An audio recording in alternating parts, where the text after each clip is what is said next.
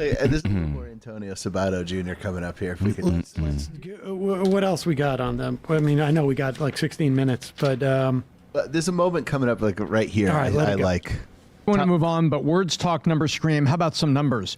We can pick on her all we want. He beat her by 1.1 points. So let's objectively look at her and say. Let's also just confirm right now, Abdul hates women. He just beat. This is so bad. Yep. You heard it here first, folks. You heard it here. Hey, that's a weak candidate. YakubComments. That is not an inspiring candidate. And here's what happened. There was a surge Fucking Vinny from getting read like a lobster on Piers Morgan that one time. Emotion.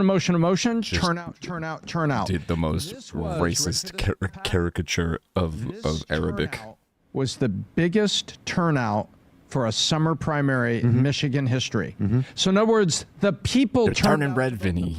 Are you watching Denbo right now? He just literally made a bunch of sounds and shit. By 1 point. But the Democrats control the votes. Remember, I ran for office and I won my primary in California. One of the, I mean, it was the bluest state in every way, shape, or form. They win. One point before we let Larry finish. There's more Republicans in the state of California than there is in any other state in the union. I love how they Patch notes from August 13th. That's today. Like no brain analysis of. There was huge enthusiasm. Oh, okay, yeah. Jesus Christ. They almost doubled the amount of Republicans PE. who turned out for the primary. I belong. Competitive. That's belong from Lilabot. There are more Republicans registered in Michigan than Democrats. They're balancing issues here? He won by 1%. Oh, there's bundles and stuff. Are you Best trying buddies to email. say there? Somehow, like this guy in the most enthusiastic turnout won by 1%, and you know what that means? And let's throw it to Jurassic World. Sabato, Antonio Sabato Jr. Antonio Sabato Jr. Control the vote. Things are good in Jurassic World. For office in California does not realize that Michigan Jacob Jones jungle primary. In other words, Democrats control the vote in the Democratic primary. So in other words, they spent all that money and then controlled the vote to say it. Seems like an interesting tactic, but let's hear him out. Head fake. He's just not listening. Democrats control the votes. Remember, I ran for office and I won my primary in California. One of the Does Denims always have a 1 hour starting screen? I'm not sure, to be honest. Shape or But form. I know one thing. By controlling the vote. This was their primary. This was their primary. But now let's look inside. That's all I wanted to get to. Only 1 hour. That's it? First time, like, you're sullying my. I'm not sure, to be honest. I haven't caught the beginning of too many Denim streams. More, Most of the time, it's like on the weekends that I end up finding Denim streams. Oh, I gotta get to this. Antonio, you don't know. She does her makeup stuff well. Oh, I see. So instead of like get ready before stream, like I started taking a shower like 2 hours ago or like an hour and 45 minutes ago, she just say the same thing. What happened? Take a look at her candidacy. Right. She carried African American vote outside of the deep cold blue. Number one. Number two, when it was 40% had a college degree. Yeah, that's right.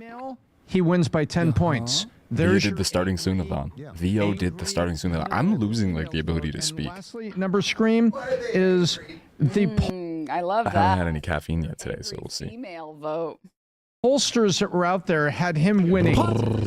Yeah, that was a great a-thon too. I really like that, and the Pedro-a-thon was also awesome.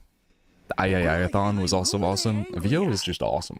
Well, the adjective they have for women. Exactly. Incidentally, Haley Stevens underperformed Hillary Clinton as a benchmark relative to the black vote by 20 points. So, also, weird qualifier to say the black new vote. peak update is poggers. They added a new cum level. No joke. It's just cum. Do you have to climb the cum, or does the cum climb you? Or do you climb other stuff? Well drenched in cum. Quinnipiac refers to them as bitches. I mean, let's be real. That's what most of the people watching this. That's what they're sensitive about. Like that one episode of SpongeBob, but it's all cum. pollsters had him winning by 10.1 points. The RCP. Dude, do you remember the SpongeBob Karate Island episode? I remember I had that one on DVD. Like, I rented a SpongeBob DVD from like a Blockbuster, and it was in the era of me like. He's got me trouble burning copies of every disc I got from a video store. He's got trouble who were not. So I like owned that one particular disc that had like 5 SpongeBob episodes on it. But underneath, not by much. Yeah. And one of them was Karate Island. We'll see what's going to happen there, Adam. You look Okay. The idea. All right, I'm a dinosaur now. Y'all know that? Everybody know that I'm a dinosaur? Black vote in Michigan. Wait, it's not a too experimental branch. For Mike Collins. Rogers, rather, is extremely far-fetched. Later in this, we don't have to get to it. Adam frames the race as. I wonder if Kata knows about this. Yeah, that's how I understood it too, JD. Even like at the time, it was like, wow, these episodes are getting a little weird. I believe on that disc was also the one where they open up a hotel, where Mr. Krabs decides to open up a hotel. Yeah, I bet Let me they, see. late Mr. Rogers would love that. Yeah. Famous Republican, Mr. Rogers. The disc. Hey, folks, don't forget to hit the subscribe button and check out our daily show. We do it every day at 12 p.m. Eastern for about 2.5 hours. We even take phone Wait, should calls. I do a starting soon stream, but every time you send a message, it permanently adds an emote to the screen? Hell yeah. Yo, so Vio had that in her starting soonathon, but not automated. Like, automating that would be fucking wild. Are you talking like a floating emote? We shall never deny our guests even the most ridiculous request, right? And then Patrick came up. Patrick's luggage literally just had rocks in it. Are you B-Drink, are you talking like a static emote or like a bouncing one? You're talking about like You know bounce it. what motherfucking time it Why is. does it only bounce one? I'm just thinking it places it somewhere on the screen. Okay, that'd be really cool. What is this thing? Rocks? Hey, I don't tell you how to live your life. Yeah, it was Karate Island, Squid Bob, Tentacle Pants, Krusty Towers. That was the one. The one where Mrs. Puff gets fired and then like spirals out of control. I would watch these right now if we could. No, stream ends when OBS crashes. Okay, that's a really good idea. Wait, B-Drink, have you seen the new OBS update? Did D&M Shake get removed? Did it? Where this new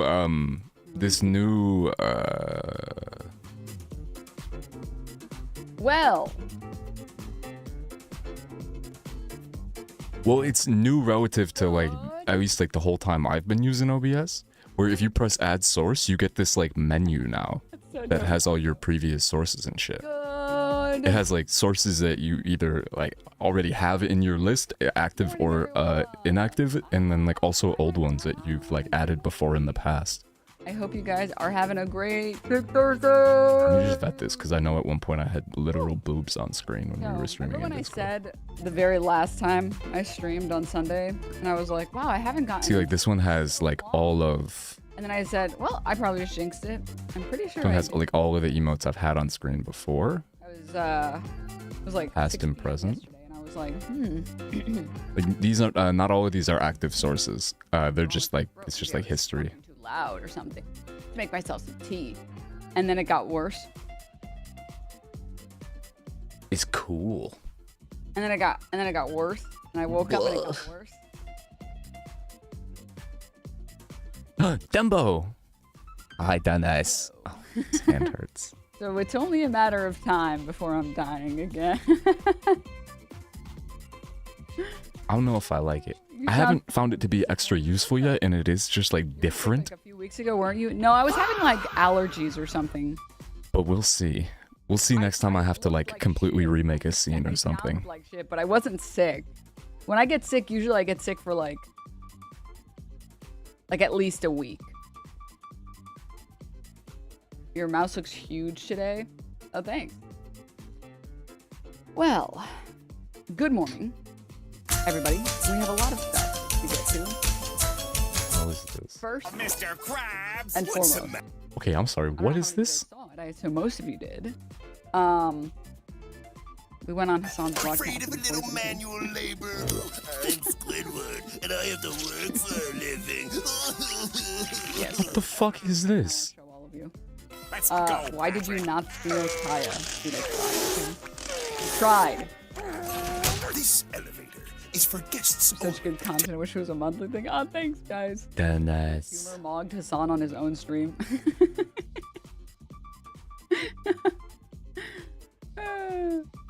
The reveal had me yelling in the house.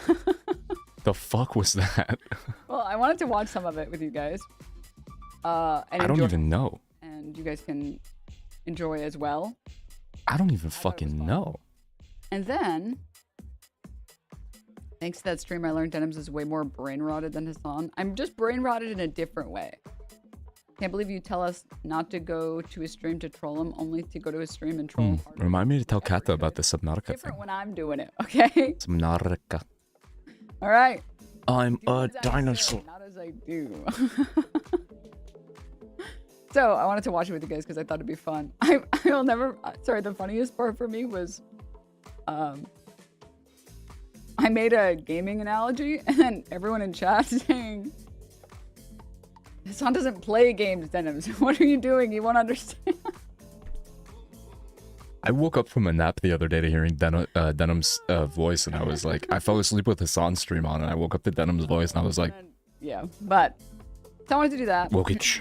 You made an Undertale reference to Hassan? Well, I don't know. I thought everyone has played Undertale. Who the hell is on Twitch and hasn't played Undertale? Obviously What not the heck? Stinky Hassan. B. Not even that long of a B. game. And it was a great. It Hello. was like literally, it was a perfect analogy, by the way. He actually did play it, but there's no way he remembered it. What? I can't make. Oh, can I make the soundboard louder? Oh, I can. Okay, so I wanted to watch that with you guys, and then we have some random news stuff to get to. First and foremost, B. did you guys see Caroline Levitt resigned?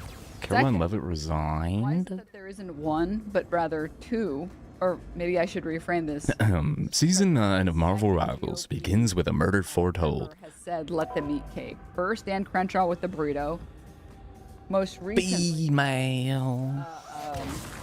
That's Akalai's billionaire business partner, Denims. I think Surely you've heard of her. Senate candidate, I think, said to deal with gas prices by cutting back on Starbucks. Oh my god, we can't do this anymore. Kevin O'Leary being like, young people are broke these days because they keep ordering lunch. My mother bought one Chanel coat a year. One $7,500 Chanel coat a year, and she took care of it. That's why my mom had money. I have some variety stuff to get to. Coastal So that Cat? all of us can have some Oh dear fun. Christ. Former New Gooner skin. Jesus fucking Christ.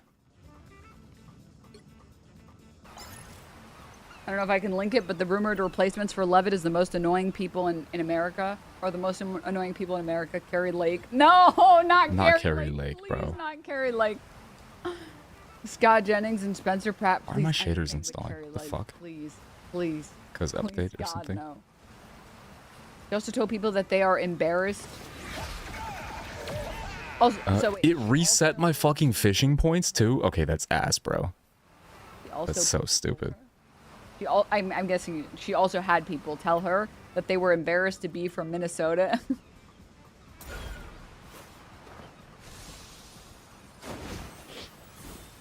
That's brutal. That's brutal. Okay, so I wanted to take care of This all game that needs stuff. to be I thought that would stopped. be fun. I also saw there was a new John Radar. Oliver that maybe would be fun to watch. Maybe. I also saw Bernie Sanders got on the Majority Report broadcast, so maybe we can watch that as well. There's just a lot of stuff. So, well, Scott Jennings is going to be sued by Hassan, so he'll be busy. All right, let's Same. get into it, shall we? I have my throat coat. I've got some tea. I have some I could use some of that. Pedialyte, and I've got some snacks. So we're ready to rumble.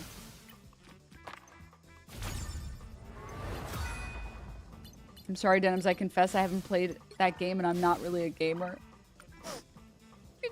betray me this way? Crowd. This is everything that's wrong with Crowd. Okay, bye Denims. Bye. Have a good stream. Bye Denims. Everybody point at the screen, say, bye Denims.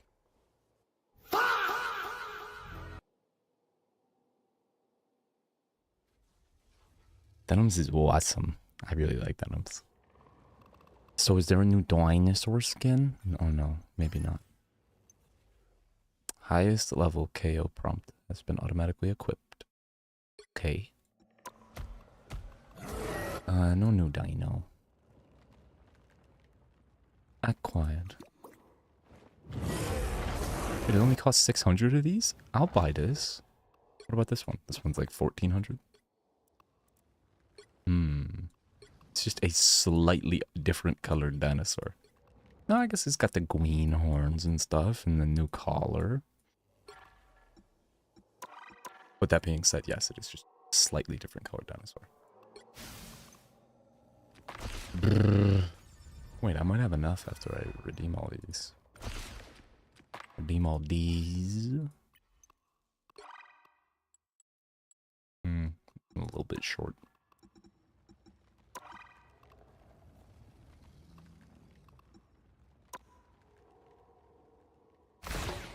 Yeah. My neck.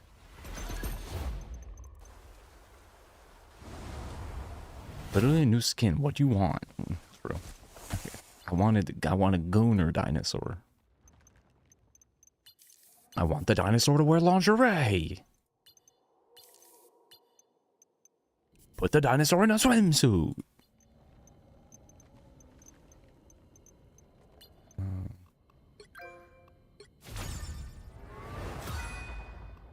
No, I don't want to equip that. Fuck.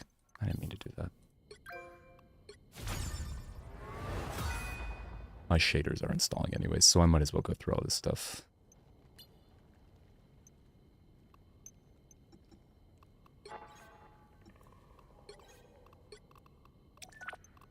Hey, Squirrel Girl, can I re-roll these?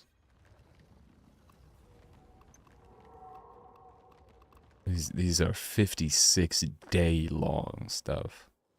Oh, these are Blood Hunt.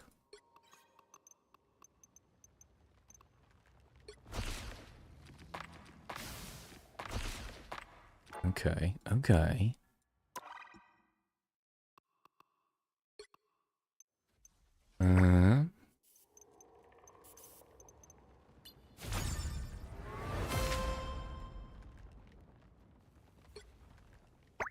Okay. Get that venom thing off. I'm not venom anymore, I'm a dinosaur. Ugh.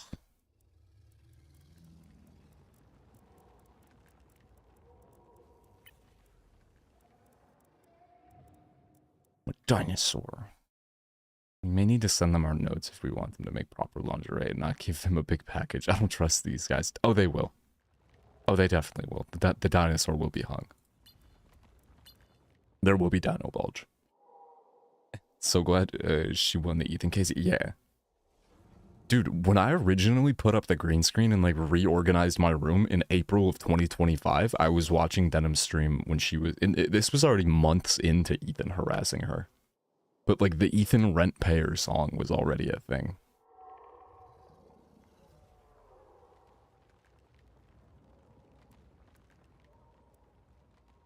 It's crazy how long this has been going on.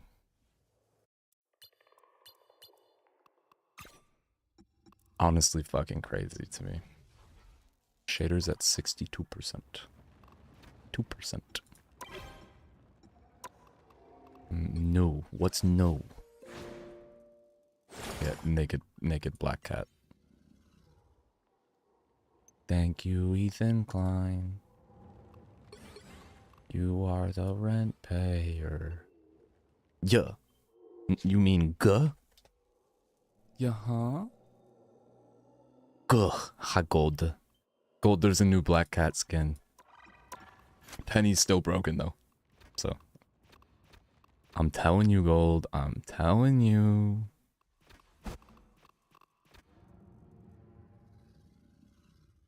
I'm telling you, Gold. Just think about it. Just think about it. Imagine there's another hero in front of you, right? And they're in a particular place. And then what if you did this and then they were in a different place? It's unimaginable what they did to Penny, though. I still honestly can't get over how stupid that is. If she wasn't overpowered in the first place, then why were these changes made? Like, what does overpowered mean if pro players don't even use her? Like, if she's not, like, a highly used pro player. I don't understand. Why are we debuffing her? I don't get it. The fuck is that?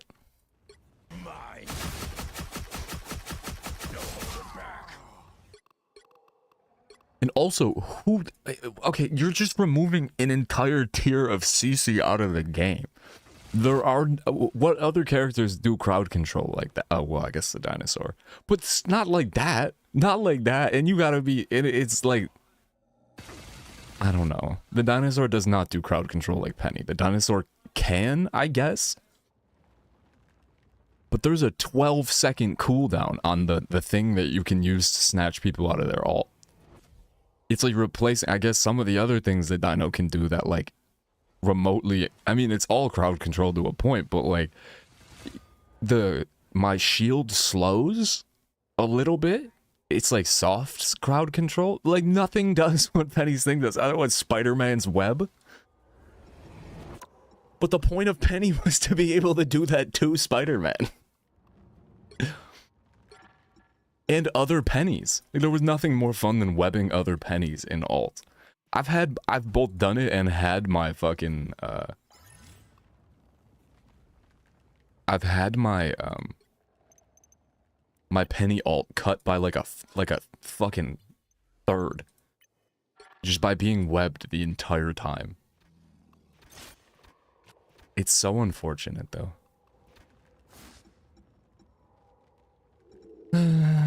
Crowd.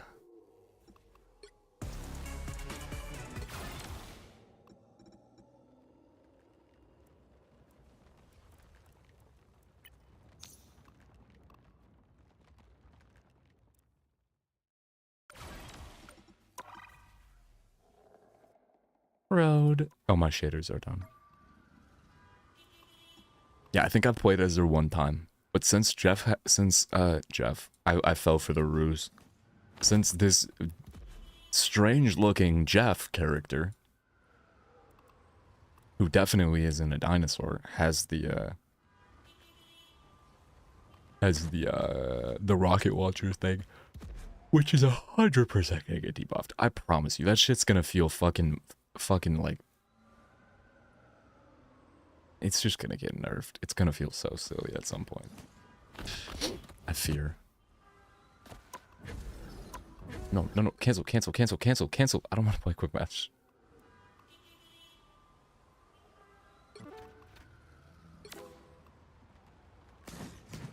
Alright, let's fucking yo-yo back and forth between silver 3 and gold 1. And bronze 1. Let's do the thing. Where are my headphones? Should have cleaned my contacts up earlier.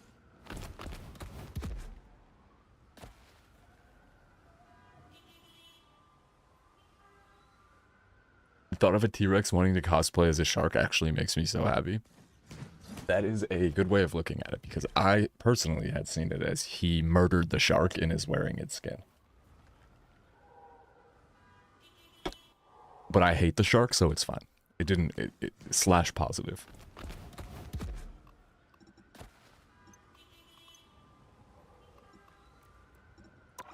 I find that shark to be reprehensible. The guy from Silence of the Lambs? Yeah, that was how I first took it. You mean the guy from Silence of the Lambs? The late, great Dr. Hannibal Lecter. He says, I'll be having a friend for dinner. You know what that means? He's honoring his enemy, true. No, Buffalo Bill. Oh, the late, great Buffalo Bill from Biff. He's from Biff. It's not.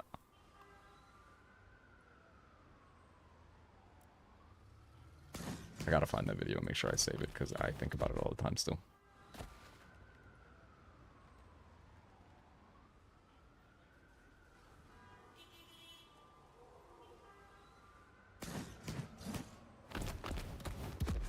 Late great Hannibal Lecter is a late great Hannibal Lecter is a wonderful man. He oftentimes would have a friend for dinner. I'm about to have a friend for dinner, but Hannibal Lecter, congratulations. Okay, imagine this, but he's also shitting himself, and everyone behind him can smell it, because that's probably what happened here.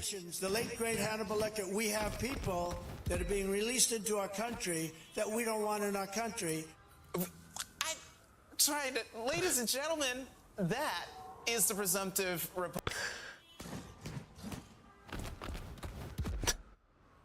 Please tell me this is real. It's very real. He's no. P-Drink, you don't understand. You don't understand. It's real.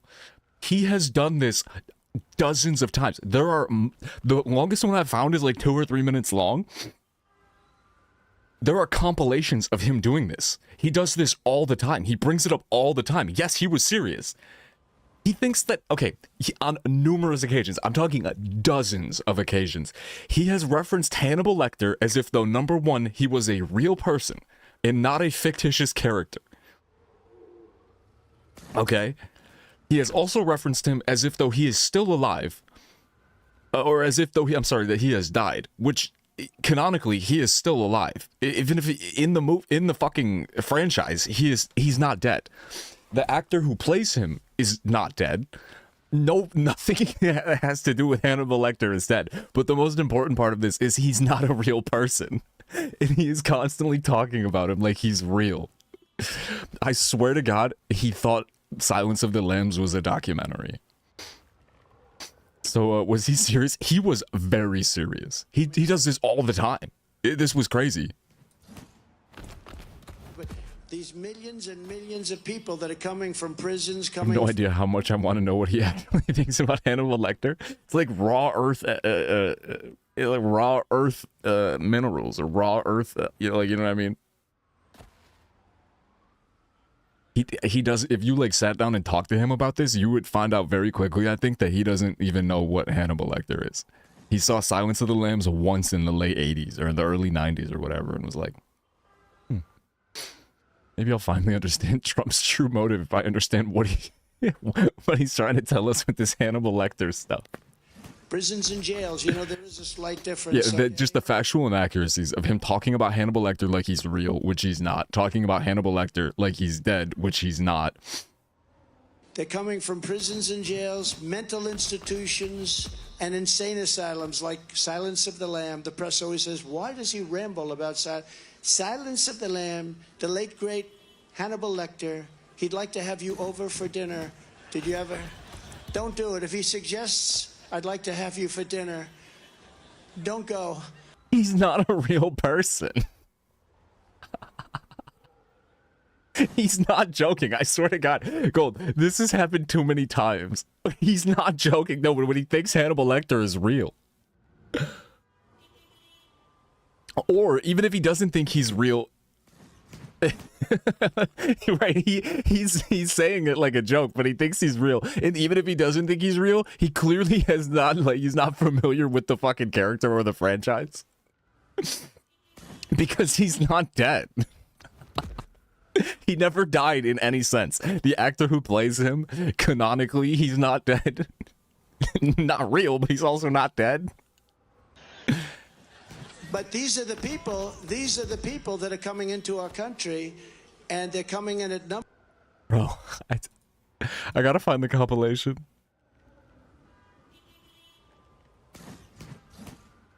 Silence of the Lamb. Has anyone ever seen the Silence of the Lamb? He keeps calling it Silence of the Lamb. He thought Silence of the Lambs was a biopic yet. What the fuck is going on? Swear to God, he thinks Hannibal Lecter is I bet he thinks Hannibal Lecter is dead. As he asked his staff to set up a meeting and they couldn't convince him he's not real. So he just lied and said he's dead. He's like, you know what? You're right. We'll get him on the phone. It's completely out of pocket, Mr. President. It's completely wrong. It's not his place to refuse a meeting with you. We'll get him back on the phone. And they're like, you know what? We talked to his team. They said he died. Yeah, he's kind of dead now. He died in Italy or something. I don't know. I really don't give Trump enough credit for the fact that he can be really funny. It's true. The late great Hannibal Lecter. He's a wonderful man. He oftentimes would have a friend for dinner. Remember the last scene? Excuse me, I'm about to have a friend for dinner. This poor doctor. I'm about to have a friend for dinner, but Hannibal Lecter. Congratulations, the late great Hannibal Lecter. Oh.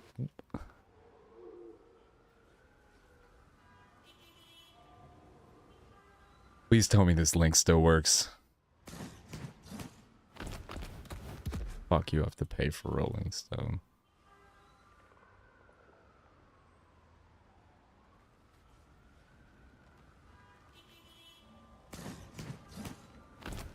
Sometimes running a business. Sometimes running a business has nothing to do with money. That ad.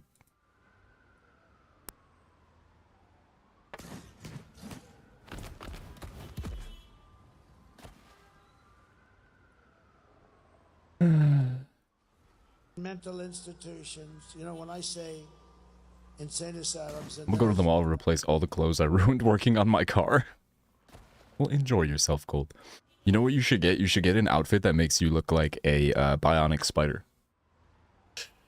And then you should web people. Hannibal Lecter, does anybody know? They go crazy. They say, oh, he brings up these names out of... Well, that's genius, right? Dr. Hannibal Lecter. There's nobody worse than him. Silence of the Lambs. Who the hell else would even remember that? I have a great memory. But they always hit me. I don't bring it up too much because I have to take such a... Homie, it's one of the most popular horror movies ever made. Point blank, period.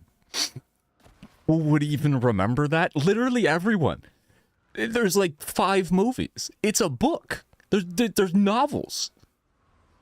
There's multiple full-length TV series in this franchise. What? Anthony Hopkins, who is still alive and played Hannibal Lecter in all of these movies, would remember that. He brought up Hannibal Lecter. What does that have to do with this? What is it? It has everything to do with it, right? That's who we're allowing into our country. And we don't want to allow that into our country. So I've done something for you that I haven't done in 20 speeches. Okay, first of all, Hannibal Lecter was a doctor, and we do want to let doctors into our country, so... Hannibal Lecter, and we're allowing him in our country. You watch.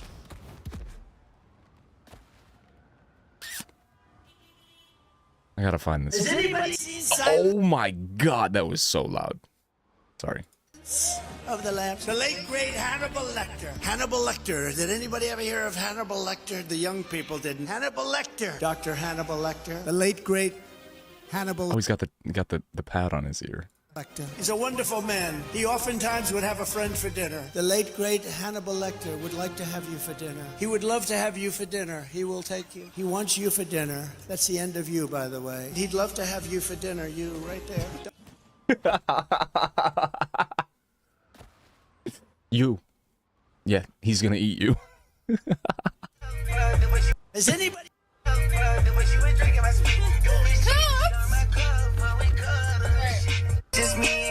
Has anybody seen Silence of the Lambs? Yes, you be drink.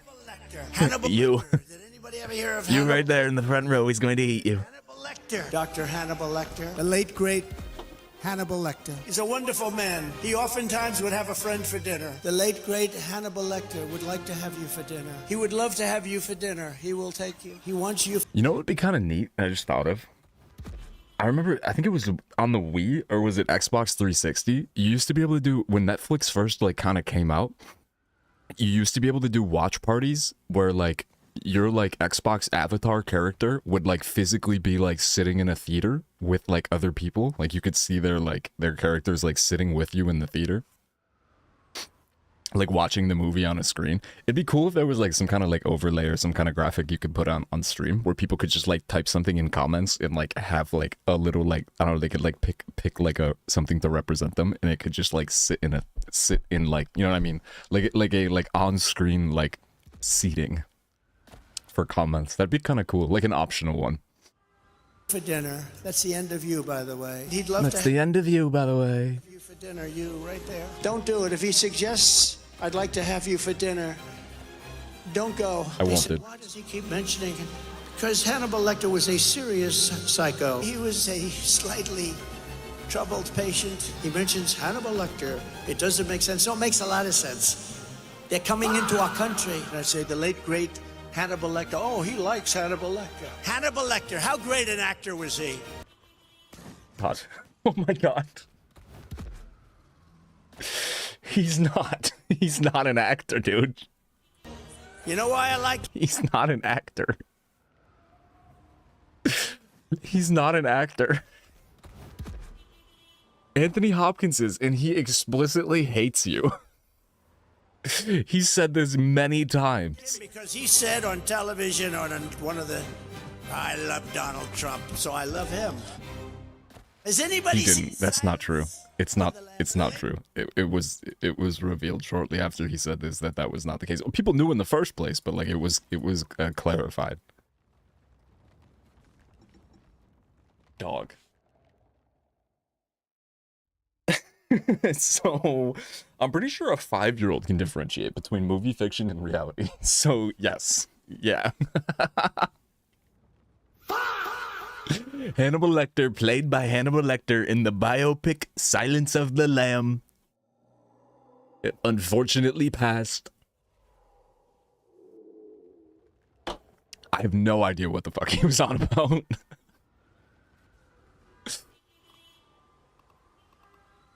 What a dumb motherfucker.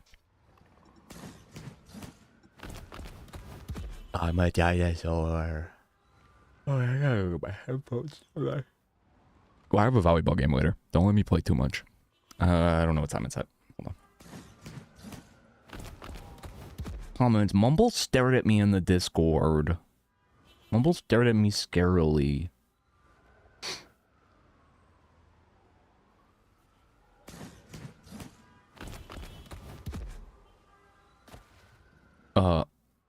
Mumble stared good at me. I'm furry Dido now. Where's the Giggly Squad?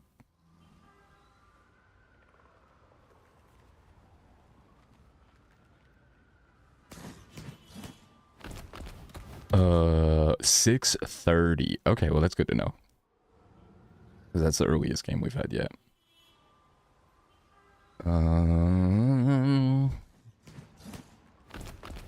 Should I get my headphones? I should get my headphones. Yeah. Right back. Ow. Ow, ow, ow.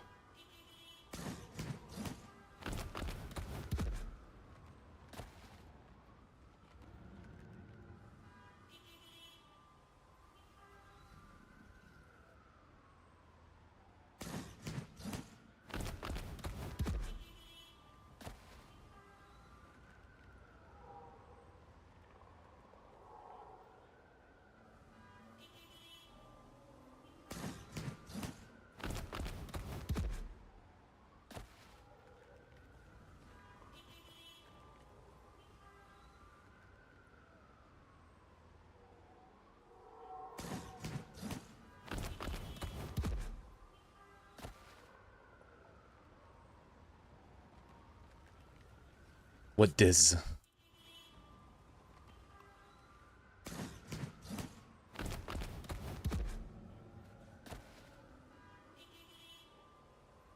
Nice one, general public. Eyes hurt. Google Trends. Wait, what is this?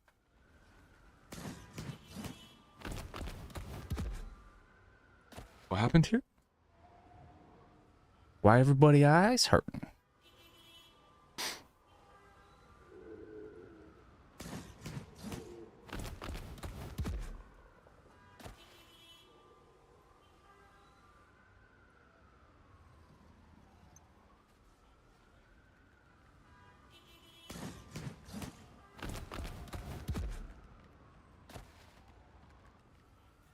Oh, the solar eclipse. That's right. I watched it on NASA's Twitch stream for a second. It was in Spain. The NASA Twitch stream, at least, was in Spain. Madrid, Spain.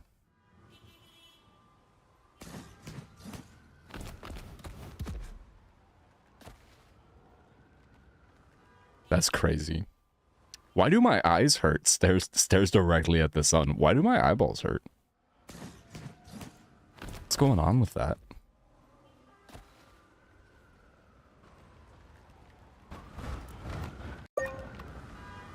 Curious. Interesting.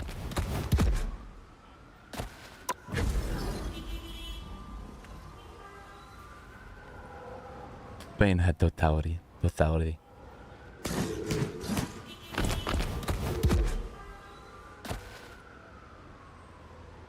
Spain. How was it for you guys?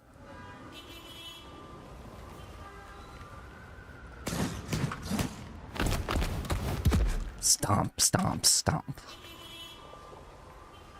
And then in the most western Central Europe had partial. Oh, I see. They didn't have a firmed up eclipse.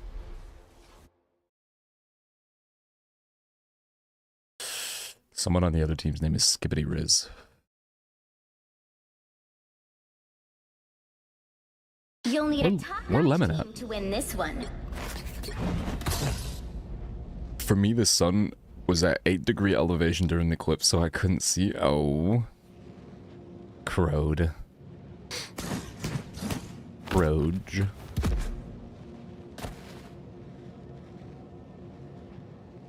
Skibidi. It went dark earlier than earlier in the evening than usual. We had one, what, 2 years ago? Not even. And maybe in 2024. This is the first time I have played this map since, like, playing Marvel Rivals again. Before you attack. In the past, like, 3 days or whatever. I've probably played, like, 60 games of this. I will visit Egypt next eclipse in August 27, inshallah. Oh, that'd be awesome. Asgard has been invaded yet again. It's crazy that I've played 60 straight games of this and I haven't played this map. I will kiss Sonoto during the eclipse. Yes, yes, yes. The battle starts in 5. Yes. 4, 3, 2, 1. I saw trouble. Help get that vehicle to its destination. It's nice.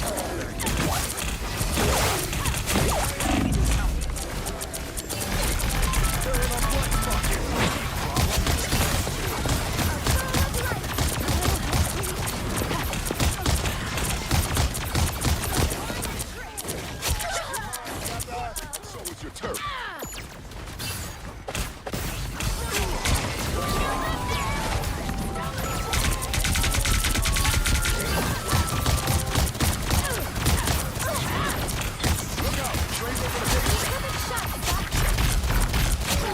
You're halfway there. Keep going.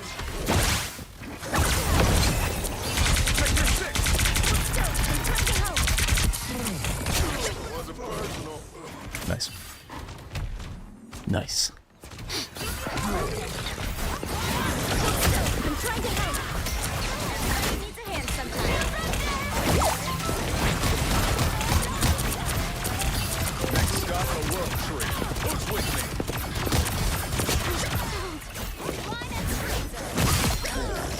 Nice. You owe me one. Yum. Almost there. Don't Num num num num num num num.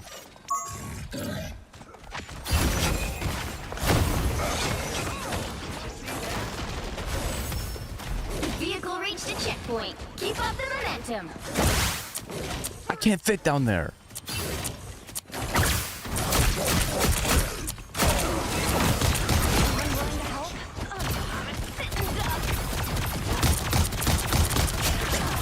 Nap time.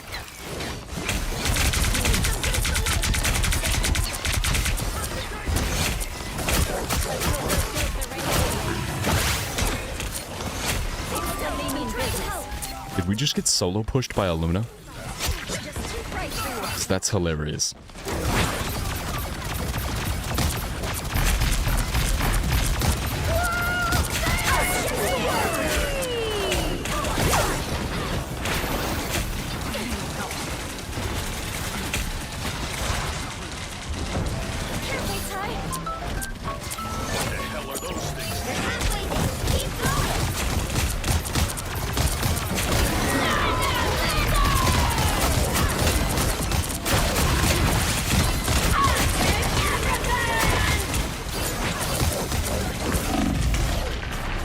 No! I went absolutely sicko mode for a second.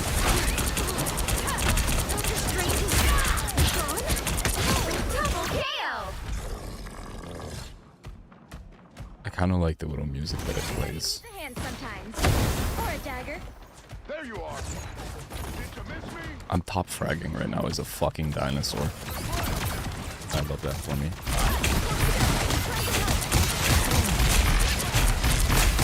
By the eye. Ah, get fucked, idiot. Gold, are you here? Did you see that?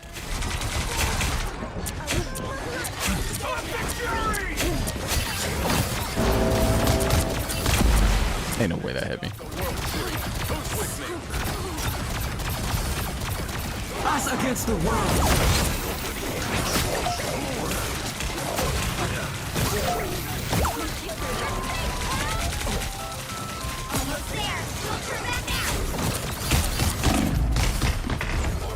How? How did I die? Oh. My time to shine. Oh.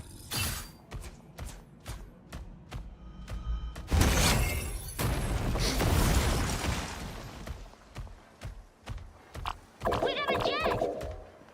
Get that vehicle moving again! Reporting for duty.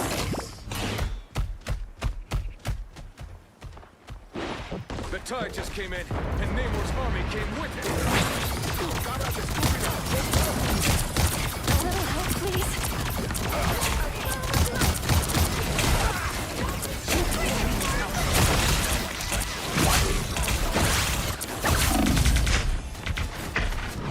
How? How? I should have gone around the corner. I shouldn't have gone around the corner. That Squirrel Girl Venom skin is kind of wild.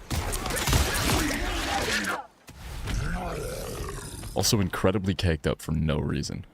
Yggdrasil might die if we don't move faster. Sorry, I shouldn't have turned the corner. I will be a smarter dumb dinosaur next time. As usual,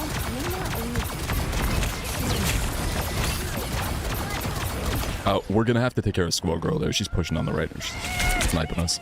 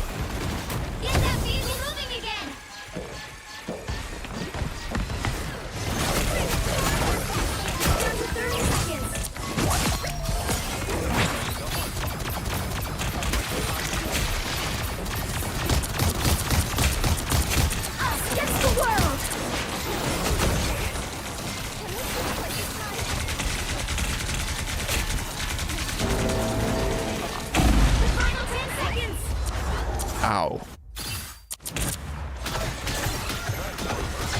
Shields up! A foam of life! Get that vehicle moving again! The current score is 1-2-0. Time to switch Pull it back. We'll pull it back. including which side you're on. The right heroes could make all the difference.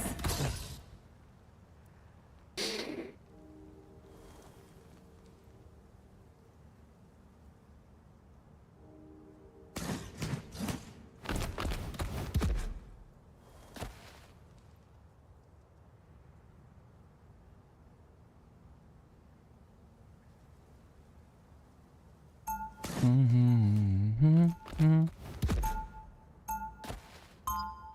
2, go!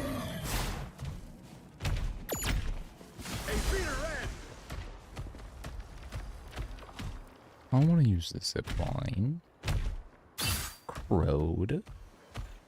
They'll be coming in 30 seconds. Stay strong.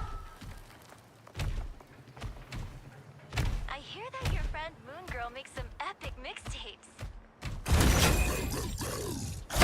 Think that I could ever make it onto one of her playlists? No. Bro said rawr, skeptical, dismissive. The battle starts in 5, 4, 3, 2, 1. We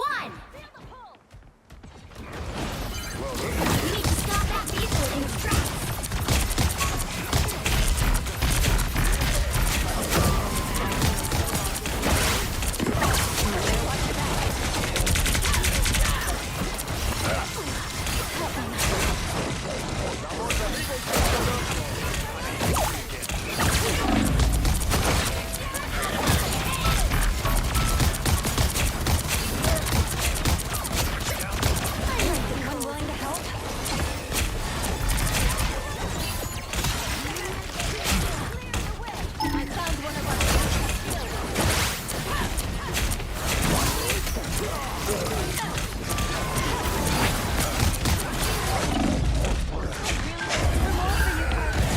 My bad, I didn't mean to ping that twice. I was dino panicking.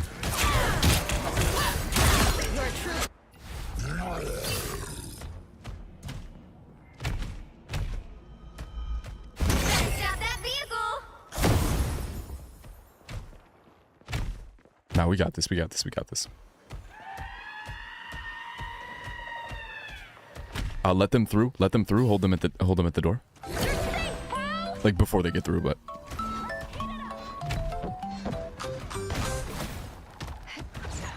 just drop down on them. Okay, that was very dumb of me.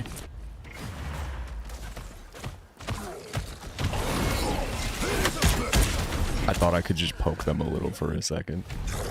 Oop. They hit a checkpoint. Now might be a good time to stop them. Disappear!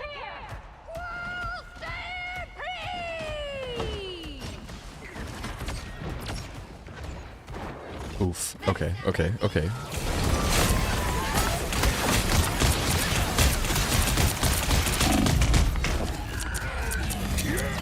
Alright, we're cooked. We're cooked, it's okay.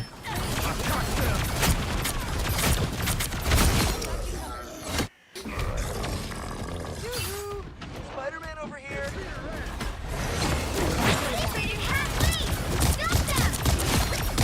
One ugly backup badge, Namor. Time for my biggest hit. Bogey's incoming. Hits the ground.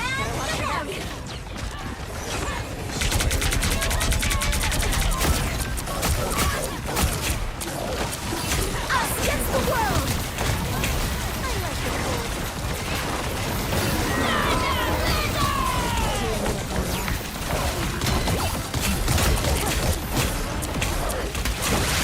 There's still a chance to stop them! Double KO! I tried. Final score, 1-2-2.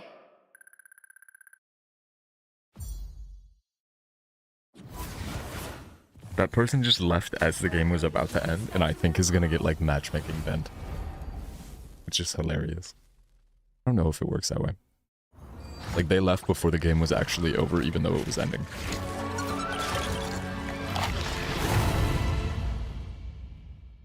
Oh, fantastic. I nearly outdamaged our DPS. I outkilled and nearly outdamaged them. Well, I did outdamage one of them. Oh, this was our other DPS. Yikes.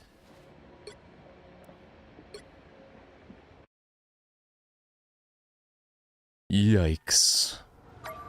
Yeah-huh.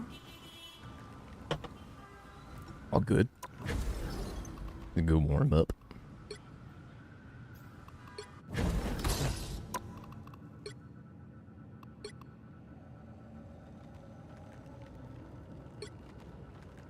It's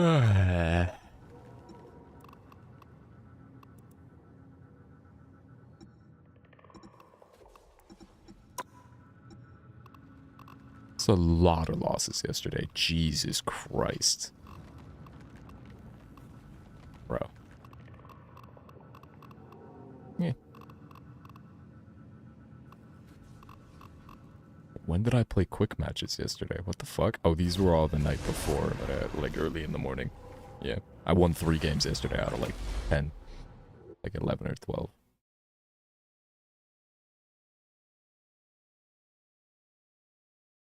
Tipless Wii. Crazy name. You'll need a top-notch team to win this one. I'm a dinosaur, just so you know.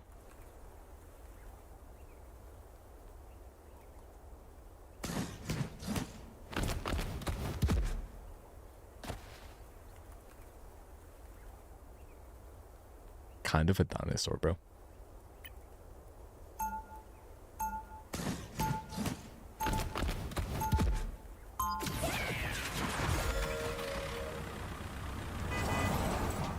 Round 1, go!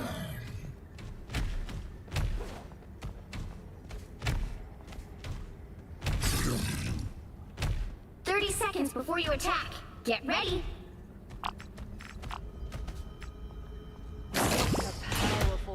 You would make my reptilian friend. What a powerful mount you would make. A trained build slut to fight at my side.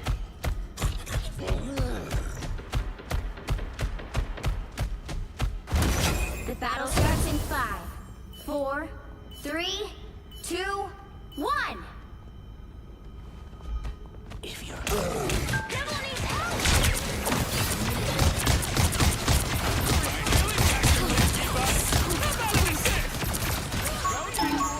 Just embrace the light.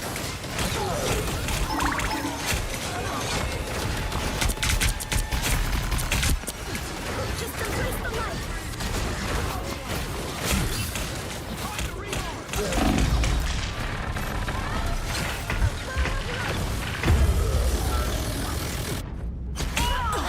I'm hurt.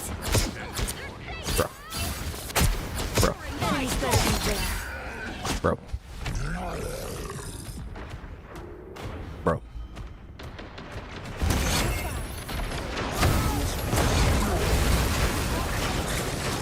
Look up behind you.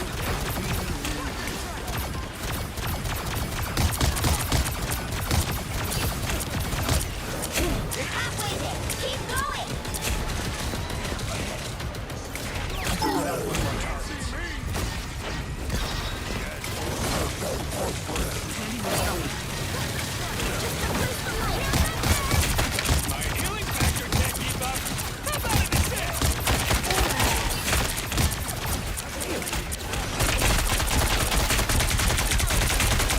Feel the wrath of the goddess! Again! Again! Getting wiped.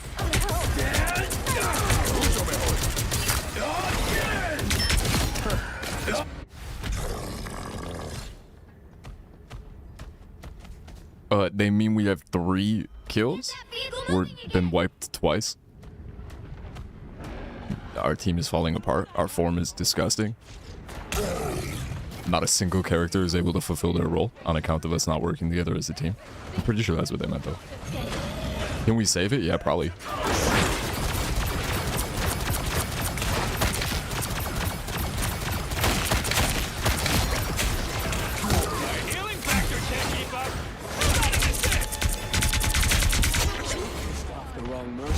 Friendo! I am ready to put on a show!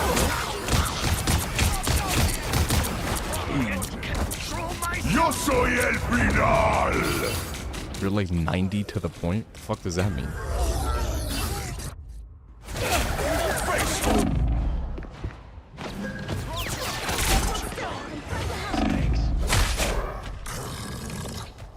I could use a warm bath after this. Maybe a few candles, some smooth. Well done. Vehicle reached a checkpoint. Keep up the momentum.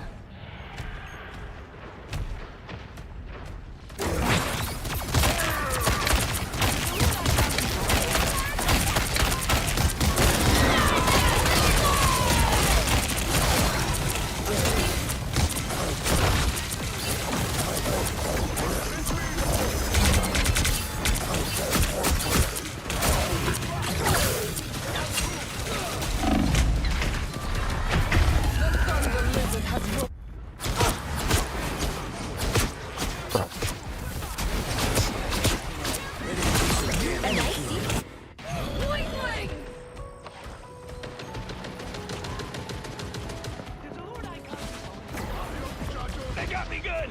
I can use a hand. Feel the wrath of the goddess!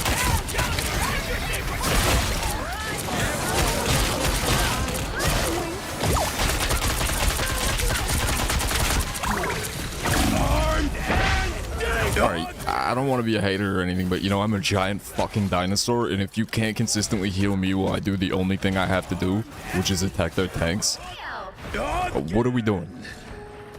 What happens to the characters that aren't 7 hitboxes long and 5 hitboxes wide? Are they gonna get healed? If you can't heal me?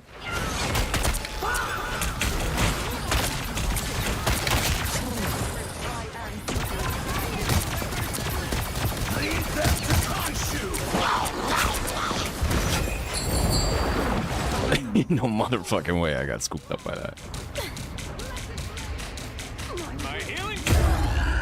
Insane.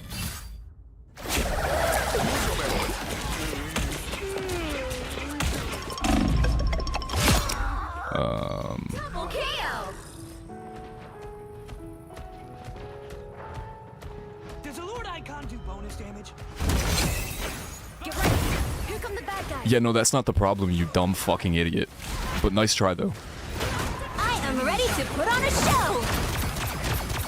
It doesn't matter what fucking tank I am. You want me to be a smaller tank so that I can make it harder for our healers to hit me when they're already not? What do you want me to do? Have you tried not being a fucking moron? Just like, period? Of course I'm mad. You're throwing. We're all throwing.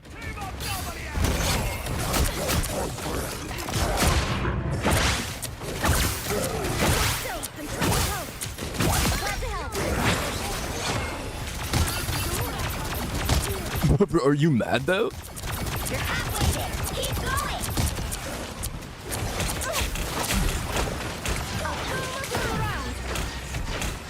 Down to 30 seconds. Feel the Hello, it's just comp, bro. Why are you mad?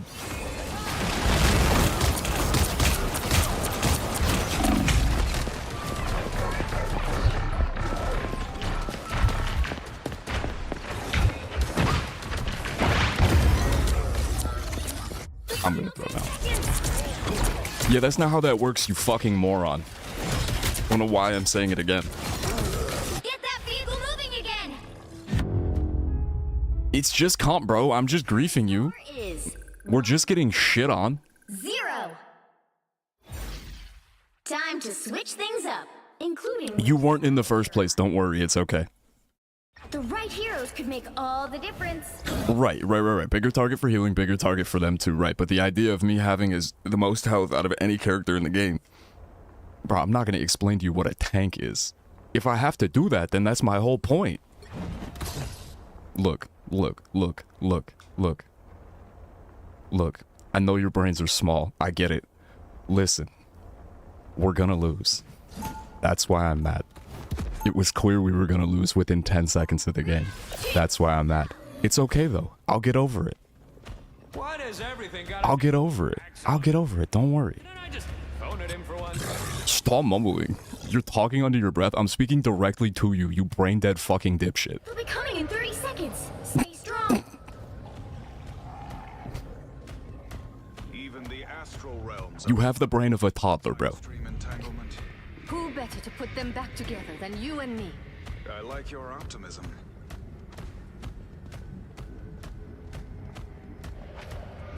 May I suggest some speech therapy? What are you on about? What's this now? 5, 4, 3, 2, 1.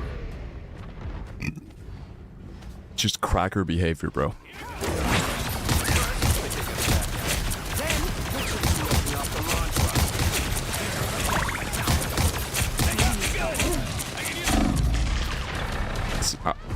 I'm a giant dinosaur standing in front of you. Try to find a reason why you can't heal me. Make it make sense.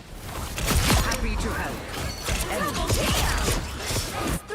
Nah, just GG's. GG's.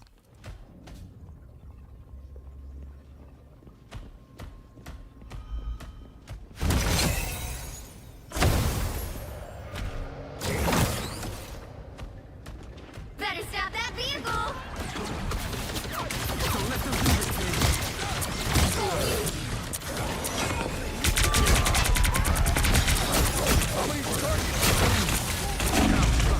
There's still a chance to stop them! Shielding double KO!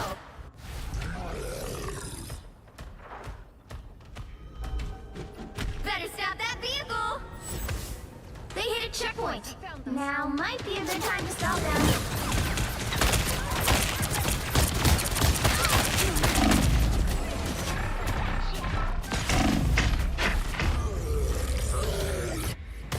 Oh my god. Better stop that vehicle! Double KO! Oh shit, I forgot to get a vape charger.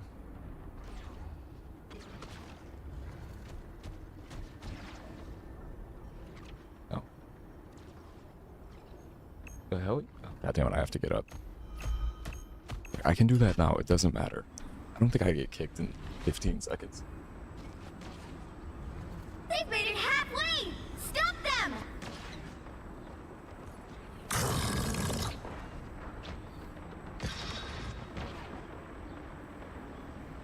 Leave them to Better stop contact. that Armed vehicle! and dangerous! Again! Final score 1-2-2.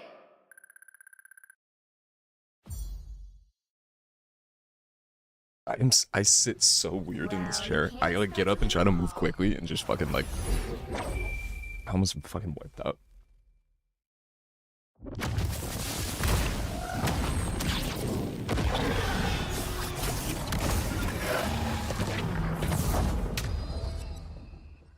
Our T-Rex was being so negative all game. Shut the fuck up.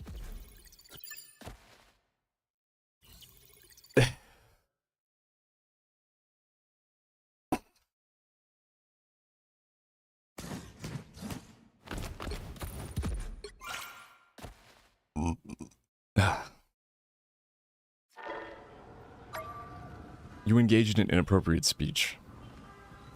We urge you to cease this behavior immediately. Nah. Nah, I'm not gonna do that. The system has detected that you, UID 7107944470, have recently engaged in inappropriate speech.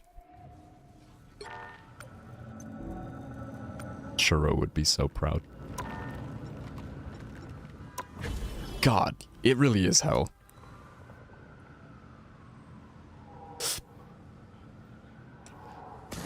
Lower rank competitive games in this, lower rank competitive matches in this game are just fucking miserable.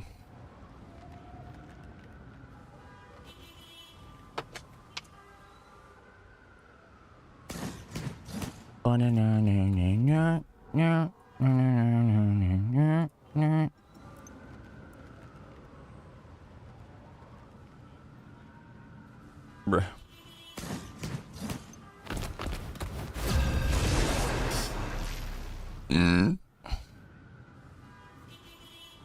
We urge you to halt, cease, pause this behavior immediately.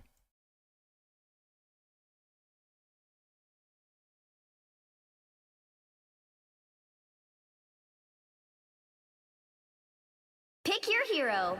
Or villain. I'm not judging.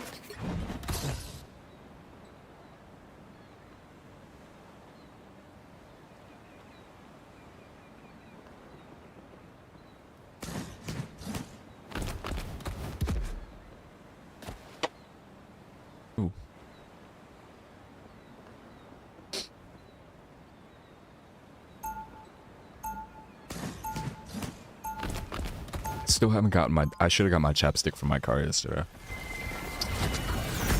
It fell under the seat. So I'm still using this stupid chapstick. Good luck, have fun. Get ready. My mic wasn't like actually borked out, was it? You kids should stay out of this. You what? There is a built-in voice changer for masculine, feminine, pumpkin monster, symbiote, alien. Just say it. There's nothing I can't fix. Huh? Huh? The battle starts in 5, 4, 3, 2, 1. All you need to do is capture the mission area. Got it? Light doesn't dispel darkness. It helps you see the darkness and face it.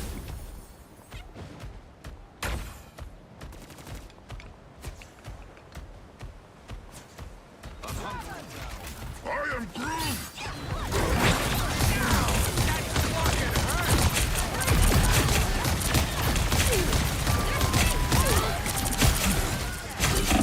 The mission area is yours to capture now.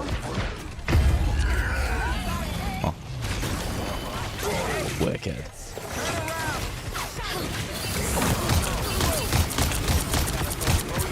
Capture the mission area. Patch you up. We got a jet. To find cover.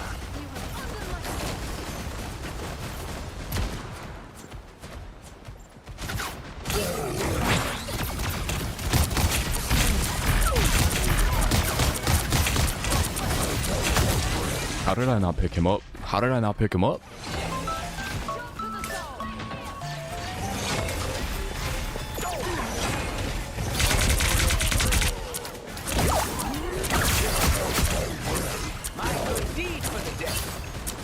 Oh, do I not have G-Hub open? Oh, I do, I do.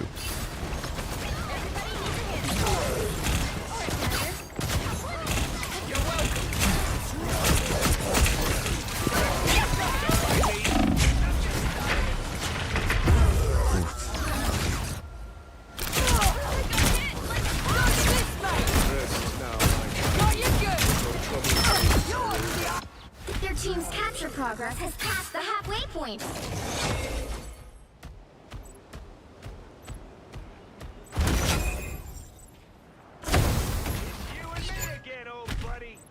We got a jet!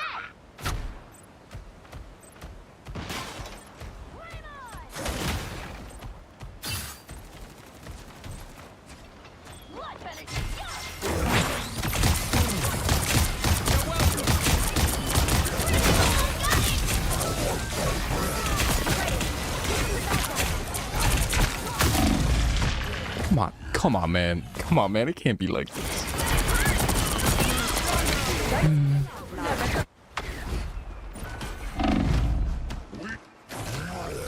We have 3 healers, and this is happening. Dear fucking Christ, bro.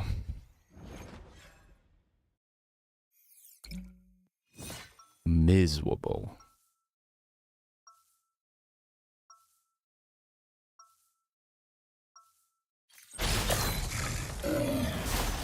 Nah, fuck that. Be the backline. Everyone be the backline. Huh. So this is. And then everyone will be helping the backline. 30 seconds before you Look, attack. if tanks can't stay alive, there's only one thing to do, and that's spam more healers into the comp. You move with such stealth. You could be an excellent sparring partner. Maybe 4 of us can keep one Groot alive. fighting against our common foes. When this battle is won, grant me the honor of besting you in combat. You'll have to let this mom stretch first, but then you're on. The battle starts in 5, 4, 3, 2, 1. Invisible Woman is a mom? All you need to do is capture the mission area. Got it? I will not rest until I return to my world once more.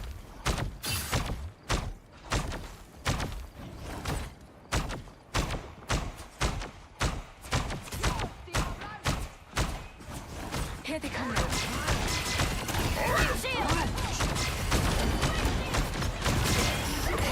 Feeling fantastic.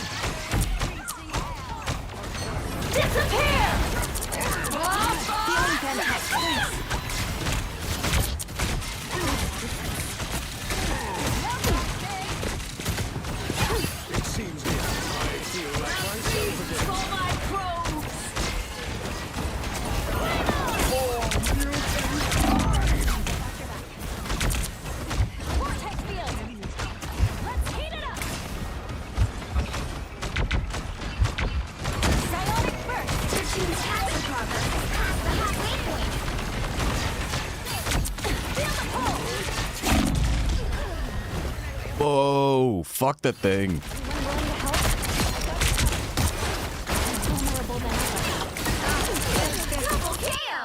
It's clear I'm still needed here. Ooh, well done.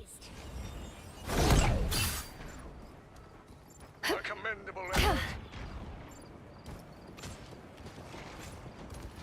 We fight here and now.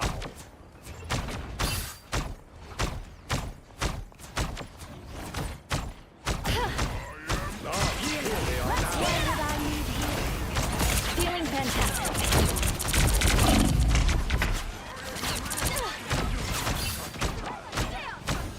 Let's fall back a little bit.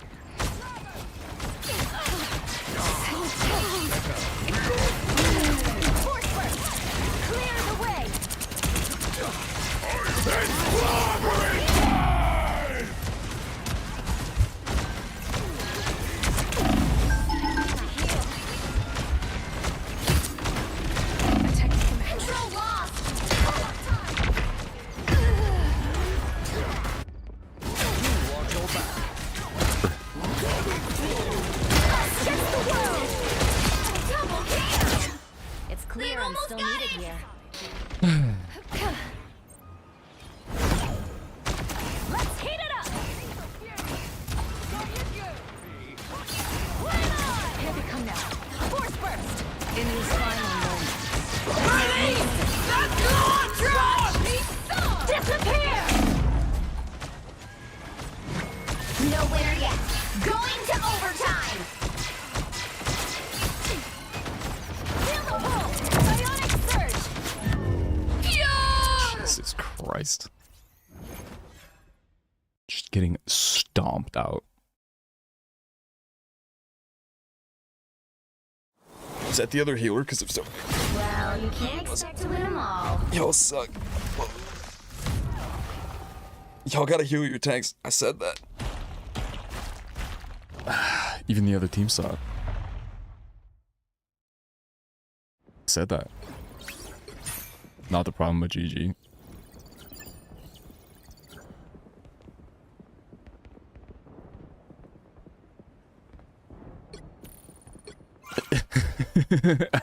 I said that.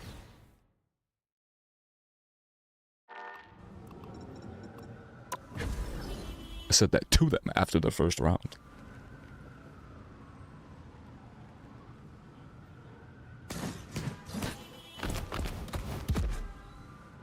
Yeah.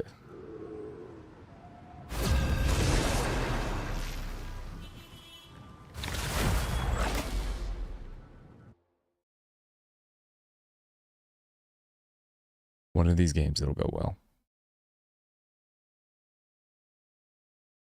Eventually. We pray. The fuck is...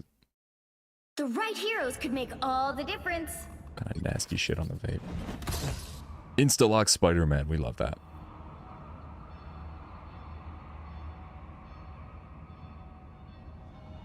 Well.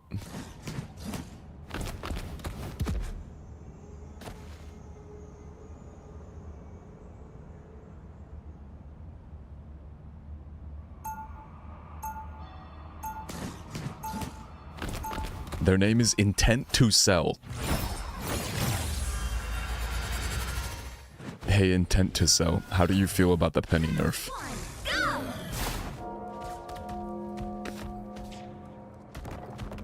Fuck? They'll be coming in 30 seconds. Stay strong. I was thinking, all spider people are connected to a spider totem. Yeah? Yeah. So I wonder if there are, like, raccoon totems. Ha! My totem is a gun.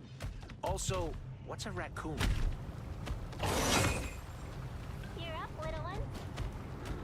The battle starts in 5, 4, 3, 2, 1. You have to stop them from... I don't know about this push.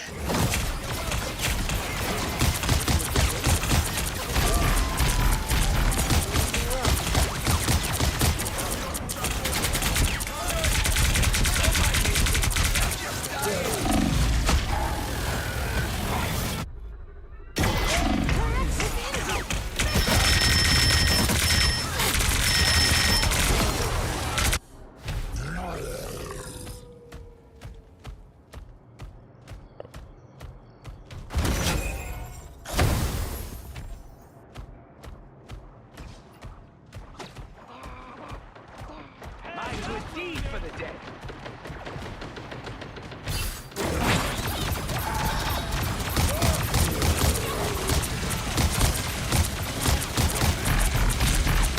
I'm not being healed. I'm literally.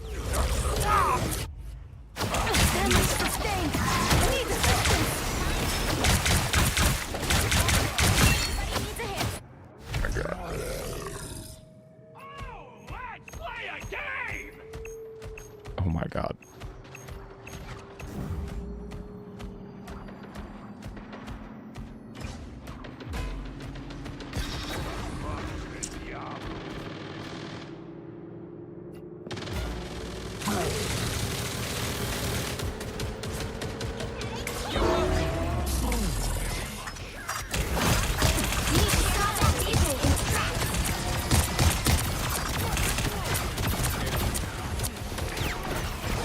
There's a.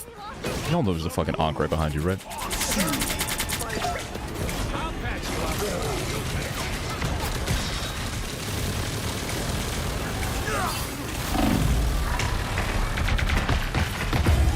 I'm gonna go take a nap. I'm gonna go take a nap. I hate this game.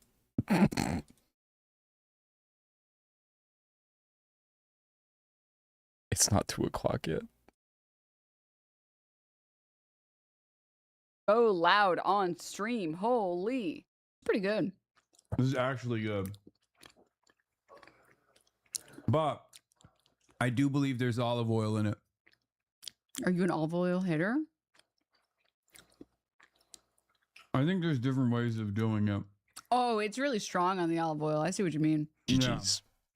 Yeah. I think this might be the homemade one. I'm not gonna lie. I feel like I go pretty heavy on the olive oil. This flavor was, I didn't make this one. This one was just also really heavy on the olive oil. I like the olive oil taste. I will tell you, in Morocco, when I visited, there are lots of times that, like, for breakfast, you'll have like homemade fresh bread. It's fucking delicious. With some green tea, and you just dip it in olive oil or honey or butter. And that's it. You don't need anything else. Like, good olive oil on its own with some bread is delicious. I mean, olive oil is just not like other oil. Like, you can't dip bread into canola oil and enjoy it, right? Olive oil, it should be treated the way you treat butter, where like you can butter bread and just have some bread just have some butter on a bread, but you can do the same thing with olive oil, because olive oil has such a unique taste, right? It's got like a unique flavor that already exists there. But I might just be partial towards olive oil, admittedly, because I do love olives. I like it, but there's definitely olive oil in it. This is like, which by the way, there's always olive oil in hummus. Like a B tier, I would say. Yeah. Where are you rating this? I think B is appropriate. All right. I actually don't know. I don't know what any of these are. It's Ithaca. This one was pretty Ithaca good. brand. Okay. I saw online that this one was rated pretty highly. And I have to say, they didn't have like a plain flavor when I looked for it. They had this olive oil flavor. And I was like, okay, I mean, olive oil is already in hummus, so how much more olivey can it get? But they have other flavors. So if you're going to get like a hummus from a store, I would recommend, if you're not going to go get one from like a restaurant, I would go and recommend getting this one. It's not bad if you like a strong olive oil taste. Ithaca brand hummus. As far as store-bought goes, it's my favorite. My favorite, low-key, okay. I don't know if this is a bad answer to say. Target has these like, I guess their store brand hummus, and they have this olive tapenade one, and it's so good. It's so good. Oh yeah, I guess if it's Grecian. Yeah. B tier.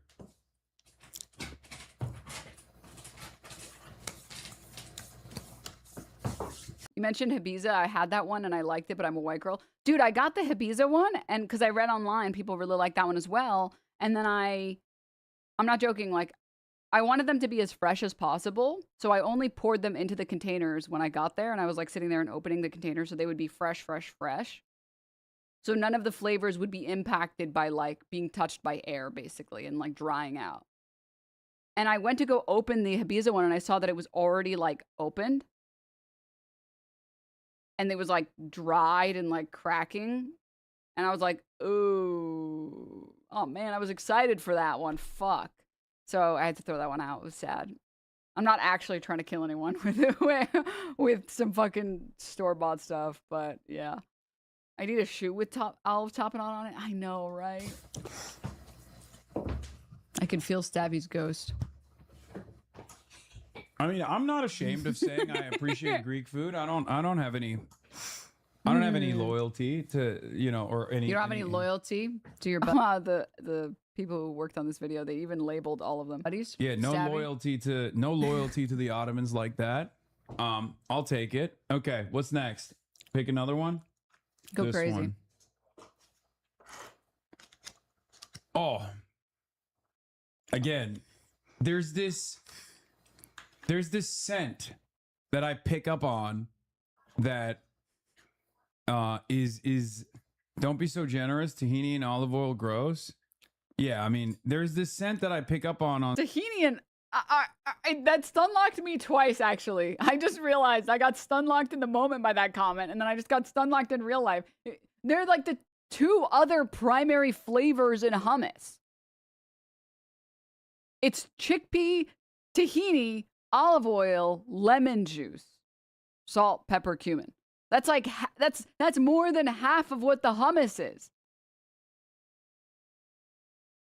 Wait, what? some of these. Why'd you give me a spoon on this one instead of the bread? I don't know. I just felt like eating it with a spoon, so I thought maybe I can take the fucking spoon back if you don't want the fucking spoon. No, it's fine. All right.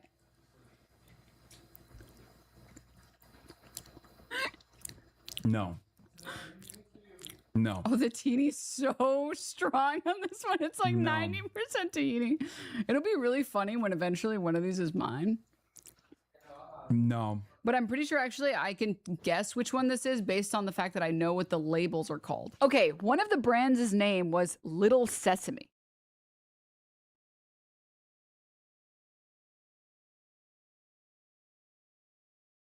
So I thought Little Sesame would be the one that's strong on tahini flavor because tahini is just sesame. But then it wasn't. Okay, so you have a unique advantage. No, I mean, this is F tier again. I mean, it's like, I'll say D just because, like, I mean, I think it's F tier, honestly. I think Put it in F tier then. Put it in, stand by your it's opinions. F tier. What's yours? It's too, the aftertaste, the texture is fine, but like, it's definitely an I like F. how recently you said you hate eating noises and called out Hassan specifically, but then went all the way to his house to do ASMR chewing. Okay, in my defense, my noise gate on my microphone blocks out most of the eating, and anything that doesn't get blocked out, I'll mute my microphone. I can't do that. I'm not gonna get up and like shove him off his streaming setup. Like what? Tier hummus because like there is crazy. this prepackaged, pre-produced hummus taste that is ever present in this one, just like the previous one, the previous F tier one, which was the boar's head one, where it's like, I don't know what they put in it. I don't know if it's like bad. I don't know if it's like too much tahini or Which, by the way, in hindsight, it's crazy that he turned on the noise gate after we finished eating. the type of tahini, but it just like tastes like shit. And yes, I am gonna go with F tier. So are we I would ready? say this is like D tier, but that's like, I also just, have you had sesame ice cream before? Like black sesame ice cream? No.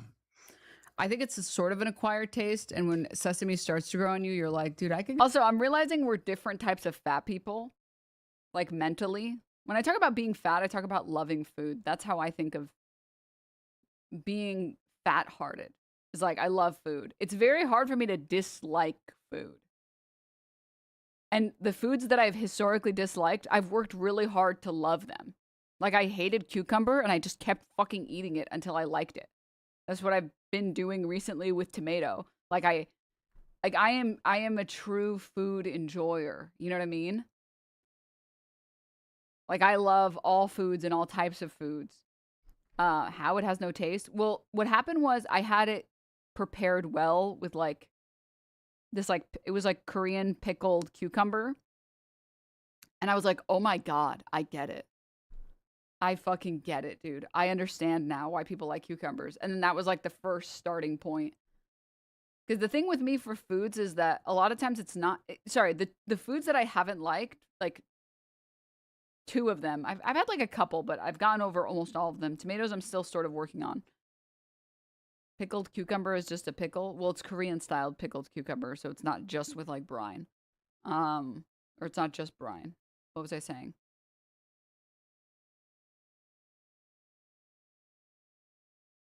What the fuck was I saying? Are Hassan's political views all real, or is that a lot of entertain? Hassan's political views aren't entertaining. Why would he use them for entertainment? Being a leftist is not an entertaining position to have. Oh, flavor. So first of all, cucumbers do have a distinct flavor, first of all, but texture is what I meant to say. The cucumber texture would piss me off because it's crunchy on the outside and then it's like slimy on the inside. It's the same reason I didn't like tomatoes. Like, I didn't feel like I feel like I like the flavor of tomatoes and I just don't like the texture of tomatoes. So I can go for some more sesame. Yeah, it's pre-processed, so I don't like the pre-processed stuff. I mean, the Ithaca one was fine. Maybe it was the olive oil. I never understand these people. She finally met her idol. First of all, I've been on a stream before, so I don't know what the fuck you're even talking about. Second, excuse you. I would never idolize a man, okay? Excuse you. Masking it and changing the taste of it, the aftertaste of it a little bit. But all right, let's take a look. Let's reveal it. Trader Joe's. I thought it was going to be a different one. Wow, I'm kind of disappointed. Okay. Loki, I'm a Trader Joe's lover. So it was kind of depressing to see that the Trader Joe's hummus was bad. Kind of disappointed by Trader Joe's. What did you say? Stop being lazy. Get up. You're like, can you imagine if like the Wheel of Fortune people, they like wheeled over, like. You know what the people want. Just give it to them. I don't know why you're being difficult. Not give it to them. No. Okay. Trader Joe's also F tier. All right. Up next, 4th one. Okay, spoon or bread? I'm gonna do bread. I'm gonna go spoon. It's got a little bit of a and a reference old enough for Hassan's audience. True. armpit smell to it. But that could be good or bad. It could be good or Why bad. the fuck did you say that, Am I man? wrong? I didn't smell that. Now I smell that. Yeah.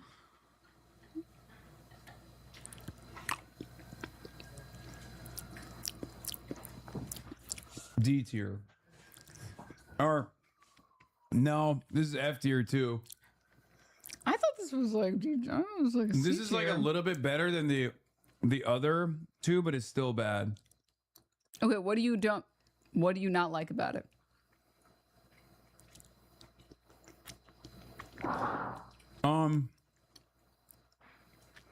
Because I feel like it's not as powerful. like I feel like it's really boring, but there's nothing wrong with it. Yeah. I mean, look, I'm judging all of this hummus as like I would eat almost all hummus. Almost all hummus. Yeah. Yeah, the mouth noises were crazy. I didn't realize how bad the mouth noises But are, by the way. Having said that, the reason why I'm saying this is like F tier is because like there's a very specific type of hummus I like, I think, and a lot of the pre-processed stuff is just not very good. Oh, let me also say one other thing. Someone asked him, okay, what's an S tier hummus afterward? And he said, oh, I don't know. So take this tier list with a grain of salt, okay? I think Denims might be the funniest lefty streamer. It's hard. It's hard. It's hard carrying. Oh, I guess it does have a really dry aftertaste. Yeah. So I think that's the reason why. All right, let's take a look. It's time to flip it over. Cedars. Which I will say, Cedars was another one that was highly rated. Like, if you go to a grocery store, they probably have Cedars, and Cedars is better than getting Sabra. It's definitely, it's like, it's not even close. It's like 10 times better. It's just very, like, it's spelled Cedars. Okay. What is that? You know, that's like one that I've seen people suggest a lot. That's supposed to be better than this is Sabra. Sprouts brand. Yeah. I said this was F tier. What did you? I mean, it's better than. I feel like it's slightly better than because It's like valid to put it in D tier. I think you like Sabra is like bad. It's just bad. Like it straight up is just bad. Okay. Cedars is like it's passable. Okay. You know when you get like vanilla ice cream and there's like something resembling like the black dots from the vanilla bean, and you're like, you're not quite there, but you're trying to pretend to be actually vanilla bean ice cream. That's what this is. Put it in D tier because the Trader Joe's one was all tahini. Yeah. It was nothing but tahini. I'm sitting down again. Nobody wants to work anymore. That's true. All right. There's 3 more. Oh, wait. No, this is the time for the palate cleanser. Here you go. What is that? Oh, this is the brownie batter one? Oh. It just smells like sludge. Let's see.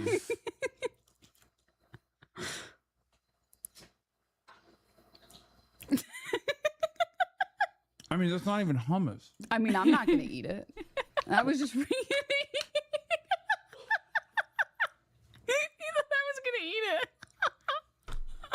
No, I'm not gonna eat it, dude. I know it's gonna be bad. I don't need to try. And then, almost to spite me, he says this shit. Try it to know It that. tastes like cake batter. It's. I know it's horrible. It doesn't taste like, honestly, controversial opinion, but it's not as bad as I thought it was gonna be. That is diabolical. Going for sex.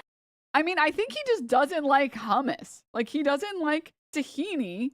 He doesn't like garlic. He doesn't like, what, like, lemon? Like, I don't even think he likes hummus that much. The fact that out of all of them, the one he liked the most was the chocolate. It was like, olive oil, not lemon. Sorry, he likes lemon. Olive oil. I'm crazy. It literally tastes like, you're eating cake batter. Yeah, that's demonic. That's not what hummus should be. I mean, it's not hummus. It's just cake batter. It tastes and feels like you're eating cake batter. Mm-hmm. And I'm a fat kid with a sweet tooth, so I'll eat cake batter. Mm-hmm. You know? I have no problem with eating cake batter. This is Good and Gather Brownie Batter Desert Hummus. Why do you say desert? Why do you say desert? In C tier. Controversial. Dude, I think you're gonna lose subscribers for posting cringe, man. Nope. Nope. Not hummus. It's cake batter. That's Poo Poo Piker likes doo-doo butter. I didn't even process that in the moment. I am officially condemning Hassan Piker. I am officially. What is All this? right. By the way, Frogan said Boar's Head Regular was the best store hummus. I don't like it. I didn't like it at all. Well, it was not the regular. To be fair, we didn't get the regular. We got the mango jalapeno one. Okay. Now, I don't mean to scare you. One of these is some random fucking brand. One of these, I made it. Yeah. And one of these is Sabra. Yeah. So no pressure or anything. I'm not scared. No I think pressure. they're all, I mean, for the most part, I think they're all going to be F tier, but we'll see. Except for the brownie batter. Well, go ahead, try it. Unless it's like... That's crazy, by the way. Exceptional. That's crazy. All right, let's start here. The closest one to me. Damn, dude, I want to know what hummus you've gotten that's like S tier. Restaurant made. Yeah, this is not great. Oh. This smells terrible. Oh, and it looks bad too. Yeah. I don't know what Hassan's lighting setup is, but you should steal it. I know, dude. He uses these grid lights that and he also uses basically the equivalent of like a hair light. So I'm gonna look into getting some grid lights for the stream because I feel like it lights things up in a less harsh way. I set up a rudimentary grid light and the shadows are significantly less harsh, which I really like. And then he has like a separate light in the back that I think ends up operating as a hair light. So I should set one up. Yeah, this is Sabra. I think this is Sabra. This has to be Sabra. I don't like it.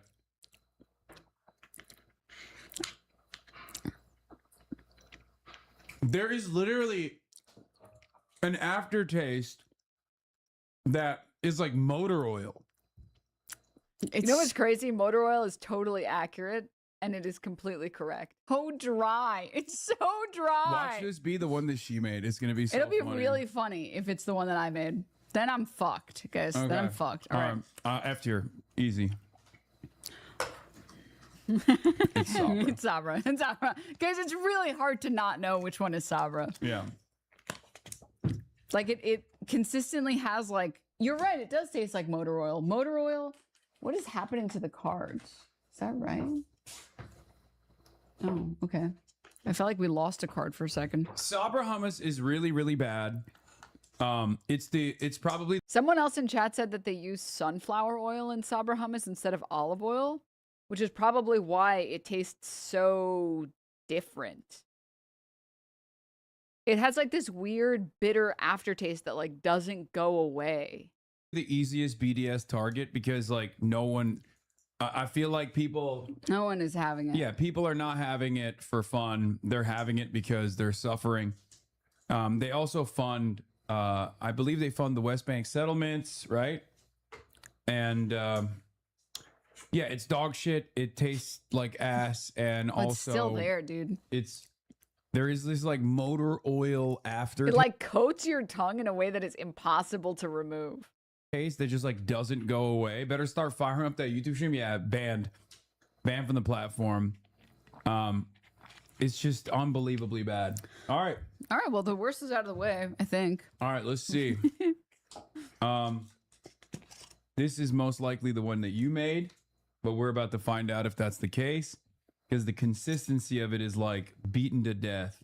So maybe it is actually. It's like almost the viscosity.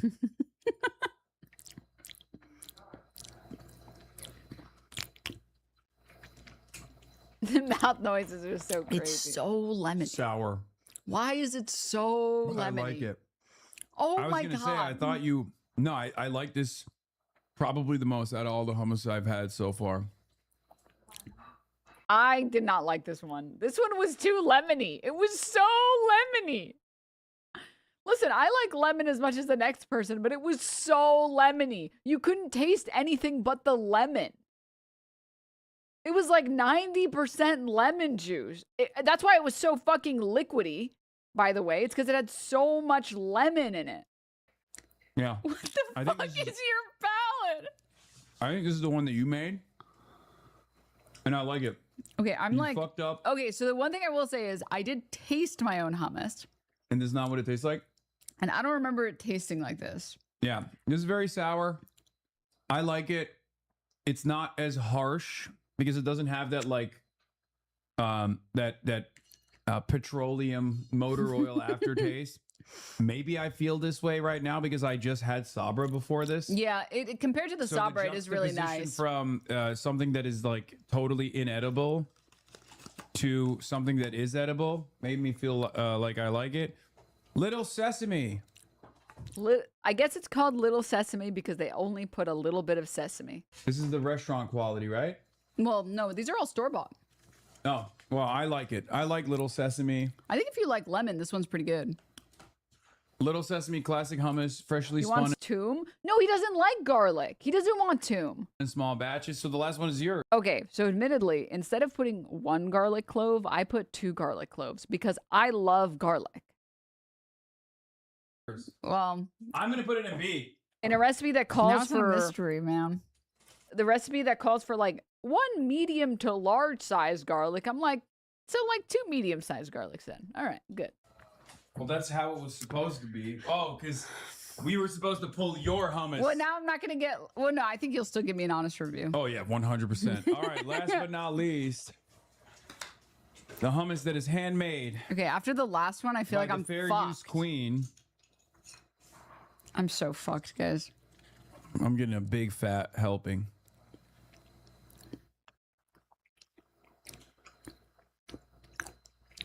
What kind of lemon did you use in this? Like a fresh, normal yellow Oh, lemon. it is a fresh lemon? Yeah. You put too much garlic in it. For sure. What's too much garlic? You put too much garlic in it, absolutely. The consistency is good. The salt content is good. The lemon, I think you might have used a lime instead of a lemon. How would I accidentally use a lime? I think I know. I'm not colorblind. You use Color of lemons. Okay. Because there is an interesting aftertaste to the lemon. There's something that you did into this that gave it a little bit of zest that is unique. Okay, I did add a smidge of cayenne pepper. Just a smidge. Like the tiniest smidge. A little bit. Like I literally did this. Like, in fact, I was worried that it didn't do enough because I put so little. And kick, and I was like, I can't believe it was like, I think you put a lime. I think I know what a lemon looks like. I think I know what a lime looks like. In good conscience, serve this to someone who's missing kick. But it was like 1 dash of cayenne pepper. Okay, everybody needs to suck me from the back. It turns out there is something there. I made this smile. I like it. I would give this, Okay. I would give this a B tier as well. So I had to do this because the last time I made hummus, I think it was like, this was something that many people weren't there for, but there was this very big creator charity event for Palestine, and like a bunch of YouTubers were there, a bunch of streamers were there, and I showed up, and the content I was on, or the segment I was on, was for cooking, and I was in charge of making hummus, and we were given a food processor that didn't work. We were given like 15 minutes and a food processor that didn't work. And obviously the hummus was fucking terrible because of that. So I got like horrible reviews, but that wasn't my bad. That wasn't my fault, man. Like you, Ted. Yeah, during the fundraiser where you almost killed me. And let me say, where I almost died eating your hummus. We were given a blender that doesn't work. Okay? We couldn't make good hummus. Excuses. Here, you know what? A tier. There you go. Hey, you try mashing chickpea with your hand, all right? And tell me how well that goes. That's how our grandmothers made it. Okay. Do I look... When they didn't have the access to gear and the tools. I don't believe that. I don't believe it either. I just wanted to say that. All right, let's get this out of the way here. I'll give it to you, the whole thing. All right. All right, what have we raised so far since we started? It was at 65,000. We're at 68,000. Oh, yeah. 3,000 raised. Get those numbers up, chat. Wait, you're missing one. What color is a tennis ball? Tennis ball is yellow. Oh, okay. Okay. It's like a okay. Admittedly, it's like a greenish yellow. But if I was to take one, I would say it was yellow. There you go. Okay. That was a good and exciting experience. I didn't realize there's not that many hummus. Yeah. I feel like this is so we don't have. I feel like this is closer to yellow than it is to green.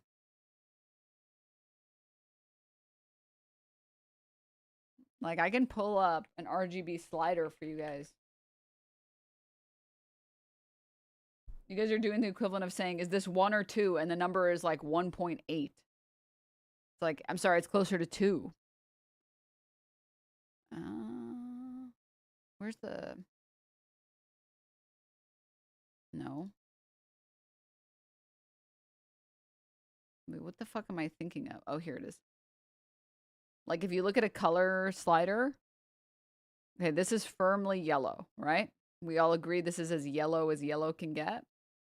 If you went a little left, this is still yellow, right? You can go a little bit more left, still yellow, and then this is where it starts getting questionable, but it's still technically yellow.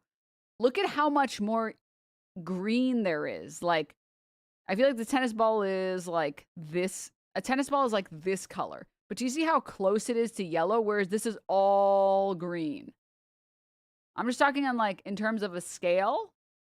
I feel like it has to be more yellow than it is green. And we all agree, this is about the shade of like, this is about the shade of a tennis ball. Does it have some smidge of green in there? Yeah, but it has like the least amount of green something could have without being green. Like, this is green, green, green, green, green, and then this is starting to become like seafoam.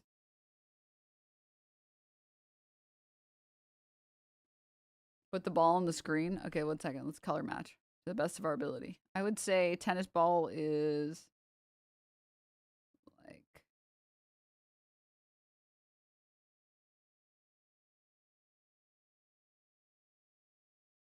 Tennis ball is like this color. It's hard too because like the tennis ball is so bright.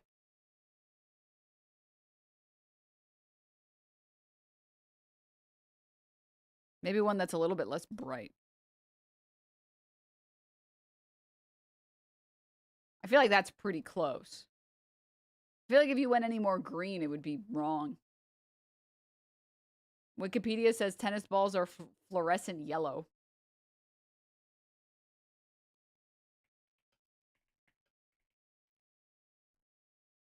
Also, let me just say, anyone in here, okay, any moids in here, I just want you to know your opinion is automatically wrong, because I'm more likely to have, just genetically, I'm more likely to have 4 cones instead of 3. So, and you know what that secret 4th cone is? It's for detecting different yellows. So, it doesn't mean that I have the 4 cone or the 4 cones. But yeah. Here, you guys don't believe me? Check it out. What's a moid? It's just like a man. It's just a derogatory word to use to describe men. Instead of like foid or like femoid, it's just moid. The women with superhuman vision. Tiny group of people can see invisible colors no one else can perceive. This is kind of exaggerating a little bit. Tetrachromacy, thanks to a variation in a gene that influences influences the development of their retinas. People like Antiso can see colors invisible to most of us. Consider a pebble pathway. What appears dull gray to you shines to me like a jeweler's display. Shine to you or me shines like a jeweler's display to Antiso. Or is it Antica? I don't know. I'm kind of shocked when I realize what other people aren't seeing. And then let's skip ahead a little bit. Okay. We know that everyone has 3 types of cone cells in their retina that each respond to a different bandwidth of light. The color of an object depends on the particular combination of those signals, but although the exact sensitivity may vary between people, overall one's colors should roughly match another person's. The exceptions were thought to be for colorblind people where one of the cones is faulty. With reduced sensitivity at certain wavelengths, they struggle to tell the difference between reds and greens, for instance. In theory, though, it could go the other way. According to some estimates, an extra cone would offer 100 different variations to each color that humans normally see. We know that this happens in nature.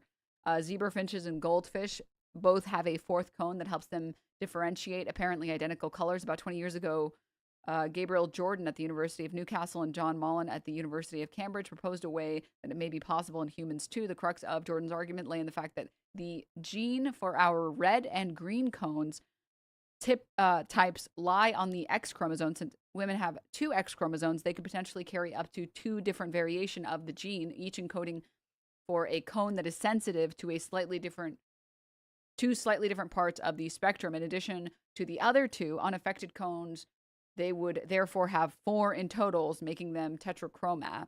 For these reasons, it is thought to be a condition exclusive to women, though researchers can't totally rule out the possibility that men may also somehow inherit it too. And then it talks about how, like, that's the super secret yellow. Pew! Pew! Excuse me. Jesus. It's a super secret yellow. The secret 4th yellow rod. Or cone, sorry. It doesn't talk about it here. Alright. Anyways. So, I'm just gonna say, chat, if anyone around here would be able to guess the correct yellows, alright, it would be me. Alright? It would be me. RGBY eyes, exactly. Exactly. We don't have more hummus to take. There was one more that I got. It was called Habiza. I don't know if it's good or not, but I opened the package and I didn't realize it until I got here, but the package was like already open. What the fuck? So we didn't get to try that one. So I don't know if that one is good or not. Maybe people have tried it. Yeah, I think it either opened when I was transporting it or something, or maybe it was open when I bought it. I don't know. I didn't notice it until after I went to go open the lid, and then I went to peel it, and it was already like the air seal was cracked, and I was like, it was called Ibiza. No, Habiza. Habiza. Anyways, guys, yeah. Hey, that's my line. What the fuck? So it just like. Oh, I didn't mean to do that. No. Get fuck it or not, but the package was like already open. What the fuck? So we didn't get to try that one. So I don't know if that one is good or not. Maybe people who've tried it okay can confirm or deny. Dude, I cannot believe that he thought the brownie batter one was good. Dude. But I did get his ass. He did think I was going to have it too. He did think I was going to have that shit. Oh, man. I didn't know he likes lemon. I didn't know. I guess it makes sense. He's lemon, bro. Anyways, hi. Yeah, I do content and stuff. I do stuff on the internet. Sometimes. Sometimes, maybe. I didn't know what to say here, by the way. I wasn't expecting to be left alone to my devices. And I can't really see chat because my vision is -1. And chat was so far. I could mostly see chat, except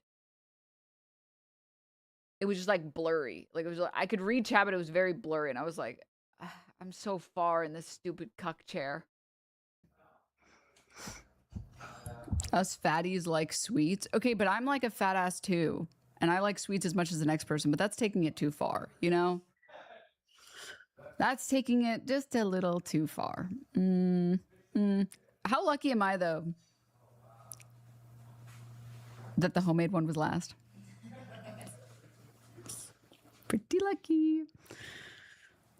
Anyways, guys, yeah. Remember that time Ethan Klein sued me?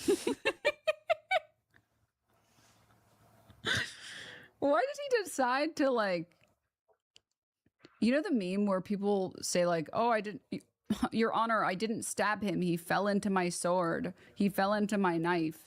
And then he actually did that. He was like, here you go. All of the love that I have on the internet. You can have it. You can take the fair use crown. Why? Anyways, yeah. I don't know. No, seriously, I thought you use contacts. You walk around blind. That's insane work. I'm going to be honest with you guys. I tried to get contacts, and it was so brutal. My eyes were just itchy. I just did not enjoy the sensation of having the contacts in. Also, it took forever to put the contacts in. And get LASIK. I'm not getting LASIK for -1. I'm sorry. Like, no.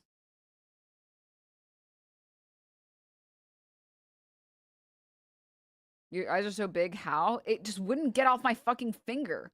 So I would like line it up perfectly. The problem is not touching my eye. The problem is getting it off my fucking finger. I was like, how do people do this? So it took me forever to do that. Okay.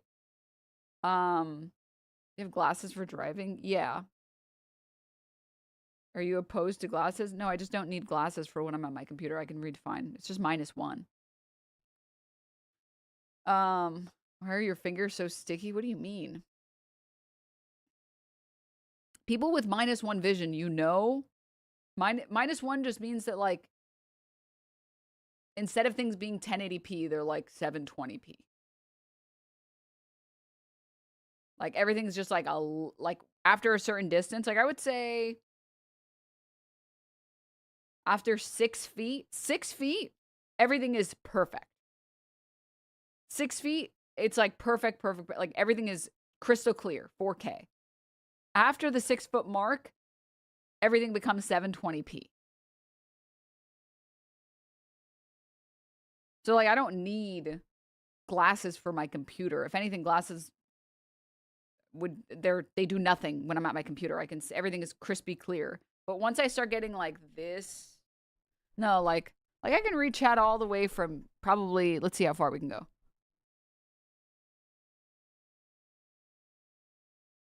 Okay, I can still read chat from here. And chat's pretty small on my screen.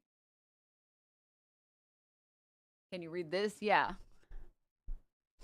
So I guess sorry, the number of feet depend on how big the text is.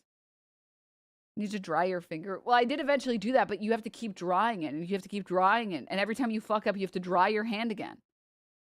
So it was really annoying. So yeah, I was like, wow, it'd be really nice to have contacts in instances that I don't want to have glasses. And I just like,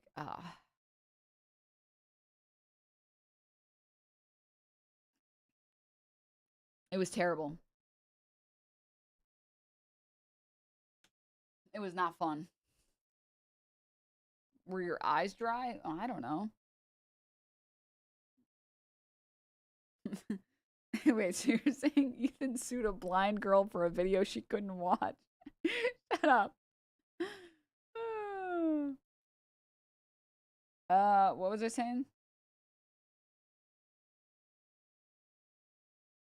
Yeah, I did eventually get them on, and I wore them for like 6 hours. I wore the contacts for 6 hours, and I was like, this sucks. I gotta get these out. Like, this is awful. Oh my god. This just sucks so bad. It's just like itchy. And I read some people said like, I wore them for 6 hours on the first day, and then on the second day, and on the third day, and then I stopped. I was like, I'm good. I'm good. I can't do this anymore.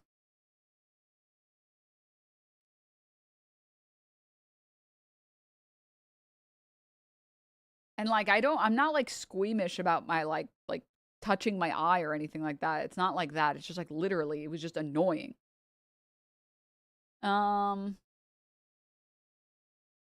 Like having a glass shard in your eye the whole day. After a while, you just get used to it. I feel like I get used to those things pretty easily, and I just did not get used to it.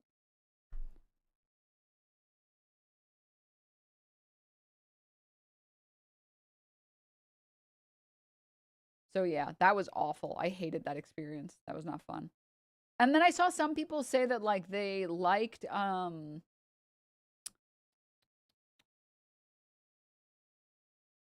they had like a contact brand that they didn't like, and then they switched over to a couple different contact brands, and the other contact brand was better. So I never did switch. I just got lazy, and I was like, well, whatever. So maybe one day I will like try again with contacts.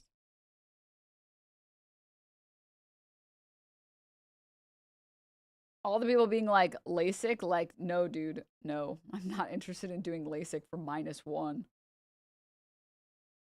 I read that, like, it's very common to have really dry and itchy eyes after LASIK. And that sounds horrible. That, like, one of the most common side effects is really dry, itchy eyes forever. And I'm like, for -1, I'm good. For -1, no, I'm fucking good, dude. That trade-off doesn't feel worth it for me.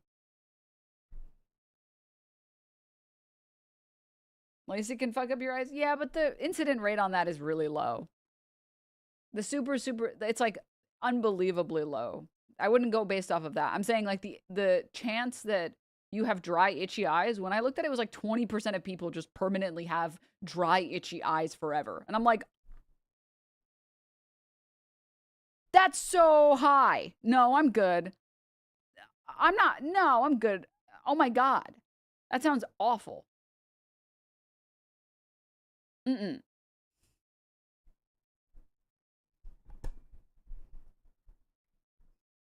So yeah. Like, let's just say that if my glasses broke and I never had glasses forever, and this was my vision forever, it's fine. I only put on my glasses when I'm driving, and it's really only important when I'm driving at night. Because I can see everything. It's not like I can't see anything. I just can't read text that's really far away. Like, I've passed the driving test for vision checks without my glasses before. I just feel more comfortable driving with them on. And other than that, I like to watch movies at movie theaters with my glasses because the movie's just in better quality. I've gone to the movies without my glasses. It's just like, oh, it's in 720p again. Well, whatever.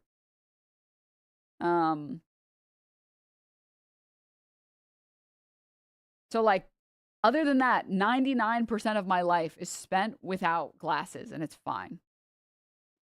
-1 worsens with time. Use glasses when you can. I just want you to know, I got a -1. I had a -1.25 in high school. And then a decade later, I got my eyes tested, and they were like, I think your vision's actually -1. How do these feel? I was like, oh, these do feel better. So, no, it's not a guarantee that your vision will get worse. Obviously, everyone's vision eventually gets worse, but like the constant degradation of your vision from the moment that you're like born or whatever, that's not. My vision hasn't. I literally still have the same, whatever, piece of paper that I got from my optician. Or sorry, optometrist. So, you can get vision that worsens. I've read that. Following that logic, you should have +0 vision in 40 years.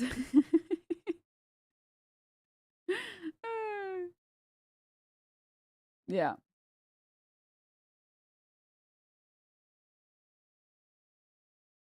How is this connected to hummus? Oh, I don't know.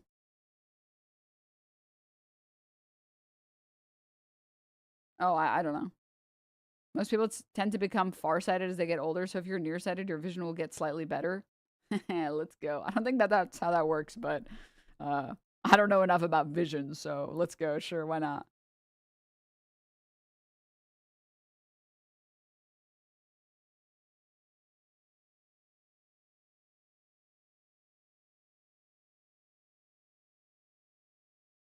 Oh yeah, I said I couldn't read the Hassan's chat very well, so then I didn't know what to say.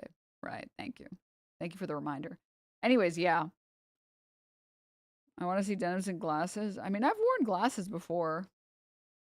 The thing that's annoying is like if you wear glasses, everyone's like, you're just wearing glasses because you... This is like the curse of having vision that's like pretty good, except sometimes. Like rarely sometimes I use my glasses.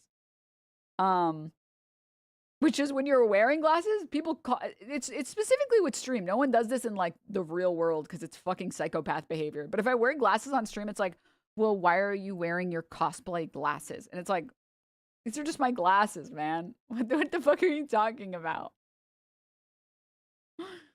And then if I'm not wearing glasses, it's like, see, I knew it. You don't need glasses. It's like, no, there's just like I can see fine at this distance, and sometimes I'm at distances that are farther. Like, I don't know what to say. Sometimes, you know, I don't know if anyone else who wears glasses this way feels this way as well. Sometimes you just want to wear them. And sometimes you just don't want to wear them. They're like socks to me. You guys ever feel like taking socks off feels so good, and sometimes putting socks on feels so good? That's how I feel about my glasses, where I'm like literally, if you teleported me back to caveman era, I'd be fine. Like, I can see fine. However, do I like having them? Yeah, I like having them.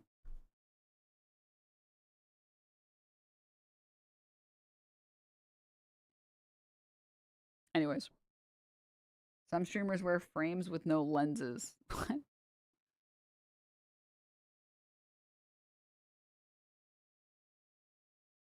Anyways, I like glasses. I think isn't my profile picture I'm wearing my glasses?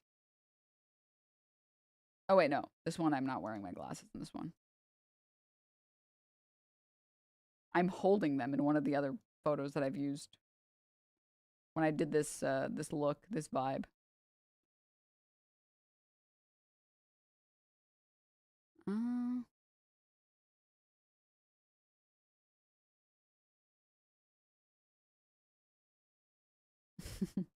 No, not that. Wait. Where is it? It's probably so long ago at this point.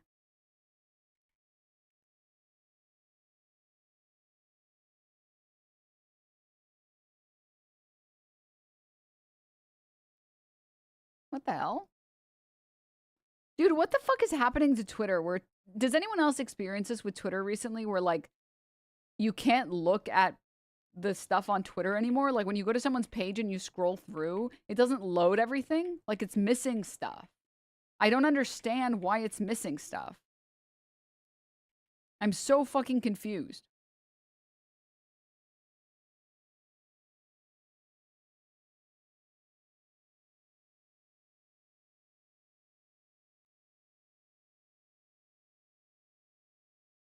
They're slowly just killing the site. Yeah. No, I don't use Twitter. Sorry. You know, honestly, valid. Honestly, valid. All right, hold up. Wait. Sorry, I just wanted to pull this up.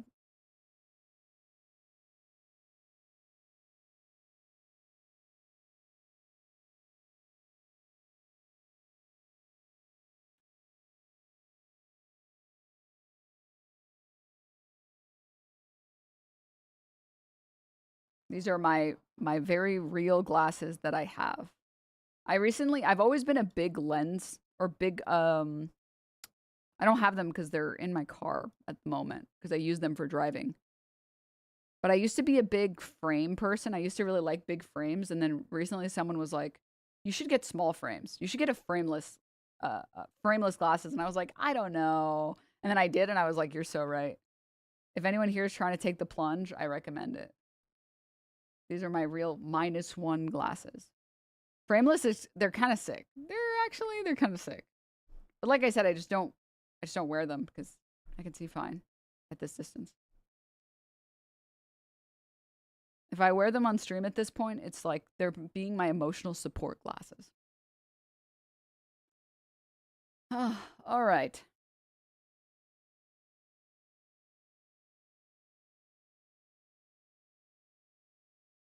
Frameless glasses, am I right? Am I right or what, ladies and gentlemen? Imagine being able to see for free. Where AI denim's at, you opted out, right? I hope you did. I want to be honest, but then I like to shit stir. So I don't know. All right. There was one other thing I was going to say.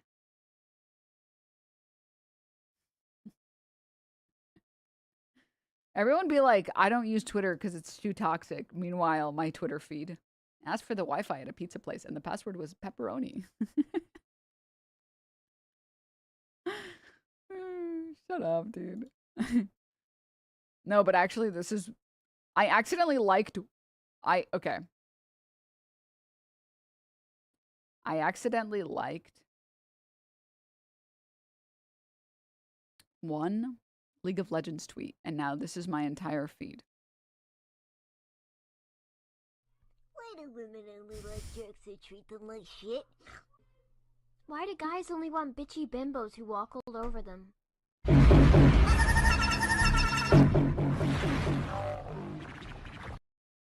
What the fuck? like everyone be like, Twitter is so toxic. Meanwhile, what my Twitter feed looks like. Meanwhile, this is my Twitter feed. An iconic lineup of Pokemon-inspired donuts are landing at Krispy Kreme near you. Pikachu, Jigglypuff, Charmander, Bulbasaur, Squirtle, Pokeball. Also, can I just say, these are fucking lazy as shit. Let me say, wait, let me be fast. Let me say something really quickly. The Pokeball one is good, but at that point, why wouldn't you make the Pokeball? Why would you? I disagree. I feel like it should be like a Boston cream donut, but whatever. But the other ones are so lazy.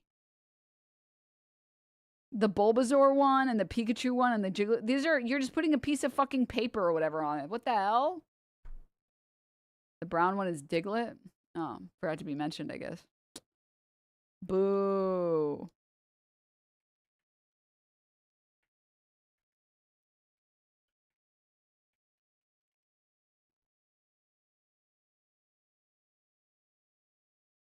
Meanwhile, by the way, what other countries do when they have themes. Dude, look at this.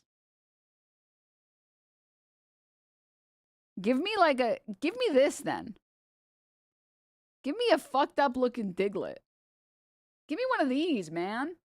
Come on. I'll take this, man.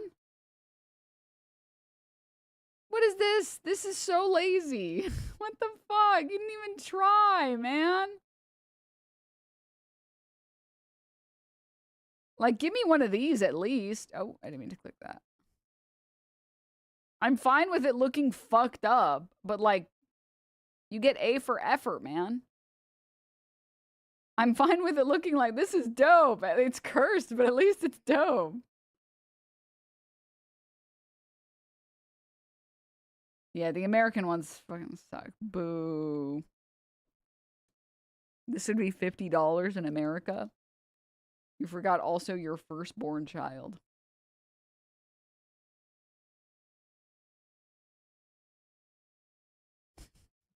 People be like, I can't use Twitter, it's too toxic. Meanwhile, my Twitter feed, SpongeBob Hussein SquarePants.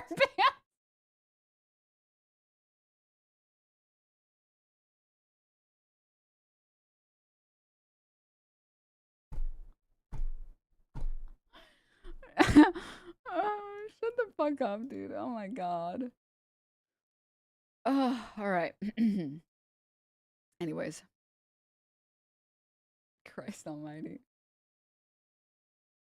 Oh, I almost forgot. Almost forgot to talk about this. Wait. No. No, no, no. Where is it? Oh, here it is. On the topic of food, on the topic of affordability, on the topic of things. GOP candidate slammed for telling voters to deal with gas prices by cutting back on Starbucks. Michelle Tafoya said Americans need to be more patriotic in a resurfaced interview. Her Minnesota Senate opponent disagrees. We're back. Yeah, guys, it's you don't understand. It's actually the what you guys are failing to recognize is that it's not that wages have stagnated and the cost of living has increased and every single company is running a modern day cartel made to make all of your necessities unbelievably inflated. There's no price fixing occurring in bossing say. It's that you're not buying Sorry, you're buying too much Starbucks. That's the problem. You can't buy a house because it's too much Starbucks. Like, are we serious?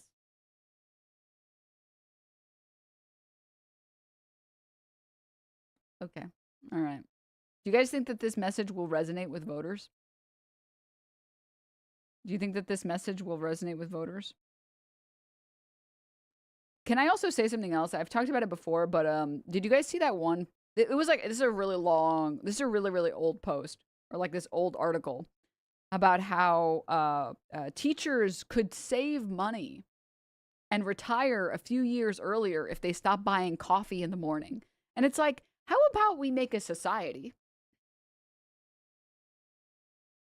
that could afford to retire its teachers at 65, even if they bought coffee in the morning? Even if they bought coffee in the morning every morning. Wouldn't that be a crazy idea that I don't think you should get rid of all of your luxury goods, checks note, which is buying one coffee in the morning to be able to retire?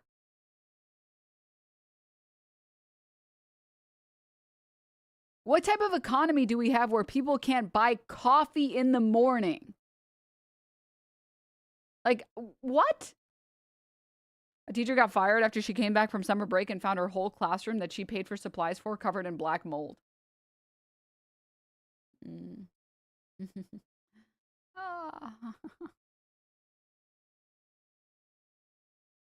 Don't buy Starbucks is the same as, did you hear about this thing called groceries? What a beautiful word, groceries.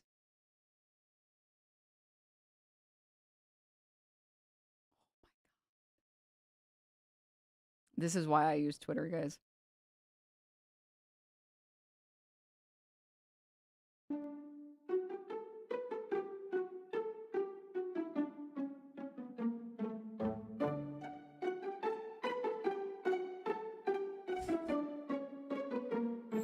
What's wrong with it?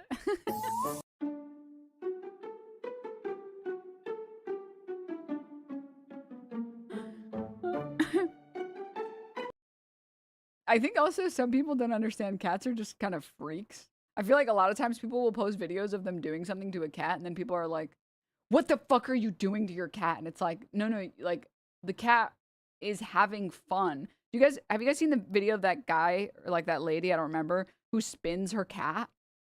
And people are like, what are you doing? That cat hates being... Cats will explode if you spin them. It's like, okay. First of all,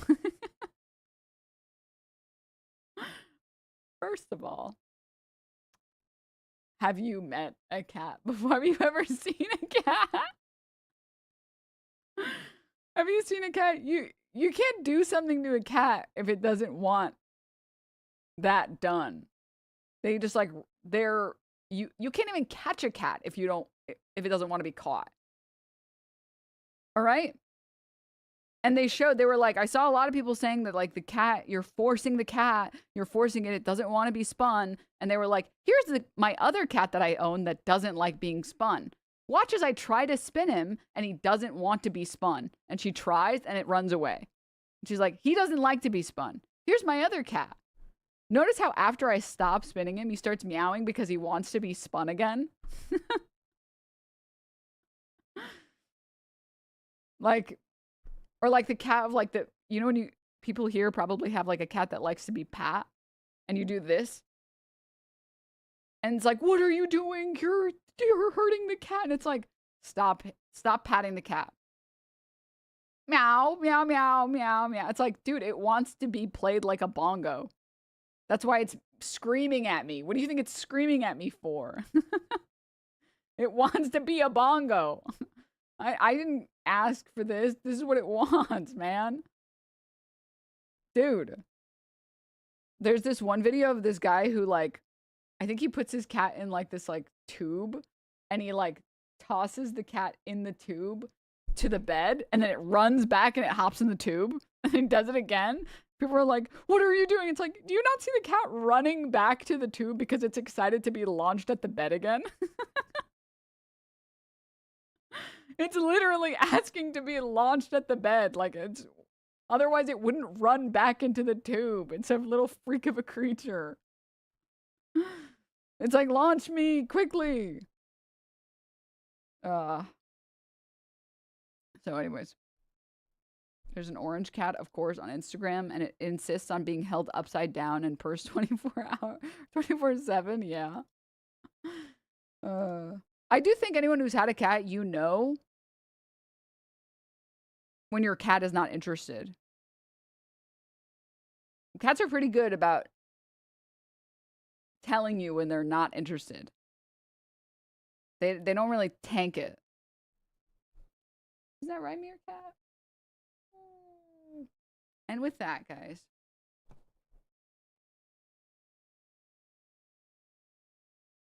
Denims, what are you saying? The cat is asking for it.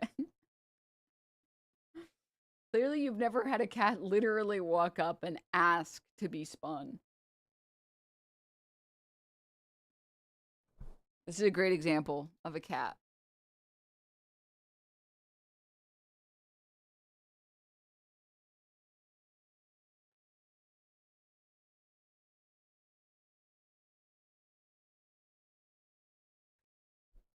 I will have you guys know he's walked up to me before and meowed relentlessly.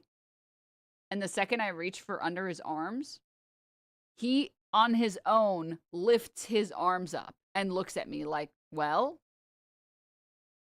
come on, dude, I'm trying to stretch, man. Hello. He like stand like this. He's like, whenever you're ready. And then I stretch him and he purrs and he's like, yes. Nothing like a good stretch.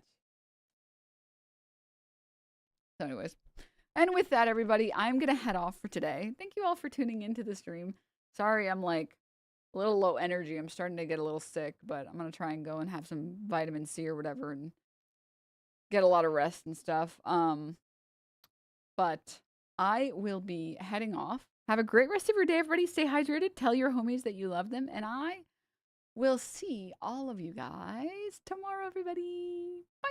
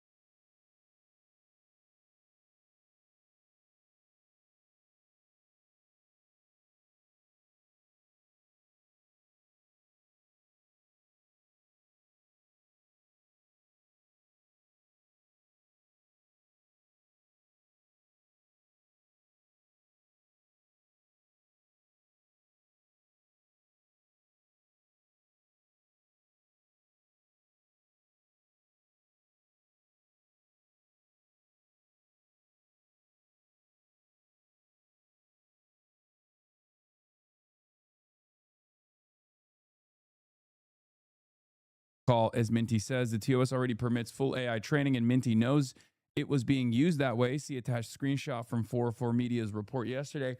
The headline is no one would opt in, which is very true and telling. So Twitch doesn't get credit for the extra step of adding an opt-out because a creator platform should do right by its creators, but I think it's worth noting.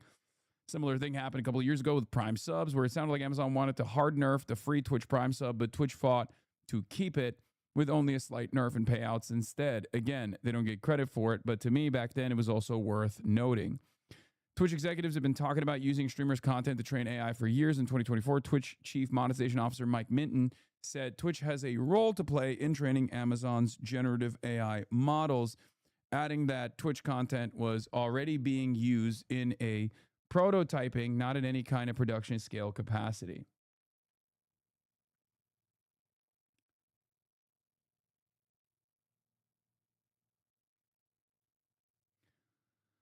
So yeah, it is frustrating. It's a frustrating process, a frustrating reality, but it is the reality that we live in. I'm not entirely certain as to what this AI training will do. I've thought about like the possible positives of such a thing, you know, like because you got the ADL training AI nonstop for pro-Israel purposes. Is it good for us to train the AI with our commentary? I don't know. Because you have initiatives like the ones that the Israeli government actually has deployed by way of Brad Parscale, former Trump administration staffer Brad Parscale, that has gotten, you know, $50 million specifically to train AI to put out pro-Israel content and commentary. So is that, you know, are we also, is it better for us to be prominent in the large language model training? But I just don't know. Bad take, bad. Guys, I'm asking a fucking question. I'm already opting out. I already opted out of it. We can't be like this, okay? We just can't. I'm just simply, I'm saying, I'm walking through my thought process as to how I decided to opt out. But some of you AI Luddites, myself included, but some of you AI Luddites get really fucking, you know, Salem witch trials over this shit, okay? You can't be like that.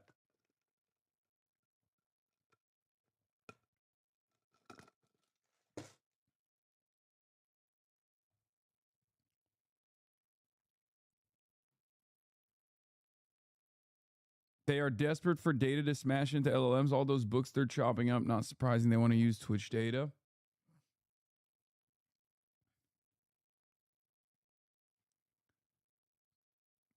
You know, if given the opportunity for AI to be trained on, you know, anti-colonial speech, right? I think that is an opportunity we should explore. I just don't think that this is going to do that. Does that make sense?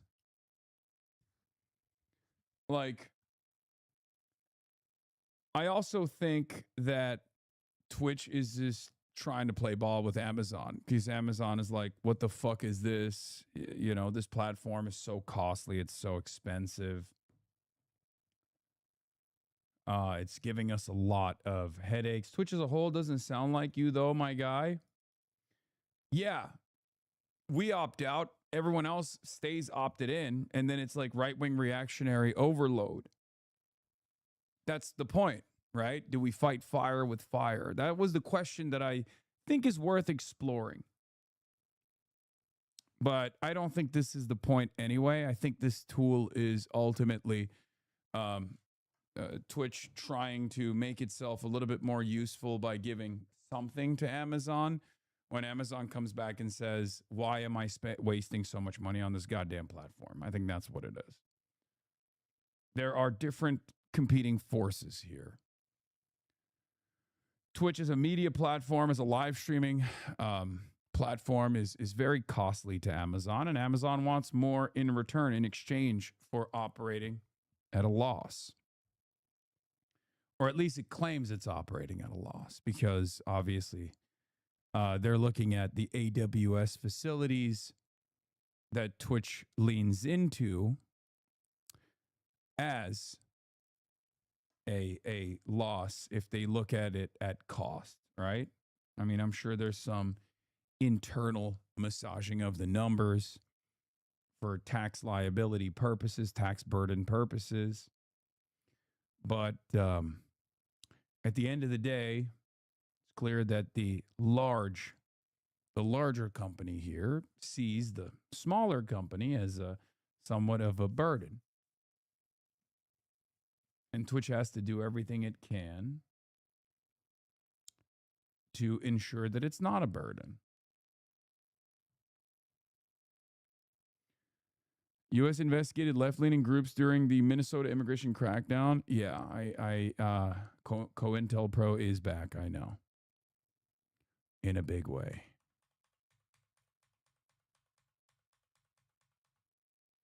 What is this? God damn it! They won't let me go through the whole article. So goddamn annoying. Even if it's a gifted sub. U.S. investigated left-leaning groups during Minnesota immigration crackdown. The government conducted expansive surveillance, infiltrated group chats, and obtained financial records of organizations never accused of crimes. Yeah. Yeah, we are in the throes. We are in the throes of Folks, like. It's midterm season, and I would go so far as to say we're in the throes of like the CIA's heyday in many respects. Assassinations in Latin America with, constant surveillance of like, this is Cold War era CIA operations. It's 100% happening. And it's kind of funny because it's happening in the hands of a much less competent administrative state. One that is increasingly giving up responsibility to the private sector. And the private sector is, in some instances, more dangerous, more violent, less accountable, and also sloppier, if that makes sense. It's more sloppy. I mean, we're seeing this. We're seeing this in Latin America with the assassinations, the boat strikes. We saw a version of this also with the assassination of the main prosecutor.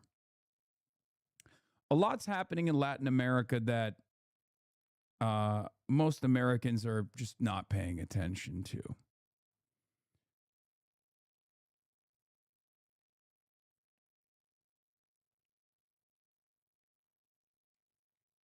So, yeah, it's kind of terrifying. We'll get to that in a little bit. But of course, as technology has improved, I think the mass surveillance capabilities and subversive capabilities have improved as well. And it's very frustrating. It's very frustrating to watch unfold. It's also kind of sad that most people are oblivious to it. And because I think about this all the time where I'm like, with Cuba, right? If more Americans were privy to what we have done in Cuba, would they be on board with it? And I think the answer is no, because there's no immediate or tangible benefit to this. There's not even a lot of like electoral benefit to this, including in Florida. So it's one of those things that just happens. It's one of those cruelties that just goes on. It goes on every single day. Millions of people suffer as a consequence of it. And there's no real, tangible, positive outcome. It's just pure violence for the sake of violence, right? CIA agents in 1964, Castro's in for the surprise of his life when he tries to sign something with my poison pen. CIA agents in 2024, Lib Crusher. The phrase working class is ableist and promotes eugenics because it positions disabled people and workers as enemies. Yeah, that right there is record behavior. That is woke 1.0. When people talk about what that means, like when there's like endless conversations, endless back and forths on what woke 1.0 is versus woke 2.0, this is what I'm talking about specifically. Shit like that.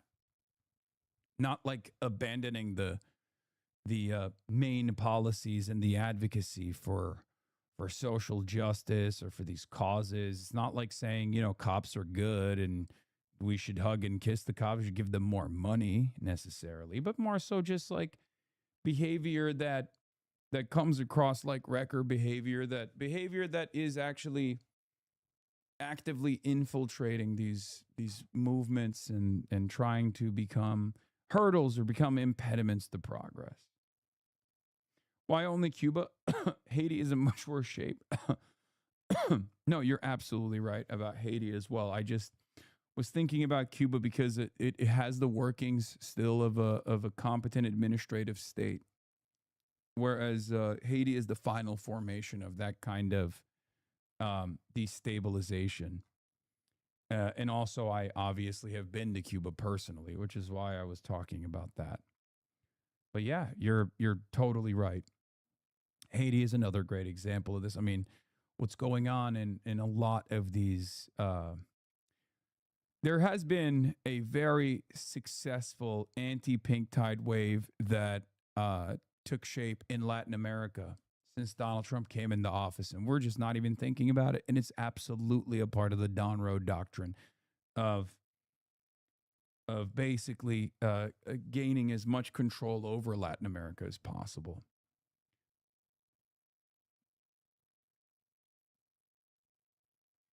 So yeah.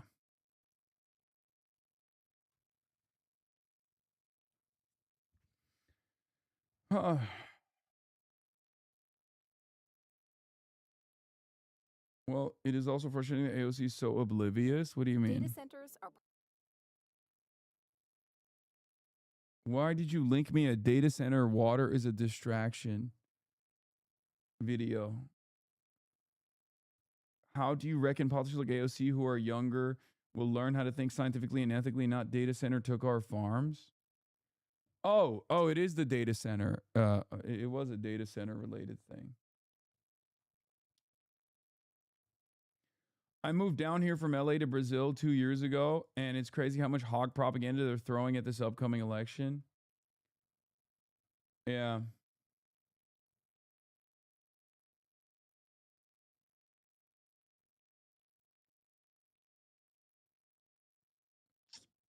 The New York Times story is actually fucking insane and beyond the pale. Needs to be a major story. I mean, I think there's another major story.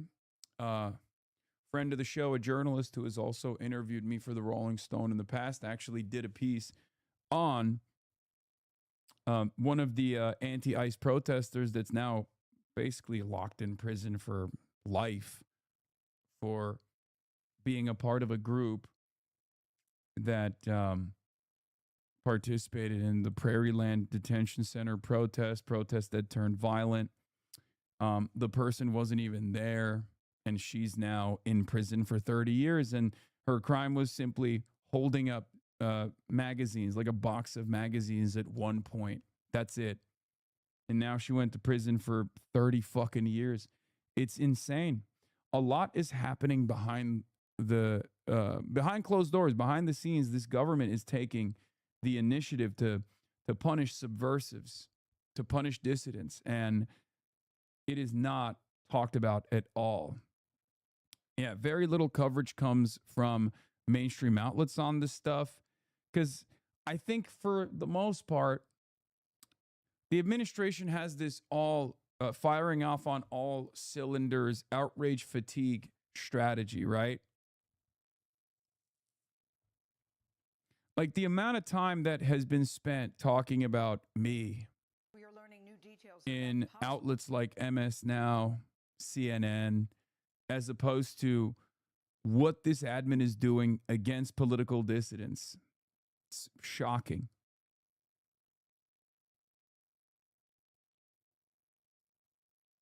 Don't you fucking deflect right now. What? You overgrown baby. Says John Haddad. Yes. Okay. Take a day off. Not sure what you mean by that. Anyway. But yeah, today's first story and where we are going to start. Before we get back to the Don Road Doctrine, before we get back to, Cold War era CIA tactics, COINTELPRO, and other stories such as that, we're going to start with new details emerging from a Washington Post report about the attempted assassination plot that was uncovered by Israeli intelligence when Donald Trump was in Ankara for the summit. Donald Trump was in Ankara for a NATO summit, and there was a little switcheroo that took place. Change of flight plans. There was a security concern. Now, of course, during this summit, there was also conversations taking shape with Iran. And what's interesting, of course, is those conversations went nowhere. Part of the speculation right now is that Israel is manipulating Donald Trump by way of consistently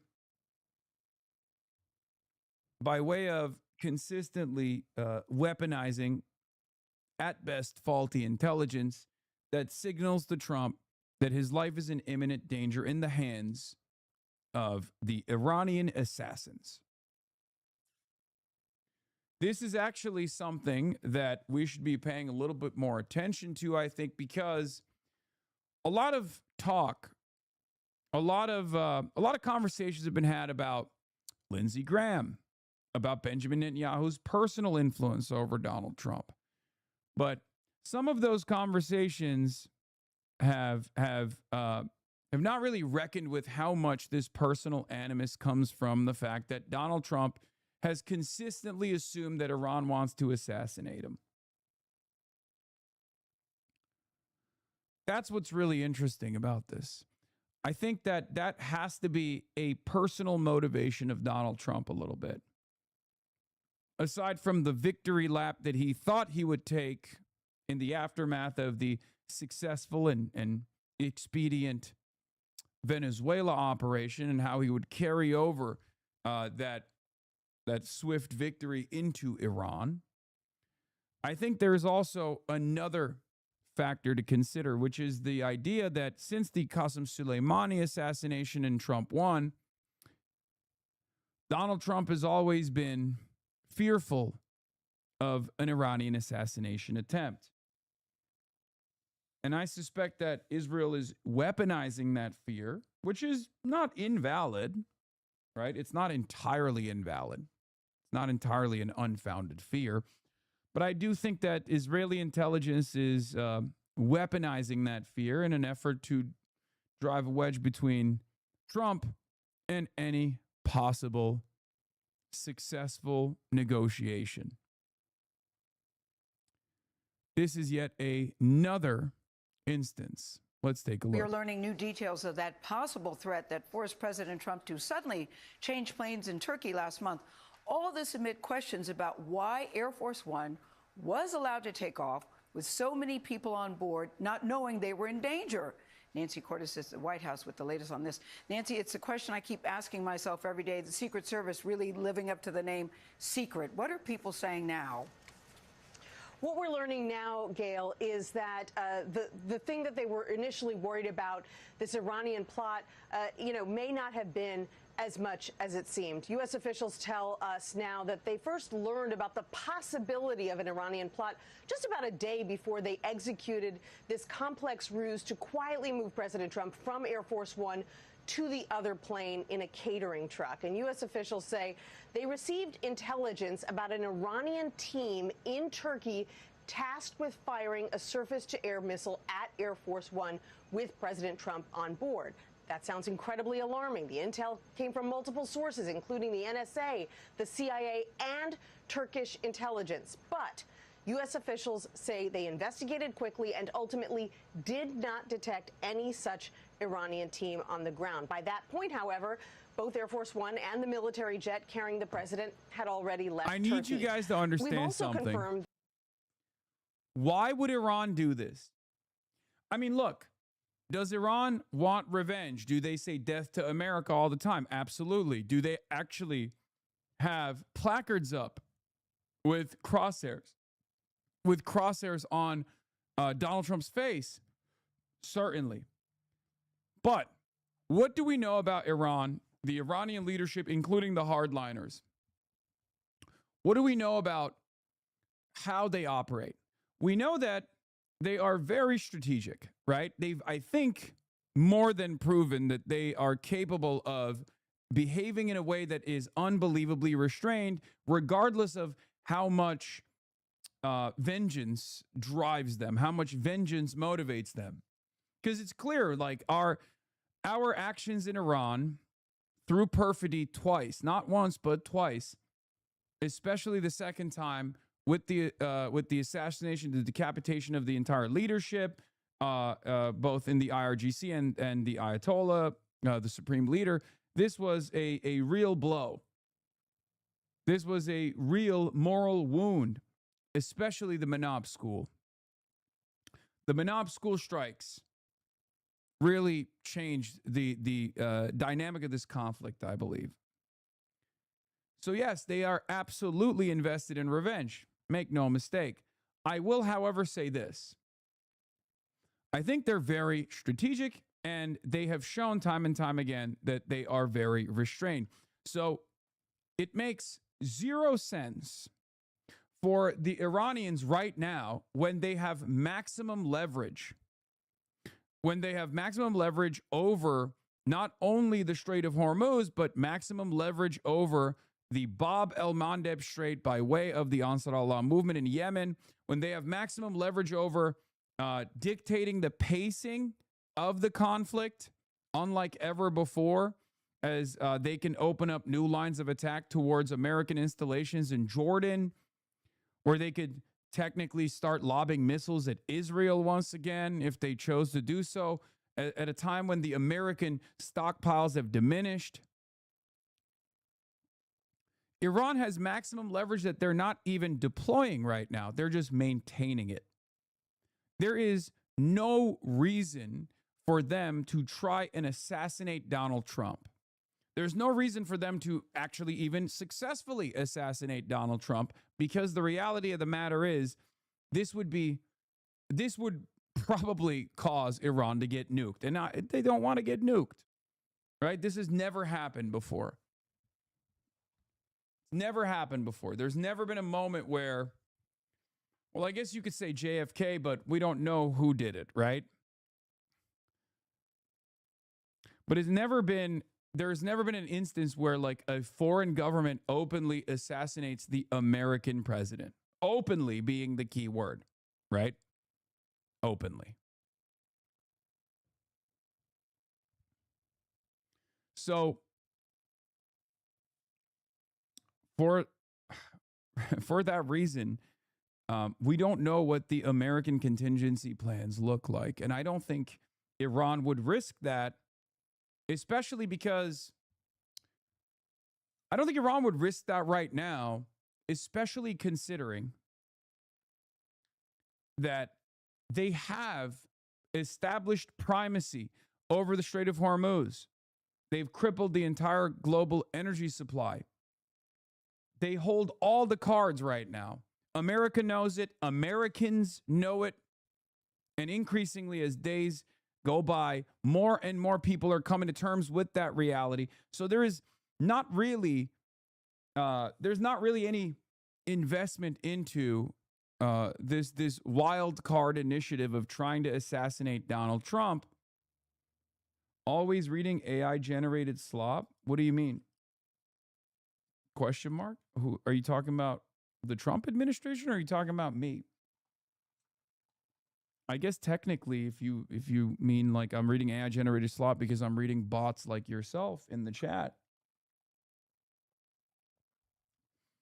But the point I'm trying to make is this. There's nothing to gain strategically from even attempting to assassinate Donald Trump, or even assassinating successfully Donald Trump, and so much to lose in the process, right? These are the reasons why I don't believe that this assassination attempt was a real valid concern, and more so one that was elevated by the Israeli intelligence, as they've also openly admitted, right, to possibly manipulate Donald Trump into viewing the Iranian side with even more scrutiny and more hatred. that President Trump was not the only person who was secretly transferred off of Air Force One and onto that airport catering truck to get to the military plane.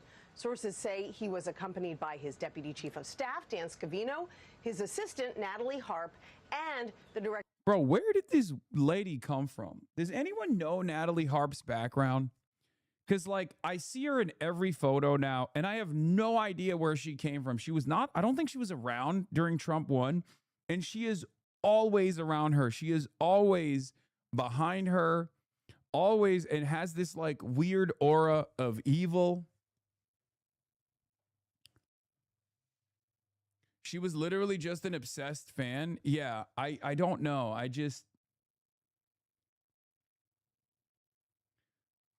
She scours the internet for truth posts. That Natalie chick, I wonder how much she's getting for getting with Trump.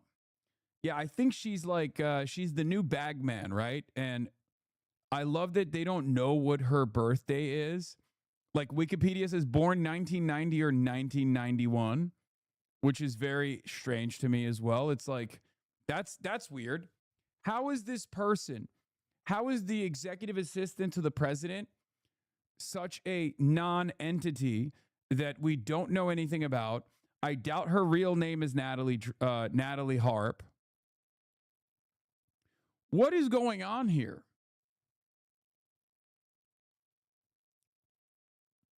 She garnered attention after praising President Donald Trump for signing into law a federal right to try law that she said saved her life. Trump invited Harp to serve as a member of the advisory board in his 2020 presidential campaign and to speak at the 2020 Republican National Convention. Harp worked for the television channel One America News Network from 2020 to 2022.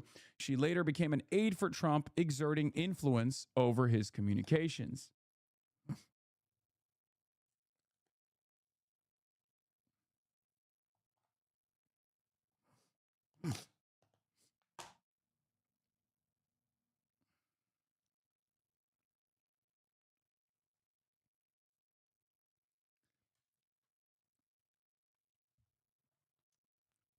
Another one of these Liberty University goons, Liberty University MBA, who went on Fox in 2019 saying Trump's right to try law cured her bone cancer. Experts told the Washington Post the story didn't add up. She got an RNC slot out of it and then a show on One American News Network. And now she's his executive assistant, aka the human printer, who trails him with a portable printer, feeding him nice articles about himself.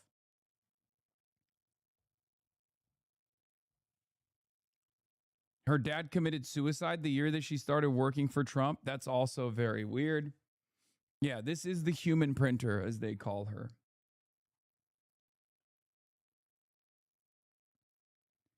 The voted aide who keeps good news flowing will follow Trump to the White House. Natalie Harp, a 33-year-old former anchor on a right-wing cable show, is poised to become the gatekeeper for information to and from the president. We've seen her in we know the Natalie Harp girl, right? We've seen the her girl... in some documentaries as well. I think her background requires a little bit more of a deep dive. So I like that they say born in 1990 or 1991. Here it says Natalie Harp was born in 1991 to a devoutly Christian family. Her father was an estate agent who founded a consultancy for travel companies. He died by suicide in July 2020. Harp graduated from Point Loma Nazarene University in 2012 and from Liberty University in 2015 with a master's in with an MBA. And I guess she is 1990 instead of 1991, if that's the case, because she graduated, her undergrad graduation is 1 year prior to mine, and I'm a 91 baby, so. Yeah, Liberty University.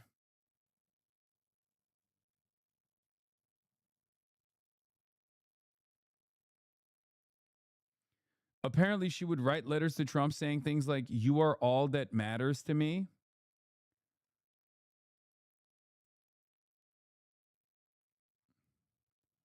The woman with the laptop in this photo is Trump's executive assistant, Natalie Harp. Perhaps you remember her as the woman Maggie Haberman and Jonathan Swan heavily implied as Trump's current mistress in a pair of 2024 New York Times stories.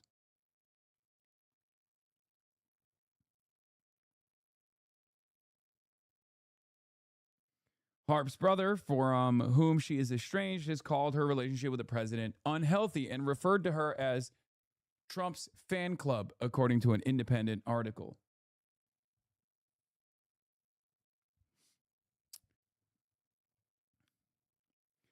I just think there's something weird going on there, man. Who everyone calls like the human printer, Donald Trump's hospice nurse, his professional diaper changer, all of these things, right? Yes, that's not good enough for me. I need to know more.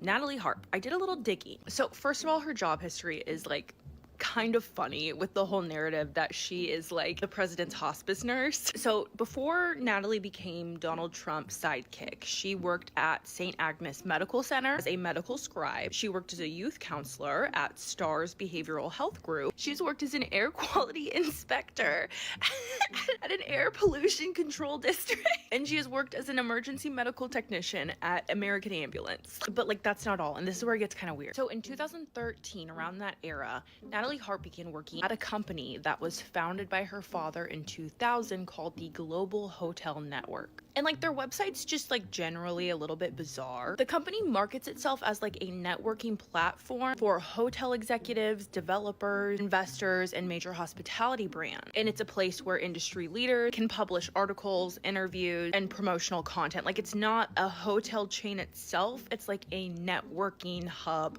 for people who are in this industry. And like I said, it was founded by... I think so much of the United States of America's economy revolves around these like fake industries. Like just a networking hub. You're like, who is this for? How does this make money? And it's just a sequence of different grifts and cons. I mean, think about Patrick Bet-David, right? Like before he launched his media empire and phenomenal fashion line, iconic fashion line, really, alongside his media empire, before he became Mr. Valuetainment himself, like what was he doing? He was doing a multi-level marketing scheme that required him to do business seminars. And he, I think, still continues to do those business seminars as well, regardless of his newfound fame as being a lion and possibly the new Ayatollah, the new supreme leader of the Islamic Republic. So much of the American economy is geared towards just a bunch of fucking con men trying to continue new low-level grifts, mid-level grifts, and sometimes even high-level grifts. It's very strange. Natalie Harp's father, Robert Harp, in 2000. And she worked for that company for a little bit in 2013. What's very interesting and caught my attention is a member on the advisory board of Natalie Harp's father's company, the Global Hotel Network, is a man named Eric Danziger. Eric Danziger is the former CEO of Trump Hotels. And Donald Trump and his hotels are heavily promoted through the Global Hotel Network. Here is a full list of the advisory board members of the Global Hotel Network company. And as you can see, Eric. Yeah, I mean, that is 90% of South Florida's economy. That and cryptocurrency, NFTs, and whatever new grift will take root. Very strange stuff. Did you see that you and Luigi both have sexy pics on Drudge Report today? No, I didn't see that. Danziger is on there, amongst many other very wealthy and powerful CEOs and hotel chain owners. So there's a connection between Natalie Harp's father and Donald Trump's business interests that go back many, many, many years. Now, Natalie Harp's father, Robert Harp, passed away at the age of 61 in July of 2020. And all that we know is he passed away unexpectedly in his home. The month after Natalie Harp's father passed away, Donald Trump invited Natalie to speak at the RNC. Later that month, Donald Trump invited her to be a part of his advisory board for his 2020 presidential campaign, and she accepted. The rest is history. They've basically been inseparable since then. So I don't really know what to do with any of that information, but I feel like it helps me understand Natalie Harp a little bit more, outside from simply knowing that she came from a devout Christian family, went to Liberty University, and is known as Donald Trump's hospice nurse.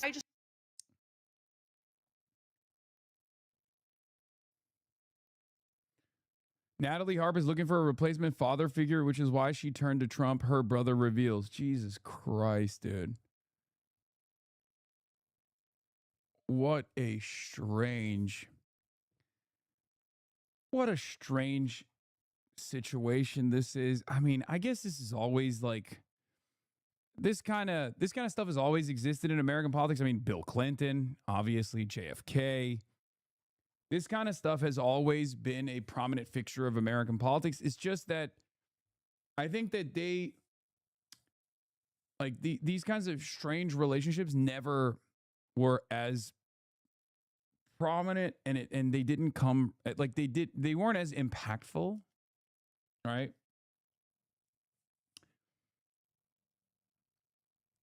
If that makes sense. Like, it's not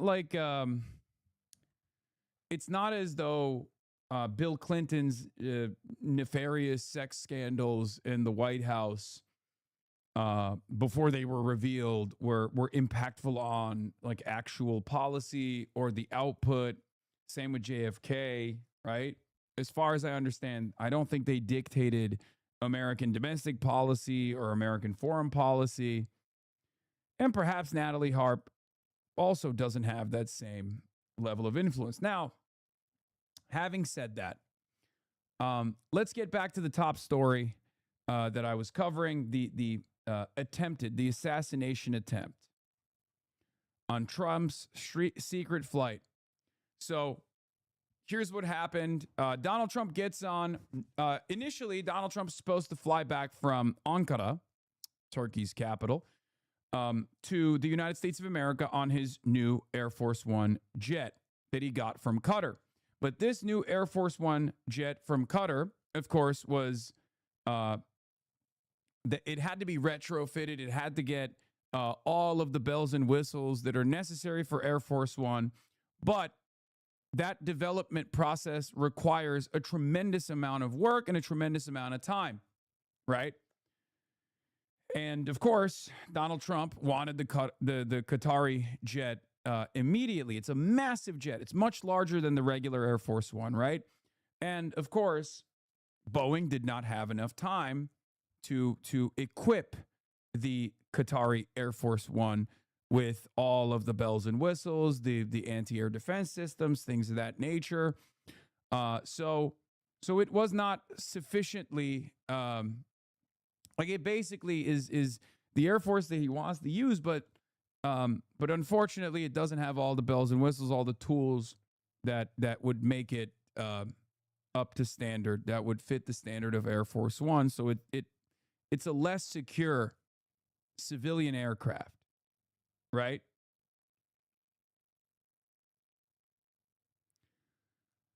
So Donald Trump decides he's not going to use the Qatari jet. This is what we know initially. What we know is Trump decides to send the Qatari Air Force One to the British Royal Air Force Base, and he is planning on flying back from Ankara to the British Royal Air Force Base in the old Air Force One. Yeah, Air Force One is a purpose-built airframe. It takes years to reinforce and modify. Yeah, and there's also a lot of tools that it comes with. So initially, reporters actually find that odd, right? Reporters are like, New York Times reporters actually cover this story. They talk about how Trump is actually swapping out the Qatari Air Force One for the older version that's more secure. And Trump actually sends subpoenas to those New York Times reporters. There's obviously a code of conduct with the White House press pool. For those of you who don't know, the White House press pool follows Trump everywhere. They are the civilian observers, the civilian witnesses of everything that the president is doing. So there have been plenty of instances where the White House press pool that accompanies the president everywhere will sign, an ode to secrecy, or there will be an embargo on certain kinds of information around Trump's travel or the president's travel, and then they'll reveal it afterwards once the travel is over, because obviously there's a national security concern. This has happened with Joe Biden when he went to Ukraine and they were on that train going into Kyiv. And obviously the White House press pool accompanied him on that journey, and they didn't reveal some of the the details of that journey in an effort to maintain a level of security, right? There's a security protocol around it. So in the past, like the White House press pool is, of course, always abided by this standard of security. And what's interesting here is there is something that is unprecedented with what Donald Trump did. So we're going to get into that now. So basically what happens is Trump gets on the plane with the White House press pool, with all of his aides and with, all these other people. He gets on the older Air Force One jet. And for all intents and purposes, people on the flight, including the White House press pool, think that Donald Trump is on that plane, right? Donald Trump then, of course, as we knew it at the time, flies on that plane, and the White House lands in the Royal Air Force Base in England, and then gets out of that plane alongside after the White House press pool leaves the plane. He gets off the plane. He publicly gets on the Qatari Air Force One, and then flies back to the United States of America. So that's what we knew. Now, the one element that was strange in that process, there he is. Here's the video of him literally boarding the plane. They make a big show of it, right?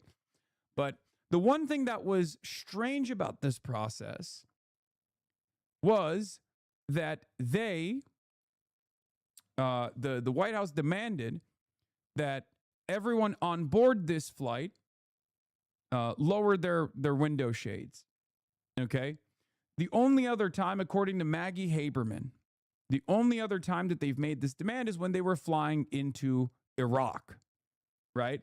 And it's understandable to do that in for operational security. I assume that these when you're going into conflict zones, Air Force One is probably trying to land in the dark, so they have to close their shades. It's for OPSEC, right? It makes sense. You don't want any lights from inside of the plane to be caught on optics. It makes sense.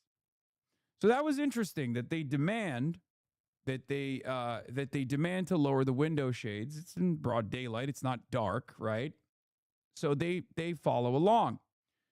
Later, we find out that Donald Trump wasn't on this plane at all. He got on the plane publicly, right, at the Esenboğa Airport in Ankara, in Turkey, right?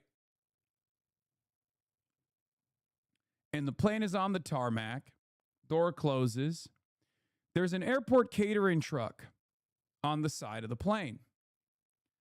The media boards the plane as the airport catering truck pulls away. Okay? Here's the staircase to the C-32A that's on the other side of the tarmac.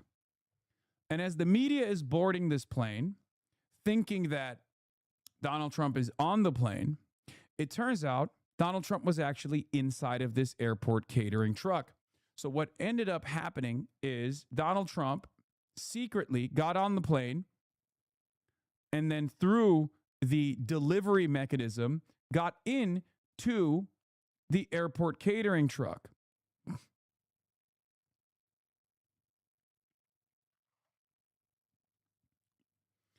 Now, we found out about all of this recently. The airport catering truck pulls in to the rear of the C-32A, which is the other plane. And Donald Trump gets on the other plane, leaving the White House press pool and numerous staffers on board Air Force One as bait. Straight up, like with the assumption that this is a valid assassination attempt, Donald Trump basically sent the entire White House press pool, if this was a real assassination attempt on the president's life, Donald Trump basically said, fuck you. He said, sayonara, see you later.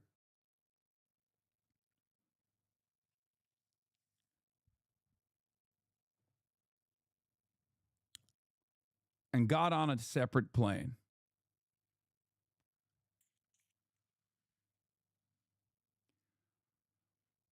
This is objectively hilarious. I cannot deny it.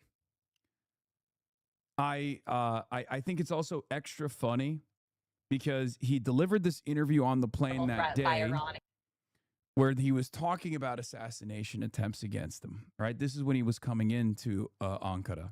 Well, I have a threat all the time. I'm #1 on their list before you. But if I go, you go, right? But was there a specific perhaps someday you want to change professions. What do you have, Daniel? Yeah. He says, if I go, you go.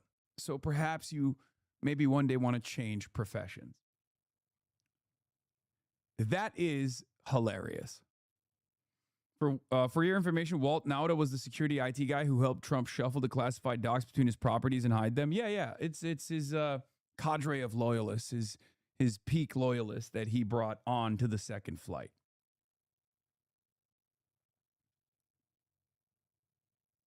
Do you remember this lady who was on the plane? Is it Laura Loomer? Good evening. I'm Natalie Harp, a formerly forgotten American from California. Jesus Christ. New York Times has delivered like 10 email headlines about this to my inbox as though it's the biggest story right now and I can't get over how much they're freaking out about it. Am I crazy or this is just a weird thing, but otherwise not that big of a deal since nothing actually happened?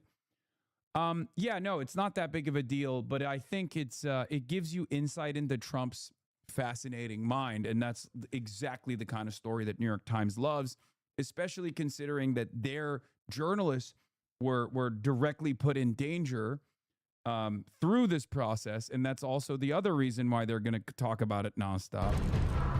Trump to Marco Rubio before getting on a food cart to head to a separate plane in Turkey. Oh! They expect one of us in the wreckage, brother.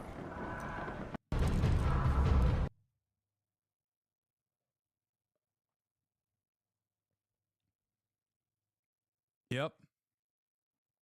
Trump left Marco Rubio and top aides on Air Force One as he secretly fled the Iranian threat.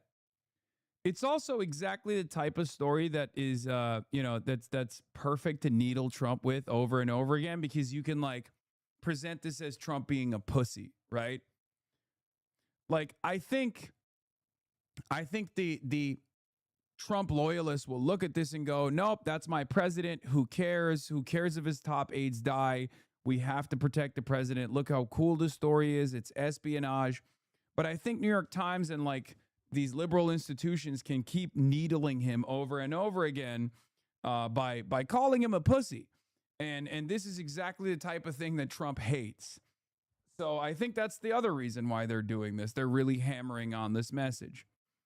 I'm more so fascinated with this story because I think that there's a second layer to it that the Washington Post reporters obviously revealed by way of the intelligence community that turned around and leaked details to Washington Post about the veracity of the assassination attempt claims and where those claims came from initially. They said it was the Israeli intelligence that delivered this information to the American intelligence community, and American intelligence found these claims to be not so credible. That's the problem here. We're the deplorable choir. Okay, stop. We're not doing that right now. Anyway, let's continue. Oval Office Operations, Walt Nauta. Secretary of Defense Pete Hegseth met them on the military plane and flew with the president from Turkey to England. Among those who stayed behind on the original Air Force One, some names you'll recognize: Secretary of State Marco Rubio, Treasury Secretary Scott Bessent, and Deputy Chief of Staff Stephen Miller. Some of the people on Air Force One knew that the president had switched planes, and some didn't. Right, Nancy, thank you so much. Israel had passed along some intelligence which suggested a specific threat from Iran targeting Air Force One, a threat involving a shoulder-fired missile. Optics like this is catnip for the wine moms and hashtag resist libs, while the CIA intel infighting is for the real heads. Exactly. Our interest in this story revolves around the fact that, one, Israel is constantly sending intelligence, whether it's faulty, whether it's real or not, it doesn't matter. But Israel is constantly sending intelligence to the Trump administration directly. And this intelligence is probably playing a role in the way that Trump sees the world. It's probably playing a role in the way that Trump sees the possible deal making with Iran, right? And I also find it fascinating that different factions within the intelligence community have had enough of Israeli interference and are straight up leaking information to the media. That, I think, is also an important factor at play here. Clearly, as I've talked about before, the CIA has different factions inside of it. This is a bureaucracy. The State Department has different factions inside of it.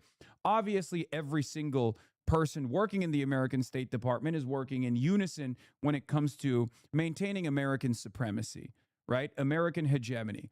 However, some in the State Department and some in different factions inside of the intelligence community, whether it be in the NSA, whether it be the CIA, whether it be different departments, have recognized that Israel is now an impediment to American supremacy. Israel is becoming an increasingly larger force that is at odds with the American strategy in the Middle East. And that's what's going on. And it does seem like the side that has seen Israel as a liability, some of which have left the State Department famously under the Biden administration even, and certainly under Trump as well. But the side that is the factions that see Israel as a liability in the CIA, in the State Department, are getting increasingly more agitated as time goes on. And this, of course, creates a unique media environment for the real heads, for those who are actually wondering where this will go, because they're just going to yap more and more to the media. This is something that happened in Trump 1 a lot more frequently than it has happened in Trump 2. If you remember, leakers were a huge issue for the Trump administration in Trump 1. Part of the reason for that was because Trump was unbelievably incompetent, and Trump 1 actually had a lot more competent servants, like competent public servants that would look to the crazy things that he was doing and go, this is unacceptable. We have to put an end to this. And then they all became, MSNBC contributors and former Trump administration officials that became never Trump Republicans or never Trump liberals, or former Republican liberals. But there have been a lot less leakers in the second Trump administration. And part of that is because Trump decided we're doing away with competence. We just want loyalists, right? And I would go so far as to say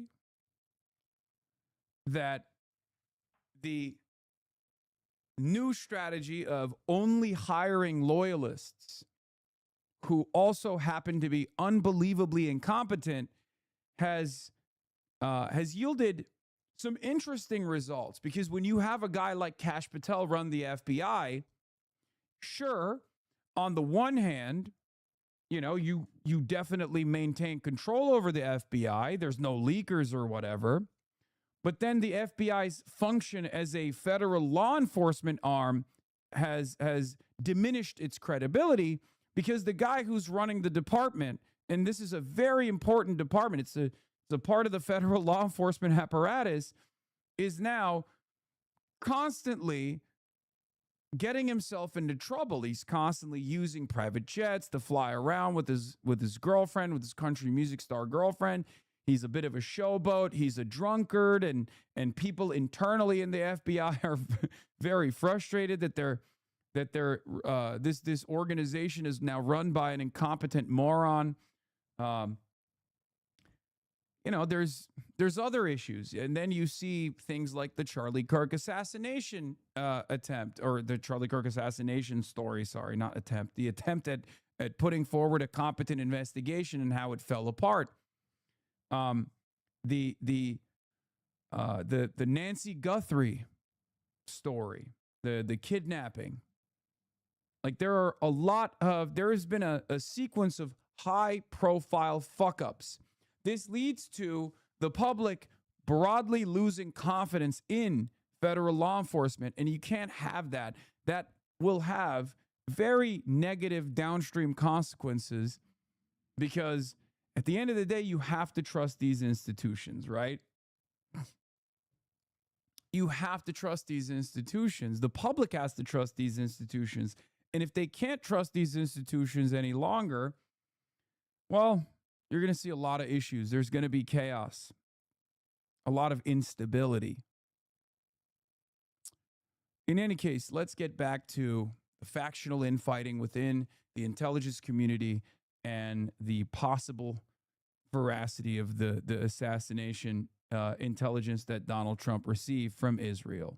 Now, some officials were reportedly skeptical of that Israeli intelligence, which was viewed as part of Israel's effort to influence President Trump's decision-making on Iran. Joining us now, John Hudson, national security reporter for The Washington Post, who, of course, has been digging up so many of these important new details on the president's cloak and dagger flight. And you have a new byline out this morning, along with your colleagues, that the CIA specifically had low confidence, right? We talked about questions at the time in this intel coming from Israel, whether it was perhaps being used to try to influence President Trump's thinking.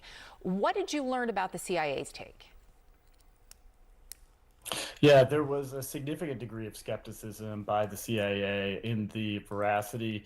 There was low confidence in the information that the Israelis passed along about the degree of the threat facing the president. There was concern that the information may have been more intended to manipulate the U.S. policy making rather than inform U.S. policy making.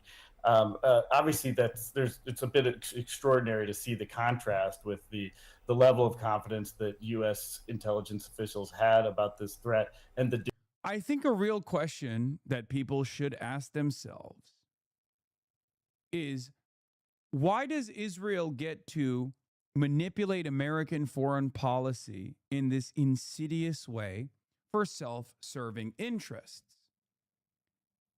You have to ask this question. I mean, the fact that CNN is covering it like this is important.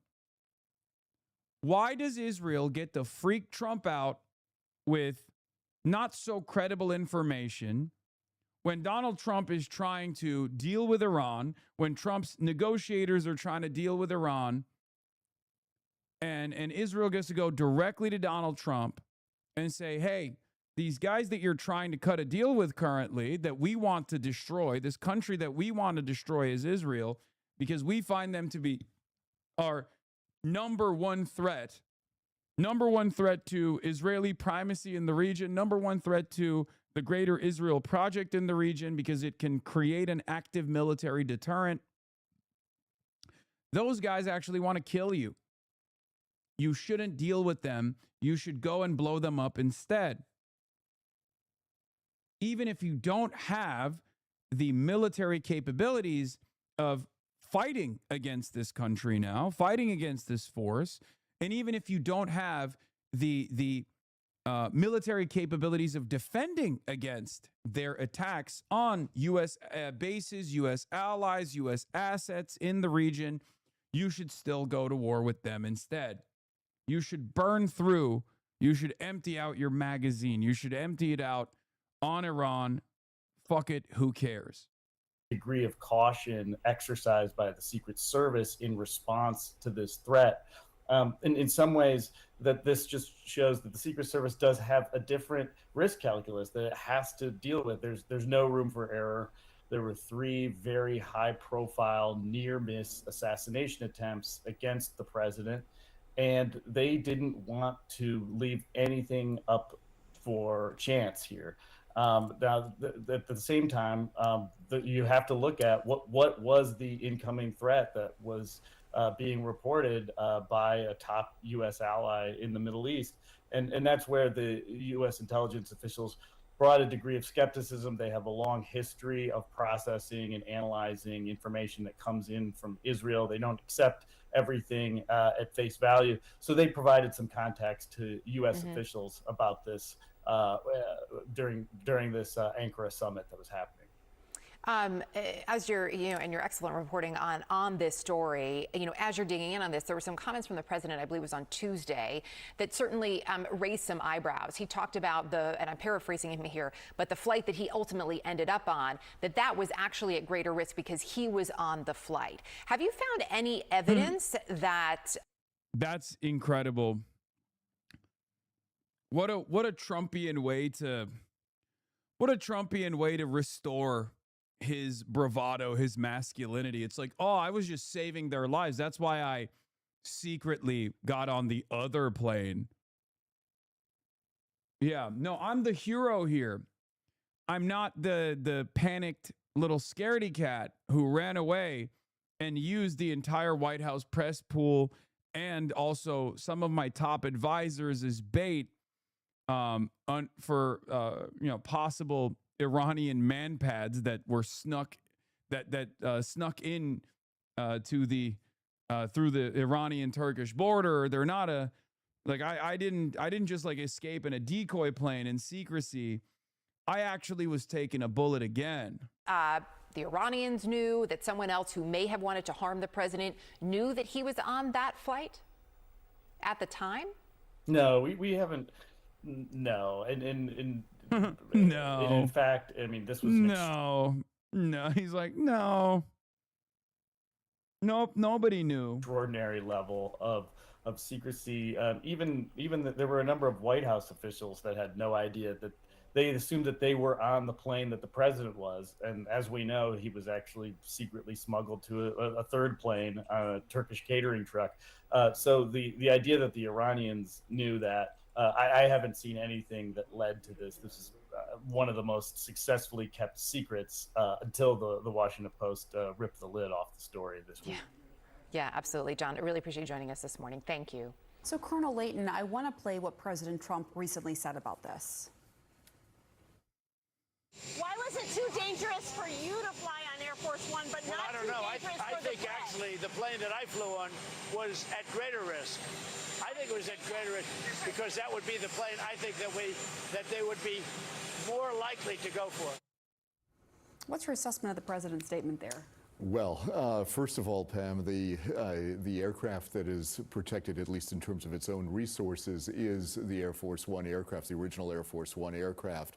The Qatari Air Force One aircraft has some capabilities that to protect. What the fuck is he talking about? Those what the fuck is he talking about? Equivalent that he. They took me off the plane and put me on another plane and used the other plane as a decoy, but I think my plane was in more danger. I think I was actually preventing them from being attacked. I think I was the decoy to save the staffers. On one hand, so from that standpoint, he's correct that the aircraft is not as safe as the other one. But the issue here is that was an aircraft that was not really targeted. According to these reports, the Air Force One aircraft is the one that was targeted, and probably both Air Force Ones. And this one would be a safer aircraft to be on. By the way, this is twofold. Not only does this get to play a role, I forgot to even mention this part. Not only does this get to play a role in like Trump's attitude towards Iran, his willingness to possibly deal with them, but it also causes Donald Trump to reconsider how secure Turkey is. It causes Donald Trump to reconsider how much he can trust Turkey. So that's the other side of the story as well, because Israel is not only obviously interested in waging war with Iran, destroying the MOU, destroying any attempts at a ceasefire negotiation, but Israel also wants Donald Trump to hate Turkey. Israel wants Donald Trump to not give Turkey the F-35 fighter jets. Israel obviously sees Turkey as a significant threat, also vying for American attention, also vying for more power in the region. And Turkey has obviously delivered a massive W to American ambitions in the region with its actions in Syria, right? Israel sees this as a major threat to their ambitions in the region. And of course, that's why they've been pretty open about how Turkey is the next Iran, how once we're done with Iran, we're going to move to Turkey. We're going to destroy Turkey. So that's also something to consider. That's definitely something to consider here. I forgot to mention that element as well. Because Erdogan likes, Donald Trump, and Donald Trump likes Erdogan and sees him as a I have volleyball in 3 hours. In the region. But I will return after and play. We're hearing about now. I'm not going right now. Why was a decoy aircraft? I just mean I'm gonna play video games until then, and then I'm gonna return. Members of the cabinet and the presidential line of succession allowed to fly?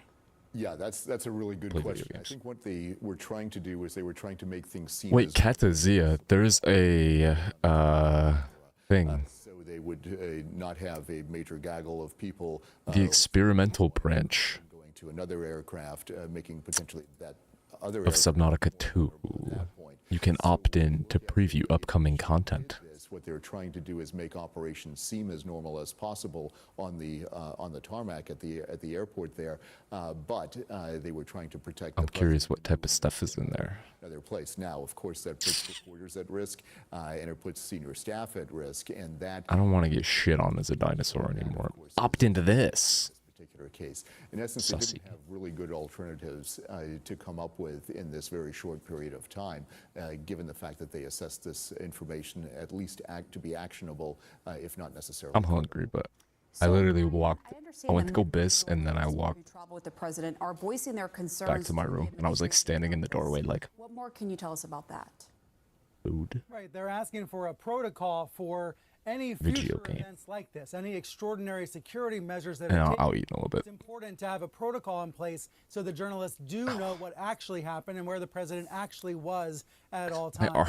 So there was a meeting between the head of the White House Correspondents Association. My muscles are so fucking like cooked. These concerns were outlined, and there's been no response. Like when I like stretch my body's been like really like both the White House's credibility, and when I like stretch my body, it makes like the most ridiculous cracking sounds. Oh, we're crashing.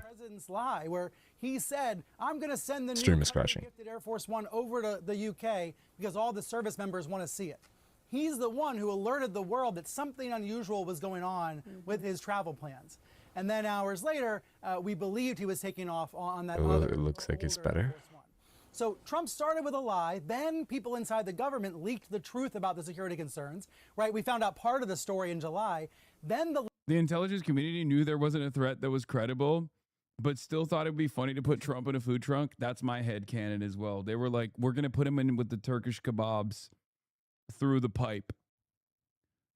Mr. President, you have to go through the machine. You have to go through the contraption with the kebabs, with the doner kebabs. Police continued. Someone reached out to the Washington Post. Now maybe we've learned the full truth about just how serious this was. They're gonna turn you into food, and they're gonna eat you like the late great Hannibal Lecter, Mr. President. One from Qatar. The lie's been exposed. What am I looking for? Oh, closing Steam. Pam, it's an example of the system working, right? Sources inside the government thought the public was being deceived by the president. They thought the truth should come out about the deception, and now we know the truth. But it reminds me of an. What do you mean they thought the truth should come out? But why would they think that? Trump has claimed that Iran has been. It's a fascistic, he said on Fox bloodthirsty administration. 5 days after he had They felt bad. They needed to tell us the truth about this inconsequential detail about a thing that some people knew about, but other people didn't, and definitely not a single one of any of those people gave a fuck. Security concern. So whether you knew then, or you didn't, or you know now, or you don't, you definitely don't care. So they felt real bad and wanted to tell the truth. And that's why we always have to be asking questions as reporters. Dude, this muscle in my shoulder hurts really bad. Asking a lot of these questions, do we have a clear understanding of which administration officials were and were not aware of the president's plane switch and the security threat here? Well, it was a small group. The two cabinet secretaries who stayed behind on that old Air Force One, Marco Rubio, Secretary of State, Scott Bessent, the Treasury Secretary, they were aware that President Trump was not on that plane. They had been involved in the planning in the hours beforehand of this deception ruse to get the president off. So they knew to get the president off? In terms of some of the other staff members on the plane, and you know, on Air Force One, it's a pretty wide swath of people who travel. It's the most senior aides, but you also have military officials, the stewards who work on the plane itself, members of the press, Secret Service, agents. So there's a wide variety of people who ride on that plane, and certainly not all of them were aware that this was happening. And you see in the video staff and press coming up the back stairs of the plane after the president has gotten on. And we know from the video that as they are boarding, the president is on the other side of the plane, heading out that exit door and into the catering container to go across the tarmac. He was joined in there by those two close personal aides of. I'm not trying to be crass or dismissive when I ask this, but why is this a relevant story? Do people actually care about this stuff, or is it just an easy way to sow a bit of additional distrust? Nobody cares. Into liberals? Yes. Nobody cares. Also, I need to do more coverage on like lib slop, as I like to call it, as well, because my commentary has revolved, I think, too much around just the attacks that I've been receiving for the.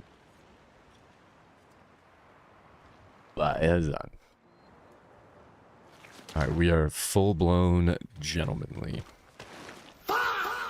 We're working men gentlemanly, though, with this clothing.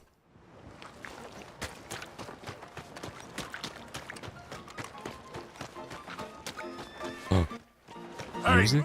Oh, whoa, whoa, whoa, whoa. My bad, brother. I mean nothing by it.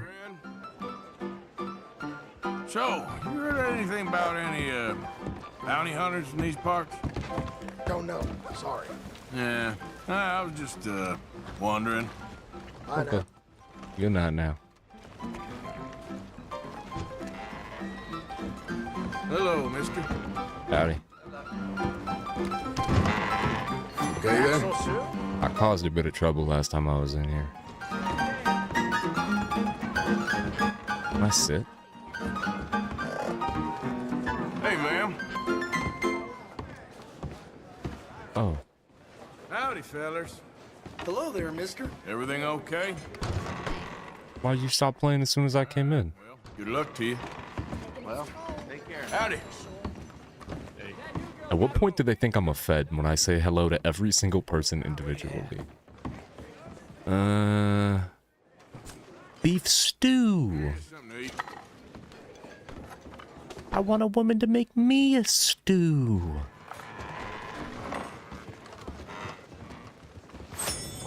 Nice. This is such a good game. Hello, ma'am. Hello, ma'am. Hey there, mister. Howdy, mister.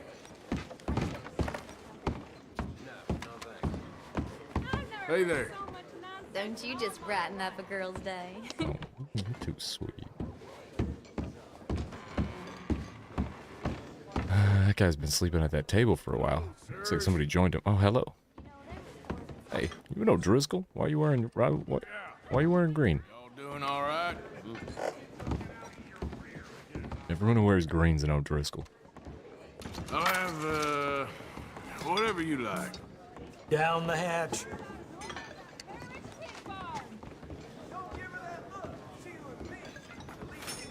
Oh, my lucky day.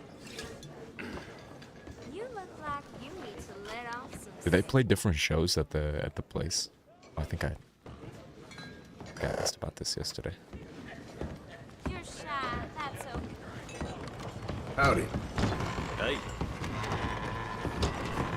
Oh, Jesus Christ. I'm not in first person mode. Gameable. It's about to be morning?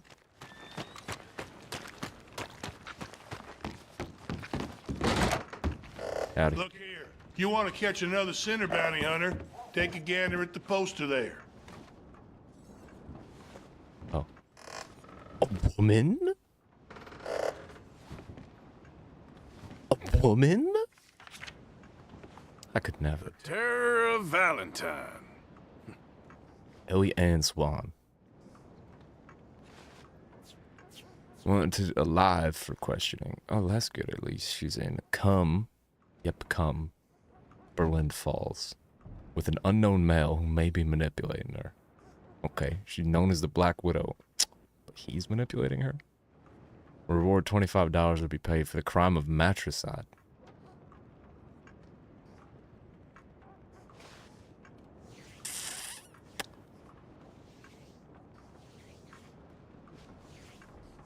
Can I not? Can I just, like, say based and leave? Wait, no, that means killing her mother. I'm stupid. Right? Yeah. Would patricide be killing a husband? Whatever. The law is the law. We'll do it.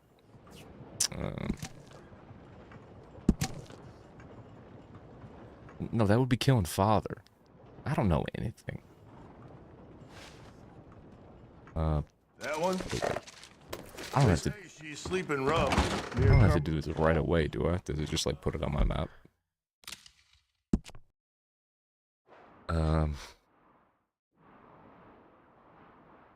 Okay. She's sleeping rough.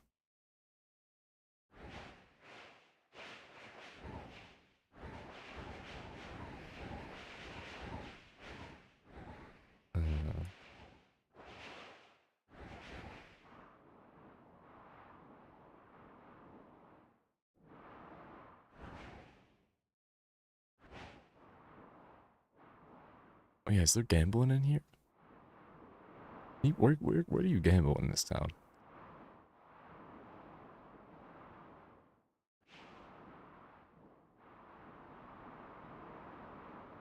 It takes so... I don't know what the bug is that makes it so it takes so long to zoom out. Here, look. I'm trying to describe this yesterday. Look at my mouse. Alright, so if I want to zoom in, this is what I have to do. I have to fucking press this button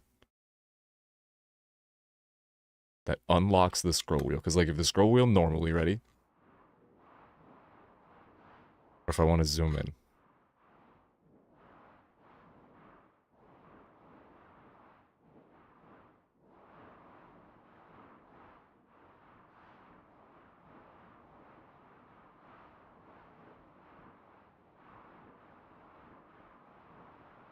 Okay, and then to zoom back, or like to do it differently is, ready? Just watch this, hold on.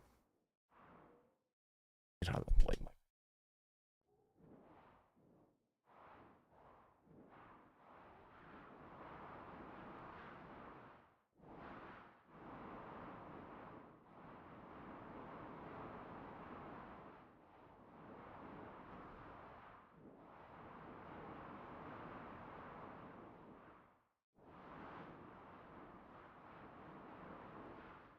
Like, it's still spinning.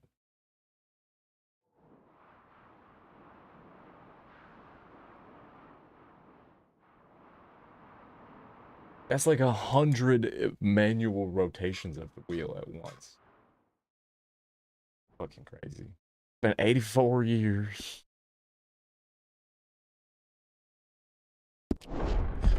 Morning,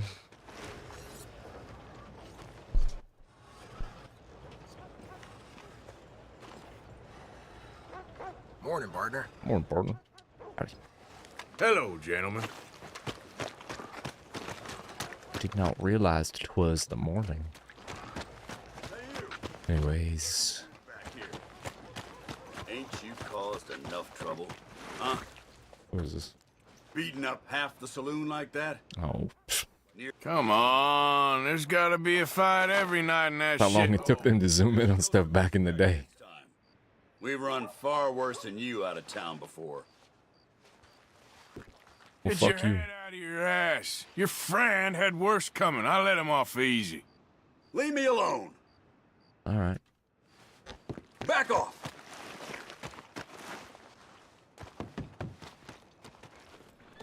Go on now.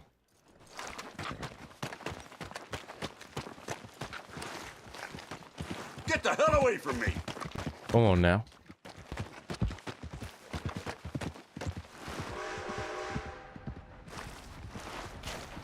Welcome back. We got big game meat, and then we got rabbit pelt. I'm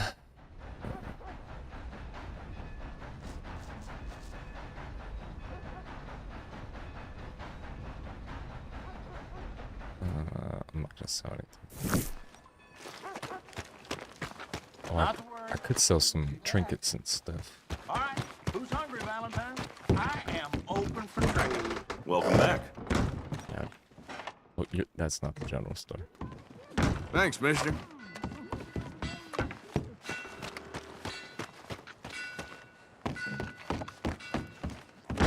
Been a while since you came through town, ain't it? Nope.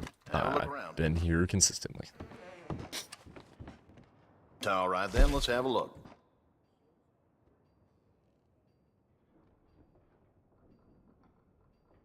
Was this stuff I can buy? Oh, this is stuff I have. I'm in the sell menu. Oh, I can't sell these here. Who accepts these then, eh?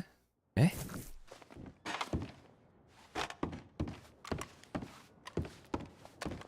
Have I got cigarettes? Surely I've got some cigarettes. Posse ride through town last week, dragging a couple of farmer like goddamn road. Things just get worse and worse. Morning to you.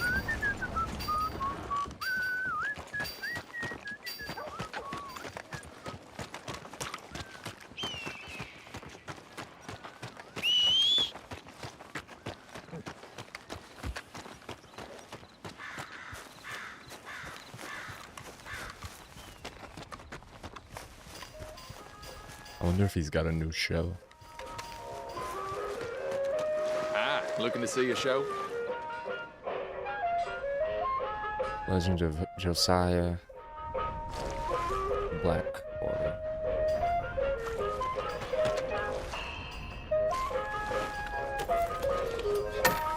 Take it, please. Whoa, put the gun away, bro. We'll be starting soon, just inside the tent there.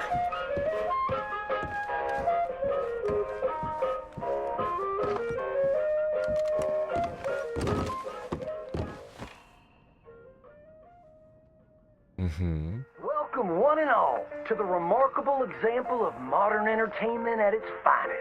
Now, most of you youngins, I'm sure, know about our great national hero and pioneer, Josiah Blackwater. Him that gave the town of Blackwater its nomenclature. That guy cheered. Woo! About 100 years I ago, love him. nothing here but big old Josiah. ferocious beasts, surly savages, arid deserts, and unconquered mountains. The West, Racism. the whole West was untamed. Your mama probably told you bedtime stories about Josiah's many adventures, but I'm gonna tell you a story you ain't likely to have heard about his possum hat. Now, Josiah Blackwater was born in the year of our Lord 1782 in a log cabin just west of Ansburg. He was a special boy. His pa gave him his first rifle when he was 3 years old. Bro has facial hair as a baby and a gun. There's a whole mess of critters out there in them woods that aim to eat us. I'm gonna consume them first. Yes, sir. He really took to killing all manner of things. He was such a keen shot. One morning, he was sorting up some winter turnips for the root cellar when a big old bear and her cubs came in the kitchen hunting for food. It had a mind to eat up all the jams and preserves. Josiah grabbed that bear and wrestled her to the ground and squeezed and squeezed and squeezed. He whooped the tar clean out of that big old critter. Then he tied her up and grabbed them cubs and ground them into sausages while the mama bear watched. That's fine eating. His mom and pa knew right then he was cut out to be the finest wild frontiersman that ever drew breath. But first, they wanted him to get some book learning. After only 3 days of attending school, Josiah beat the living daylights out of Sorry, did this child grow up to be a serial killer? that he was tired of ciphering and Oh, yeah, mathematics. the frontiersman. It's only good for adding up the number of critters or Indians you can kill.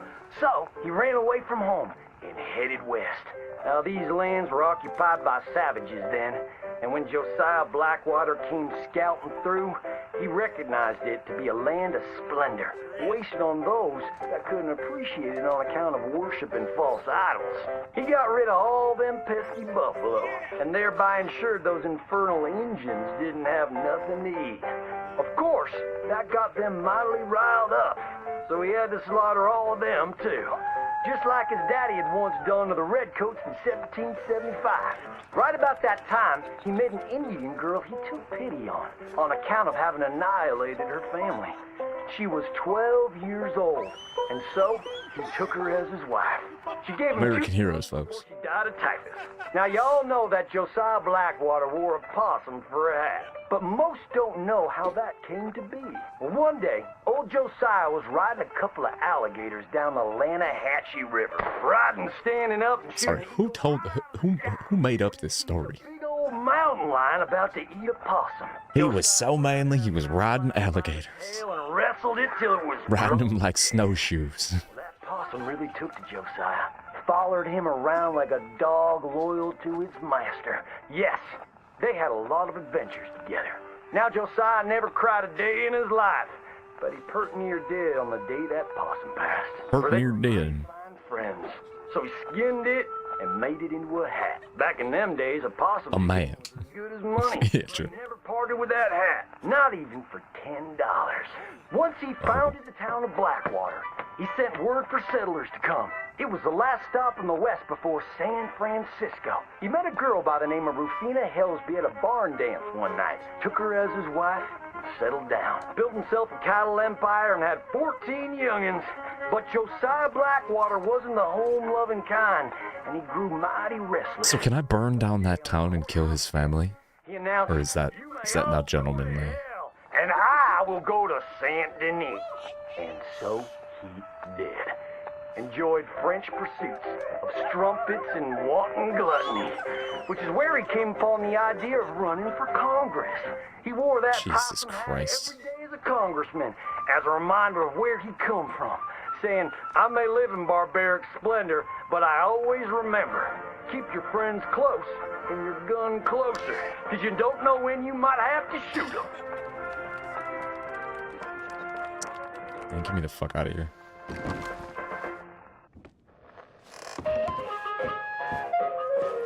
Any one of you liked that film, I'm shooting you in the head.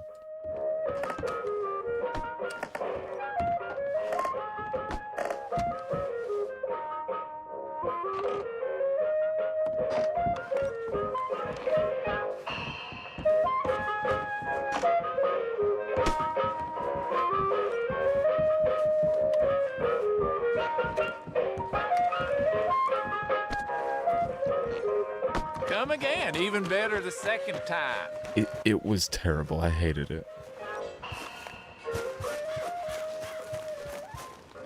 Man's got 2.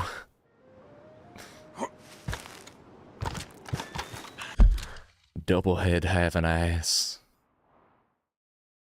God damn it. Now I'm hungry. But I just want to stream.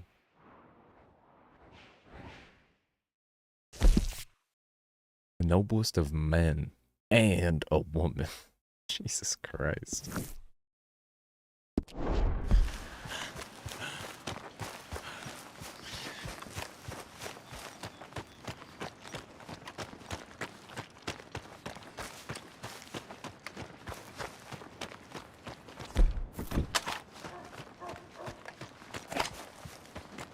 Not change the color of my... I think I can customize my gun, right?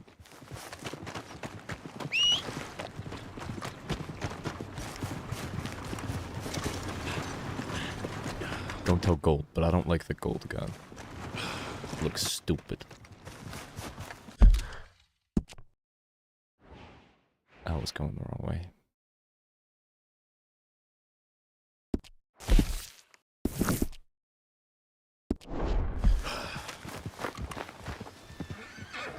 Pretty horse.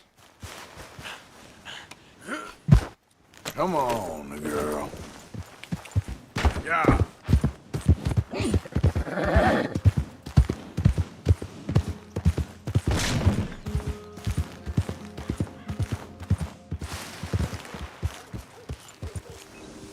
I make Red Dead play out of my headphones.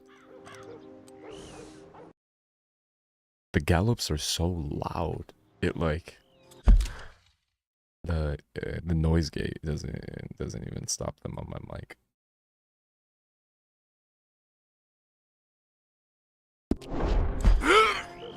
Yes. Very nice. Ooh,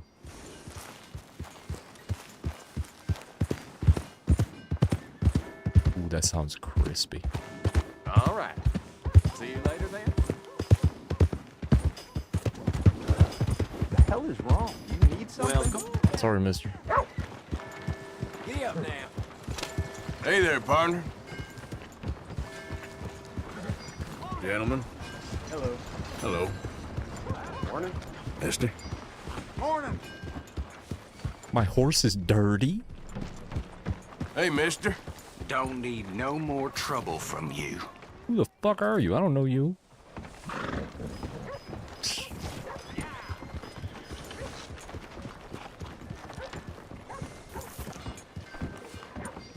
Unlocked rearing with this horse. Hold left control and tap space. Oh, pretty fancy. What did you say to me? You dumb son of a bitch. Hard, girl. Morning. Eat a dick, you old bitch. Hey, fellas. Good morning. Hey there. Howdy. I ain't looking for trouble, I assure you. Wow, been a while since you've been back, hasn't it? No, it hasn't. I'm frequently in this town and am a patron at these shops and conduct a fair bit of business here. Fight with Tommy outside of Smithfield's? That's right. Yep. People are still talking about that fight. What do they say? Fair enough. Neither's Tommy. Anyway, how can I help you today? Alright, bro. Alright, bro. Let's do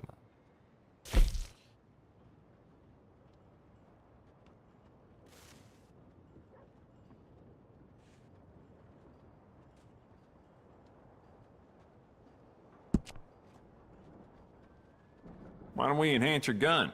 See how much we enhance more your you do. fucking mob. It doesn't hurt to stock up on ammo. You never know. I'd recommend loading up on extra ammo. Oh, you can't change the parts of this weapon? Why not? Stupid. What about the Cattleman revolver? Why can't you do that? Bet that piece could use a personal touch now that you've had it for some Bet your mom could use a personal touch. All the trouble in Valentine of late, and people are starting to talk about the curse again. The what?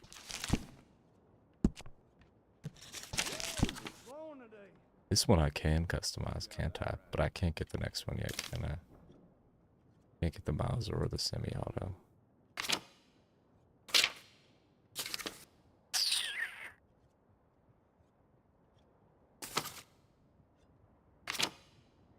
Oh, I can buy these, though. Now I'll pick up this bad boy for hunting. Let's go hunting. Let's go hunting. We'll keep this armor. Right, okay, there we go. Got 22s.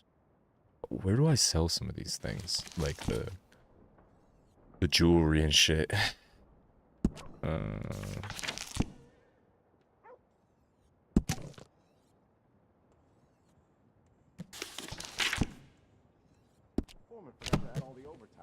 Can you customize? Go ahead. Thanks. Go on ahead then.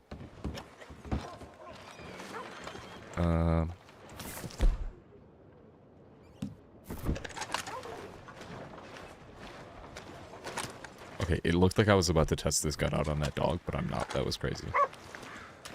Hey, pup. You okay, boy? Let me study you.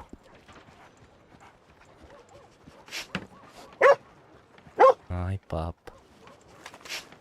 Hi, puppy.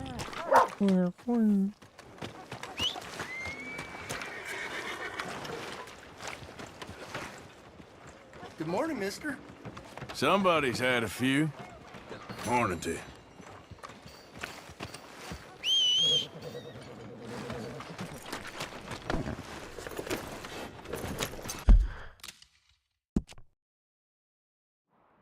Go get a difference. Oh, I don't have money.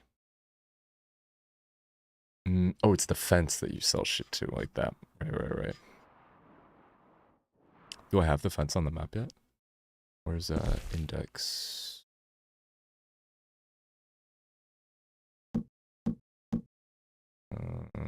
Figures not.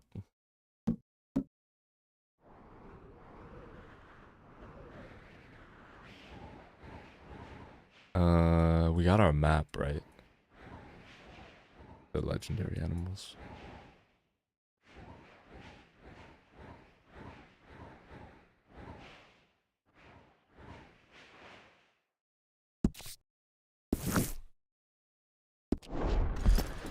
Is that a legendary animal? I think so.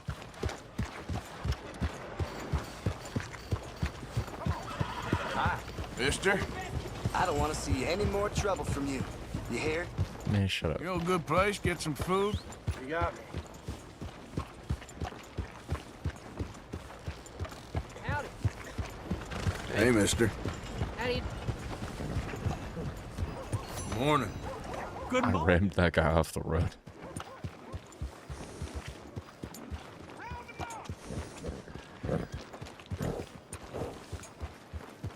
You, mister, excuse me. good to see manners ain't dead yet. He didn't say anything.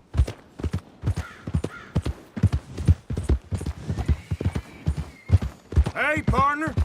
Morning, partner. Oh, that'd be nice, yeah. A little country breakfast place where you just, where like everybody's got like 50 different stories to tell. You can like consistently sit down and just talk to new people. Serve up some mud coffee and some home-style potatoes. Hey, That'd be mister. nice. Now that would be nice.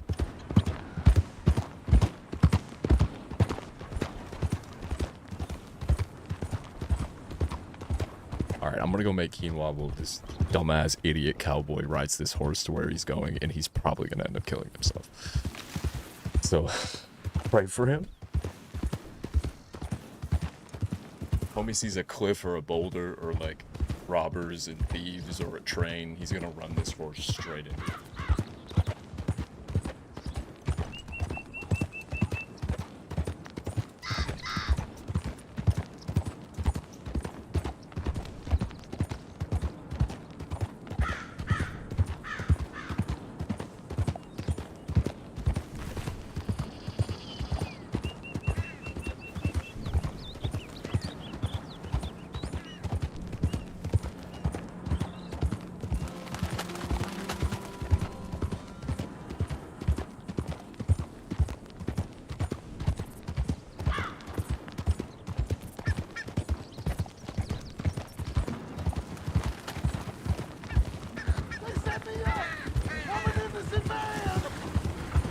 Hey, enough out of you! Hey! Hey, you! Please! You gotta get me out of here! Get me out of here!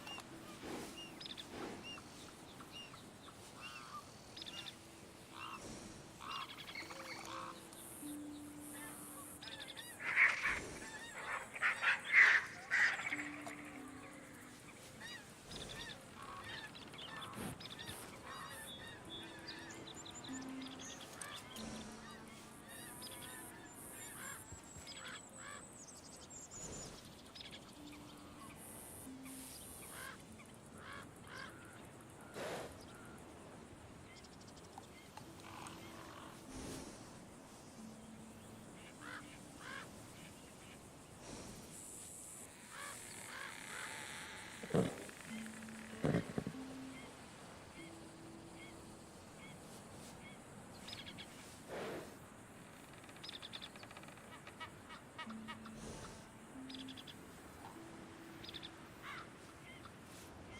made it and I'm not dead. Cat! Cat! Cat.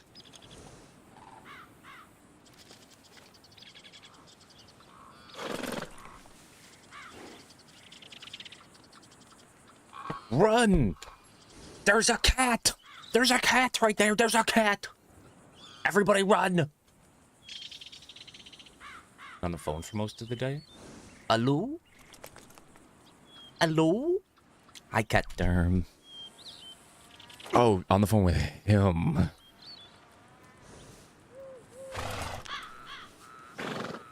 Bruh. It's nice to see you, cat. Happy almost Friday day.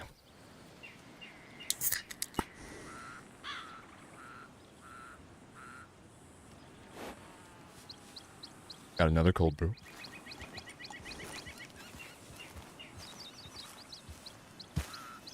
These have 220 milligrams of caffeine. Holy God, I might as well just smoke crack.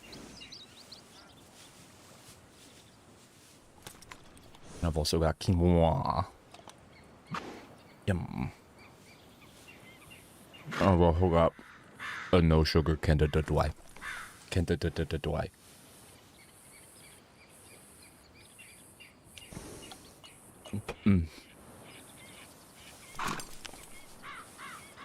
And I was also petting Luella downstairs. She's just laying in the driveway.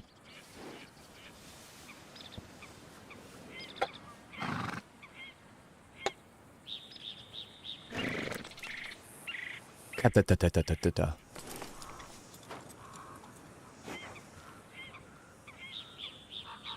Yep. Easy.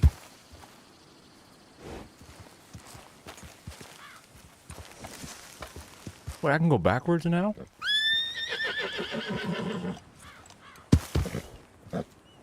We have an account that has 5 policies. I submitted their original exposures, Ayo. Did they expose their supple... were their original exposures back in late June. They got me updated exposures last week, and now they want all 5 policies by tomorrow? How long is that going to take you? What the fug? Yep. What the fug?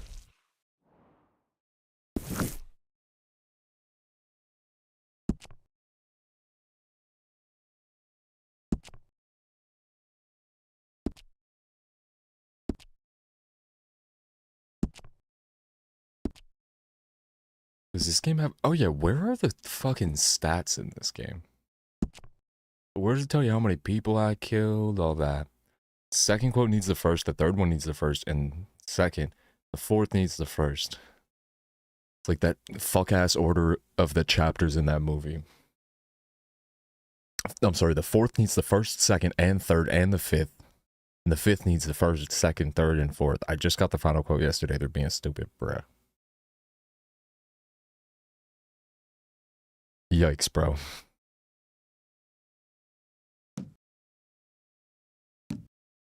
That's so fucking annoying. Who's on first? Smell. I'm gonna turn my camera off and eat this food like a wild animal. Nom nom nom nom nom nom.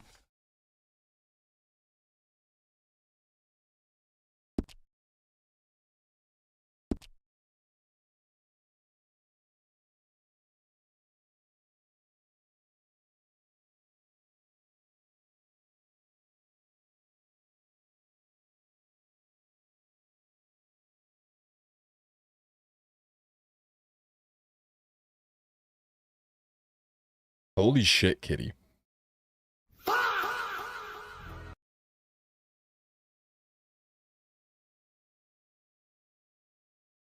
Dude, that's really annoying. Super duper annoying right there.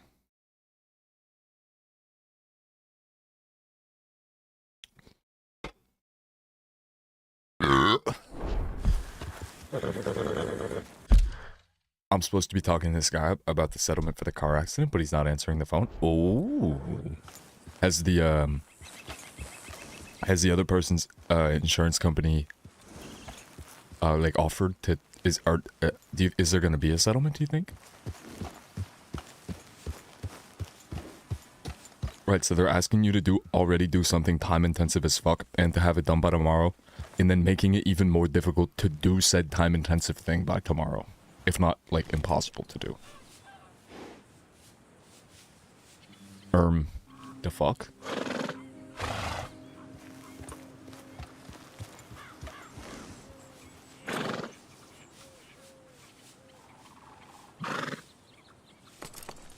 One of the worst agents y'all have.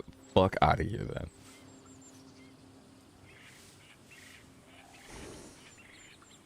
then. Just email them back and send them a picture of Goatsy. You asked for this on June 30th, and they got back to you last week, and now it's a rush to get all this done. Fuck out of here, bro. Get the fuck out of here.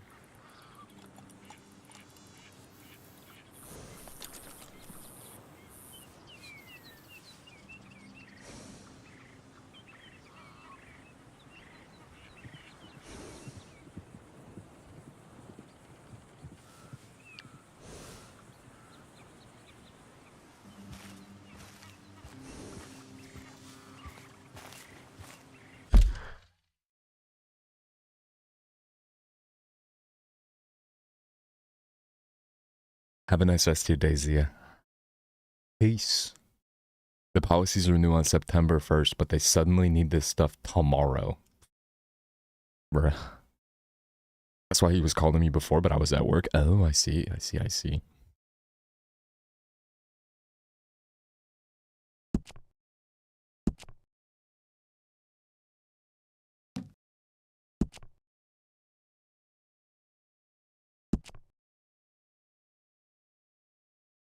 I have 45% accuracy with this revolver.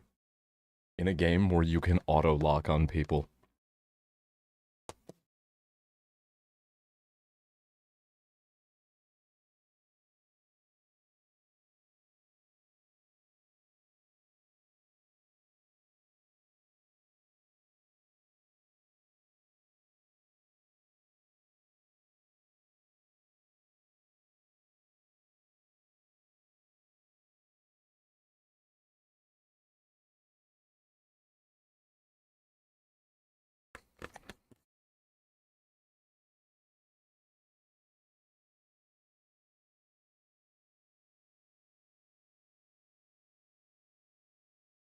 Sorry, I'm just eating my quinoa.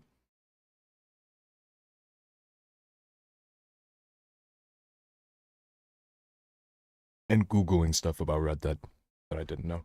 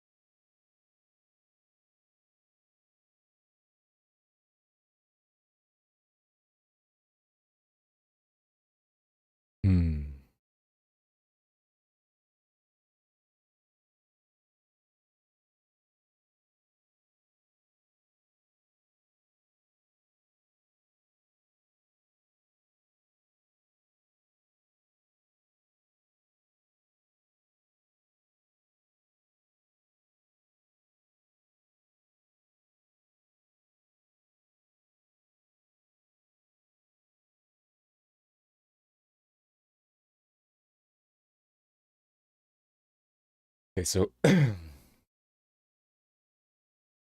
rabbits, badgers, muskrats, raccoons, skunks, opossum, and large birds. you can get perfect pelt or whatever from the varmint rifle. But then tiny small animals, squirrels, chipmunks, rats, bats, snakes, small birds, you want to use arrows. Wait, is there like a specific different type of arrow as well?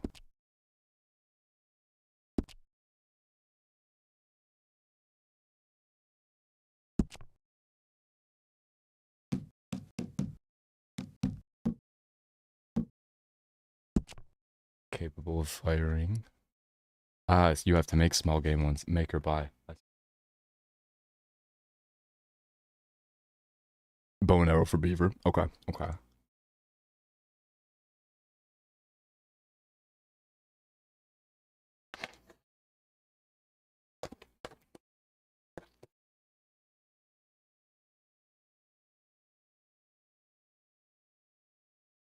Gobble, gobble, gobble, gobble. Mm.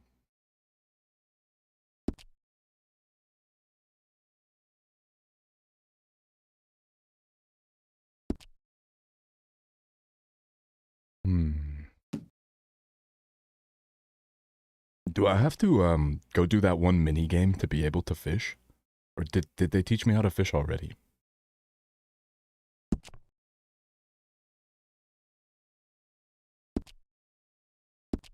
Because I definitely want to get into fishing in this game.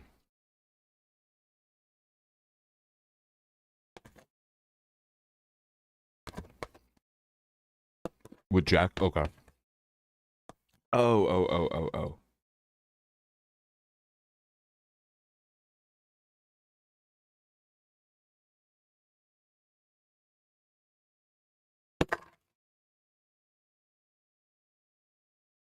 Okay, I finished the quinoa.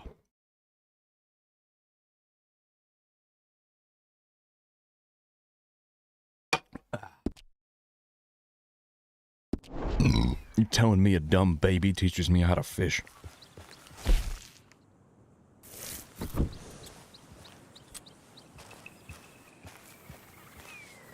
You've upgraded every satchel option and everything in camp with perfect pelts aside from 2 perfect cougar pelts, and it's taken forever. Finding cougars is already a hassle and they gotta spawn perfect. Oh. So you gotta find the 3-star one and then get the pelt perfect.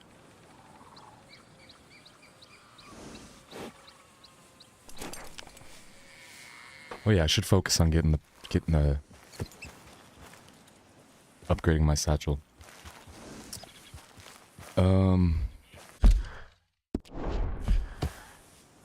Do I have to go to the trapper to do that?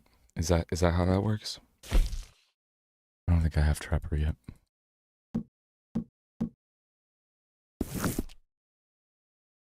To upgrade the satchels, that is. Or like to even like, I mean, more or less to see which pelts and shit I need. And do a perfect headshot on something with the right weapon, but if the animal is already a 1-star before you hunt it, you're getting the poor pelt. I see.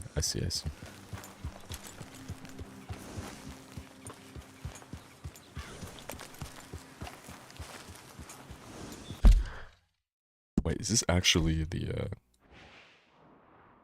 does this just mean there are deer here, or is this like one of the legendary things?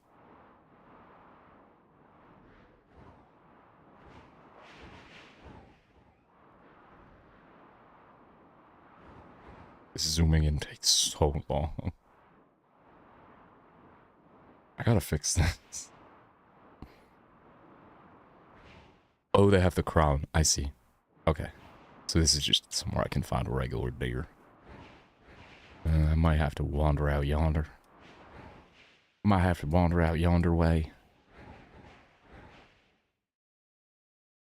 I guess I don't really know if I'm capped by missions and stuff if I have to do missions to go to some places, but can't remember. This is a swamp down there. Okay. Okay. The stag is the first one I rush because the trinket gives you better pelts. Right.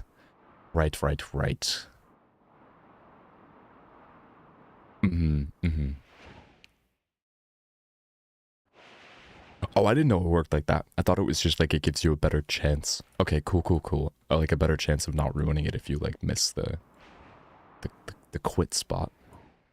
Okay, that's super good to know.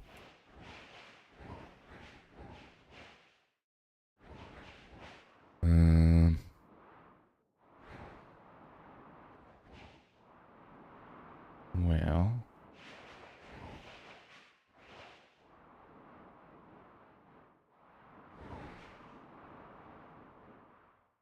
got the barge. Okay, I'm fixing the zoom in button because this is fucking stupid. Oh my god. Oh my god.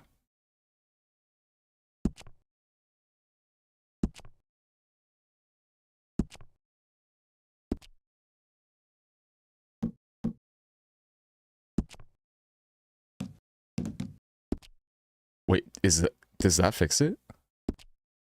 Raw input. Hold up.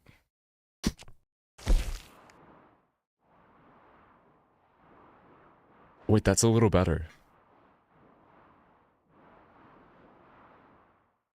Wait.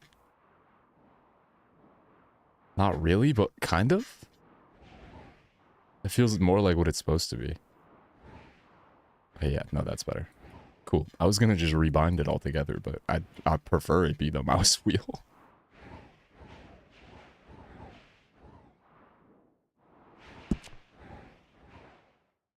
The hell? Add marker, remove marker?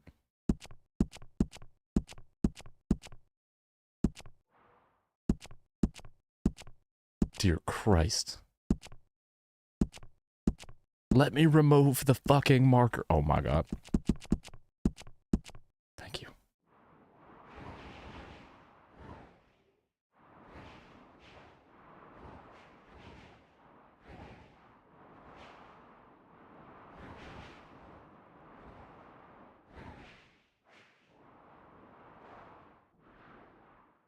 Oh.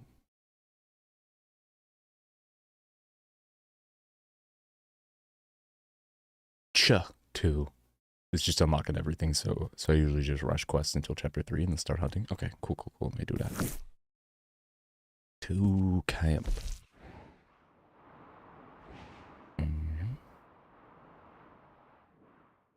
To the camp.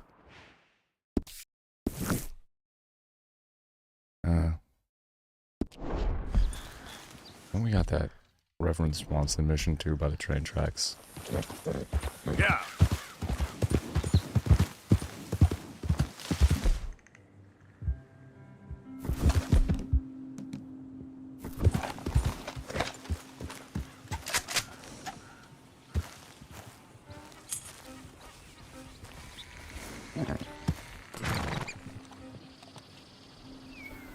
Wabbit.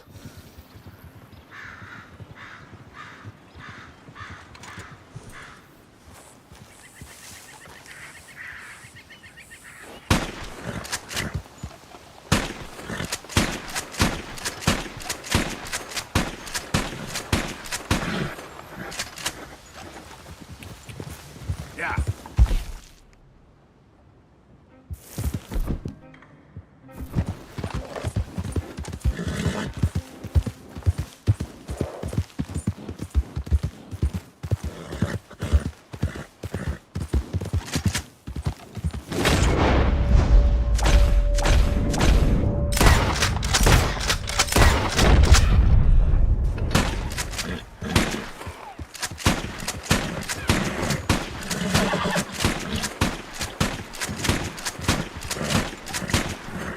I have very good aim, by the way.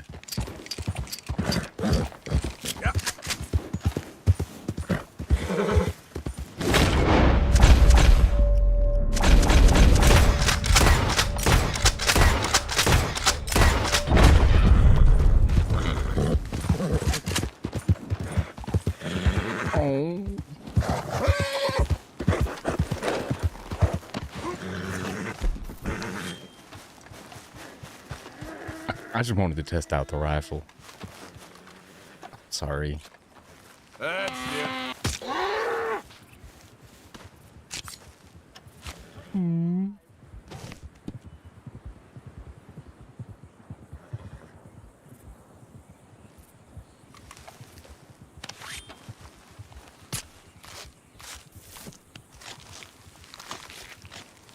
Just hit it with 1,000 BB gun bullets, literally. Me being like, oh my god, is it in pain? Do you think it's hurt?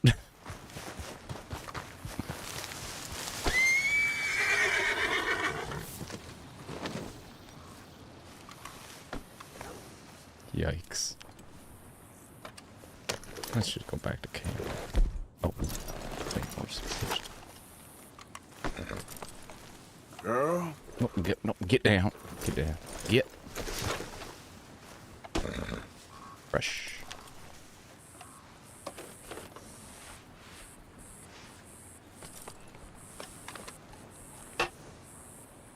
What is, what?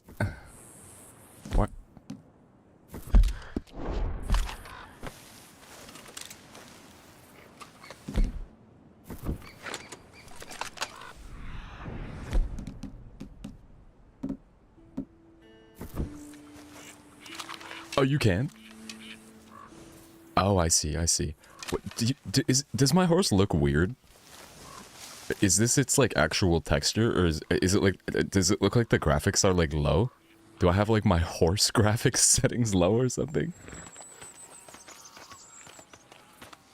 Oh, horse is pooping. I was wondering that, because it's a pretty horse, but also it looks like it's fucking got some polygon-ass pattern on it. It's dappled? Let's go, girl. Is that like dapper? Will someone brush and feed me, please? Please. It's a dapple horse?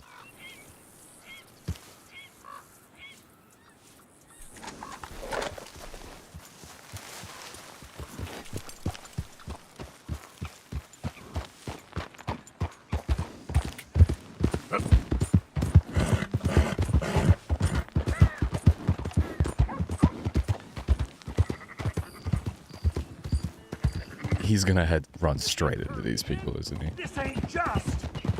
Keep your distance. Got a criminal here. Oh, I won't get involved between the long arm of the law.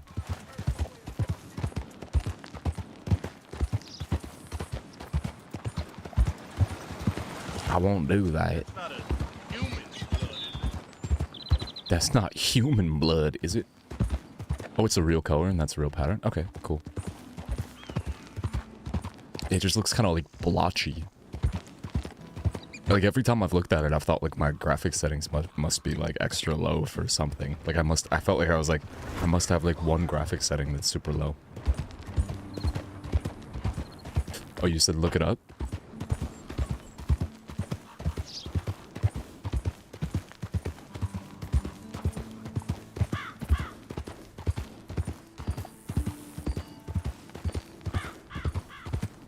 Pretty horse. Weird ass camera angle.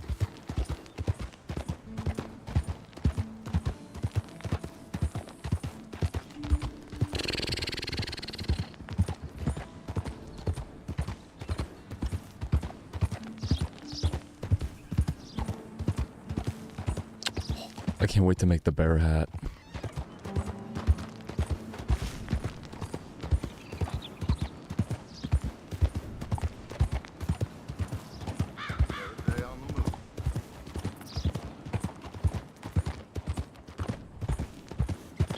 Oh, I see. I see. Interesting.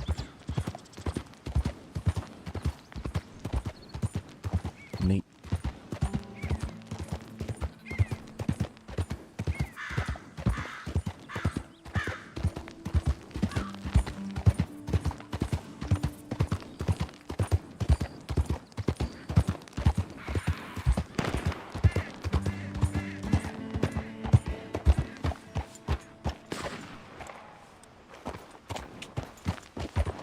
Is this the guy shooting birds? Yeah. I really should do it, but I don't know. Okay, fine, I will.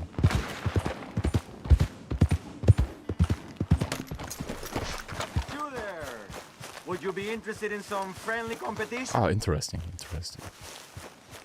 I've come all the way north from Mexico to challenge a real American gunslinger. Also, dappled gray paint, which is big white spots with dappled gray on the color spots. Interesting. It's a very pretty horse. Sure. Hey, A real gunslinger? That's fine. Me? Okay, man. That's what I like to hear. Look, man. Me? Simple, okay? Whoever shoots more of these bottles...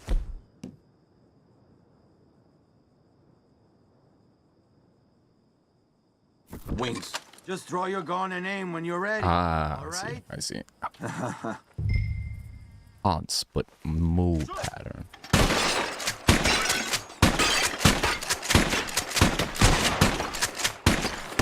Damn it all! How the hell did you beat me, huh? Ugh. Better shot, I suppose. That didn't make me happy at all. How about we raise the stakes? All right, let's do it. Aha! That's a good call, amigo. L. Okay, whoever shoots 4 birds out of the sky L. wins. Simple enough? Stand near me, and as soon as they come out, it's anyone's shot. Be patient. Ah! There they go! Shoot!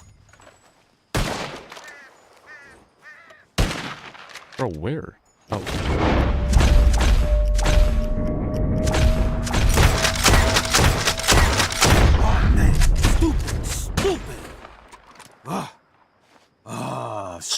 Stupid. Ow. Here it is, okay? Thank you. Man of my word. Thanks. Appreciate it. Sure. GG's. Better watch out next time. You'll see. Okay. GG. Oh my god. Yeah.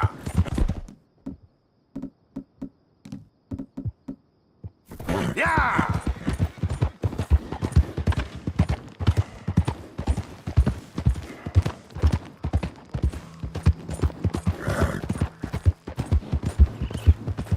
Identify yourself.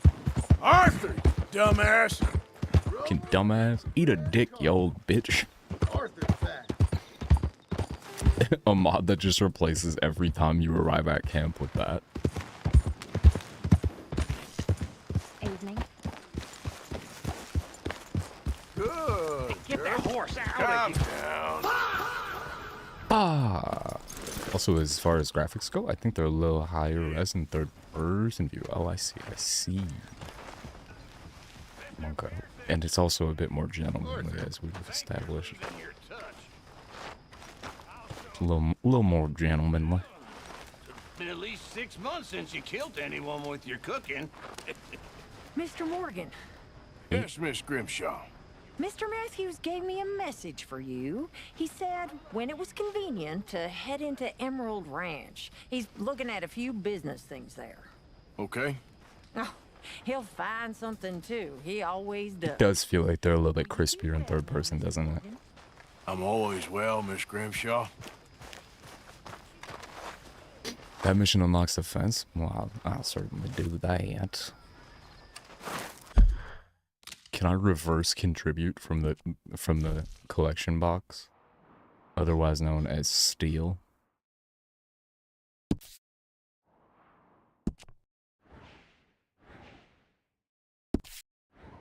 Trinkets.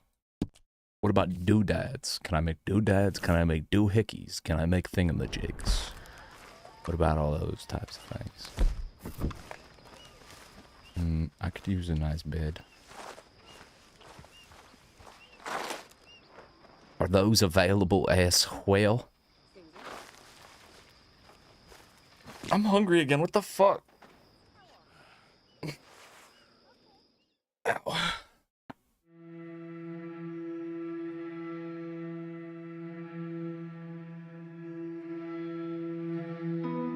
I'm watching in TFTing. Nice. How's the TFTing going? Right. I'm looking forward to being able to sell all that junk.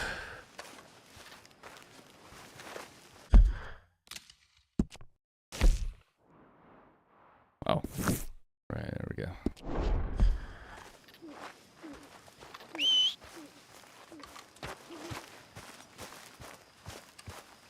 Arthur. Nope. Fuck off, Dutch. fuck right off. Yep. Yeah, I had forgotten about that earlier, if you saw. I went to the general store and I tried to sell him my goods and he said no. He said nuh-uh. Nuh-huh. Waiting for Q. Let L in. Let L in right now.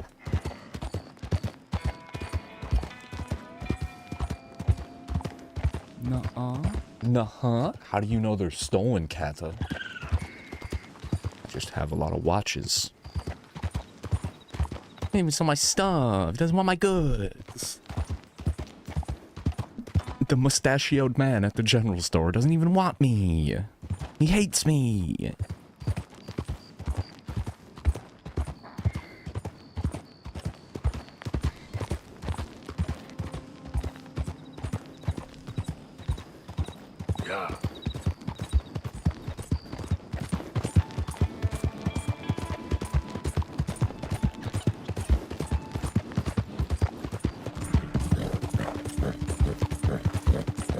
Hates you. Hashtag real and also true.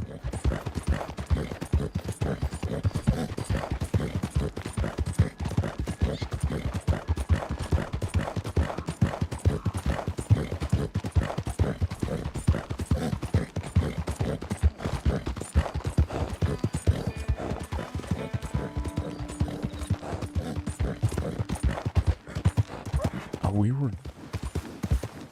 What? This feels like a trap.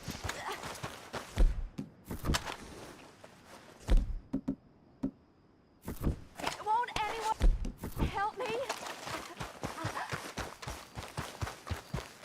Oh, mister! Please! Please help! Please!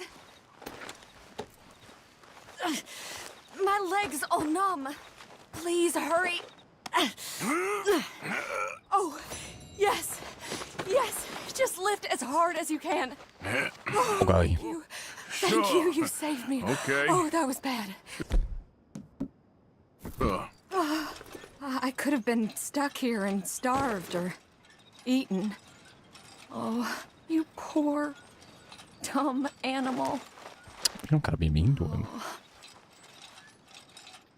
What'll I tell Mildred? Well, Helping women. You're right. thank you. You need a ride home, man? Fine. Oh, yes, mister, please. Thank you. Do you know Valentine? I was there. I know Valentine. I know Valentine.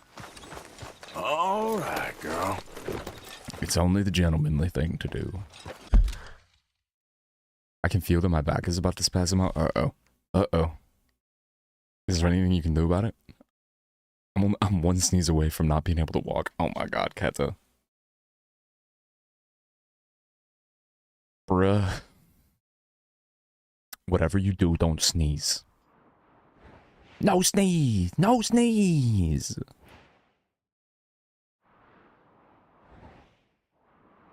No sneeze! Cat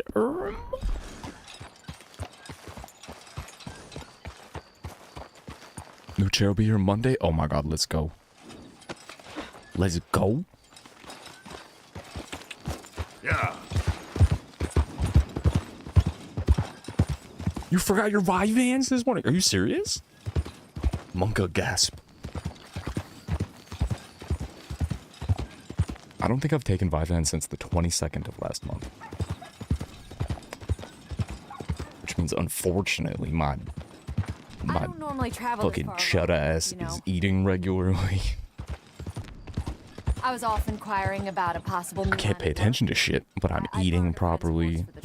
And See, eating. Well, it's just me and my boy now, and it's hard to find work. Let's just say I'm taking a little bit of a break. A good opportunity. I ran out. That's what I'm looking for. I was doubling up a lot. Not much work for a woman with a boy to raise. I won't work in no saloon, but I've got sharp eyes and quick hands. I do it every month. I was hoping to get a job working as a I ended up taking too much, and then the man said he'd pay me. I have to go like 10 plus days without it. Also doesn't sound Sucks for like a day or two, and then I'm just like, damn, right. eating food equal energy. What? He said he'd provide What is this? board for me and for my And I'm like, damn, I feel kind of tired around midnight. I should go to bed. And I'm like, what is going on right now? Yeah, it doesn't mean it's good for me. That's true. even if they do seem. That's true. That's true. Just be careful is all I'm saying. I may not have another opportunity like this.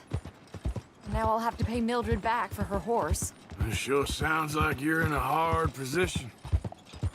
You finding me is the only good thing that's happened to me in a long while, sir. Oh boy. You ain't wrong, Kata. You ain't wrong.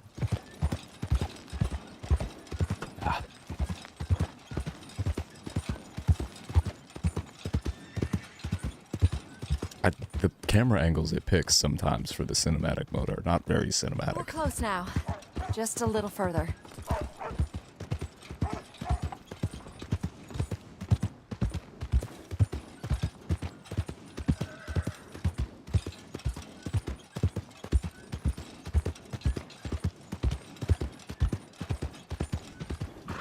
I wonder if there is a button for it. Oh, nope, don't pull out a tomahawk. Yeah, I wonder what the button is. We're here. Thank you. Nice, for we all your made it. help. You're a good man. Glad Money? to help.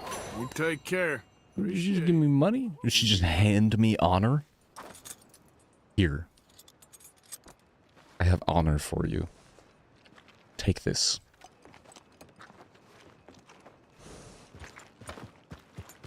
Tried to pull a tomahawk on a woman. I didn't mean to. Yes, it happened, but I didn't mean for it to happen, okay?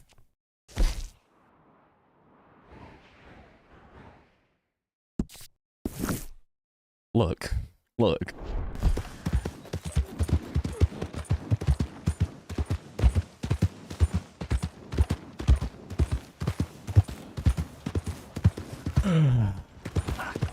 Hi there. Oh, what was I gonna say? Oh yeah, but I pick up my script tomorrow.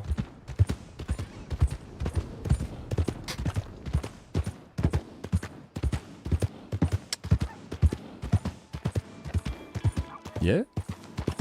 Yeah-huh. Not in the bin. Not the bin. Not the bin.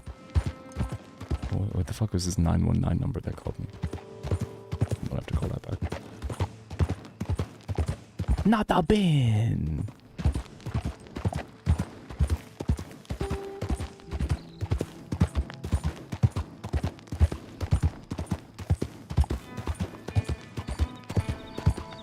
What month are we in?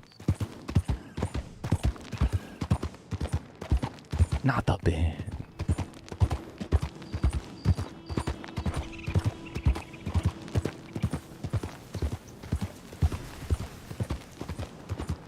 We're in 8.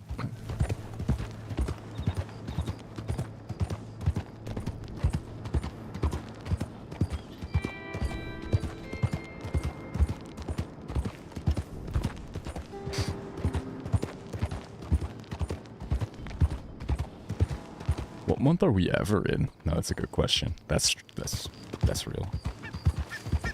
Look out! Bro, look out.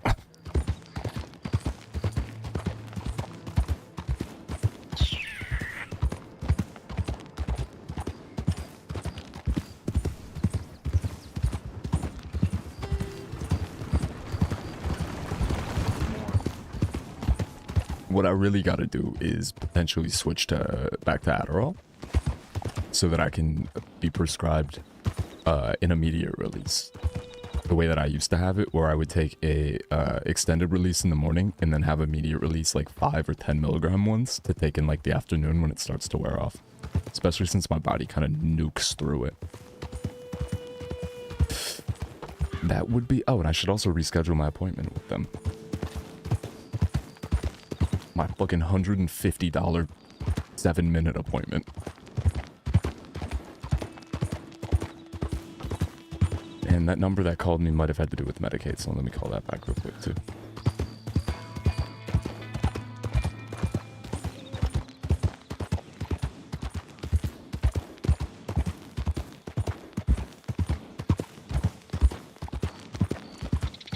Was not Medicaid. On fast methylphenidate. Nice, nice. Yeah, I was on. I started on I started on Adderall in like 6th grade. Right, Kata, because Vyvanse is the addiction haver friendlier one.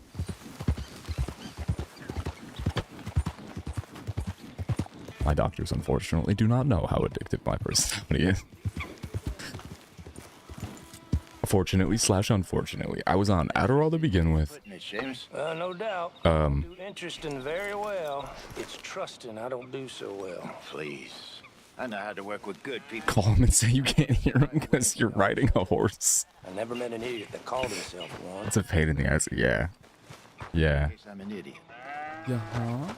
Yeah, that would suck for me, honestly.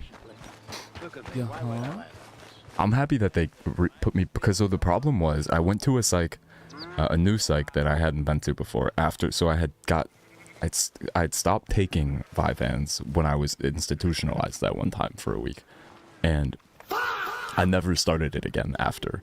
That was in March of 2023, right? And then, well after I had like started streaming again, because I remember I was telling Stream about it at the time. I was like, bruh, I miss stimulants. But so it was from March of 2023 until December, no, until like September or October of 2024. Until then, I was just completely off stimulants, but at some point, and I started them again in like September, November of 2024. September or October, I mean. In some point before then, though, cause I had been like curious if they thought it was a good idea, this like new psych that I was going to, if they thought it was a good idea for me to start stimulants again. I kind of like presented it as like a, hey, do you guys think it's a good idea? Or do you think that like, because at the time I wasn't sure how much taking the Vyvanse had to do with like, you know, my psychotic episode and whatnot.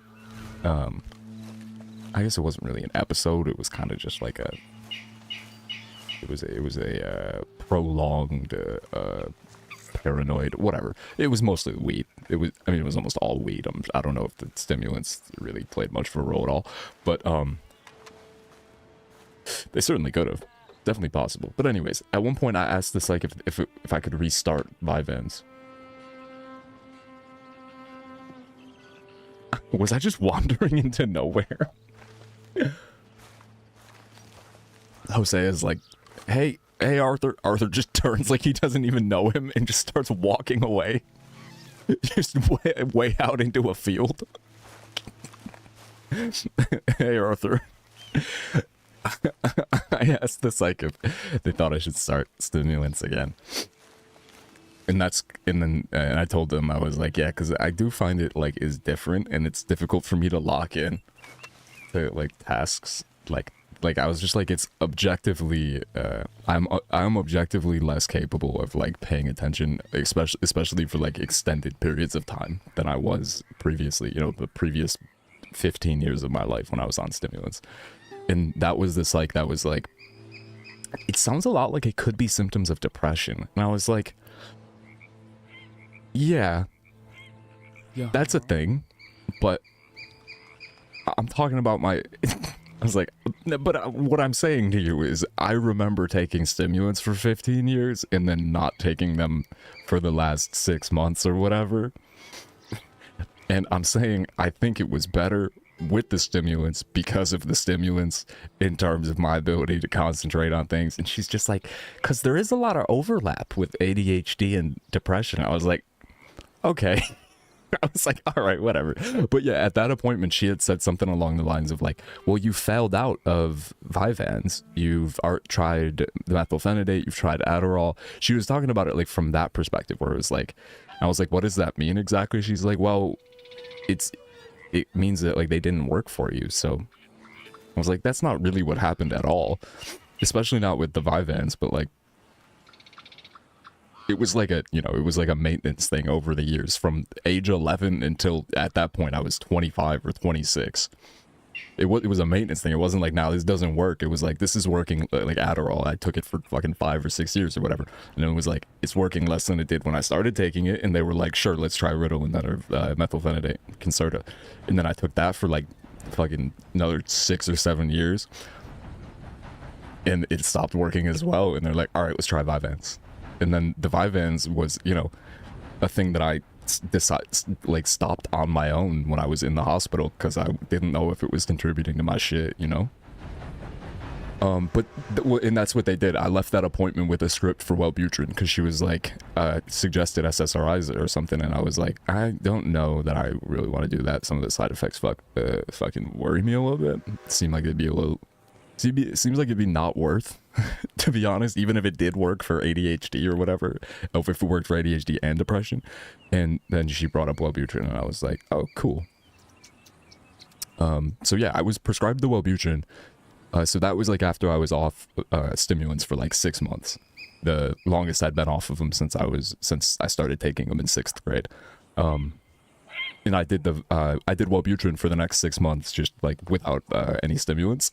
And then that was, you know, by that was like September or October of 2024 by that point, when I was just like, I'm gonna go back to my old psych and tell them I want to start stimulants again. Because I was at community college by that point, and it was just like, yeah, nah, there's really no way to fucking gaslight around this. I miss stimulants. Like, I know what my brain does I know what my brain's like on stimulants. I know what it's not. And for the sake of like completing tasks and paying attention, like it's not, you know, the depression ADHD overlap doesn't have much to do with it, bro. Like, I just want stimulants back. I want to tweak. Give me my drugs. I see that was initially prescribed to you for depression, the ADHD. Yeah, so yeah, they gave it to me for ADHD. They gave it to me for ADHD with the idea that it could also potentially treat some depression-related concentration symptoms. And I do love the Wellbutrin, though. I definitely find it to be like kind of indispensable for sure. It didn't do shit for you. So what it does for me is it keeps me from experiencing like excessively high. It keeps the highs and lows like tamed, if that makes any sense. Like I never feel especially like up in terms of like my mood, or even like if I'm getting frustrated. That being said, when y'all see me crashing out at games, it's like, it's the ability for it to kind of just like roll off, like for me to just sort of brush it off in you know, like a reasonable amount of time, and not have it just be like my whole mood is tanked now. Unless it's, you know, some egregious shit. But anyways. And like I wasn't taking my Wellbutrin for like 2 weeks last month, and that's another one of those types of experiences that I was like, and that wasn't by choice, that's because I didn't have the money to pick it up. But like, that's one of those things where I was like, oh yeah, when I take this, I feel that like my mood is much more fluid, I guess, but has like a capped ceiling, and like a reasonably capped ceiling for like the highs, and a reasonably capped ceiling for the lows. So I feel all of them. It changes my day from wow. Sad. Yeah, it's not like overly, like, it's not a super dramatic effect that it has on me by any means, but it's definitely like, and especially with the combination, like with the stimulants too, is nice, because it does genuinely like I feel like, you know, like insane cat, and like I can experience the full like up and down of a Vyvanse when I take it. Like I enjoy taking my Vyvanse, I enjoy it kicking in. And like its effects are like helpful. It's like effective and helpful for me for paying attention, for locking into stuff. But like I almost never feel a come down at all. There's no crash. It's just, you know what I mean? It like keeps, and I've talked to the doctor about it, and I've kind of like looked up the explanation, and that's kind of what the Wellbutrin is supposed to do. It's like I said, like shares the same receptors as the feel good and pay attention to neurotransmitters or whatever the fuck that Vyvanse stimulates my brain to make a bunch of. It like inhibits those, or something. It genuinely, like, it's like supposed to do that, and I never realized that. That was just like how I was describing how it felt in my head. The doctors kind of be like, yeah, that's sort of the idea when you mix both. And then yeah, Lexapro was one of the ones that I was just like, this doesn't sound great. It doesn't sound great. Wow. I was on the maximum dose of Lexapro for a bit. I told her I wanted to feel nothing, and she was like, valid, say less, fam. And that was nice in a way. Yeah. It's interesting to know that it does do that, though. Foxbox Wellbutrin. Wellbutrin Fox. No horse, just walk. Sees snow-capped mountain. I'ma head that way, Jose. Later. Can you cinematic mode while walking too? Should I do that from now on? Should I just send Arthur across the map on the fucking to a waypoint and just go into cinematic mode? I'm gonna cut through here. My bad. Welcome. Welcome. I mean, hello. Sorry. Don't you dare escape.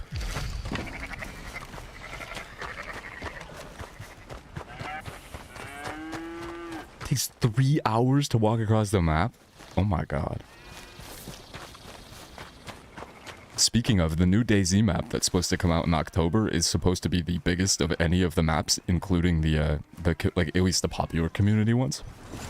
So, like, bigger than Deer Isle. And apparently it will take, like, over an hour to run without stopping from one side of the map to the other. You're going the wrong way. Yeah, wait, where am I? I'm sorry, I'm just stim walking. Is that a cat? Kata, it's you. Kata, it's you. Hey, kitty. Whoppers. You're acting crazier than a dog in heat. Heck. Hi there, kitty. Why does it have stars? Kata, why does the cat have stars? Get away, hiss. Hey there, partner. Morning, mister. First of all, why does it say 2 stars, not 3? And what are the implications of that? Hey, cat. Hey, cat. Hey there, kitty. Okay, well, that's good.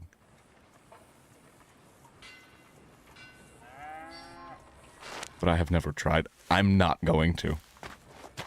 Bye, kitty cat. Monka.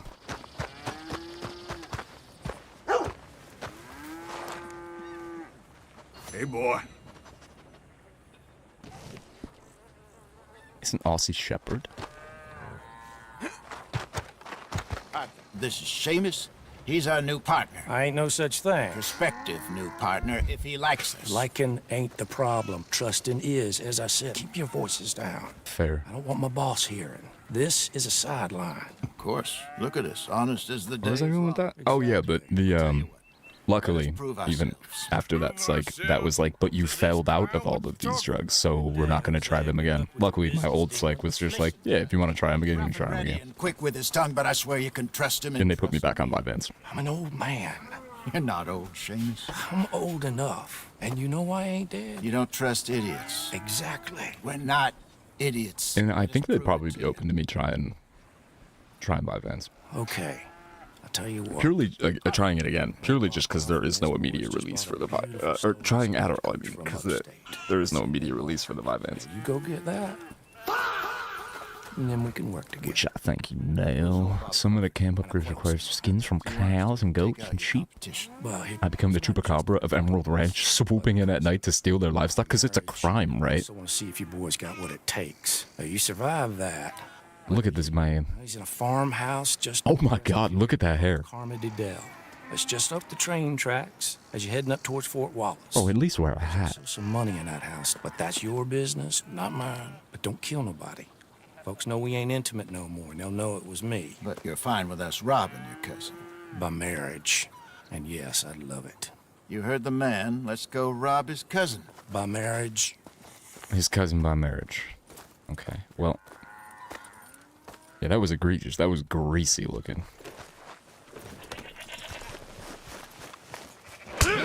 What the fuck? Why is the button the same? Why are these buttons the same? Why are the buttons the same? I don't understand. I don't understand. It always terrifies me. Because once you start that animation, you can't stop. It's just like, no, no, no. I didn't mean it. I didn't mean it. Whoa, now, easy. I did not mean it. Morning, partner. Sorry, girl. Who said that?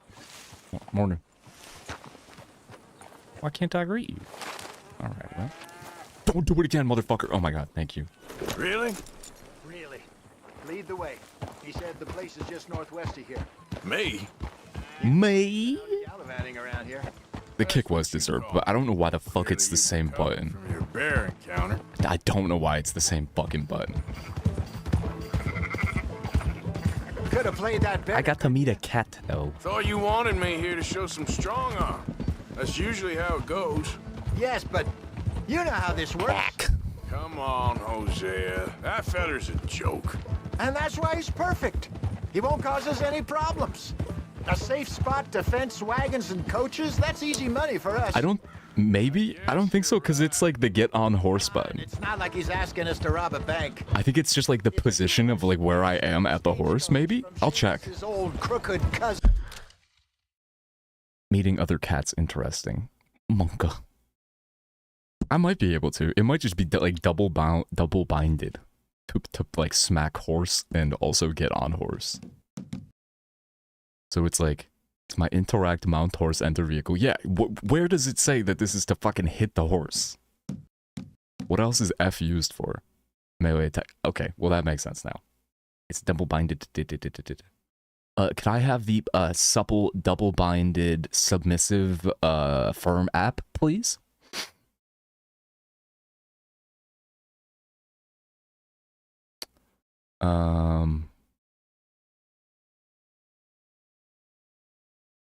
What would I change this for? Can I get the supple, can I get the supple, double-binded, submissive, firm cock app, please? Thank you.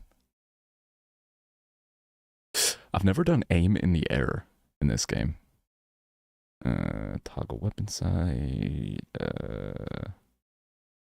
Bro, I had just forwarded the cock app email to the underwriter, and he was like, what the fuck is a cock app? I was so embarrassed. Oh my god, see, they set you up for that. That's foul, dude. Why did they do that? Why is anybody calling it a cock app? That's so stupid, man. That's so fucking stupid. I hate that. I hate that. What is it? Melee attack, negative interact, positive interact? I don't... Is that like the kill somebody one? Because it's always like press F to beat. The fuck am I going to rebind this to? I don't fucking know.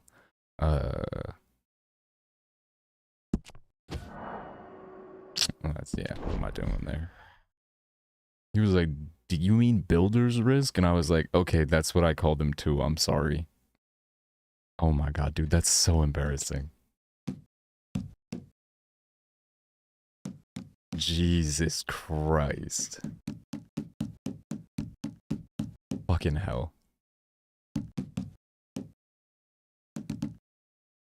Toggle weapon sight, melee attack. What do I change this to? Because, yeah, like... Is C? No, C is crouch. Too many cock apps, so little time. Too many supple cock apps. Ew. Ew, I hate that. I think I just gotta be better. I don't know what else I'd rebind that to, because when I'm like, when I got somebody in my hands and I'm punching them. I'm firming up my cock app? No, wait, you're right. Well, fuck. Because there's a couple mouse buttons I haven't used.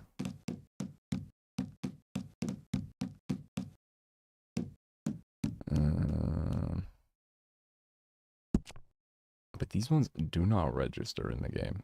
Like the super tiny ones off the side of the thing.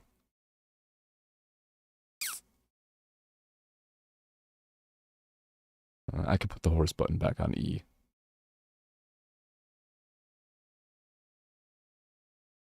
Also, yeah, with fighting, wait a minute. Like, R is for me to block, E is grapple. Okay, yeah, that much I got.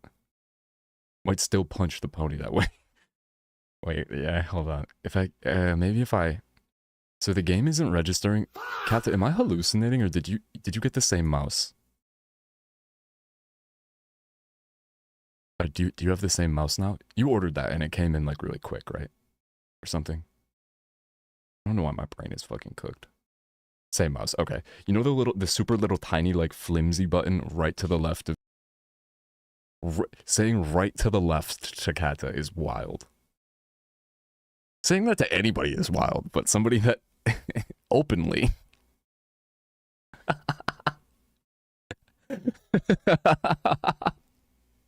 It's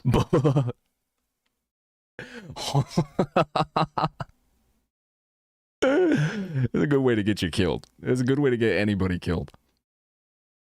In a pinch. Like, I need you to immediately turn... There is a camel in the road. Turn right to the left really quick. I just need you to turn right a little bit to the left. Turns right. Turn here right to the left.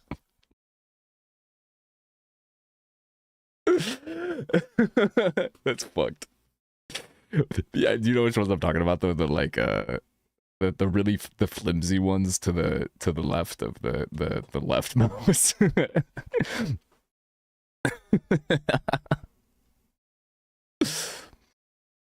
Someone has literally said that to me driving. Turn here right to the left. There ain't nothing to the right. The ones by the thumb or pointer. The ones by the pointer. The ones by pointer. They're like almost kind of hard to see. They're like almost like they're like a part of the. They're like flush with the rest of the left mouse button. The game isn't. It's not registering them.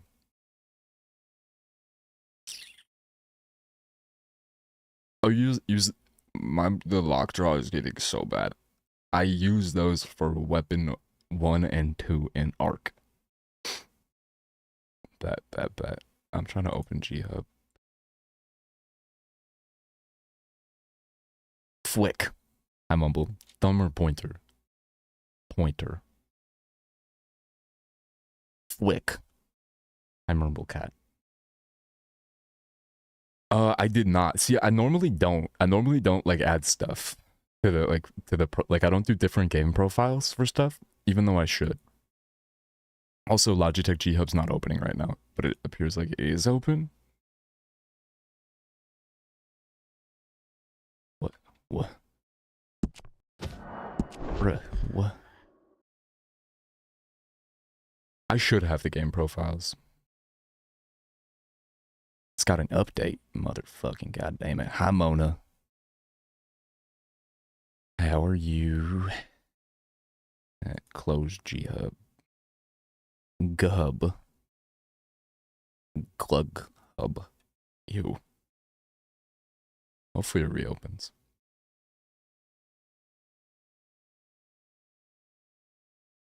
Hopefully.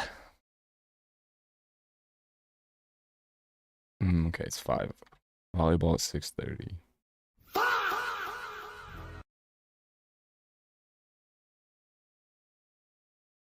Wait, what?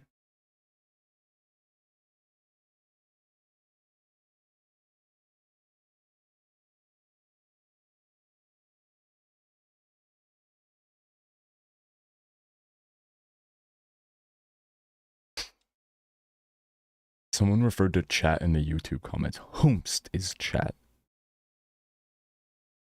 What is chat?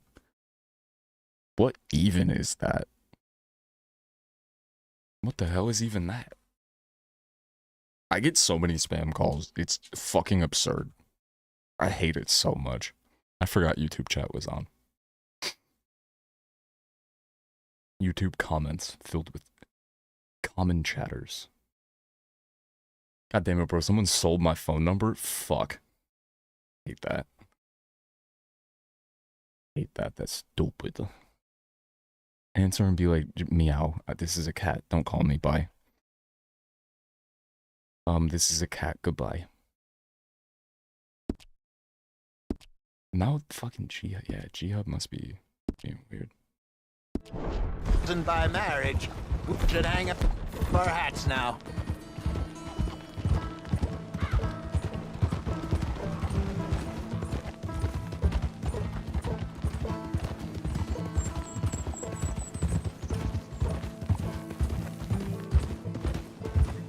Meow, hiss, and then hang up. Yeah. But why do I have a fucking tomahawk out? I accidentally muted for a second there. Whoa!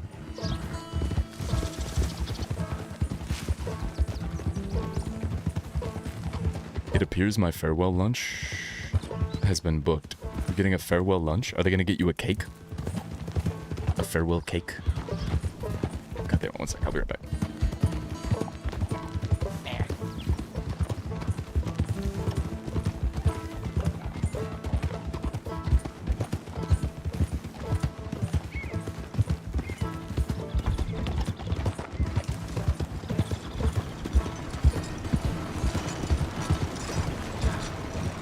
I must see the place up ahead. We should go on foot from here.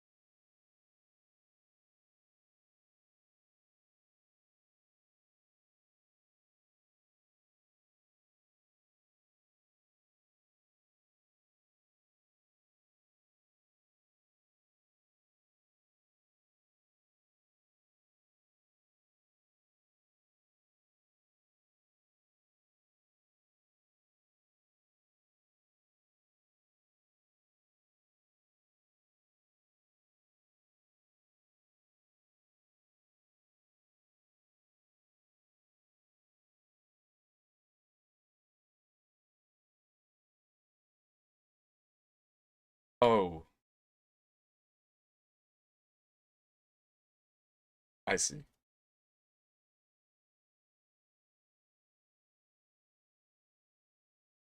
Did I just keep on writing? Is that what just happened?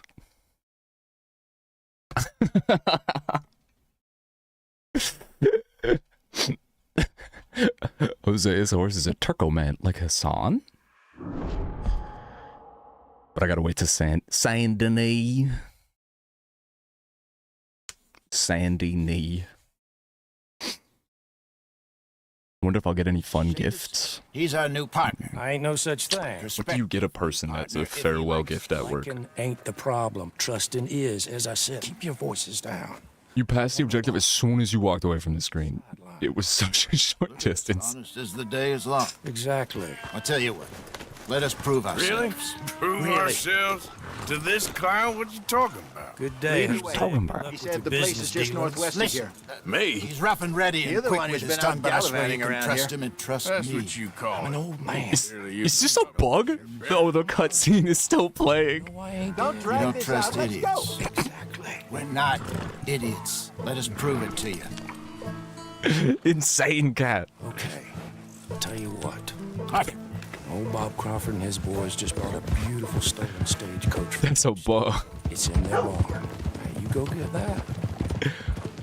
And then we can Could have played that better, couldn't you? Who's old Bob Crawford? Thought you wanted me here to show some You want us strong to arm. take out your That's competition. usually how it goes. It's not just Yes, an but acquaintance. you know how but a this cousin. works. Come on, Marriage. Jose. Also, wanna see That if you feller's boys a what it joke. takes. And You that's why he's survive that. perfect. He won't cause us any There's a problems. farmhouse A just safe northwest spot of to here fence called wagons and Carmody coaches, Deck. that's easy It's money just for up us. the train tracks. Please stop. There's Come also on, some it's money not like in he's that house, asking us but to that's rob a your bank. business, not mine. If the two Don't of us kill nobody. can't steal a Folks know we stagecoach ain't from intimate no more. Seamus's They'll know old it was crooked me. cousin You're by finding us marriage, robbing your we should hang up our My hats now. marriage. And yes, I love it. You heard the man. Let's go rob his cousin. By marriage. By marriage. So what's the story with that Emerald Ranch? You find out? Taking the road faces objective 3 times. Owner's a nasty type by all accounts. Oh yeah, there was no reason to do this.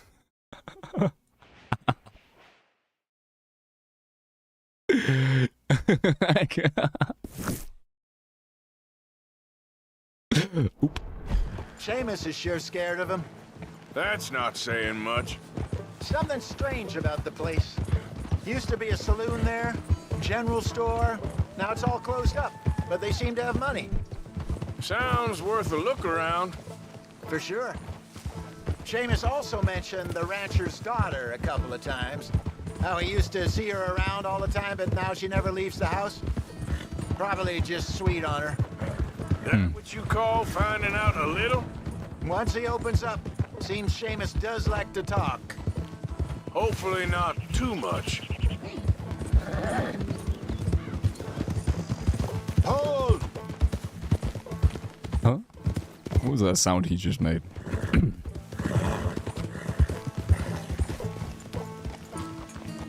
That must be the place up ahead. So what happened last time? Did I just keep on running?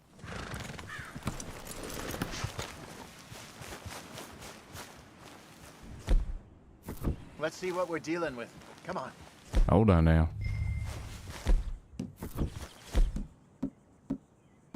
Hold on now. Hello. This house has opportunity to spawn a gold-jointed bracelet. If you find that, do not sell it. They're incredibly rare and you need them for trinket. Okay. Got it. Good to know.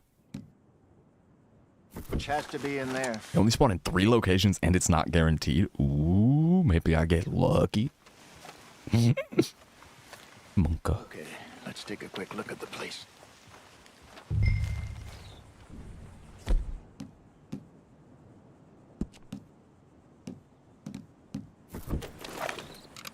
Wait, that's super good to know because my dumbass would have definitely sold it.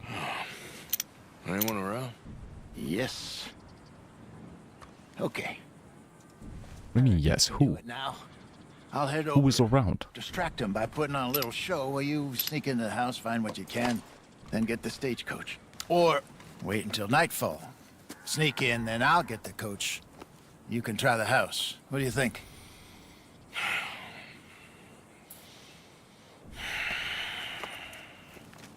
Just wait.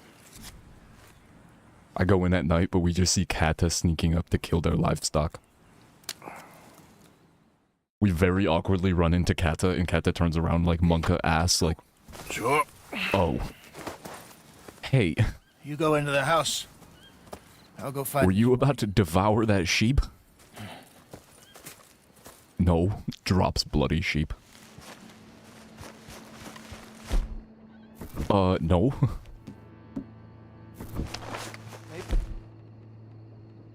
Take a peek through the windows before you go in. Make sure it's all quiet.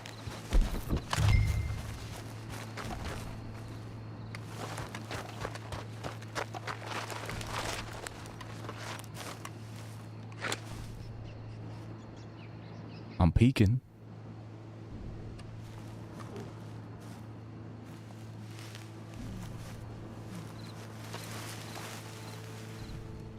I'm peeking.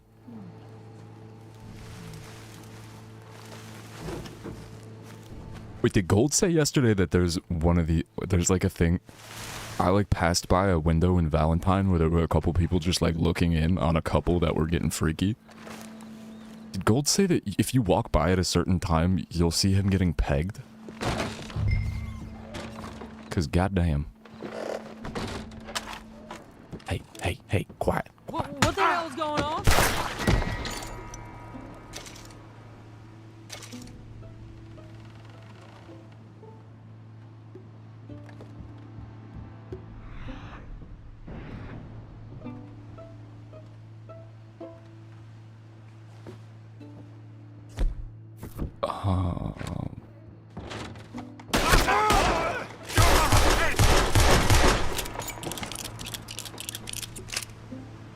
Yeah, I didn't mean to do that.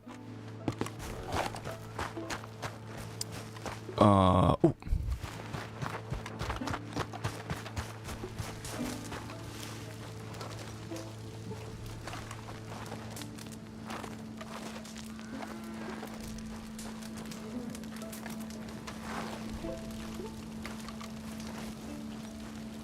But, I know, Cat. So anyways, I started blasting.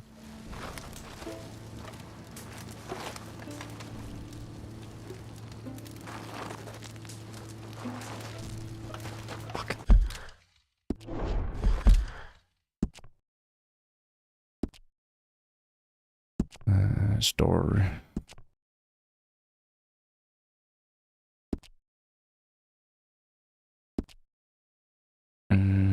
Maybe if I just like run away.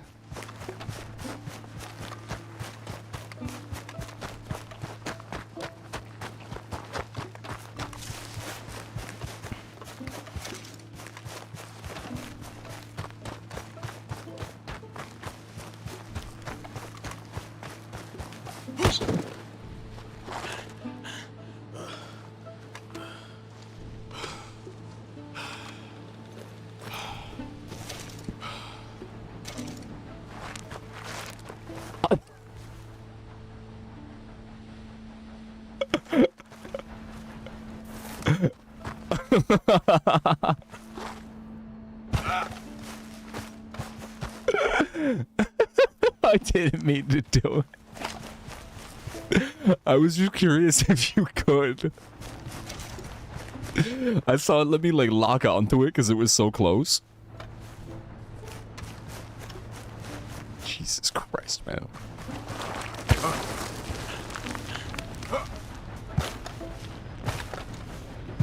God damn it. I'm fucking this up every which way.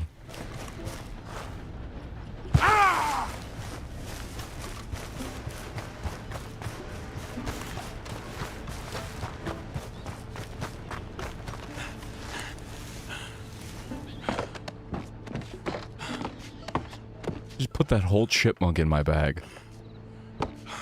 It's fucking morning now, bro. Oh, shit. One more of them.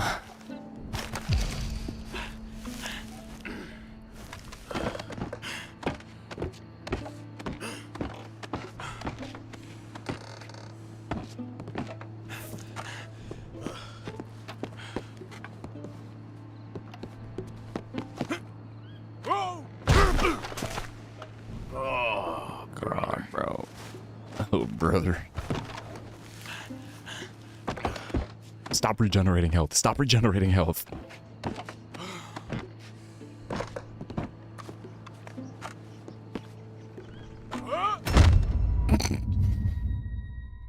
Yeah, I wonder what the mission menu thing is. Retry checkpoint.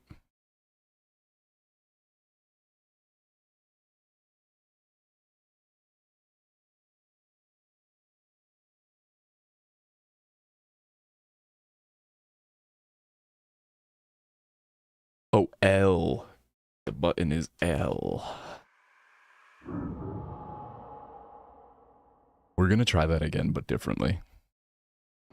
Maybe take a peek through the windows before you go in. Make sure it's all quiet.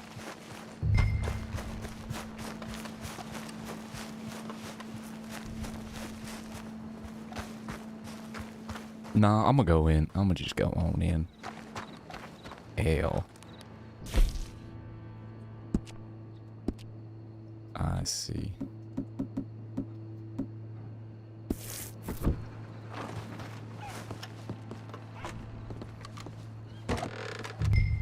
Bro, do you people not lock your doors?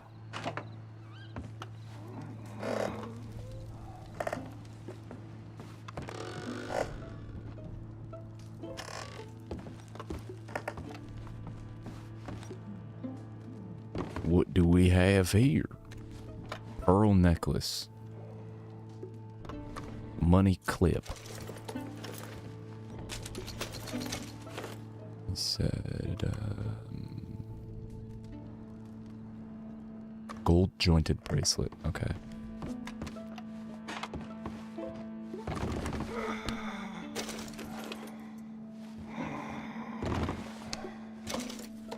These apples and carrots are going towards the value of the theft.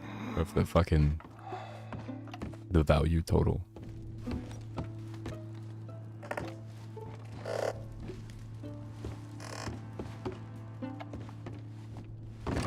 Excuse me, sir. Catherm! Catherm! Don't say what you said.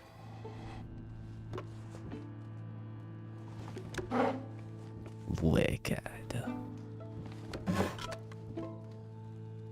Easy clap.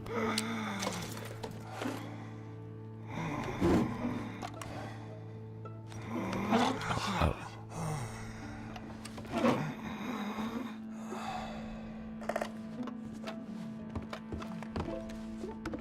Jesus Christ.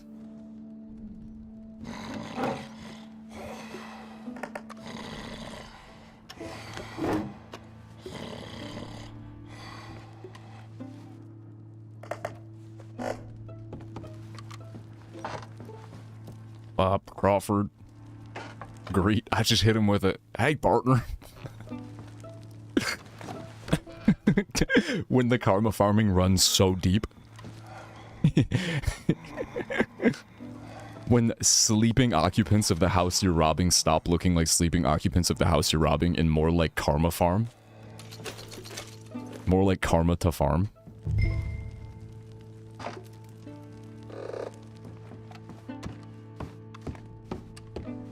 Mister?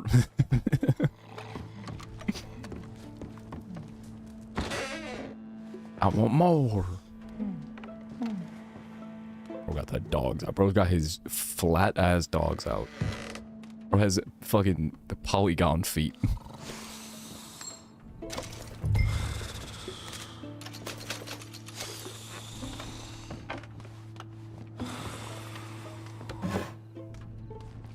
How do I search the drawer? Because it keeps doing this, right? It sounds like a first-person problem. Am I searching? Oh, if I open them, I see. It would show something in there if I could take it.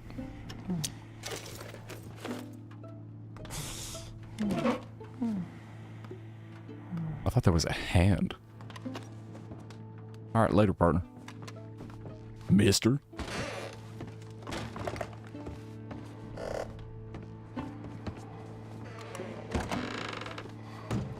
Get on, dear boy. You just got a whole ass thing parked outside his house? Where did this even come? Oh, we're stealing his thing.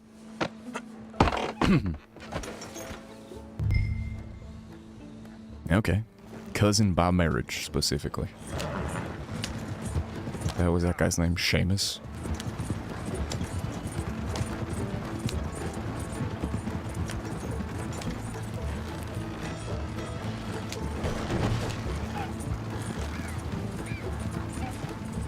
We're cruising.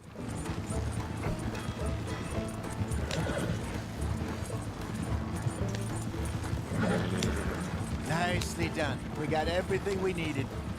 And I'm pretty sure they never even knew I was there. Best way. Less problems the better right now. Just need to get this back to Seamus in one piece. Dirga almost crossed in front. So what were you able to lift from the house? A few bits and pieces. Nothing too Bits and pieces. Well, we need anything we can get right now. This was easier than hunting a 1,000-pound grizzly anyway. No doubt. I won't forget that in a hurry. I'm looking forward to your retelling of that one around the campfire. Bro. It wasn't the first time Mr. Matthews had stared death in the eye. And as usual, he did not flinch. Yeah, exactly. How long you think we're gonna stick around here for? Not sure. Here we can't, I suppose. Feels like we're starting to get back on our feet, slowly but surely. Just need to keep at it. Dutch has a new money chest stashed in a safe spot away from camp, but it's a long way from being full. I hope it's not stashed in town like we did in Blackwater. Okay, here we are. Just pull the coach into the barn there.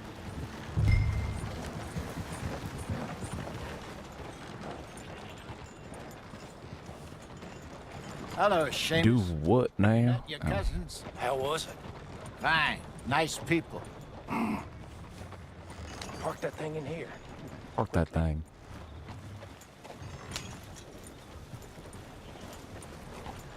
Bruh. Okay. Lock in. Why? I gotta go. I'm not locked. Oh my god. I'm just ramming them into a wall. Fuck. Damn it, we're stuck. Can you do something? Jesus Christ.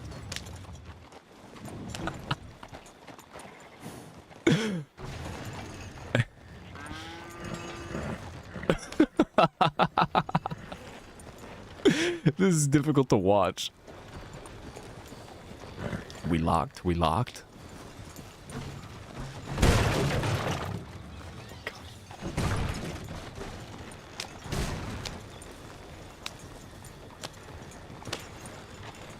Wide angle. Turn the fucking horses, homie. There we go. Dear Christ. Nice work, Hosea. His hairline is crazy. Mostly Arthur. Like I said, coarse but competent. Here. Thank you. If you find any other coaches that need selling, I'll That was see so what hard to I watch. can for. But discreet, you know. Of course.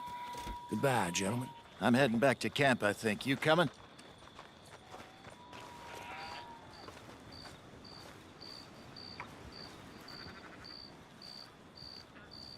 Look at.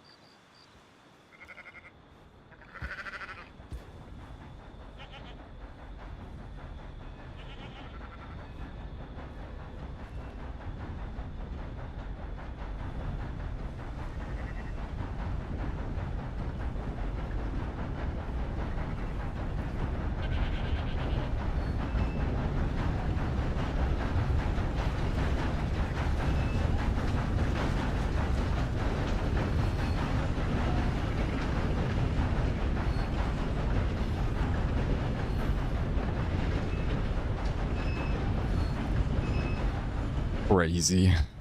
And what am I accepting or declining? Sure. What? What?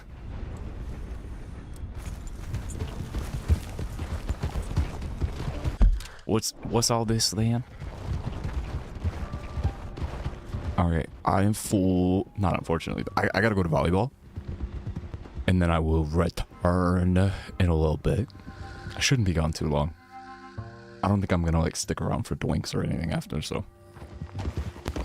The games only take like a half an hour, 45 minutes or something.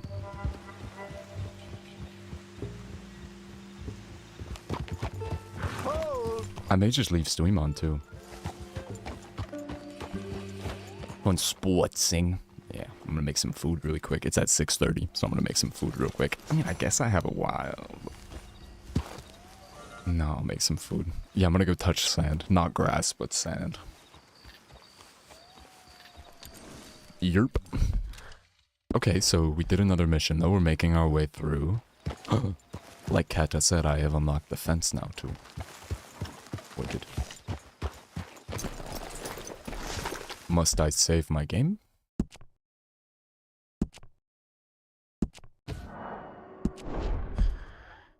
Wicked. Cool. Yeah. I shall leave Azanon. And I will be back in a little bit. Germans didn't elect fascism. That point is bullshit. Dude. Yeah, but I'll catch you guys in a little bit. Azan there. The appointment is what I'm talking about. Comments Liberals there. and capital owners always thought that they could contain the fascist growth and they could weaponize fascists against communists. This happened in Mussolini's Italy in his rise to I will power. leave y'all with the chair. It happened with Adolf Hitler. They thought they could contain the fascists. They thought fascism may be even necessary. Okay? What is this? Since chat needs a refresher? I'm not going to go through this right now. Clocks cleaned. And this is wild, bro. This is wild stuff. But shout out to Asen because he posted on Twitter. You failed a moment when you refused to explicitly endorse and encourage voting for Kamala Harris. Okay, dude. Got it. Well, you're failing the current moment. So what does that say about you? You're worse than me, I guess. You understand? Like, what is this constant, like, appetite for punishment, dude? Oh, my God. Oh, my God. Let it go. The candidate lost. The candidate and the campaign lost. If you don't recognize that there is fault in the hands of the campaign and the candidacy, as I do for Francesca Hong, as I do for all my candidates that lose, then what the fuck are we doing?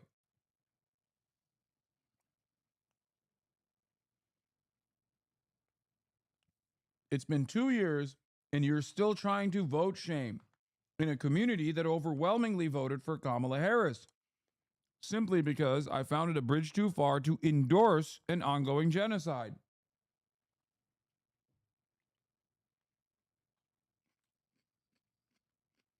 Goes to show that you are a deeply indecent, dishonest, and childish individual.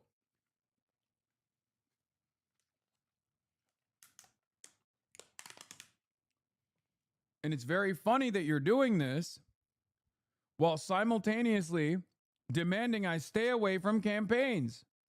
If you think my association or endorsement for any candidacy or campaign is a negative, which is the argument that you're presenting now, then why the fuck are you still complaining that I didn't actually ruin Kamala Harris's chances by staying far the fuck away, by not endorsing her? After all, the Republicans would have used the same clips that you're circulating right now to attack Kamala Harris with my endorsement, as they're doing to John Ossoff, for example. You know? Republicans are attacking John Ossoff too, only because I offhandedly mentioned that I like John Ossoff. So is that a significant line of attack? None of what you're saying makes sense. And it's not supposed to, because the only consistent position that you hold is deep disdain for me. That's the problem. That's not real politics. That's just you operating as someone's loyal soldier, fighting someone else's battles because they duped you into believing that I am ontologically evil and a force that must be destroyed. They duped you into believing that his selfish pursuit of trying to make my life miserable every single fucking day is somehow a healthy substitute for real political progress, real political action. If you care about liberalism, if you care about democracy, you have to wisen up. That is the argument that I'm making. You are literally fucking coming in here to operate like a MAGA loyalist. You are channeling MAGA's lines of attacks. You are giving legitimacy and credence to MAGA's ultimate goal of dividing the base, while simultaneously complaining that I didn't sufficiently promote Kamala Harris in 2016. It doesn't make any sense. It only makes sense to you because you're driven by someone else's resentment and envy.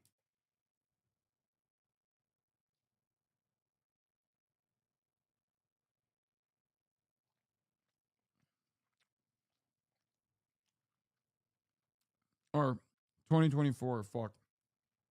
Sorry.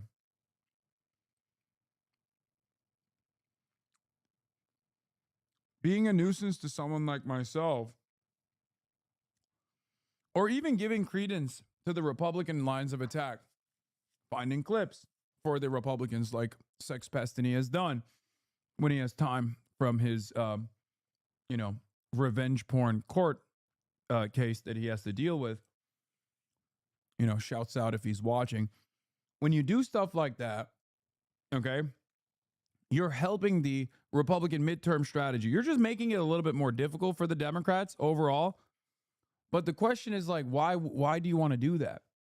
Because let's say I go away, or let's say every single candidate going forward disavows me, says, oh my God, we did such a mistake. I cannot believe that we hung out with Hassan Piker. I am so sad, right? And let's say I go away. The Republican attacks aren't going to change. They're still going to use the clips that the Epstein community put together, and they're going to say, look at these fucking hypocritical losers. Okay? Do you understand? Do you understand? They're going to say, look at these hypocritical losers. Why did you hang out with him in the first place? It's because you agree with everything he's ever said. So what you're supposed to do in this situation to undermine the Republican strategy is to tackle the form.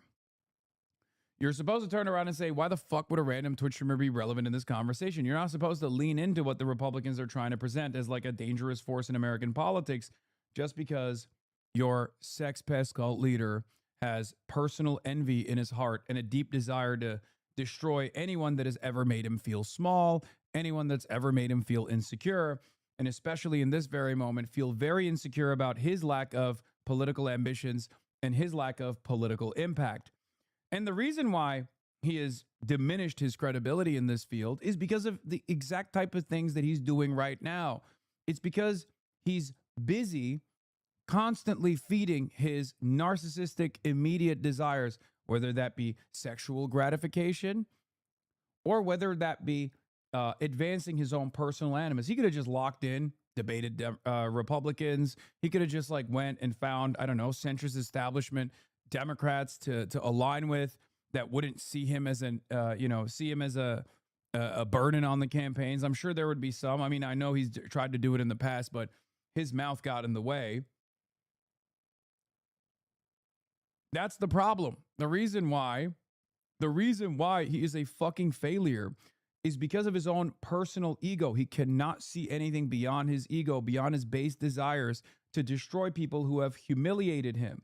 And it's funny because I think my life would be better and his life would be better if he just stopped doing this shit. Unironically, if he just stopped doing this and instead tried to, use his resources, use his time, use his mind on something more productive, he could probably be a more impactful political figure. Yeah.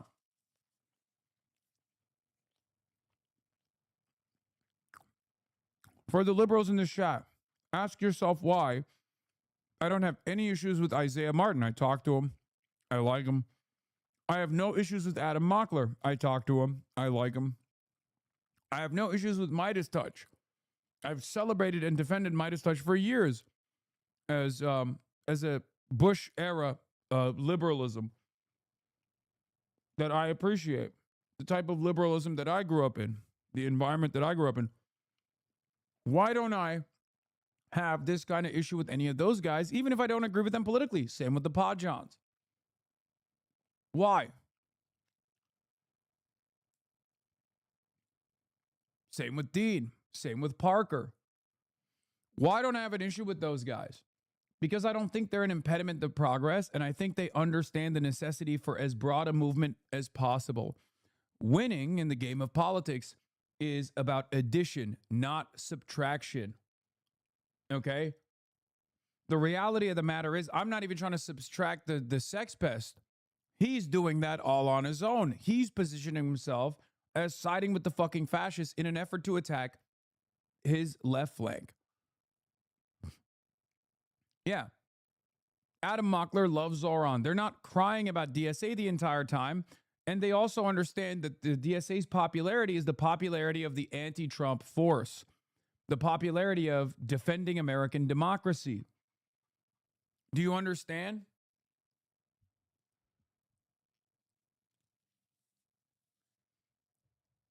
That's it. The saddest part of this entire ordeal is there are a lot of people who are, I think, otherwise kind people who have been deluded into getting this negative polarization from constant negative clips, people saying over and over again, Hassan hates liberalism, Hassan hates liberalism. When I talk about like how easy Republicans dupe liberals, you know, again, clip after clip. When I talk about, oh my God, I fucking hate these liberals, I'm literally talking about how liberals are not fighting hard enough against the Republicans, or how liberals are getting duped by the Republicans. That is my argument. And then you prove that point by coming in here and attacking me alongside the rest of the fucking Republicans in a very important midterm, perhaps one of the most important. Do you understand? There are so many people who get mad at the scratch a liberal in a fascist bleeds moment and then behave like that.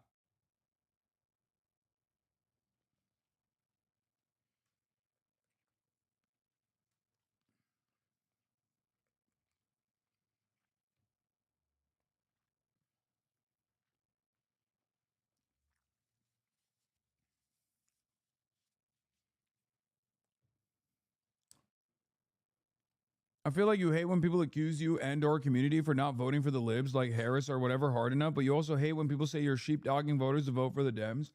No. I hate when people say that I'm actually taking the revolutionary potential of the masses and feeding it back into bourgeois democracy for no discernible reason other than my own cynical desires to be a prominent figure in the Democratic Party. Okay? This idea that I'm some cynical grifter, some cynical right-wing grifter from the communist perspective that isn't trying to create an environment of sufficient response to Donald Trump, to fascism, by any means necessary. That's what I fucking hate.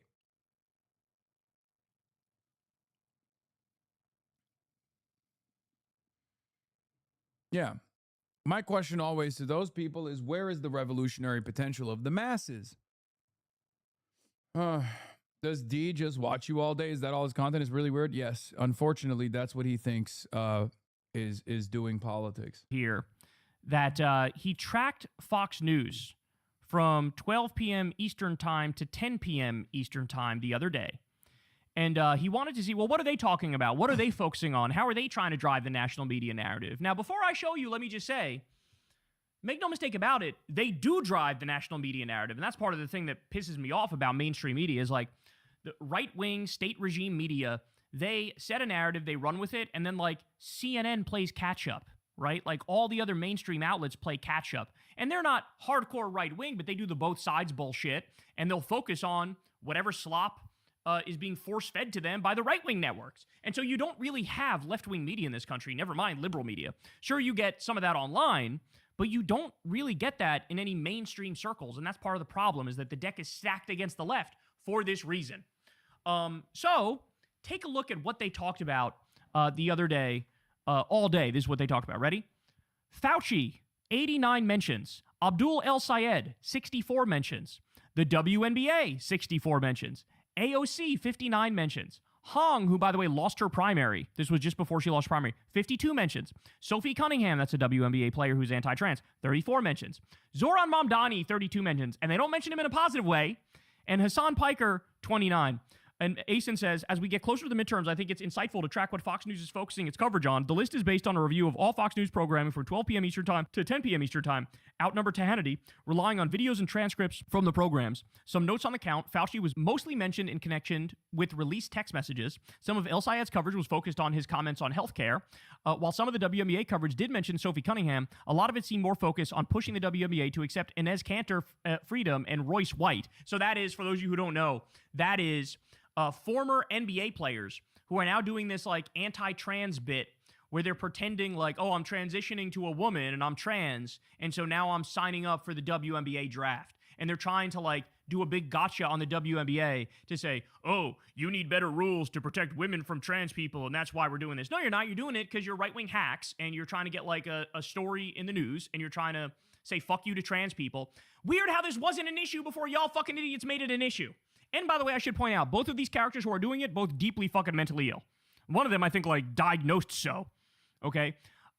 They continue and say, the majority of AOC's coverage was focused on her Woke One comment. Will Kane devoted most of his opening to her past comments and tweets. Her mention count would be higher, but she was mentioned only 4 times on the show, despite her tweets and videos making up a large portion of Kane's opening. Hong's mentions came either in reference to the upcoming election or AOC's comments. A lot of Mamdani's mentions came from repeated references to a hearing on the pied-à-terre tax. You know what is another Woke One remnant that I always hated during Woke One that I talked about all the time?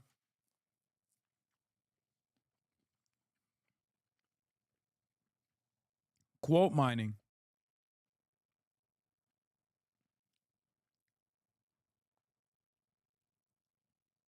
Quote mining and constantly holding people, the idea of holding people accountable by looking at like old shit that they've said, especially if they've changed, especially if they've grown. I used to fucking get so goddamn annoyed with that shit way back in the day, never thinking that it would inevitably come back to me. Okay?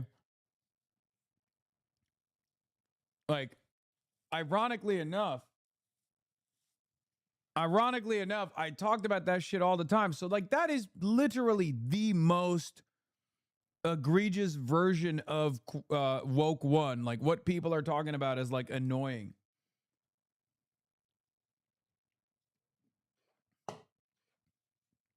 Especially because we live in an environment where people are, you know, using the internet since birth.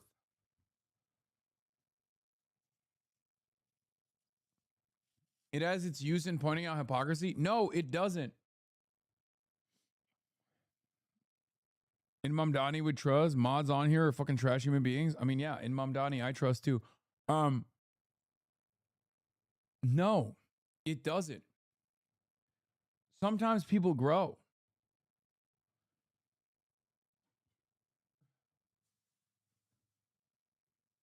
This attitude doesn't give people any room to do that. And it's wholly unproductive. And it's self-defeating because it sparks inevitable backlash against it. It sparks inevitable backlash against it, and it makes people lean into more reactionary tendencies as a consequence of that. Not to say that like that the reactionary opinions are born out of like our, you know, woke side going too woke or whatever. It's still a byproduct of the systems. It's still a byproduct of the social conditioning, but it certainly doesn't help. You know, like we always got to put our best foot forward. You know? So I don't know what purpose it serves not to do that. And it's ironic because I've been so consistent on this too.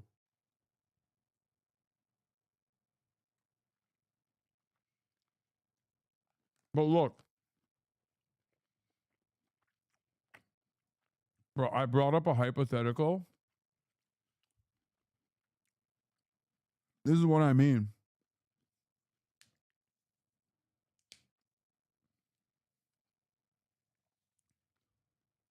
Wait, what? I agree with quote mining is unproductive, but I appreciate if they acknowledge wrongdoings like Mamdani stayed silent on his wife's clothes. Wait, what? Dude, what the fuck? What is Mamdani supposed to say? I'm divorcing my wife for having awesome opinions? Like, what the fuck?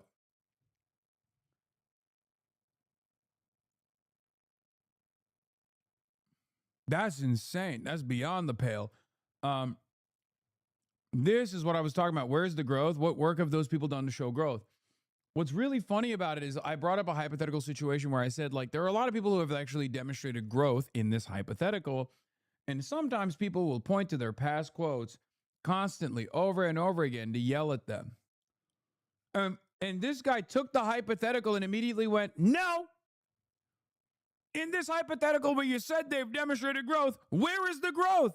Bro, it's not a real person. It's a hypothetical example.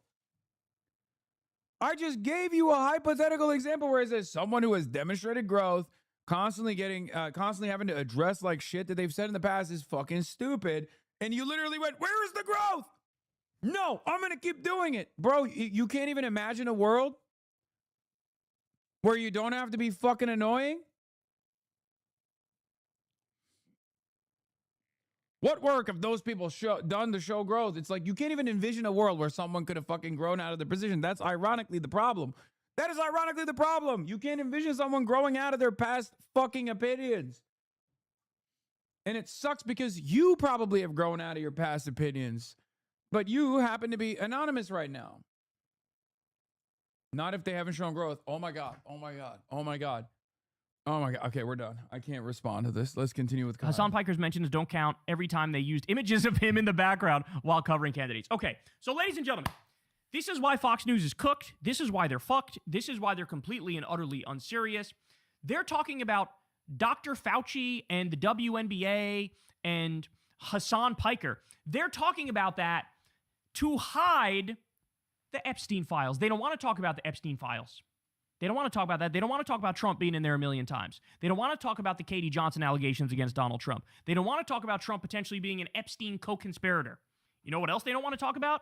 They don't want to talk about the fact that up to 742 hospitals are going to close because of MAGA, because of the big bullshit bill that they passed. They don't want to talk about 18 million people being kicked off of Medicaid because of Donald Trump and his stupid fucking bill.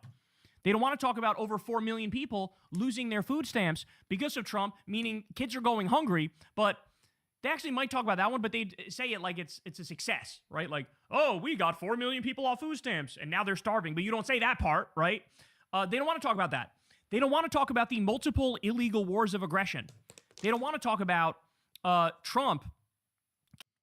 Yeah. And that's why I think it's like unbelievably stupid for liberals to waste any time on this, thinking that it's going to work. It's not going to work. And you're also actively aiding the Republicans in their fucking idiotic agenda. I'm not warning you because I'm scared that it's going to work, that the Republicans are going to destroy me and like finally you'll get rid of me or some shit. I'm just saying not only is it unproductive, and it's not going to work, but like, why would you personally decide to become a soldier of MAGA, of their ambition? Why would you, as a liberal, actively side with MAGA in their ultimate goals? I thought y'all motherfuckers were partisan. I thought the only thing that guided your worldview was partisanship, and you can't even do that right. Do you understand? Because the problem here is every moment that you as a liberal offer credence to the Republican attack ads is a moment where you're not actually flipping the script on him and being like, Donald Trump's the president. What the fuck do you mean some random Twitch streamer offended you? Are you crazy? What are you doing? Are you out of your fucking mind? Did you forget what Donald Trump is doing every damn day, including today, including yesterday, and certainly tomorrow?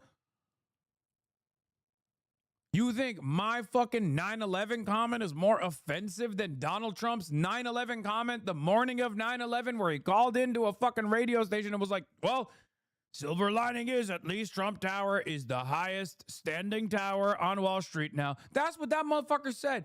Donald Trump's 9/11 comments go far beyond that.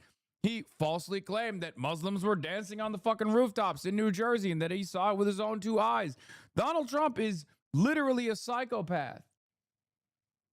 That's just on 9/11 in and of itself. Donald Trump has done, you know, a 9/11 in Iran and has caused complete fucking global chaos. Donald Trump is currently actively funding his own personal army to go and occupy cities. You're over here being like, oh, well, this fucking leftist Twitch streamer, he's bad. No, man. You know what's bad? The fucking Epstein class is bad. Defending the Epstein class is bad, which Donald Trump is doing. Donald Trump, Jeffrey Epstein's best friend. 2 Americans were murdered by Donald Trump's Gestapo force. Please, you have to be smarter than this. It doesn't make any fucking sense. You have to be smarter than this. I'm not expecting you to agree with every damn thing that I say. I don't even expect people in my community, lifelong, you know, diehard fans to accept everything that I say and agree with everything that I say. I'm simply asking you to fucking lock in and understand the moment that we're in and what is necessary, because their goal on the Republican side isn't to actively farm enmity towards me and Mamdani and Abdul and then potentially get, you know, the independents and the moderates to be like, you know who's actually much more violent than Donald Trump, this random Twitch streamer. That's not going to happen. That's a fucking idiotic argument anyway. No, what they're trying to do instead is use every waking moment in the readily available God's green earth on the internet and also on Fox News, and knowing full well that Fox News, whatever gets talked about on Fox News, will get talked about on MS Now. They're trying to flood the market and redirect and reroute discourse to what they want to talk about. So what we have to do is say, shut the fuck up. This is Red Scare. This is Islamophobia. And you don't have any positive thing that you can point to for the last 2 years, and you fucked over your own base, and that's why you're trying to flood the zone with this dumb bullshit about a fucking Twitch streamer. Suck my dick. That's what you're supposed to say. Do you understand? Why would you fucking willingly entertain the Republican narratives here? Are you stupid? Some of you are so hateful that you do unironically think I'm worse than MAGA. Okay? You do. I get it. But even if you fucking hate me, you just shouldn't be this stupid. Okay? Kidnapping a sovereign leader and then stealing the oil and gold from Venezuela and putting it in his own fucking bank account. They don't want to talk about that. They don't want to talk about the Manab little girl school bombing that Trump did, where he massacred 170 precious little Iranian girls. They don't want to talk about that. They don't want to talk about gas prices being sky high. They don't want to talk about grocery prices being sky high. They don't want to talk about the job market sucking ass now, as it does. So they've got all these real world issues, bro. All these real world issues. They don't want to touch them with a 10-foot pole. So understand, this is exactly what the Epstein class billionaires want. What they do is, it's called divide and conquer. This is what the Epstein class billionaires do. Liberals aren't stupid. They're just anti-communist, which is arguably worse in 2026. No. Not every liberal is anti-communist, man. Stop. Every single one of you motherfuckers, you were all liberal at some point, okay? Every single person was a liberal. And it took time, but you went through an ideological transformation. You read books. You expanded your worldview, your consciousness. Stop assuming that the liberals that come in here are always going to maintain their insane positions. Okay, that's it. That's it. That's my argument. That's what I've been doing. And that's what I've been doing successfully for years. Oh my God. And the way you achieve that is culture war slop. Oh, no, we're not talking about things that actually matter to people. We're trying to make them care about other shit, right? Like, oh, are you mad about the gas prices? Are you mad about the grocery prices? Are you mad because you lost your health care? No, you're not. You're mad because of trans people. So now we're going to do 3 hours straight coverage going after the WNBA because they don't have clear enough anti-trans rules in their fucking, you know, in their pamphlet or whatever the fuck. I mean, this is a sick joke, but this is what they're doing. They're trying to whip people up into a frenzy. Be pissed at Dr. Fauci. Be pissed at Abdul because he wants to give you health care. Be pissed at the WNBA for not being anti-trans enough. Okay? Be pissed at Francesca Hong because she said like fuck Thanksgiving back in the day. Be pissed at Hassan Piker over totally out of context old clips of his. They have absolutely nothing. They are dog shit, and they have nothing. I hope you understand this. The Republicans are dog shit, and they have nothing. Why do you think in their campaign against James Tallarico, what do? They lean into calling him James Talafrico. And they run against, oh, he's way too pro-trans. How dare he? He should say fuck you to trans people like we do. Why are we talking about this? What are you doing here? You're throwing trans people under the bus for what fucking purpose? Again, it's because they can't talk about the minimum wage. They can't talk about free college. They can't talk about universal health care. They can't talk about the Epstein files because they're the pedo protection party, okay? They can't talk... It's so funny that this cat just shows up and he just starts petting the cat while simultaneously talking about how Republicans are dog shit. About any of these things. They can't talk about corruption because Trump is the most corrupt president in U.S. history by far, and it's not even close. So they can't talk about that either.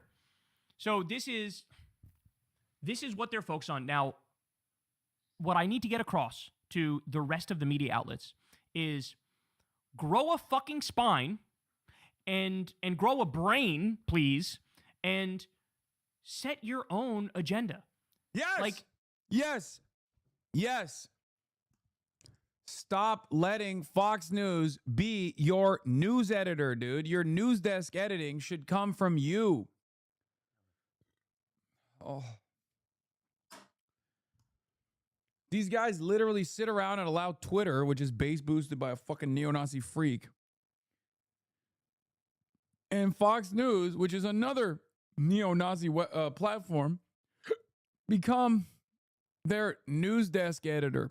They follow the lead of Fox News. They follow the lead of what they're seeing on Twitter. It's crazy. Set your own agenda. Inform the masses. Hello, you could actually talk about the things that are important. You could actually talk, like, for example, a story just came out the other day about how Donald Trump is apparently allegedly paying mercenaries who are mass murdering Ecuadorian fish. Yeah, this is what I was going to talk about as well. And they also literally murked the fucking prosecutor who was actively investigating the case of some of these fishermen. Fishermen for him. Remember all the attacks, the drone strikes against innocent people in the Caribbean and the Pacific? They're apparently paying like gangster mercenaries to murder innocent people. Yeah.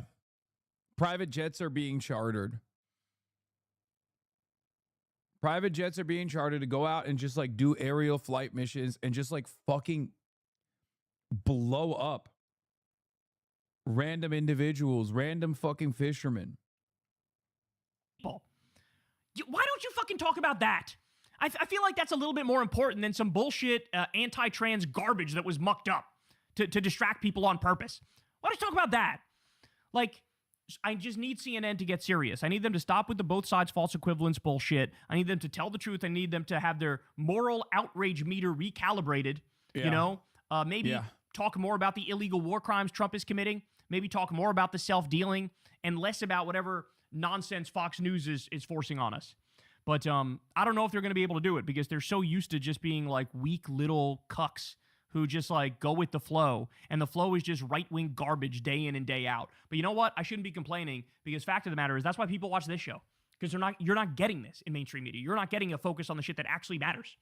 You know what I'm saying? And that's why people come here. It's like, hey, at least he's talking about real shit. At least he's talking about real shit. At least he's mad at the right people. But no, here we are. So Fox News is completely and utterly falling apart at the seams. And it's embarrassing. Like the fact that they're talking about this shit, this is embarrassing. I do think that the material reality for so many people in this moment is so bad that these tricks are not going to work. Like sometimes they do work. Let's keep it real. Sometimes these... Yeah, if the economy was like even marginally better, I think this kind of like militant posture towards the socialists, towards the communists, and towards transgender people, like that would probably work. But I think people are hurting too much. Like people's pockets are hurting too much for them to be like, I don't give a shit, dude. What the fuck do you mean? Transgender athletes? Like, okay, how about fucking instead of transitioning genders, how about you transition some money into my fucking pocket? You know what I mean? Like, get the fuck out of here. And it's so funny because the Republican independent media apparatus is also falling apart, and this is also indicative of their lack of real grassroots mobilization attempts now, right?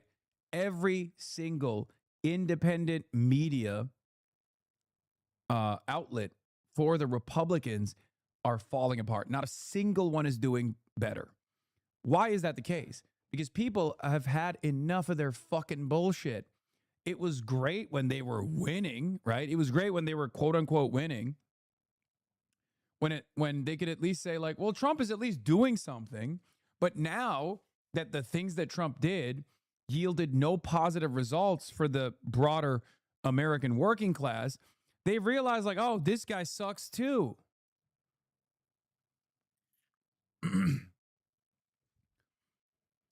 So yeah, I urge liberals to wisen up. I don't want to take an antagonistic position to liberal media. Okay? I don't want to do it. I have a more collaborative relationship with some brilliant journalists, investigative reporters, and the like in these newsrooms. I think they're trying to do their very best.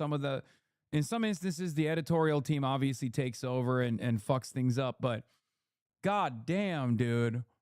It is fucking unbearable. And my warning to those media bosses is this. This was my warning for the last 3 years. I said, look, you lost a lot of quote unquote credibility for invalid reasons during COVID when you were trying to do your very best to inform the public about what the epidemiologists were saying were best practices in a novel virus that was killing millions around the world. Okay? So you lost a lot of credibility in that timeline because people were frustrated. People were like, oh, I don't want to fucking hear this. I don't want to hear someone tell me no. That was not for good reason. That was for a bad reason that you lost credibility. So what did I say during the post October 7 universe? I said over and over again, if you don't cover Israel's genocide with the seriousness that it deserves, if you don't talk about the victims, if you constantly try to contextualize the violence that Israel is bringing about in the region, people are seeing the true nature of Israel's military action. They're recognizing that it's heinous. They're going to stop listening to you. And that's precisely what happened. The media, mainstream media, is at its apex in terms of the crisis of credibility. Nobody trusts mainstream outlets no more. And I say this as someone who is an independent media analyst, right? I say this as someone who's in independent media. So when they stop trusting you, they trust me instead. So it's beneficial for me. It's beneficial for me for you to fuck up over and over again as you've done, technically. But I still understand that there is a very important service for mainstream outlets. Like, we need real journalism. We need accurate reporting. We need to bring back consensus reality. Okay? So even if you lose credibility and I gain credibility because of my unvarnished commentary, my truthful commentary, as opposed to your not so truthful commentary that is obviously very biased in the direction of the State Department, very biased in the direction of America's foreign policy goals, very biased in the direction of Israel's goals. Even if that's beneficial for me, I understand that in the long run, it's not good for anybody. So we have to get back to reality. And a big part of that is to no longer lean into the nonsense that the Republicans are trying to present as the main thing to talk about.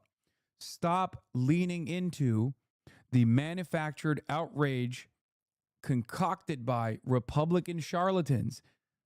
Go your own way. Talk about the awful shit that this administration is doing. There is plenty to cover. It's a target-rich environment. If you don't do that, more and more people are going to stop tuning in.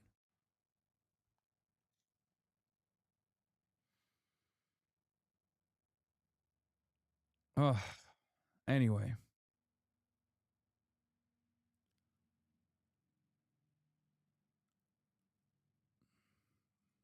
Divide and conquer tricks, the culture war slop. Sometimes it works, but I don't think in this moment that it I've will been work, wondering for because years why when so gas many prices are this people- high, when grocery prices are this high, people are fucking pissed off, and that's why Trump has a 36% approval rating. And then never mind the fact, you feel the pain from that, and then that other stuff resonates even more because of that. Like, I'm pissed off, so then you tell me that there's an Epstein pedophile cabal that Trump's in and he's protecting all the people.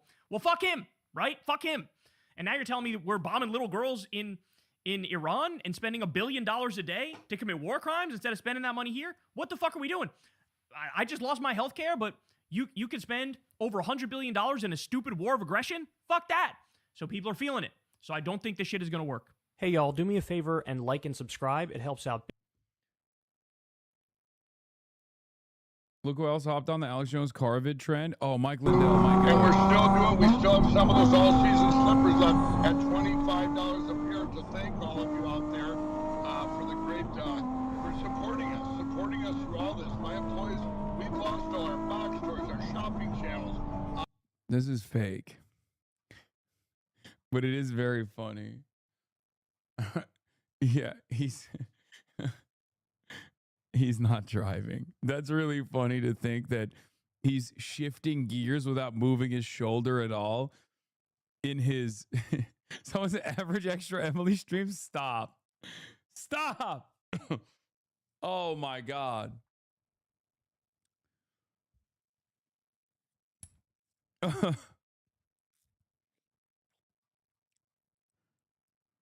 Ay.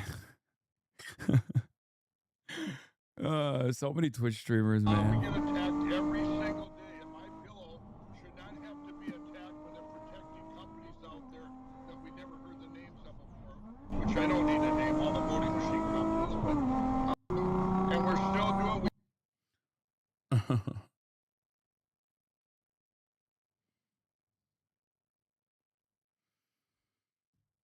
He's got paddle shifters, bro. Sure.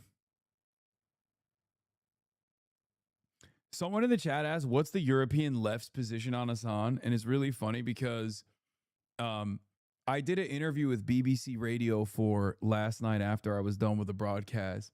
And I got the reporter to laugh at what I was saying because I literally was like, these guys keep calling us communists and a real ever-present danger because we're advocating for Medicare for all. Now, of course, your listeners already have a nationalized healthcare system, so they probably understand how ridiculous this argument is that we can't even advance in a direction where we have socialized medicine without, numerous powerful forces losing their minds over it.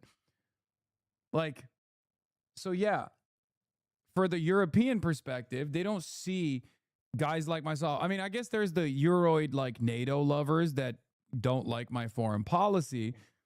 But as far as my domestic policy, of course, they're like, this is ridiculous. This guy is considered an unbelievable fucking communist because he just wants healthcare. So yeah, if you're wondering what like the European left's broad opinion is on me, I'm certain it's another moment where they look at someone like myself and go, this is an insane country. Look at what this dude has to fucking deal with. Look at how psychotic this country is, that these people keep calling these guys who just want, like, in the interim at least, like, Nordic style social democracy, and they think that these initiatives would be very, very terrifying for America. It would destroy America.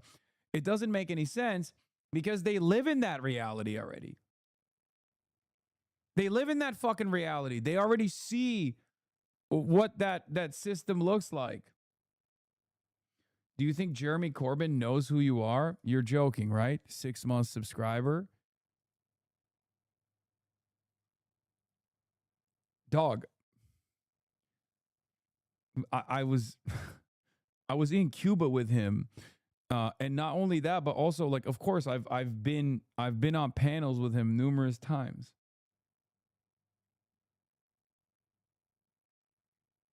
Yeah, and if you're wondering, like, about the French left, I mean, I've interviewed the leader of the LFI, Jean-Luc Mélenchon.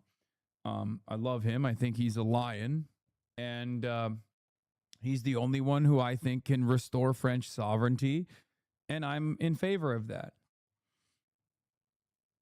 So yeah, that's the other side of the story. A lot of people in America are trapped with horse blinders, where they think that, like, our side and our advocacy is fucking radical. It's insane. Meanwhile, there's a whole world out there, even in the Western world, there's a whole world out there where they look to us and they go, what the fuck are you guys doing? Like, y'all are yelling at the Democratic Socialists of America. You're saying these guys are radical? For Europeans, the rest of the liberals are radical. The rest of the parties that say, no, you got to keep healthcare paywalled, they're the radical ones. They look at that and go, what the fuck is that? They can't even understand it. But Americans don't recognize that because Americans don't see any other country as a real country. They just, like, close their eyes. Same with Canada. Canadians look to us and go, what the fuck is going on? In the same exact way, where they're like, oh, I hope they don't invade, first of all, but also, God forbid.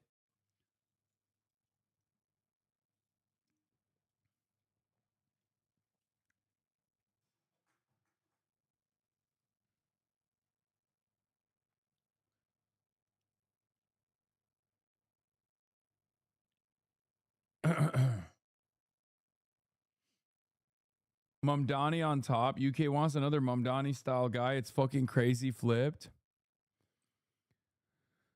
One interesting detail. Mamdani holds a 6-point favorability edge over Hochul statewide with similar name recognition. Yeah, Mamdani is at 47-44 plus 3 favorability. Hochul is at 49 unfavorability, negative approval, 46 favorability, minus 3.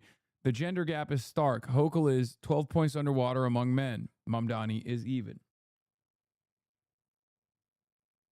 Yeah, by the way, remember this guy, Zoran Mamdani, the mayor of New York?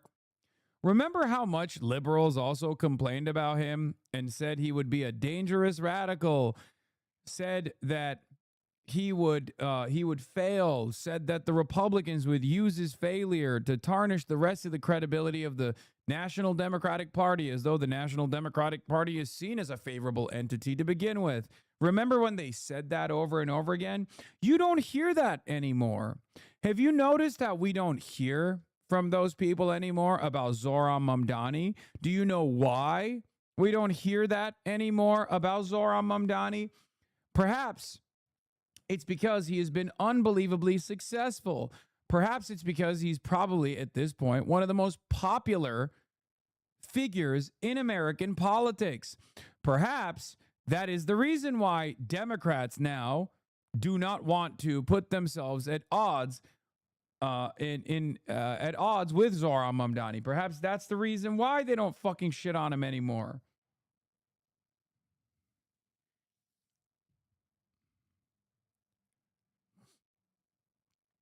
Here's another funny moment. Yeah, lol, they literally used a Hitler font, says Jesse Brown.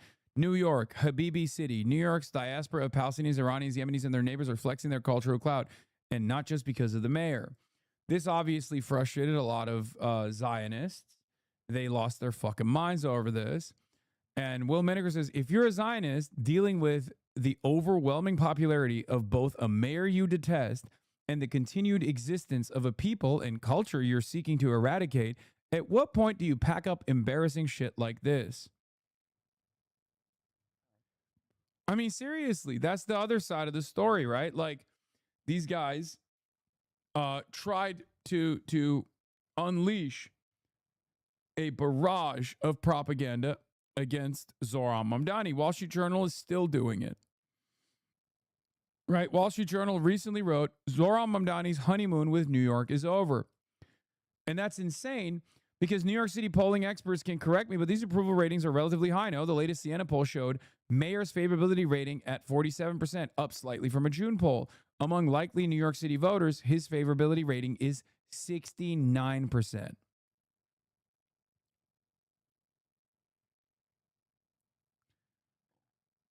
He's one of the most popular politicians in the country because it's not like he's reinventing the wheel. He's just clearing the lowest bar necessary to clear, which is seemingly an impossible task for the rest of our politicians, which is doing his fucking job, okay? Doing his job and showing the work. That's it. He's filling potholes. He's working on municipality level issues. He's following through on his campaign promises. And lo and behold, people go, actually, it's fucking awesome when someone does that. Okay? I don't think people understand. He has the goddamn Fedayeen backing him. Like, people under the age of 45 will die for this man. Okay? Even his initial haters, as a matter of fact. No one wants to say he sucks. It has been very difficult for me to try to gauge public disapproval of Zoran. I try my best, even amongst like rich people that I sometimes am around. I'll ask, like, what do you think about Zoran? They go, I fucking love the guy. He's so awesome. I've met one guy who didn't like the pied-à-terre tax thing that he did, where he was just like, I don't really like that he singled out King Griffin. He's a very important business owner. I was like, okay. But that's it. Even motherfucking rich people love the guy.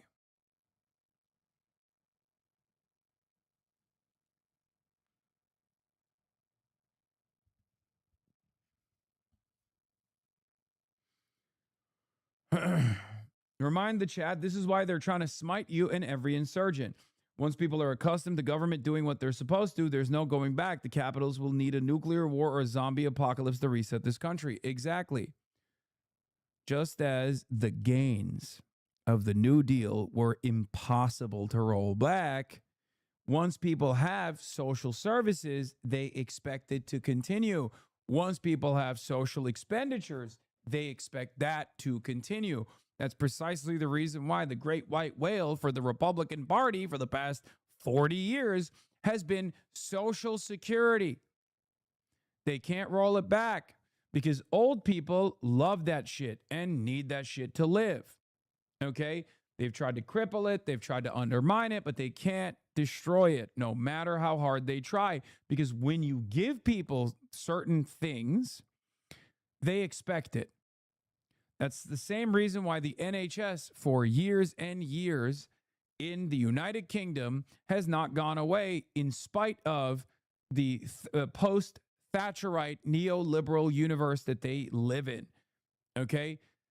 Decades of austerity, and people still want to maintain it. Same applies to good governance. Once you restore confidence in good governance, once you restore confidence in politicians just simply telling you that they're going to do something and then working tirelessly to commit it, to do it, to achieve those goals, all of a sudden you have confidence. You're like, why can't we have that? That's why I have said over and over again, they do not fear our failure, but our success. That's it. This is a very funny way that the media tries to attack him still. Almost half of New Yorkers aren't supportive of Democratic Socialists of America. Poll. Alan MacLeod says, English is an amazingly creative language. Because the poll shows that it's actually more than half of New Yorkers that are supportive of the Democratic Socialists of America. But they tried to fucking frame it negatively. Instead of saying DSA has majority approval in New York, they said, well, almost half of New Yorkers don't approve of it.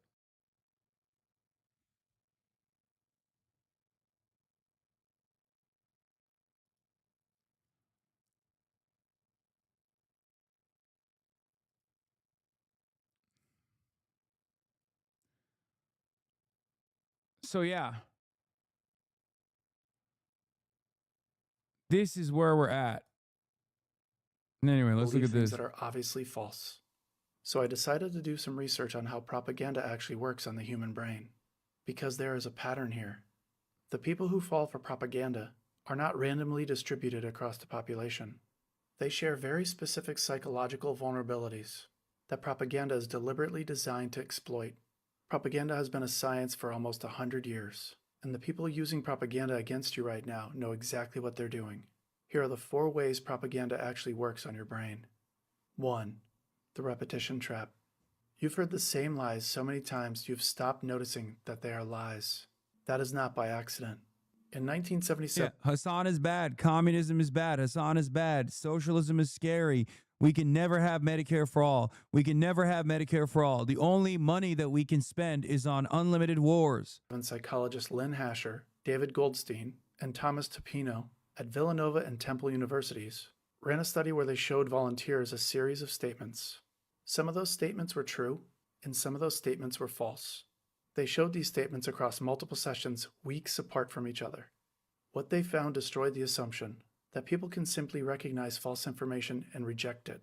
Statements that were repeated over multiple sessions were rated as significantly more truthful than statements people had only seen once. It didn't matter whether that statement was actually true. It didn't matter whether the person knew the statement was false before going into the study. Repetition overrode prior knowledge almost every time. Psychologists call this the illusionary truth effect.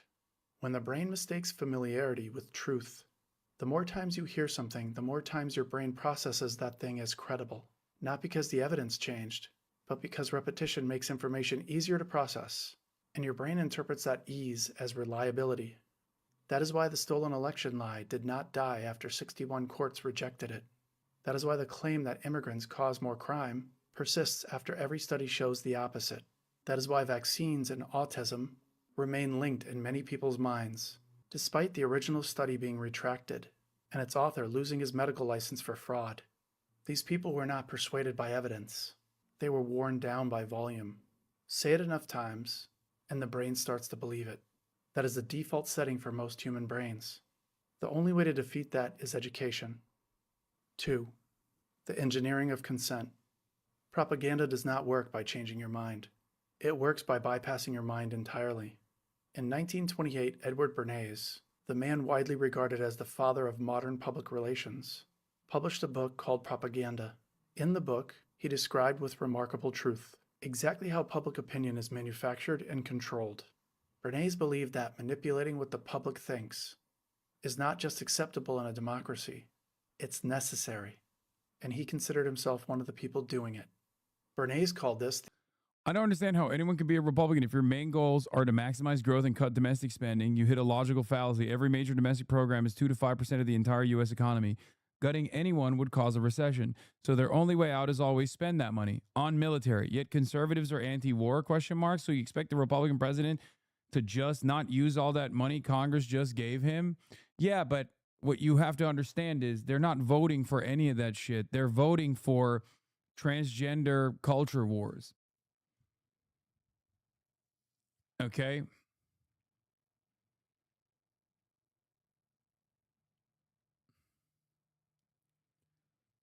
Dude, there was a very informative study that I used to bring up all the time where Republicans were asked about what policies they subscribe to. And then they were told the impact of said policies. And when they were told about the impact of the policies that they subscribe to on the Republican platform, they didn't believe it. And it's really interesting because this already happened with abortion. Americans are so divided on abortion. That's what they always used to say, right? Americans are divided on the issue of abortion. But once abortion access was restricted, all of a sudden we found out, as a matter of fact, they aren't divided on abortion at all. They don't want that shit to be restricted at all.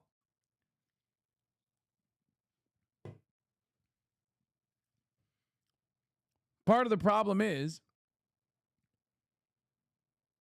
yeah, Another one is a survey of Republicans where you tell them the official platform of the Republican Party and they universally refuse to believe it.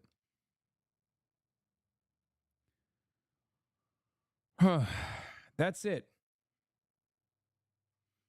Now, of course, propaganda is not an inherently negative word, although liberals use it as an inherently negative word, but it's like, it's supposed to just mean like, you know.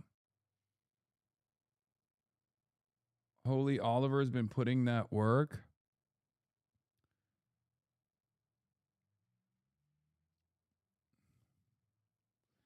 Oliver Larkin, DSA candidate for Florida 25, confirms his campaign has now raised $1 million from over 19,000 donors. The Florida Democratic primary is on August 18th in 5 days. But is it enough to combat Jared Moskowitz's $3 million plus nearly $1 million from super PACs? Congratulations to Oliver Larkin for crossing over the 1 million boundary. He's been busting ass out there. Holy shit, Bernie. Oh, yeah, I saw the semaphore. Bernie Sanders isn't ruling out transferring the $22 million in his campaign account to boost Abdul al-Sayed in order to counter GOP money. I'm going to do my best in every way to see that Abdul is elected to the U.S. Senate. We're going to do everything we can.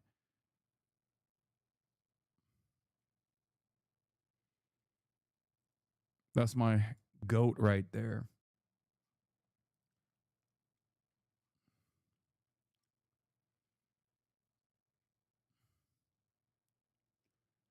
That's our precious boy. Okay?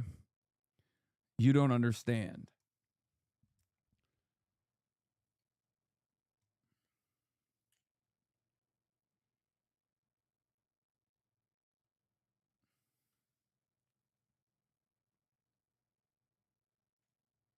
Fox News poll on the Michigan race. Fox News Beacon Shaw poll. U.S. Senate, Michigan 2026. Mike Rogers, 51%. Abdul al-Sayed, 47%. Yeah, no shot.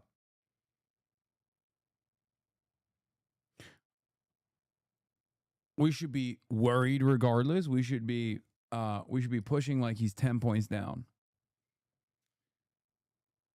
No, Fox News poll doesn't mean anything. Fox News is a high-rated pollster. That's not a bad poll.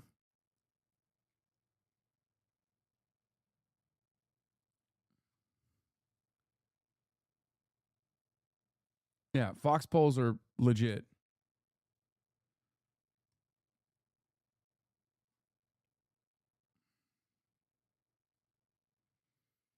I'd rather have him be down in the polls than up. How are we feeling about Oliver? I'm worried about a big underperformance, not by his doing, just worried about the disconnect between online and real life and it being Florida, not a ton of polling.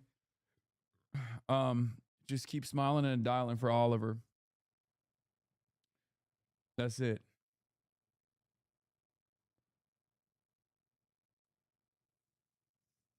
Yeah, based on the Hong race, we got to be pushing like he's down 27. Yep. Speaking of Bernie, yeah, I already saw this. Bernie actually responded to the Netanyahu's war thing.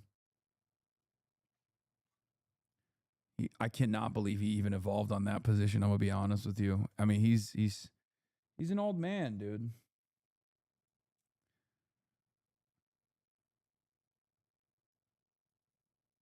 Oh, dog, are you fucking kidding me?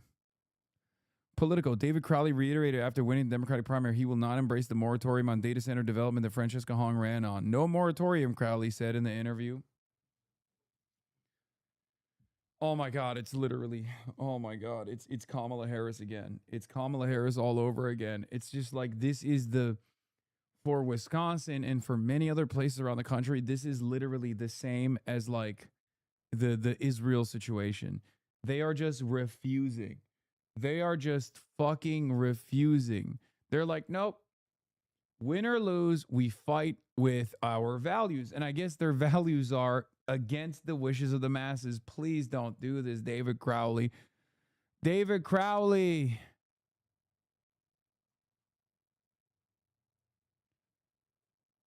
Yeah, Crowley's to the right on Greg Abbott. Now, Greg Abbott is lying because he wants to fucking win. Greg Abbott is lying, but at least he's fucking lying. Because the Republicans have recognized how unbelievably unpopular these fucking data centers are with their base even. What are the Democrats doing? Oh my God. Oh my God. Oh my God. Oh, what the fuck? Okay, dude.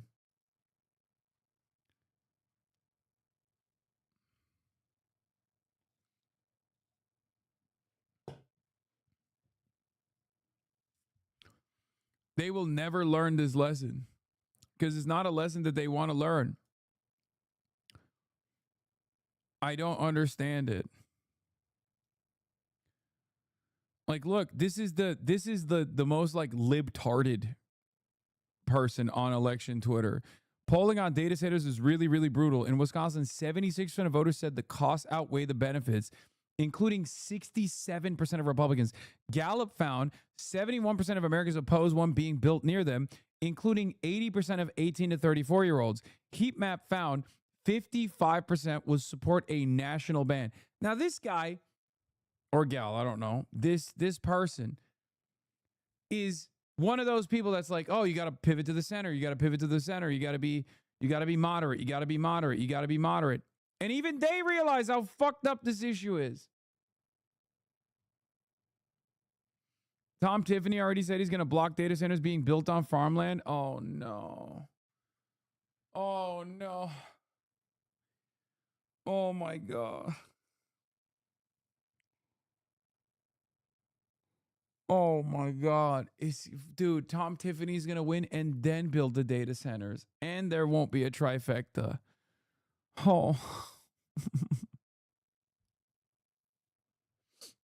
This is the only way that you fuck this, okay? I'm telling you right now. This is the only way you fuck this race up. The only way. 530? Yeah, let's look at the number on data centers real quick. Thank you, my friend. There is no debate when it comes to where people stand on AI and data centers, and simply put, it's electoral poison at this point. You rarely see this type of agreement. Oppose building AI data centers in your area. Bro, what did I say? What did I say? Oh my God, what did I fucking say? Oh my God, I'm losing my mind. Oh my God. I said there's two things that the base is united on. And it's like bipartisan for the voters. I mean, Israel and data centers. And Democrats are like, how do we still run closer to both Israel and data centers? I am losing my fucking mind. Holy Toledo! Holy Toledo. If you want to put a third thing in there, it's fucking mass surveillance by way of flock cameras. Oh my God, they can't help themselves. They literally are just like, we need to lose.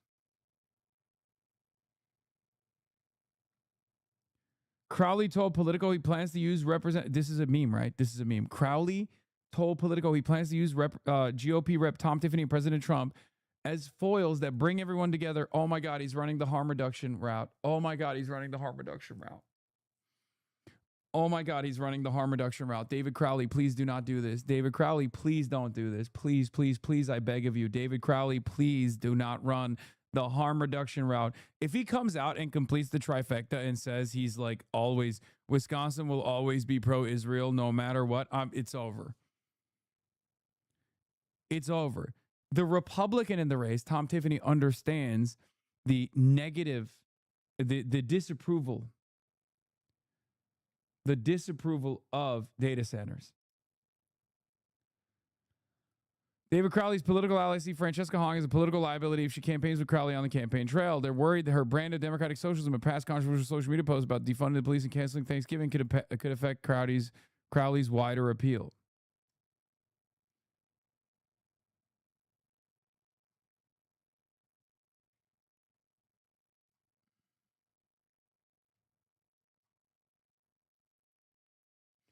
Hassan, stay out of this race. Let it go. You can do nothing. They made a choice.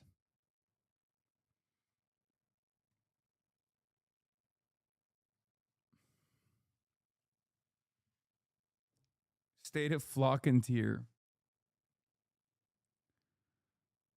State of flock and tier, Wisconsin, baby.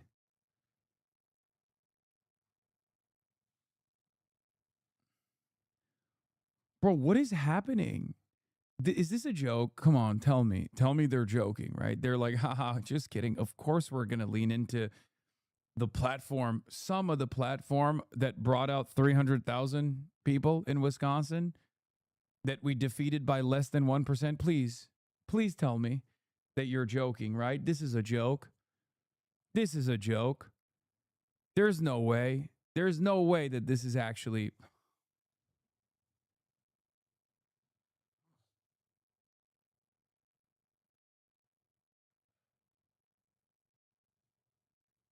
They're going to run on just the pure anti-Trump. That's it. That they're going to run on pure anti-Trump.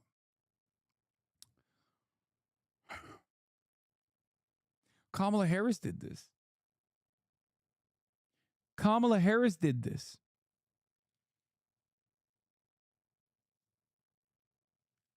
That's crazy. Can't say he's not consistent. I would argue we have to listen to independents and Republicans because we don't have a monopoly on good ideas.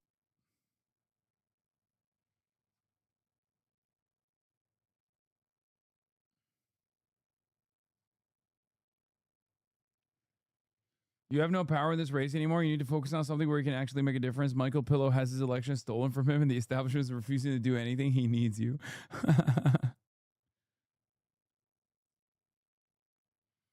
As you said, that less than 1% victory gave centrist Dems a mandate. They don't need any dumbass lefties.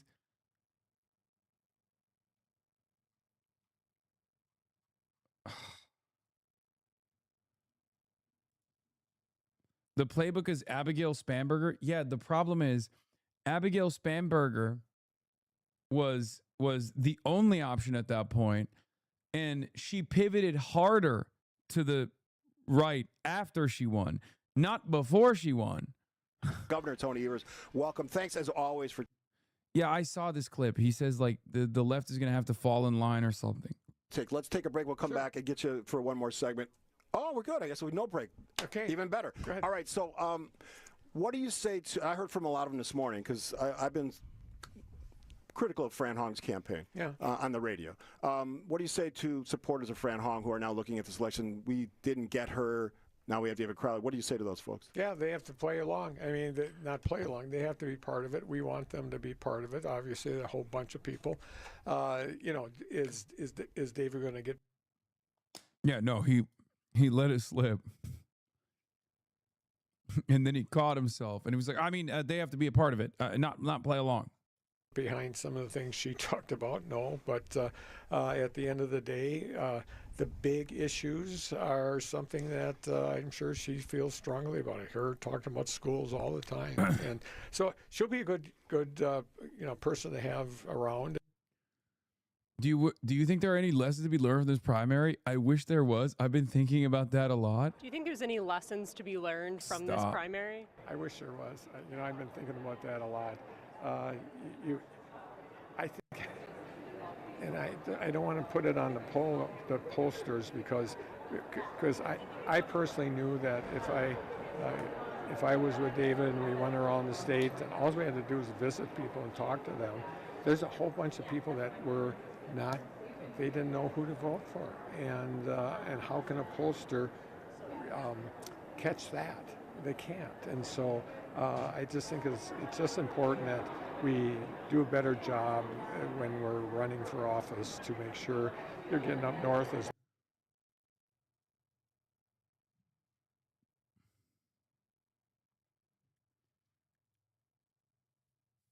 No lessons at all? Like, it wasn't like it was a blowout. You know what I mean? It was like you came in, you did the electability argument, and it worked.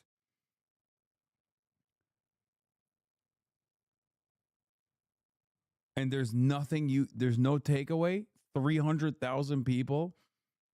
An open democratic socialist who was running on an anti-Thanksgiving campaign almost won. Okay. With only negative earned media that amounts to millions of dollars, 0 linear TV ads, almost blew your back out, and you got no lessons from that? None. Not even a little bit. Like, no, the good policies, the excitement on the campaign that brought a lot of people out. Nothing.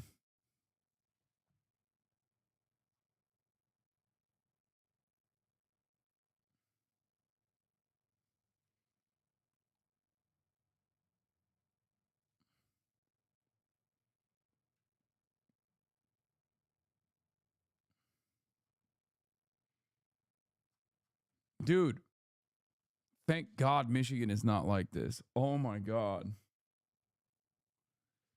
Oh my God. Could you imagine?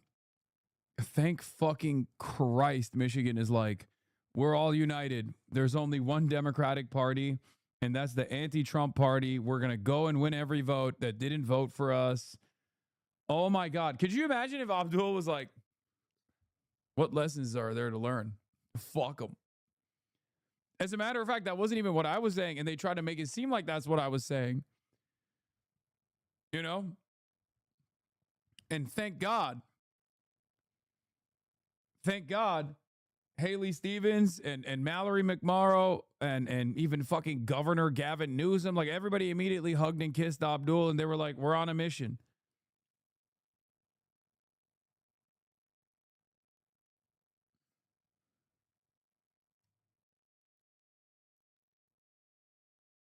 I've never seen a cocky leftist victory. They're always gracious, even in victory. Meanwhile, I've seen many cocky centrist moderate victories. Why are we even trying to work with the establishment Dems, bro? These people are corrupt and evil. They likely cheated in this election. It makes zero sense. What gives? It's just, yeah, okay, dude. Haley Stevens asked about you again, said to condemn you. Oh my God. Should he condemn Hassan Piker? Should Hassan Piker be on a stage? I believe he should be condemned. I do. I said that. That's what I was just saying to you. I was saying on election day, I said that. And if asked again, you're asking me, I do think he should be condemned. I don't know what the guy has to do with Michigan. Israel comes to me in my dreams. I hit the wrong button. What gives? Haley. What gives? Just say, who cares about Hassan Piker? We have an opponent to defeat. I don't understand why a Twitch streamer has become a primary fixture in a Senate race, and I have a pretty good idea as to why. It's because Mike Rogers can't run on being close to Donald Trump anymore. Mike Rogers can't run on anything that Trump has done that's positive for Michiganders. And I, as a Michigander, am sick and tired of talking about this guy. He's not from Michigan. What gives? You know, you don't have to just be like, yeah, he should be condemned. He should be condemned. It's over. The race is done. You don't have to serve AIPAC anymore. Well, she probably wants this. She probably wants a different office, but like, just it's okay. Let's just not. Just for the next couple of months, and then we can get right back into it. Okay. Stop giving her pointers. You pretend she wants to win. No, she does. I mean, she's a party apparatchik. Should he condemn Hassan Piker? Should Hassan Piker be on a stage? I believe he should be condemned. I do. I said that. That's what I was just saying to you. I was saying on election day, I said that. And if asked again, you're asking me, I do think he should be condemned. I don't know what the guy has to do with Michigan.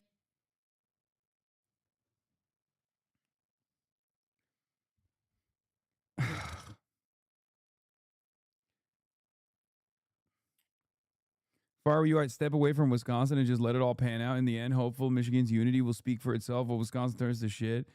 I mean, I don't want it to turn to shit.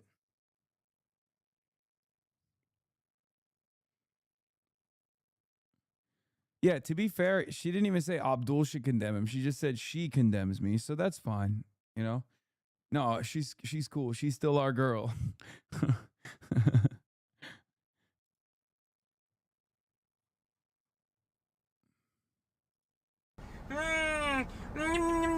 I'm 12. What is this? Stop.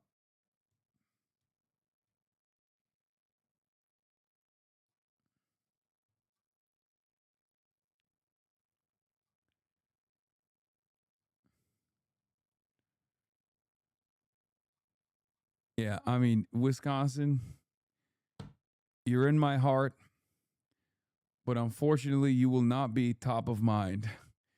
Yeah, you guys deal with that on your own, okay? Includes 70% overall. But look at this. On the lower end of the spectrum, you still get 3 in 5 Republicans. You get more than 3 in 5 in urban areas, 63%. And then what's really interesting is you might expect, hey, Democrats in rural areas, rural folks, they don't necessarily see it the same way always when it comes to issues. But on this, they do. 75% in the rural areas and 76% of Democrats. You see across the board clear position. Yeah, rurals are less interested in data centers than urbans because that's where the data centers are being built. That's why there is a 60 points negative approval on the GOP side. Where do the Republicans live? Rural areas. Position, which is the vast majority of Americans and voters are against building AI data. Yeah, I'm sure the numbers for pro data centers will be better in the future. It's not like shit's getting worse. Yes, that and Israel. I'm sure by tomorrow, Israel will be a more popular country. Okay?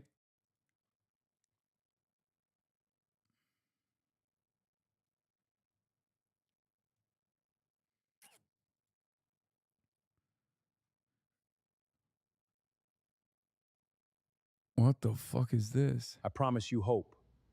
I promise you change. Change you can believe in. Together, we will move America forward. Bro, don't show this to Crowley. He's going to be like, well, some Republicans have good ideas. You know, there's a lot to learn from them. Hassan Piker, he's divisive. Republicans, on the other hand, well, you know, Democrats don't have a monopoly on good ideas. We got to listen to what they have to say. Also, I wonder what data center contributed to that beautiful work of art. I love data centers. We need more of them. Okay.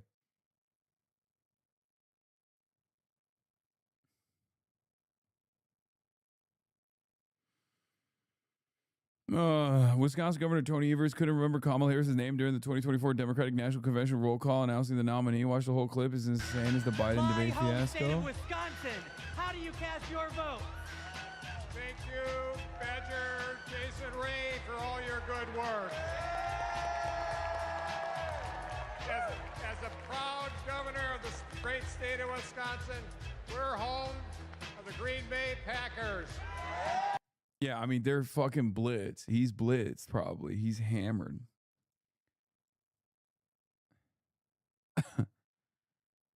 So you click AI dog shit, but not this? What is this? What are they looking at? Fear and I've wanted to draw all these guys together for forever. My fave podcast for a year and a half now. It's nice. It's beautiful. It's great. You know what we're looking at? A big, beautiful data center being built in our backyard. Israel comes to me in my dreams, and so do data centers, okay? Centers, and that's why I said at the top, it's simply put electoral poison at this point. When it comes to the politics of it, it is very clear people are against it. I'm not talking about the facts here, whether it's a good idea or a bad idea. Just This is how people feel about it, and it's pretty clear, and you don't see agreement like this on many issues. Right. So on, you know, these data centers, if they are going to be built, how do people want to see it done? You know, one of the key nuggets that those who want the data centers to be built will say is we have to stay ahead of China when it comes to tech, right? So there's a great poll question that essentially formulated this, right? Americans on building AI data centers, slowly to address local concerns, of which there have been many, or quickly to maintain the tech edge over, you know, folks like places in China. And on this one, it is a 4-to-1 clear blowout. I mean, we're talking about 78% of Americans, voters say slowly to address local concerns. Just 1 in 5, 21% say quickly to maintain the edge over China. And again, what we see is across all of the different political and demographic groups, everyone agrees that they should be built slowly to address local concerns. And so when we start off at the top saying, hey, there is this debate, there really isn't much of a debate when it comes to the politics of it. The vast majority of Americans at basically every single camp are in agreement on this. They want to be slowly to address those local concerns. And credit where credit is due. I think this question is actually phrased really well here and lets people come down on a side here with advantages potentially for both sides. How do people view the impact of artificial intelligence in general right now? Yeah, I think this is part of a larger debate, Johnny B. And it's, you know, it's just, look at this. Say AI development is bad for society. Again, what you see is clear majorities across the board. Groups that don't normally agree on anything agree on this one. 63% of Republicans, 74% of Democrats, 75% of independents, and 70%, as I come over to Johnny's side of the board, over there overall say AI development is bad for society. Again, the electoral politics of this are very, very clear. AI and data centers are simply put electoral poison at this point. It will be notable to watch how candidates deal with this heading into November and beyond that. It really will be. You know, back in July of 2024, 53% of voters who said they were extremely motivated to vote said they were Yeah, I just checked, by the way. Tom Tiffany literally launched his campaign with a hard line on data centers.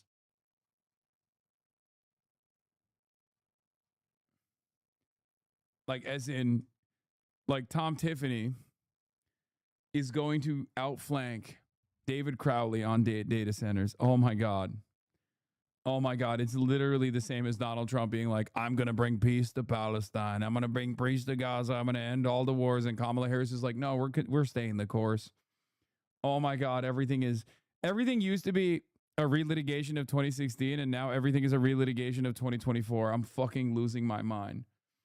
Oh my God. The worst part is that moneyed interests on this issue are almost entirely on the 21% side. So if you support the 78% position, you'll probably get nuked into oblivion by the money faucet anyways. Thanks, Citizens United. Awesome democracy we have. Yep.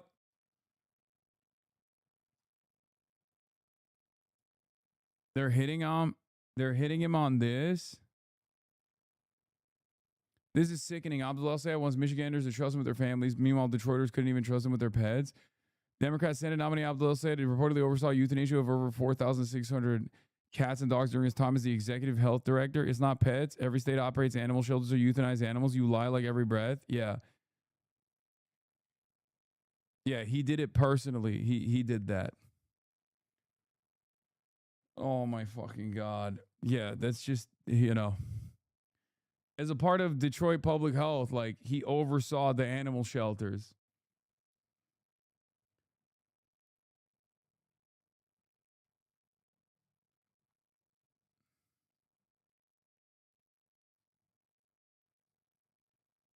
Yeah, they're leaning into Islamophobia. They're like, oh, Muslims hate dogs. Oh.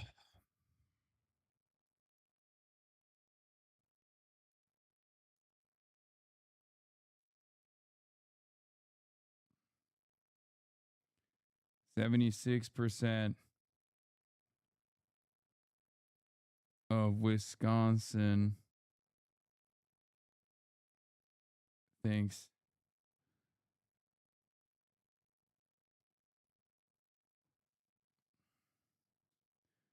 cost outweighs the benefits. Even Tom Tiffany is lying about taking a hard stance against that.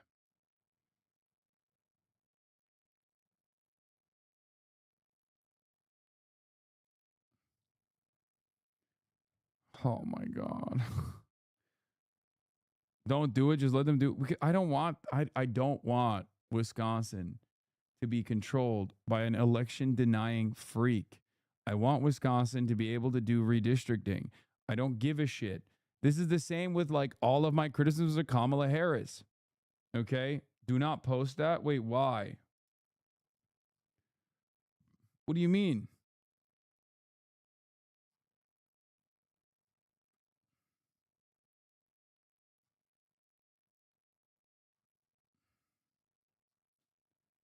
They are going to blame you?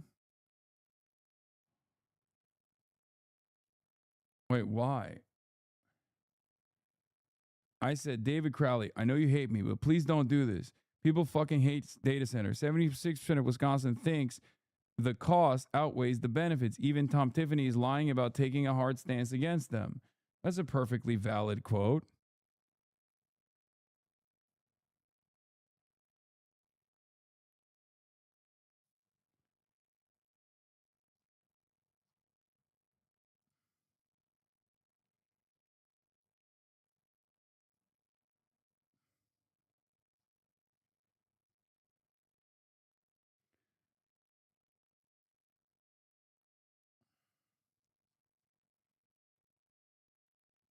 They really don't want you, bro. Just leave it. It's not about Tom Tiffany or the centrist Democrats, man.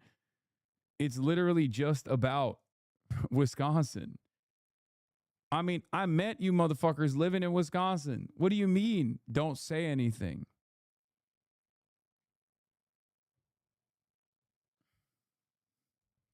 Tom Tiffany is watching. Can you name one issue where you disagree most with her? One of the biggest issues? Well, one of the biggest issues that we did have a disagreement on was related to the data centers. She wanted to see a moratorium. Can you? Oh my God. Oh my God.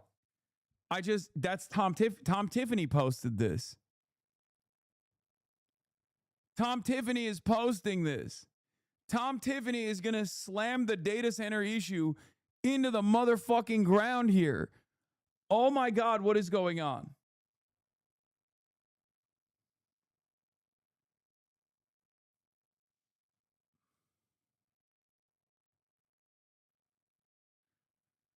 Bro, just say Thanksgiving. Just say you love Thanksgiving. Why would you say data centers? Just say Thanksgiving. Say I don't want to abolish the police. Say I love the police. Don't say data centers. I feel like the Walter White meme in the car going, no! No!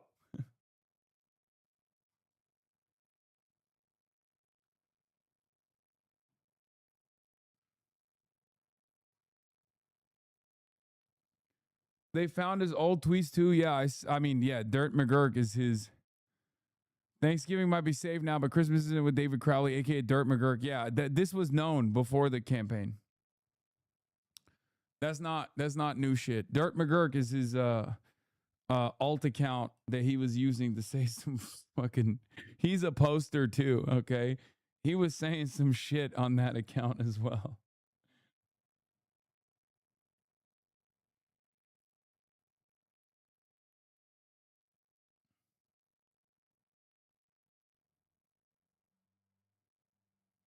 Bro, are we going to find out why David Crowley was trailing at 6% when he dropped out?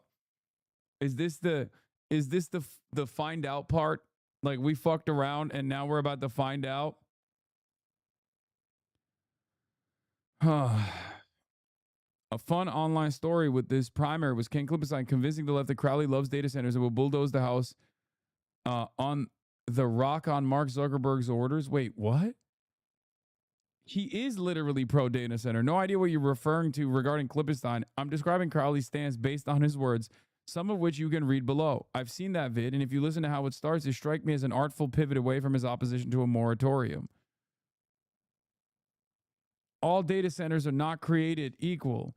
Our job is to make sure that those data centers are paying their way, that they're paying for the full energy cost, that they're paying for the infrastructure and grid upgrades. Heck, I think that they should be subsidizing our energy users across the entire state.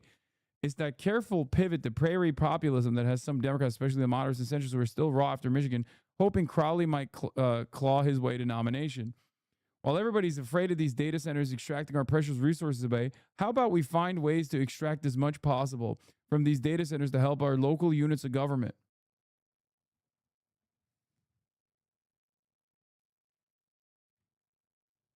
All right, let me play that song again. We got to play that song. No, we're pro data center now. Oh my God, I'm pro data center. I love maybe if I say that, they'll be like, actually, this is a bad idea. We hate Hassan. We hate Hassan.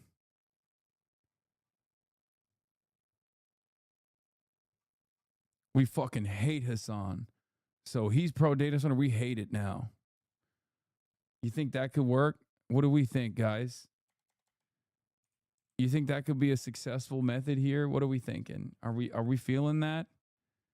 Are we feeling that? Here, look, I love this. Is my favorite song. This is my favorite song, bro. Listen. Listen, guys. Listen to this. I need a data center in my neighborhood. I want a data center in my town. Please put a data center in my neighborhood. That way, my rent might actually go down. I don't care about the noise. I'm out here getting hearing damage with the boys. Maybe I could get lung damage too. Just so you can ask Brock, is this true? I don't need electricity. My bill going up isn't scary to me, not at all. No, my biggest fear is losing ChatGPT. I don't need my water to be clean. Mine goes up when I look at my screen. Rent goes up like year after year, every year. Hey, data center, get over here. I need a data center in my neighborhood. I want a data center in my town. Please put a data center in my neighborhood. That way, my rent might actually go down. I don't care about the noise. I'm out here getting hearing damage with the boys. Maybe I could get lung damage too. Just so you can ask Brock, is this true? I don't need electricity. My bill going up isn't scary to me, not at all. No, my biggest fear is losing ChatGPT. I don't need my water to be clean. Line goes up when I look at my screen. Rent goes up like year after year, every year. Hey, data center, get over here. I need a data center in my neighborhood. I want a data center in my town. Data centers are kind of growing on me. Me too, man. Me too. Yeah, data centers come to me in my dreams.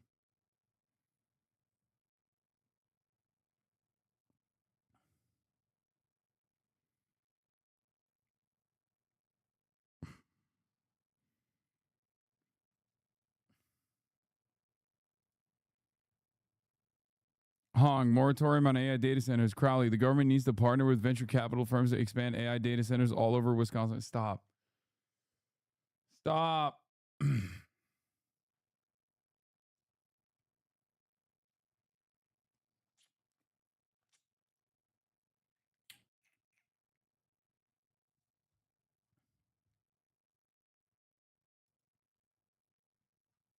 Yeah, if he was even vaguely left and in the lead, elite media would have spent 3 weeks obsessing over his old tweets instead of just shrugging them off.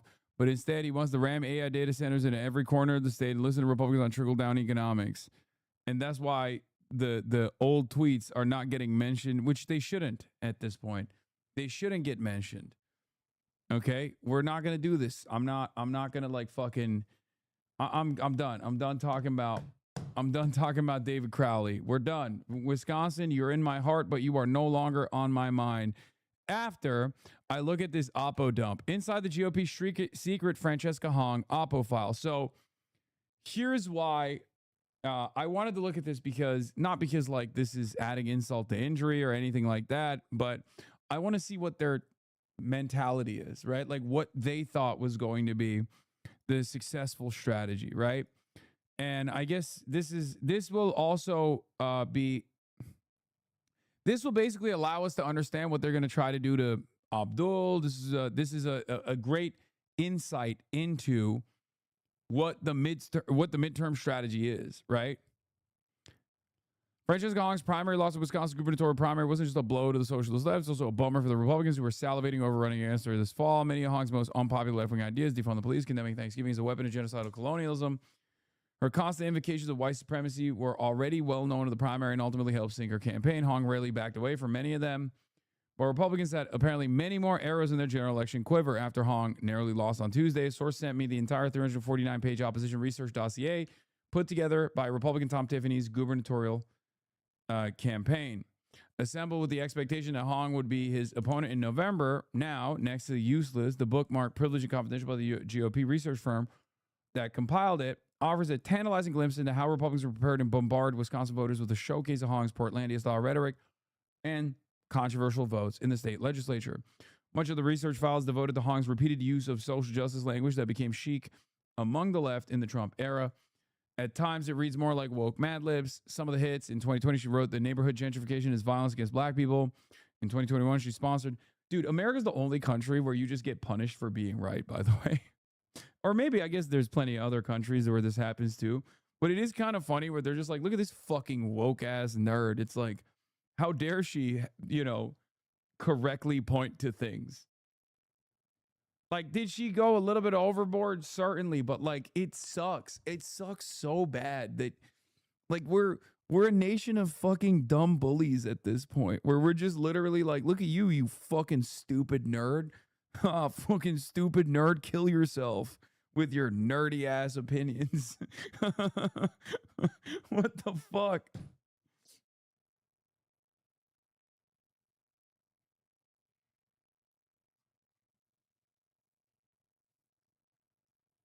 No, she didn't go overboard. No, there's a chatters. Ah, please. There is a way to frame these things. When I say she goes overboard, I'm not saying she's wrong.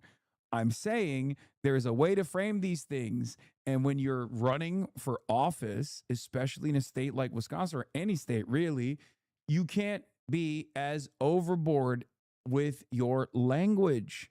Okay? That's all I'm saying. I'm not saying that I just said she's not wrong and that this country is where people are punished for being wrong. Isn't that lying? No, it's not. No, it's not. It's not lying. Okay? Here, I'll give you an example. Medicare for all, socialized medicine. There are two ways to present it. Okay? Should you fucking come out and be like, I want to literally make sure that no one ever has a job in the for-profit healthcare industry. I want thousands of people to lose their jobs. Or should you say, I want Medicare for all because I want millions of people to have health care? There's two ways of presenting it, okay? God, some of you guys literally think the only way to present issues is the most fucking annoying way possible.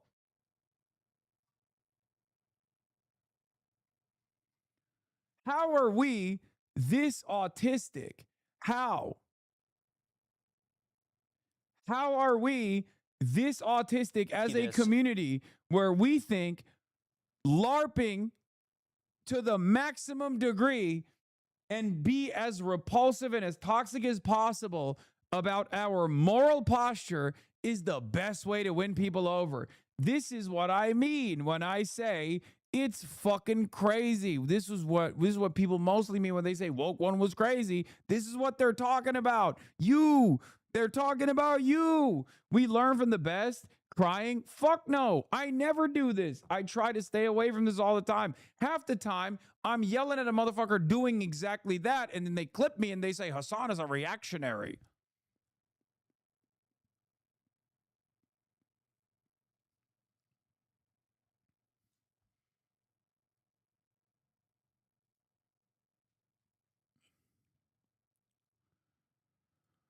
Oh, the venue for Chomp for the oligarchy rally just canceled on us following intense intimidation from right-wing agitators to conservative Dems. We won't be silenced and continuing full steam ahead.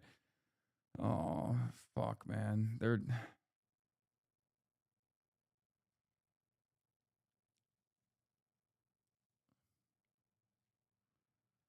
There are different ways to communicate the same idea. Choosing the one that's more palatable isn't always watering down. Sometimes it's just, how do I get people to support this thing in the most effective way, which everyone should want, as opposed to some aesthetic linguistic preference? No, there are motherfuckers in this community, there are motherfuckers on the left who literally go, no, actually, that means you're watering down your worldview.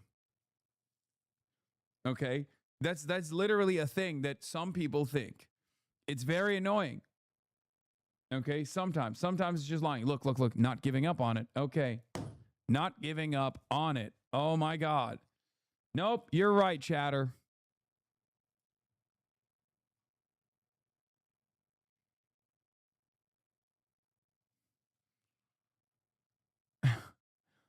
Is it, guys, is it possible? And I mean this sincerely, okay? Is it possible that you might be wrong? Like, is it possible that it's okay to be tactful about how we communicate our desires for a better future? Do you think it's possible that you might be wrong on this?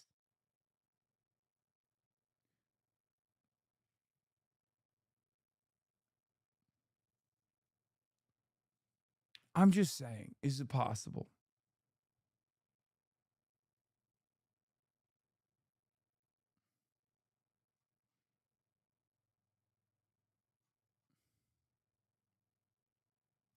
No, and fuck you for asking.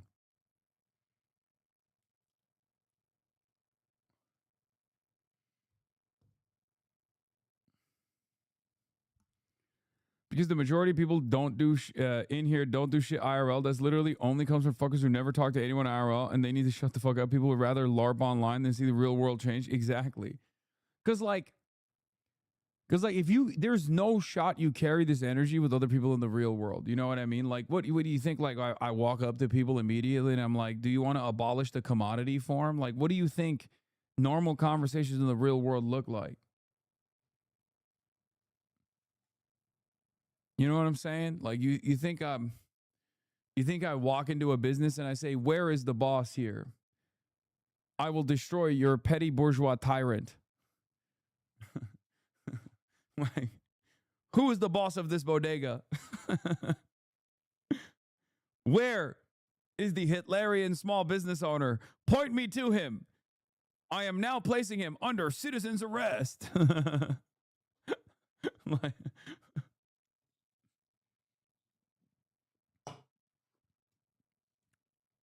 Like here, I'm going to go through the process piece by piece and explain something to you. Neighborhood gentrification is violence against black people. Here's a great way to reframe that. Improving our neighborhoods is awesome, but we should find a way where we don't displace the existing inhabitants. Oftentimes, black and brown people who are on the older side have been living in these neighborhoods for many years. It would be a great disservice to displace them.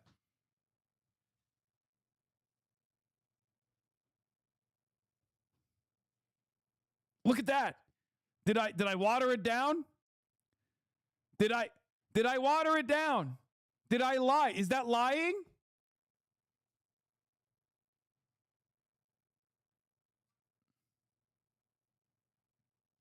Okay, let's see another one.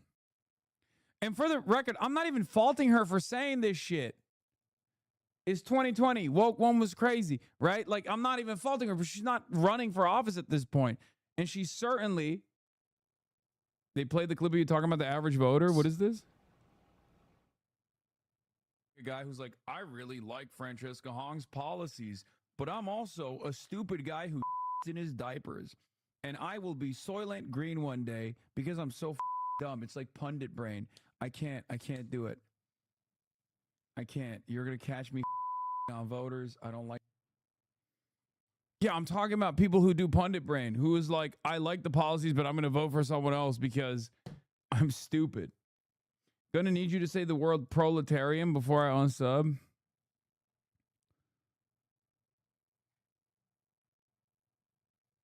It's nice that they put your Twitch address. That's true. Finally. Anyway, whatever. Will Kane in the membrane. I don't care about this shit. Okay, we're done. Hassan is old news. Let's get back to the Oppo dump. So, in 2021, she sponsored a resolution calling systemic racism a public health crisis and demanding the state legislature create an equity-oriented country and society. No issues there, no problems there. For years, Hong's bio on X described her location as occupied Ho Chunk land rather than her home in Madison. Again, who cares? There's plenty in the book, too, about Hong's years-long crusade about defunding and abolish the police. Although many of the comments were already reported by CNN's tenacious Andrew Kaczynski, Hong made a number of remarks about systems of harm and how police forces are tools of white supremacy. In 2021, she called for the abolition of the carceral system, which Republicans would have surely spun as Hong calling for prison abolition.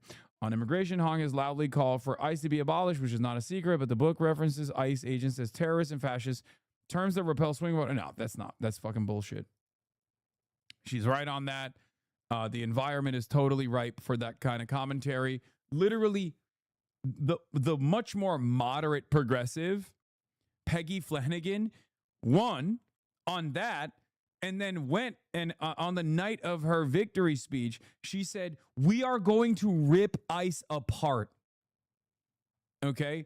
So no, that's just wrong. That's just Republicans are stupid. They don't understand how much people fucking demonize ICE and hate it.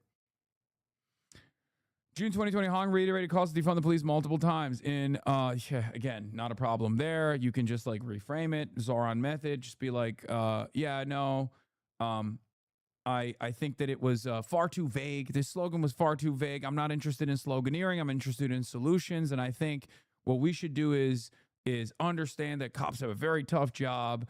They just want to serve their communities, lie a little bit and say something along the lines of like, we got to make sure that they're, they got a lot on their plates. So we got to make sure that we aid them with like, social workers and take away some of some of their work off their plates, that type of shit. Op-ed book also features 10 pages of Hong staking out far-left positions on trans rights and gender issues. 2021, she supported taxpayer-funded task force to study the societal barriers of equality for intersect and gender non-conforming individuals. In 2022, Hong referred to pregnant women as pregnant people.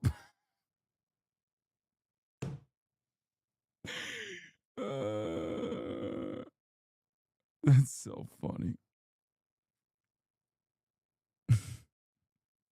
Who cares? No, this is actually fucking silly. This is actually silly. This kind of stuff is nothing. This kind of stuff in the hands of a decent communicator is just like, what are you? Okay, who cares? Like, who cares? Who cares? What are you talking about? It's all culture war. That one did one-shot Anna. Like, as a guy who didn't do this shit, okay, as a guy who did not do this shit in the same exact time frame, I'm a professional political pundit. I've been doing this. I was around back then. You can go back. I didn't do this shit, right? But I never also like faulted people for doing it because I don't think it matters. I think people were just trying to be as courteous as possible. Who fucking cares?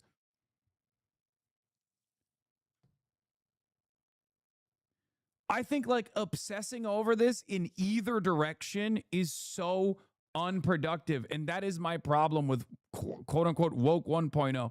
Okay. That's it. That is the problem. That is literally the problem. And it made people so insane, bro. It made people on the right so fucking insane. It blows my goddamn mind.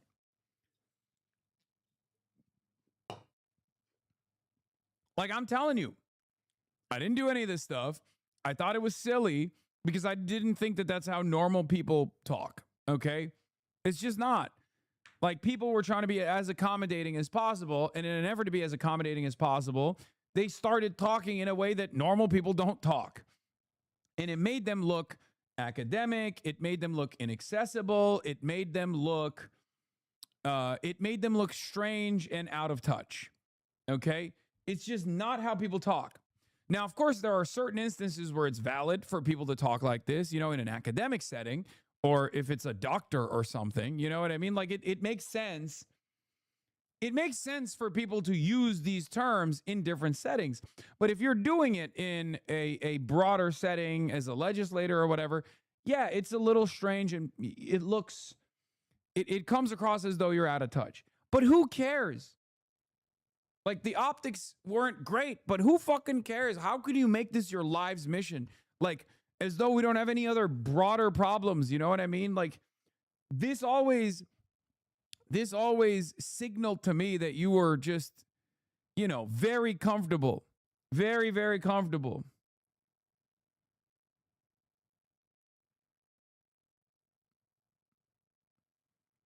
Only comfortable people are just like, what can I find to get pissed off about? You know what I mean?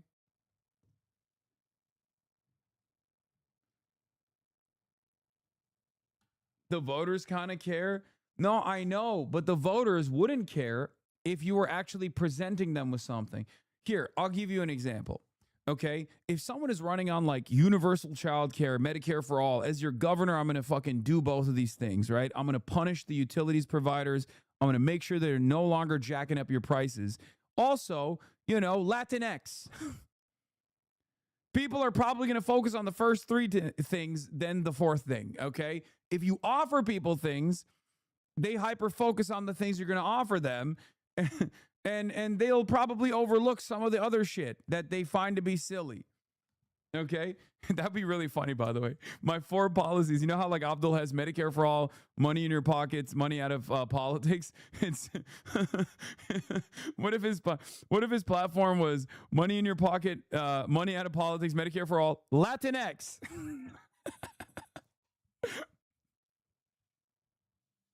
Just out of nowhere, he was just like, and also Latinx.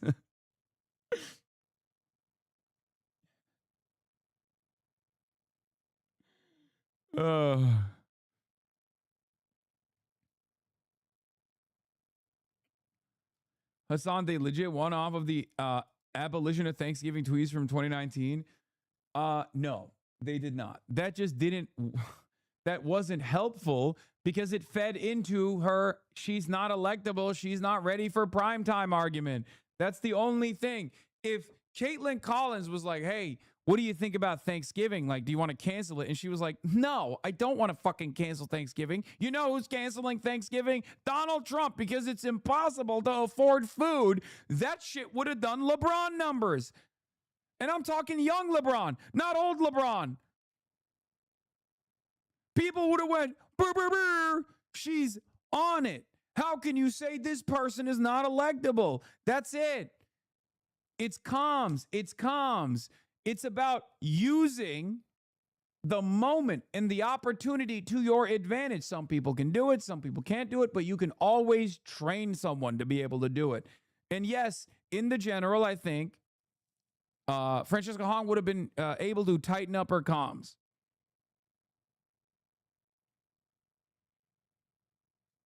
Do you understand?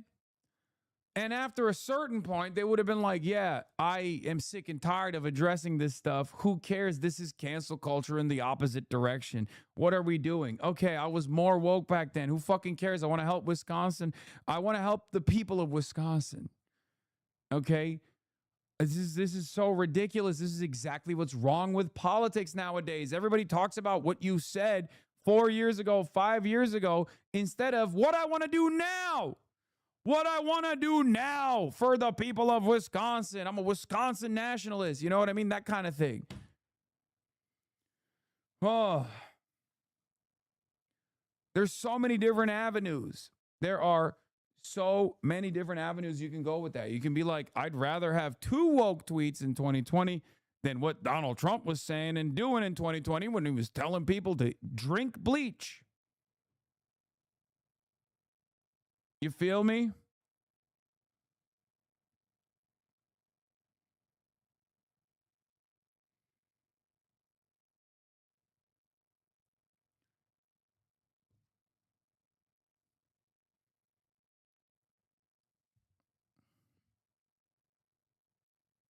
You get to hear your family members without the hum of a data center.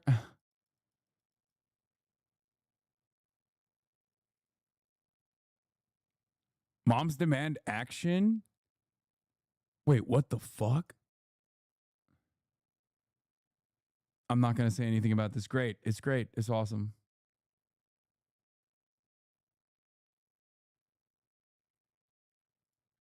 Spanish is a gendered language, and in 2016 and 2020, there was a lot of talk about gender-inclusive language. Academics suggested Latinx is a possible way to be gender-inclusive. Okay, stop.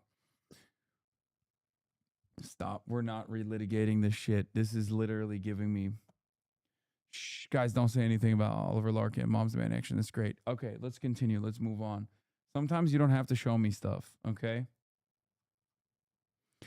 In 2023, she voted against a bill banning gender reassignment surgery for minors. That same year, she supported a local resolution that would make Dane County a legal sanctuary for trans and non-binary Wisconsinites. Again, beast mode, totally fine.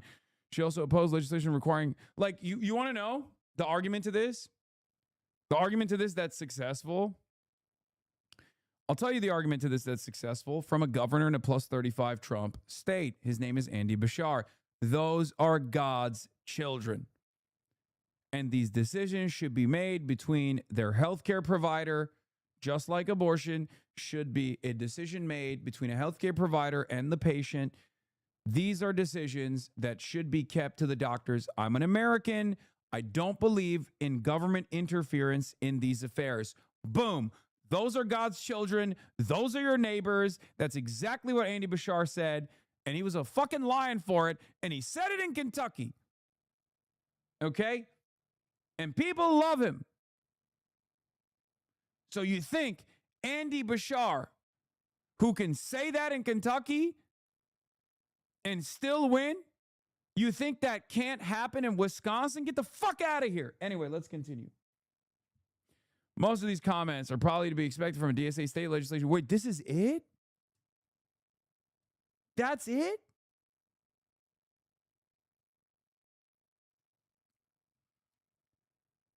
They had nothing. Just all culture war nonsense. I thought there was something secret in here. What the fuck? This was ass. Oh, that's so good. Oh, that's awesome. Okay, this is awesome. If this is what they got for Abdul, oof, great. Great. That was 300 pages of just literally them going woke, woke, woke, woke, woke, woke, woke. That was 320 pages, bro. Or 349 pages.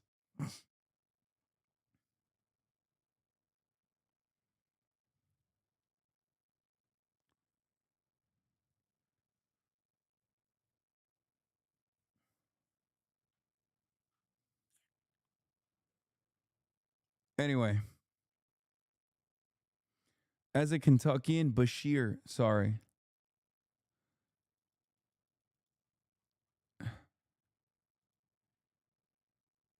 Oh, yeah, Corbin Trent. I genuinely rather die than ever defend this entitled, rich, out-of-touch, clout-chasing piece of shit. He can rot in actual hell. Corbin Trent says, don't know your actual policies, but I assume you're aligning yourself with the administration that's trying to lock people up for their political ideologies. Then you're right-winger, yeah? What an incredibly stupid statement. You thought you ate, but you didn't. Do I think Hassan Piker should be thrown in jail? Obviously not. Do I think Dems need to defend a vile anti-Semite who spent the last year attacking every Democrat under the sun he doesn't like? Definitely not. Try again next time. I think Benjamin Netanyahu and Itamar Ben-Gvir have done more to inspire anti-Semitism than anyone else I can imagine. Also seems like trying to wrap Zionism and Judaism into a single entity is probably not good. As a local example, I'm from Tennessee, but I reject the KKK. Notice you didn't actually defend Hassan. You skipped straight past the part where he said he spent a year attacking every Democrat he doesn't like and now wants them to run to his defense. These guys think they represent something. Bro, you're just a random guy. I don't know why. Like, you don't have to do it. I'm not talking to you. I swear to God, these people, like, Israel has fucking warped their brains so much that he's literally just go live in Tel Aviv, man. What are you doing? Why are you in America then if you love Israel that much?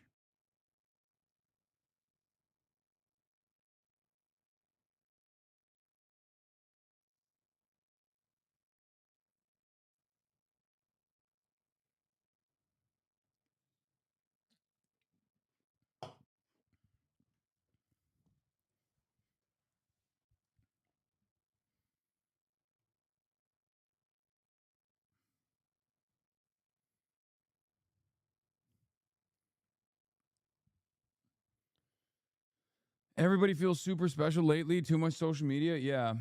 He had to get truther. Nice. Anyway, this guy literally does not understand the message here. The message here that went viral on Twitter and it pissed off every fucking Republican was this. If you don't actually fucking swat away these attacks and lean into them, you are not going to get anything good out of this, okay? Because every moment that you are leaning into the Republican attacks is a moment where you're giving in to the Republican narrative, okay? It's the same with trans issues. It literally doesn't make sense. You also made it to the front page of Reddit, get noted, sub, always full of D-writers and bots that have little to no context. Yeah, that's their job. Okay, someone literally said this earlier. Or what they do is they brigade the notes and then they brigade the get noted post. And then it makes it to the front page of Reddit and they're like, look at this fucking idiot. Look at this fucking idiot. He just got noted. He hates liberals or something like that.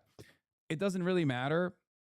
It's another avenue to fucking, get, it's an unbelievably empty victory. It just doesn't mean anything.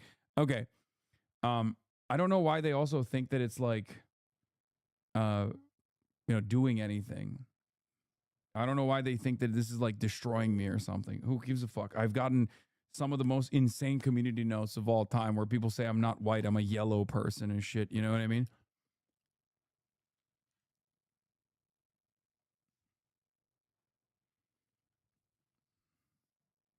Yeah, also, we can eradicate this right now and rate it not helpful. You know what I mean?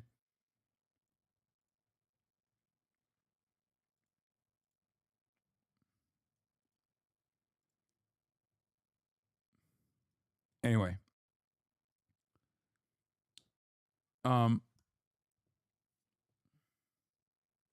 Here's direct advocacy to harass you. What is this? I don't want to have.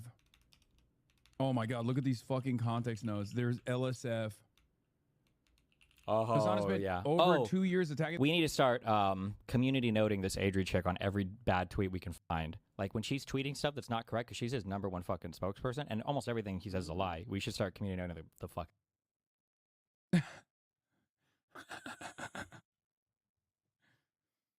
My God, he literally just watches you in the corner of a stream. Is so pathetic. No, literally, that's all he does.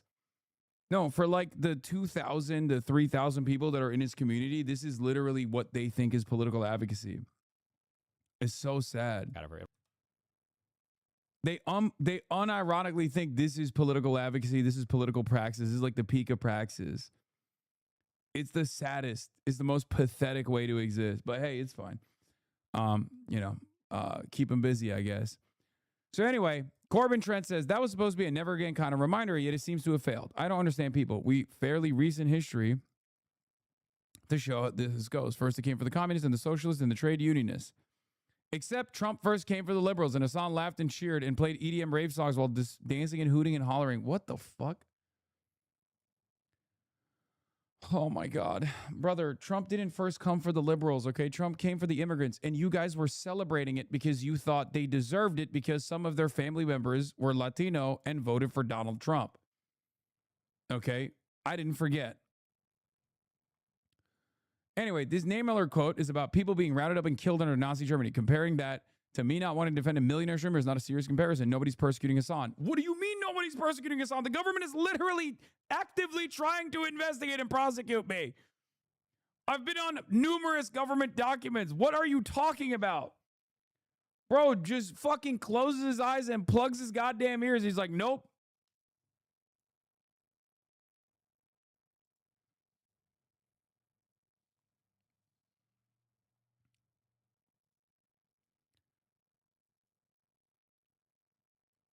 Where the fuck was it? I lost it.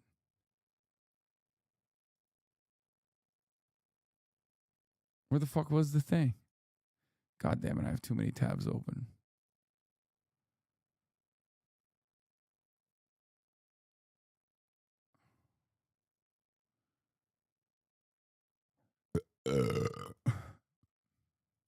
Did I close the tab?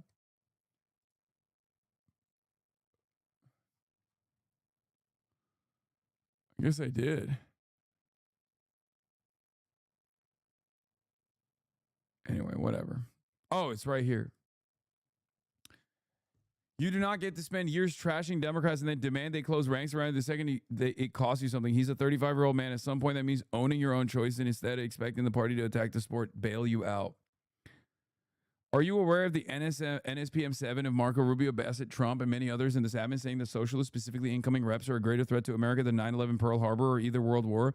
If you aren't, you should read Ken Klippenstein. He breaks it down. Actually, I think you ought to be able to advocate and promote policies and ideas that attack the establishment Dem Party and then still expect them to support your freedom to do so when a rogue regime attacks people for their political ideology.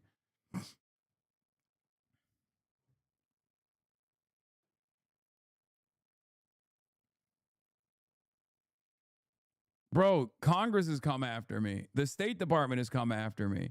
The Vice President has come after me. What the fuck what is this guy talking about? You just agree with them because you're basically a fucking Republican. Can you address whatever the fuck this is? Oh yeah, this guy's awesome. I'm not going to dunk on him. He's irrelevant. That guy's dope. He says the Dem Tea Party moment is actually a failure. Why? Because he just doesn't like the people. That's literally it. He doesn't think any of the insurgent candidates that won are actually valid victories that show anything, because it was just too easy or something.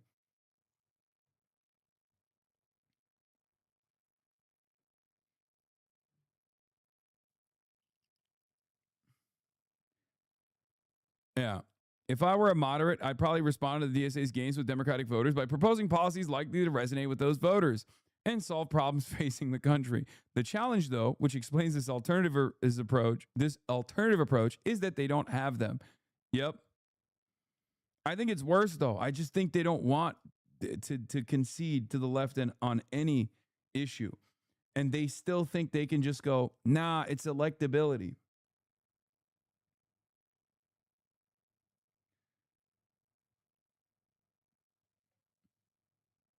Yeah, stop calling it the Democratic Tea Party. The anti-incumbent wave is bigger than that and also bipartisan. Yes.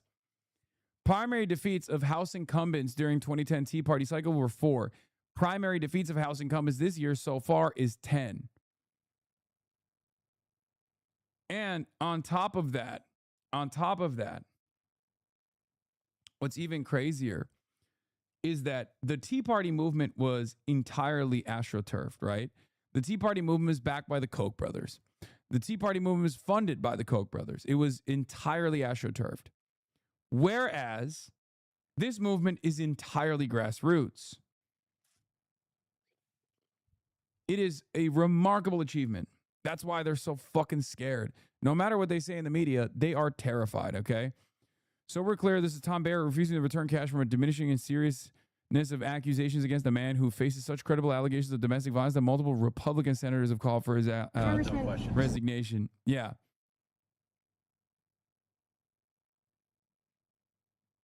There are folks in the district who are calling for you to return campaign contributions from Congressman Max Miller's campaign committee. Do you have any response right off the to rip, that? right? Nothing Yeah. to do with transportation. Sorry, You're just like, gotta get it out of the way. Yeah. No, you know, obviously the challenges that, Max Miller is going through are, really devastating for their family and something that is, really sad to witness. I'm somebody that believes in due process, whether it's due process for Max as he goes through the ethics process or due process for my opponent, who's a convicted felon. I think that, that due process is a fundamental right that we have to respect as Americans. And, we have an ethics committee in Congress for a reason. He said my opponent is a convicted felon. That's so awesome. So what's hilarious about that is like fucking William Lawrence. Okay, that's true. He did get arrested. Okay. Do you want to know for what reason he got arrested? It was awesome. It was fucking beast mode. First of all, the president is a convicted felon, so it's really funny to say that. But the reason why William Lawrence, swagged out white boy, quirked up white boy who is kind of on my shit list right now for knifing DSA, is a convicted felon. Do you want to know why? Because he got arrested when he was 22 years old, when he locked himself to some construction equipment and refused to leave the job site. Police ultimately cut his bonds, and he was charged with resisting and obstructing police, which is a felony. He took a stand against Enbridge Energy by locking himself to the equipment. Was it righteous? Absolutely, he said in a video on Instagram. Was it wise? Perhaps not.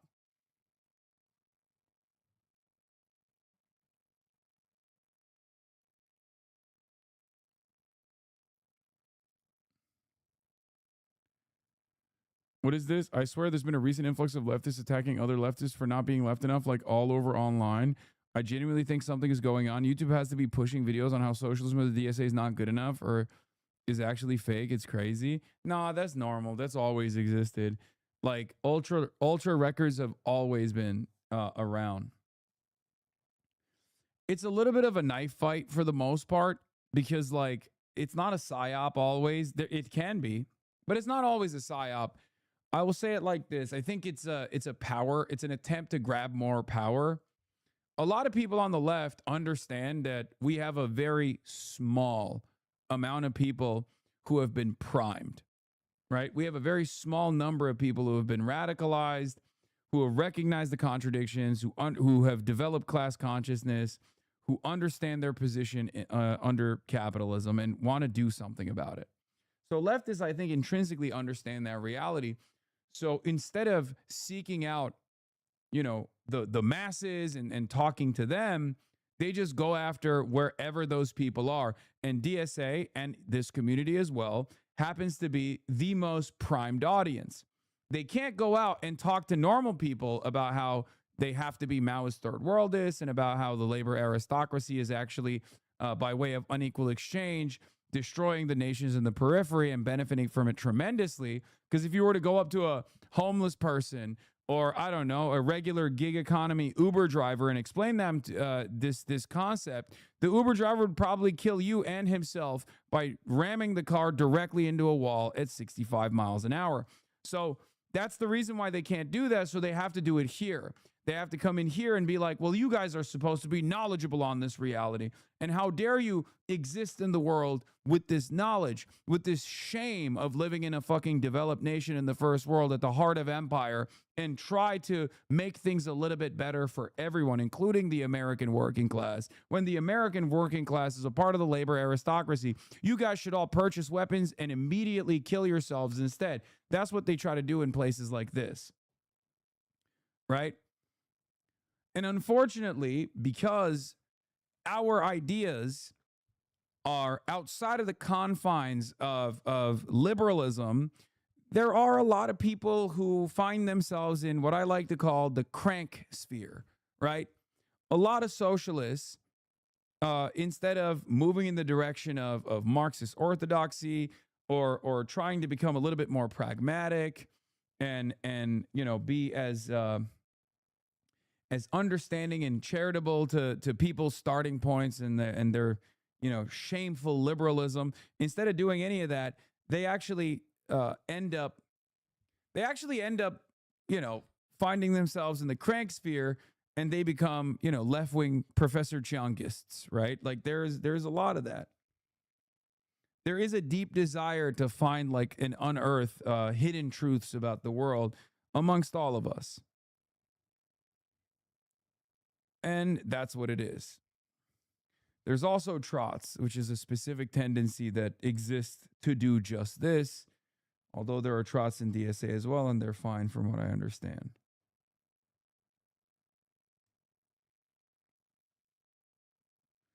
Chirpers think infighting online over earned influence is better than doing the work IRL with leftists with common principles. This pathetic crab in the bucket mentality that would rather try and peel off those who are radicalized on the path than actually reach the masses. Yeah. My argument always has been the same. I'm like, listen, if your ideas are fucking so awesome, if they're bangers, okay, like I'm with you, then go out to the fucking regular market, Instead of trying to come in here and tell me I ain't doing shit and I'm actually wasting away the revolutionary potential of the masses, like go out there and meet the masses where they are and build this movement, build it larger. Why do you think this is the only place where you can eat off of? I don't even have a problem having a collaborative relationship with people who I will engage with and people who I have comradely disagreements with, right? I don't even have an issue with people like that. What I take issue with is when you go from, yeah, I think this guy is like a decent entry point into socialist thought, to this guy is actually cynically working within the confines of the DNC. He's a CIA agent. He's a liberal Zionist. And then you find yourself literally collaborating with Zionists as well and highlighting their propaganda, because your mission becomes single-handedly to destroy this community, like where you think like I am the number one op to global communism or something. It's very, very stupid.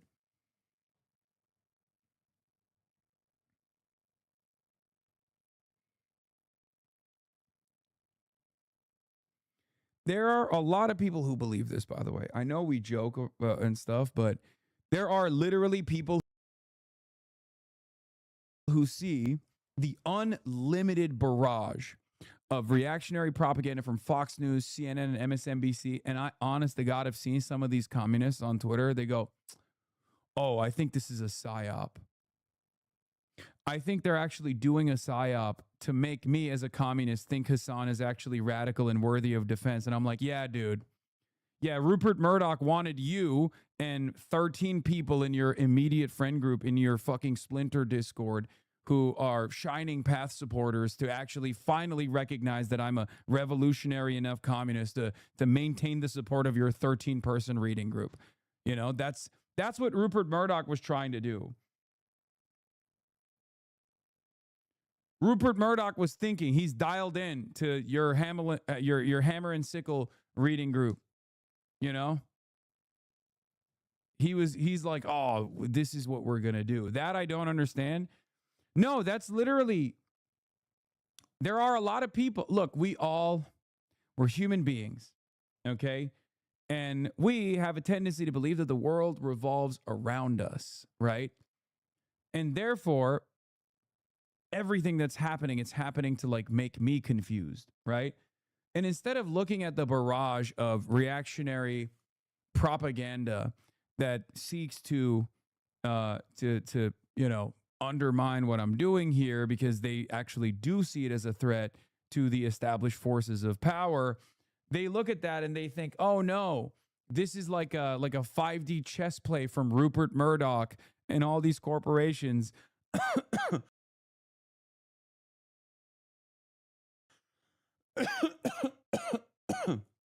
Rupert Murdoch and all these corporations actually have decided to like present Hassan Piker as a dangerous radical so he can dupe all of us into thinking that he's actually a real one. He actually is a threat to power. No, sometimes the truth is actually far simpler than that. The reason why they're doing it is because they do see me as a threat. That's it. And for many, many years, they didn't see me as a threat and they didn't do shit. Because for many, many years, I quietly would fundraise for initiatives, Amazon Labor Union and the like. But ultimately, I didn't actually try to change American politics. I didn't actually roll up the sleeves and go on the road and work alongside this robust, much larger movement of, DSA cadre candidates and Democratic socialists all around the country, and also aligned individuals to try to go after incumbents within the Democratic Party and unseat them, and also actively push for even a senator who is sympathetic to social democracy. Maybe not democratic socialism, but at least social democracy. That is the problem. And it's extra bad that these weren't even just allies that were democratic socialists, but they were also anti-Zionist. Okay? That's why for years and years, the reason why I was getting unlimited fucking oppo from YouTubers and not the entire media infrastructure, the entirety of corporate media, from Fox News all the way down to ABC and CBS and numerous other outlets, including liberal outlets, was because I just kept to myself.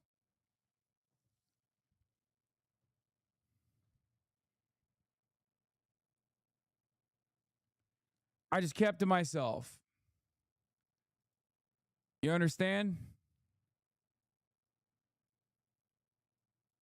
It wasn't really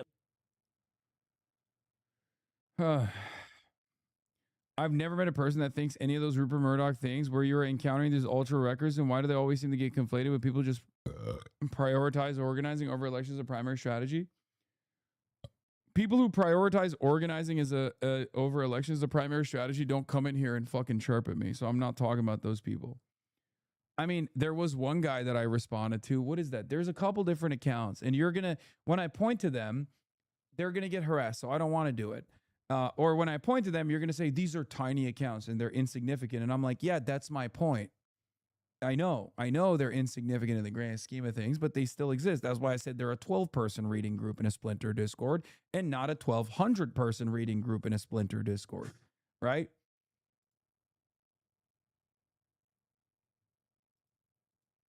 Democrats,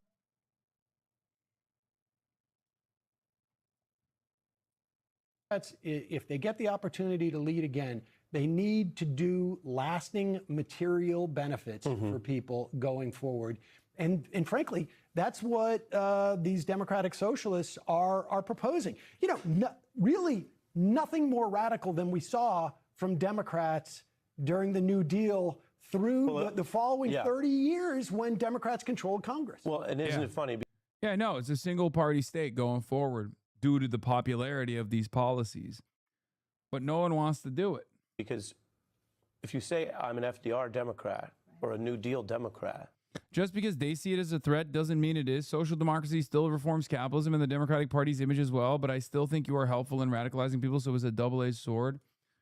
Yes, dude, I want to do the welfareism. I want to do the welfare state so I can save capitalism.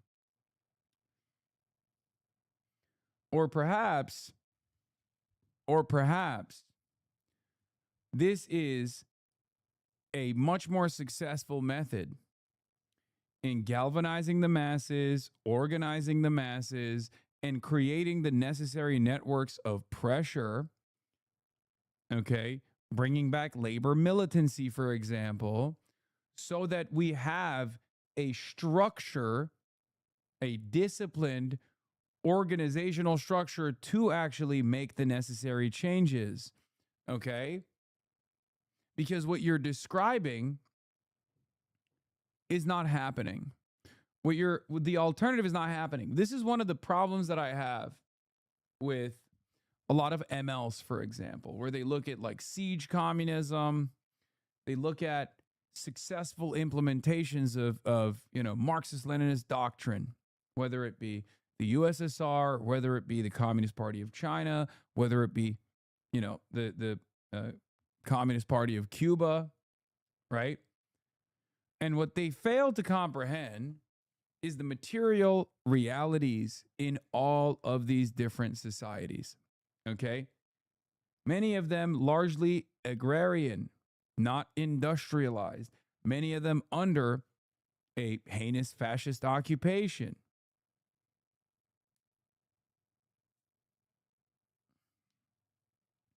And it's not because it's 100 years ago. That's fine. If we had like the equivalence of the peasant class here in the United States of America, you could make the argument at least that like maybe there's a Maoist structure that we could abide by, but we don't. This has never been successful. The closest you can get to socialism in the United States of America is Olof Palme. Okay. That is the closest historical equivalence that you can point to, okay? So we have to envision a different method regardless. We have to envision a different method.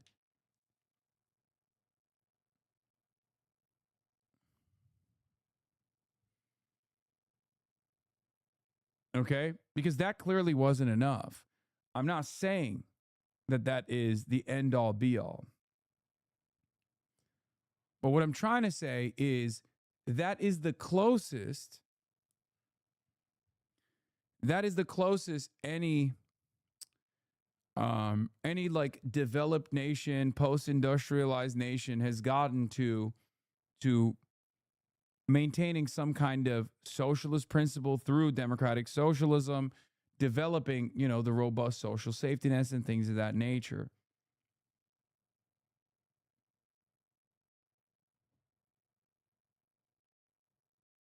Is this what Sam does when he's on vacation? right, it hits a little different. Depending on where you are in the country, some of these terms scare people more or less. But when you talk about, yes, having an FDR posture towards regulating the banks before they invest in an AI boom that bankrupts everybody, or actually fighting corruption. People who focus on thought-terminating cliches like social democracy being too moderate don't actually know about Olof Palme. I mean, that's the thing. Like that is the I think of Swedish social democracy as the closest equivalent to what is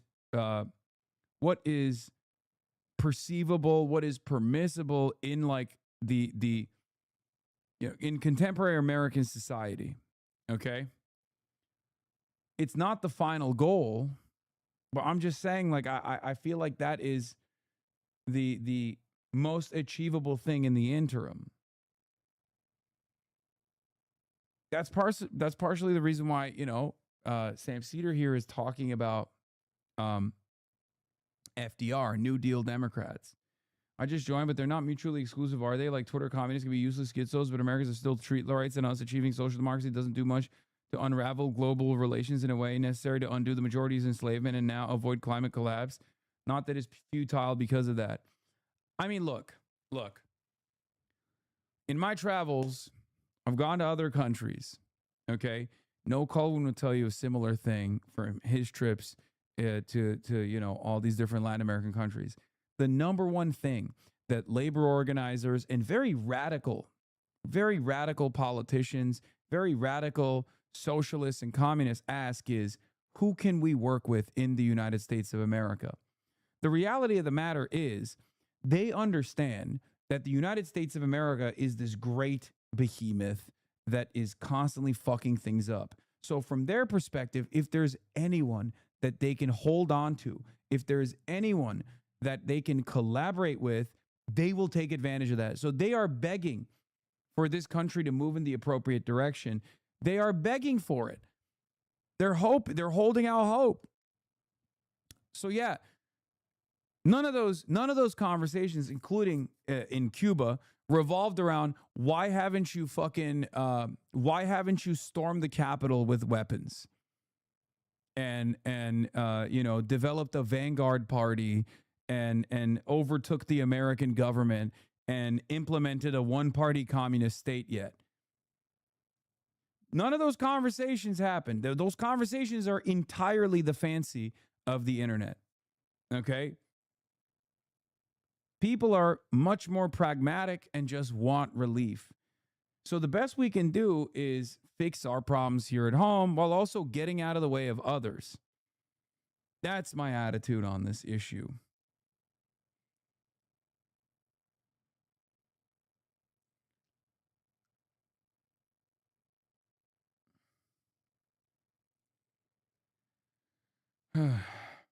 And what a lot of people don't realize is, like, you know what's funny? Here's what's funny. I think the Olof Palme comparison is probably the most apt, right? And the reason why I say that is because how do you think these Nordic countries or even the United States of America achieved the implementation of the New Deal, achieved the first iteration of social democracy here at the domestic level? How did these Nordic countries develop the Nordic system? They didn't do it through liberalism. Liberalism in Europe, and especially in social democracies, is a right-wing position. They achieved it because communists were pushing for it. They achieved it because socialists were pushing for it. And the same goes for the New Deal here in the United States of America. Okay? That's the irony of it all. The things that they developed back then, due to succumbing to the pressure of labor uprisings, mass instability, the labor militancy, trade unionists, anarchists throwing fucking Molotov cocktails at their workplaces and shit, gave us New Deal, gave us the New Deal democracy that we still take advantage of to this day. That's what a lot of liberals don't understand, where they're like, oh, dude, what the fuck are you talking about? Like, you guys are radicals. It's like, yeah, without radicals, you have nothing. Shut the fuck up. Okay? Shut the fuck up. There's never been a world where we've moved in the direction of progress, where we've had any sort of material benefit for the existing working class, where we've ever, like, without radicals, we would not have abolition of slavery. The fuck do you mean? You should be on your hands and knees kissing the feet of the radicals. They're the ones who are pushing the fucking boundaries. They're the ones who are progressing society. You just eat off their benefits and then you fucking hand wave them away.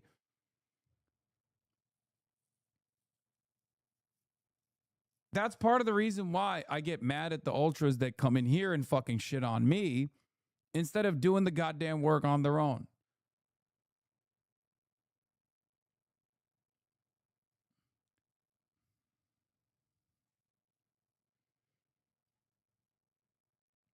I mean, there was a time when liberalism was radical, but that's you know, That's neither here nor there. Or actually getting a square meal and a square deal, and all the rest.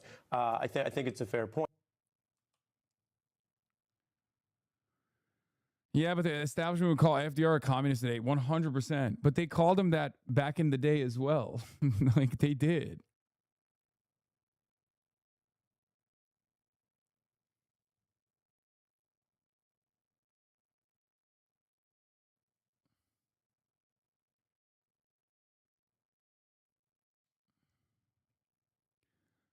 Yeah, the Washington Post solved the months-long mystery attacks on 3 fishing boats near the Galapagos. They are part of a covert CIA program with a spy plane with its ownership hidden behind an LLC oriented towards each boat before the strikes. And the prosecutor who was investigating these CIA strikes was murdered.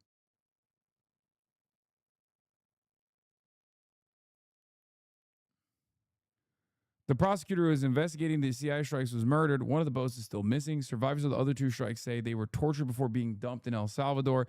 All 3 craft were licensed commercial vessels cleared by Ecuadorian authorities, and there's no indication that they were engaged in drug trafficking.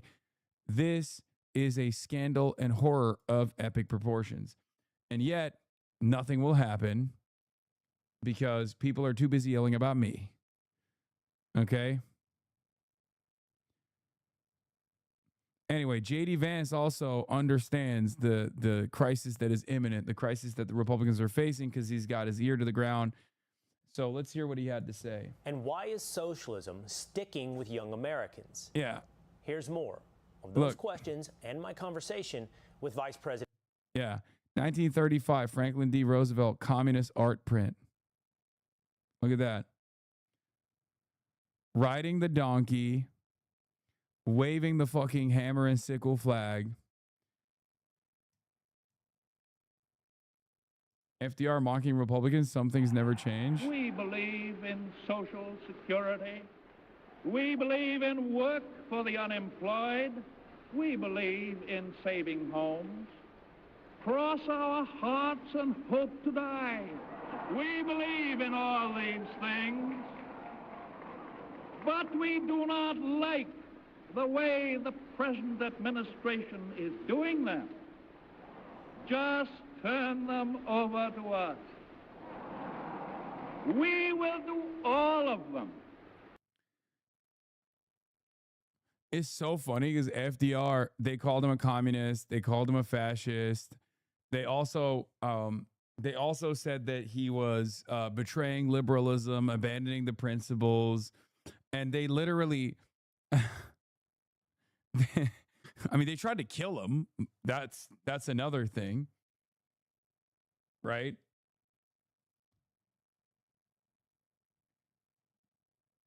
And this motherfucker brought about a de facto one-party social democracy to this country, okay? We will do more of them. FDR loved data centers, Hassan. Yeah, he would have loved data centers. We will do them better, and most important of all, the doing of them will not cost anybody anything.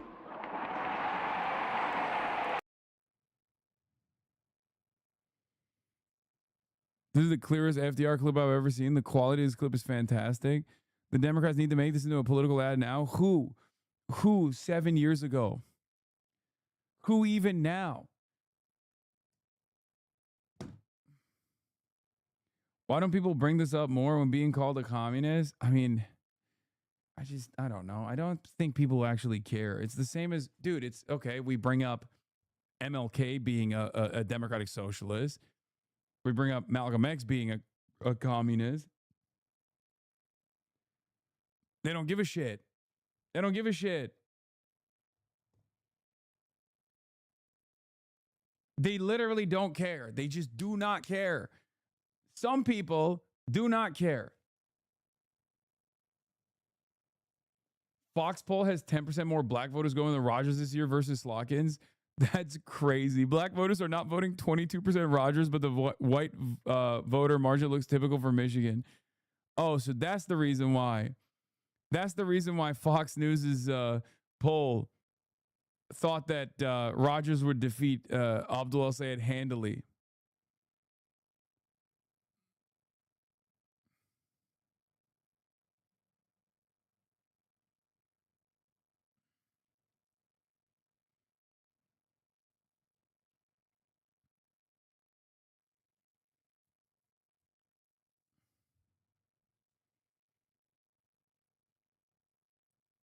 That's why they're calling you racist? Bro, that's crazy.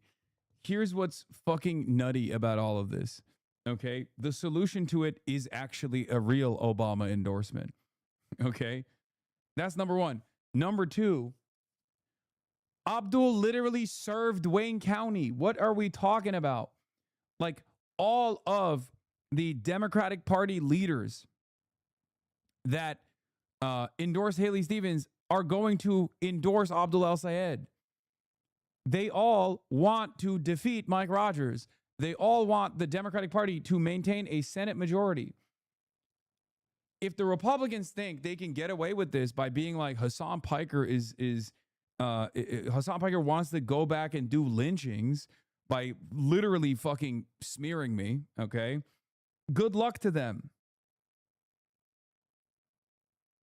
There's no shot. I mean, look, I'm very confident. Hopefully the Democrats don't wreck this shit.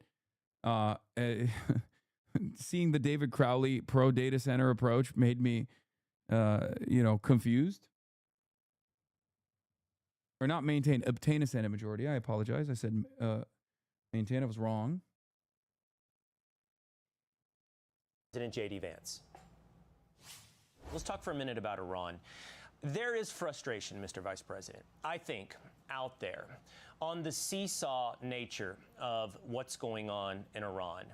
We're close to a deal, then we're going to bomb the hell out of them. The strait is open, then the strait is closed. And I'm sure that frustration is shared inside the White House.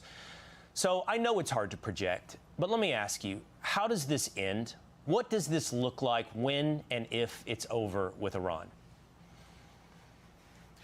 Well, the thing I can say with confidence is I think this ends with the United States in a stronger position, with Iran not having a nuclear weapon, and with the Strait of Hormuz returned to a place where oil and gas prices are stable for the American people.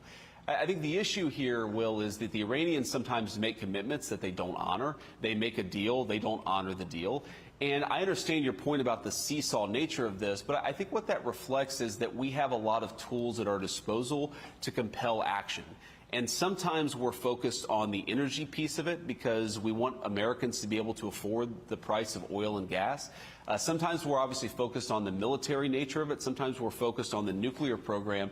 So I think what is really happening is that you're seeing a president of the United States at the height of his authority with a lot of tools, diplomatic, military, and economic. What I think is really going on from the inside is that we're using those tools very selectively, very strategically to get the outcome that the President of the United States needs to get for the benefit of the American people. And it really is twofold. It's ensuring that the Gulf countries continue to send oil and gas to the world economy so that we have energy price stability. That's obviously important for the American people. I know that oil is down today, and it's way down from the highs in the early days of the conflict. That's goal number one. Keep oil and gas cheap for Americans all over our country. And then obviously goal number two is ensure that Iran never gets a nuclear weapon. I feel confident we're accomplishing both of those goals, but it's inherently an unpredictable thing because the Iranians themselves are unpredictable and they sometimes don't honor the commitments they've made to us. All right, really quickly, I want to ask you this. There is obviously, and I think it's beyond comedically, a movement in the United States to embrace socialism.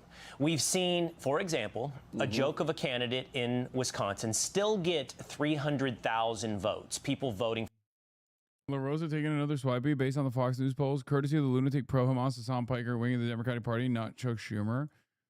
Michigan is the only battleground Senate race Fox News' poll where Republicans are ahead. Democrats lead in. Oh, God. Oh, my God. Stop poll watching. By the way, dog, you literally said you're in favor of Mike Rogers winning. So why are you acting like you're sad about this outcome if you believe it?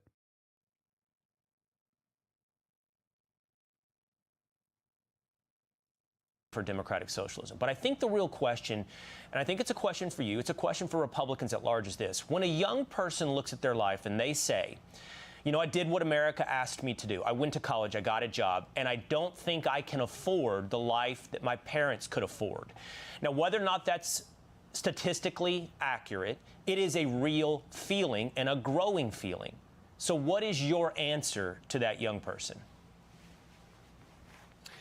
You know, our answer, Will, and this is the exact right question to ask, because our response to socialism, which is a dangerous and destructive ideology, it's been tried in the past and failed, our response to that can't be just to ignore the economic concerns that I think are feeding this rising interest in socialism. You got Fox News talking about this? I mean, J.D. Vance, I can't believe I'm saying this, but J.D. Vance at least understands that the Republicans are kind of fucked. Like, J.D. Vance understands that, like, this is a warning to the Republican Party from J.D. Vance to be like, you can't get away by saying it's communism to worry about prices, you fucking idiots. I mean, he literally did dunk on Dan Crenshaw for doing that the other day. Dan Crenshaw straight up came out and said, oh, you're complaining about $20 burritos? Well, fuck you. Eat some ramen and shut the fuck up. You know who cares? You know who complains about inflation? Communists. That's who. That's what Dan Crenshaw said. And J.D. Vance obviously dunked on him and was like, shut the fuck up. This is why you lost your race, whatever. So at least he understands that if the Republicans come out and do old school conservatism, because that's what old school conservatism is. A lot of people, a lot of people came around. Many of you are too young to remember this, but that's what conservatives used to say. Conservatives didn't used to do left populism, right? Fake slopulism. They used to straight up say you're poor because you're morally inferior. To be rich is glorious, and you should recognize your station. A lot of this changed, obviously, in the Reagan era, but there was still plenty of country club conservatism up until George W. Bush, and then Donald Trump basically destroyed it. Now, conservatives don't do the personal responsibility shit as much any longer. Hassan, when he wants to talk about his past, a lot of you are too young for this. I'm also Unk. Did you just go back in the day on us, Unk? Yes, I'm a fucking boomer. Yeah, forget iPhones. This is the level of animosity Fox News has had towards poor people. Definition of poor families, not what it used to be. 99.6% have a refrigerator in poor households.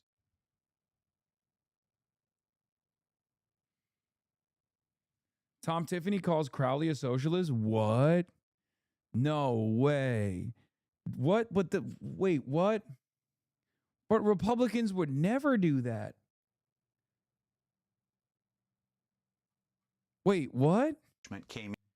Republicans never call random Democrats socialists. That's so strange. What? Did nobody pay attention to the race that just took place where the moderates defeated the socialists? Perhaps David Crowley should run on how he's not a socialist over and over again. One of your haters was put on the spot by one of your other biggest haters. Oh yeah, I saw this. And in the final 2 weeks, and they said, we have got to change this. When Francesca Hong imploded, which started when she said that the police officer committed an execution, that was the beginning of the end for her. And they were like, we've got to get somebody else here in Wisconsin. And they were able to execute that with David Crowley. Congressman Tiffany, can you tell me, because what I'm reading, their policies aren't all that different, are they? I mean, is David Crowley maybe a polished up version of Francesca Hong, or am I reading that incorrectly? Yeah, it's a great point. Just 2 weeks ago, when they were having their debates, David Crowley never challenged Francesca Hong for the beliefs that she has. If you're trying to win a race, wouldn't you try to paint some contrast between you and your opponent? And he went on to say, my policies will be very similar, not much different than Francesca Hong, the socialist. The Democrats have capitulated to the socialists here in Wisconsin. Their leadership has capitulated. They are socialists now. You know, I was digging into the numbers, and Hong, and I want to make this point. it was Madison. It's kind of an urban far-left crowd that voted for her from that beautiful town. Let me guess, they're going to say the exact same thing that the fucking establishment Democrats are saying, which is that it's all wealthy urban people.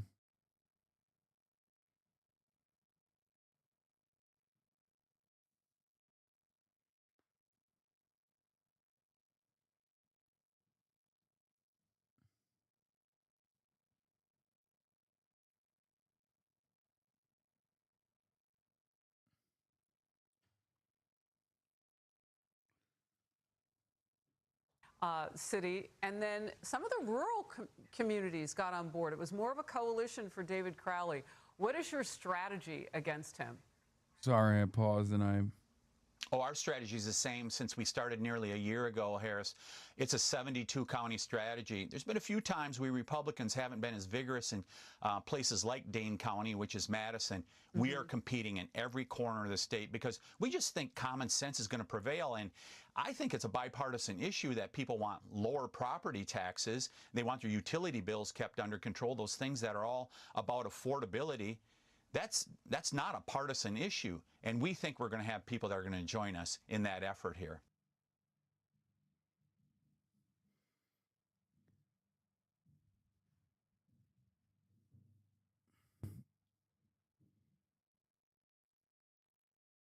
Bro, just end the broadcast. You're clocked the fuck out, lol. No policies whatsoever from Tom Tiffany. I mean, it doesn't really matter that much. Like, obviously, Republicans are fucking cattle. Like, those who are still at this point, bro, Harris Faulkner exclusively talks about you. The Wall Street Journal is reporting that Piker is driving Democrats up a wall. Harris Faulkner, this guy is toxic. He needs to be deported and his followers can go with him. Infiltrated. Accolades of the epitome of stupidity. America's enemies are now out in the open. Take him off. Ban him like they do the right podcasts. What right podcasts have been banned? That's a quote. Despite that, he has emerged as a key surrogate for several radical left candidates, including Michigan Senate hopeful Abdul El Sayed. Fox News contributor Jonathan Turley says Piker's rise signals doom for the Democrat Party. Well, at least the party as we know it. And focus now.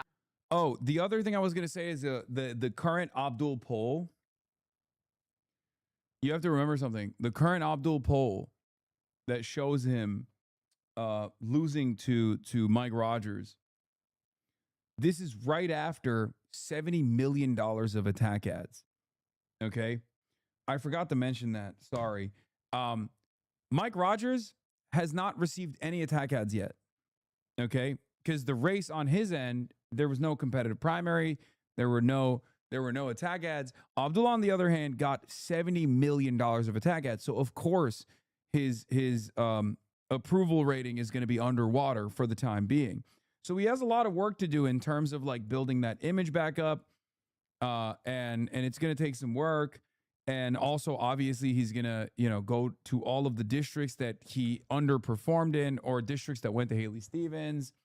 And I'm not very concerned about those numbers currently. Former White House press secretary and Fox News contributor Ari Fleischer. Ari, good to see you today. Look, we know this guy is toxic. He's racist, he's sexist, he's misogynistic and anti-Semitic. We know those things about him. Why is he now a leading surrogate for the Democrats? Yeah, he's also not articulate enough to speak without swearing. I tried to listen to one of his streams, and this is such boomer. This is such boomer nonsense. Doesn't a Fox poll skew right? No, the Fox poll doesn't skew right. No, Fox polls are pretty good. They're an A-rated pollster. They have legitimate polls. It just has nothing to do with it being on Fox News. Every other word out of his mouth is a swear because he doesn't have the intellect to make a coherent argument. Look, it's so hard to explain this radicalism. It's really funny. I like thinking about the fact that Ari Fleischer is in here watching. His views are so abhorrent to anything and everything American, and you left out of those clips that you showed because there's just so many. His clips denouncing the United States of America, talking about he hates the United States of America, that he doesn't have an ounce of patriotism in his body, his own language. This is what he says about himself. Yet somehow he's caught fire among the most radical left, which tells you all you need to know about how radical Democrat candidates are this year, that they look up to Hassan Piker as their inspiration. He is nobody's inspiration. He is the poster child of what nobody in America should look up to be. You know, we can call all. Yeah, the technique has always been the same, and progressive Democrats, socialist Democrats, know exactly what's going on. If you're wondering or you're confused, if you're one of these like liberals who are entertaining democratic socialism right now, and you're like, I don't really understand why like someone like AOC would ever even defend you, or someone like Bernie Sanders would ever even defend you, it's not necessarily because they understand the value of having an independent media outlet that also is like, you know, galvanizing the masses and activating them to go out and participate in democracy in more meaningful ways. But it's also because they've been there. Okay? They've been there. They've overcome these attacks in the past. When AOC first won, she ate the exact same barrage of smears. Now, of course, because she was also a Democratic politician, there was a little bit more defense from liberal media that she received, but not a tremendous amount, right? But this is the Fox News playbook, right? They will identify someone and they will boost their disapprovals on the Republican side, and then they will point to that to be like, see, this guy is unbelievably toxic. I'm sure eventually in the midterms, once they're done with this cycle of fuck Hassan commentary, they'll eventually bring out polls to show that, you know, I have like a negative 87 disapproval rating or something. That's going to eventually happen. I'm just getting you guys ready for it. And liberals will then point to that to say Hassan fucking sucks dick. You should stay away from him. He's toxic. And then you'll look at those actual numbers and you'll see that the reason why it's that high, the disapprovals are that high, is because of the unbelievable amounts of anti-Hassan earned media that has taken shape in the last couple of months, virtually every single day, numerous times a day. And it's usually just from the Republican side. The liberal side, on the other hand, will have like a more balanced approach, but there will probably be some disapproval on that end as well, considering that I've been getting a lot of attack ads from a lot of attack earned media from the liberal side as well. So we're out here on an island on our own, right? We're out here on an island on our own, and they'll point to that to be like, see, this guy's toxic. You should stay away from him. And liberals will use that all the same. Setting aside that there isn't much here, it's kind of gratuitous to drop an oppo file on a candidate who lost, but if you needed more proof that the establishment media hates the left more than the fascists trying to control and shut them down, look no further than this dude. Yeah. Why are you saying earned media? It makes it sound like it's deserved. Earned media is a term. It's a marketing term for like media coverage that you didn't pay for.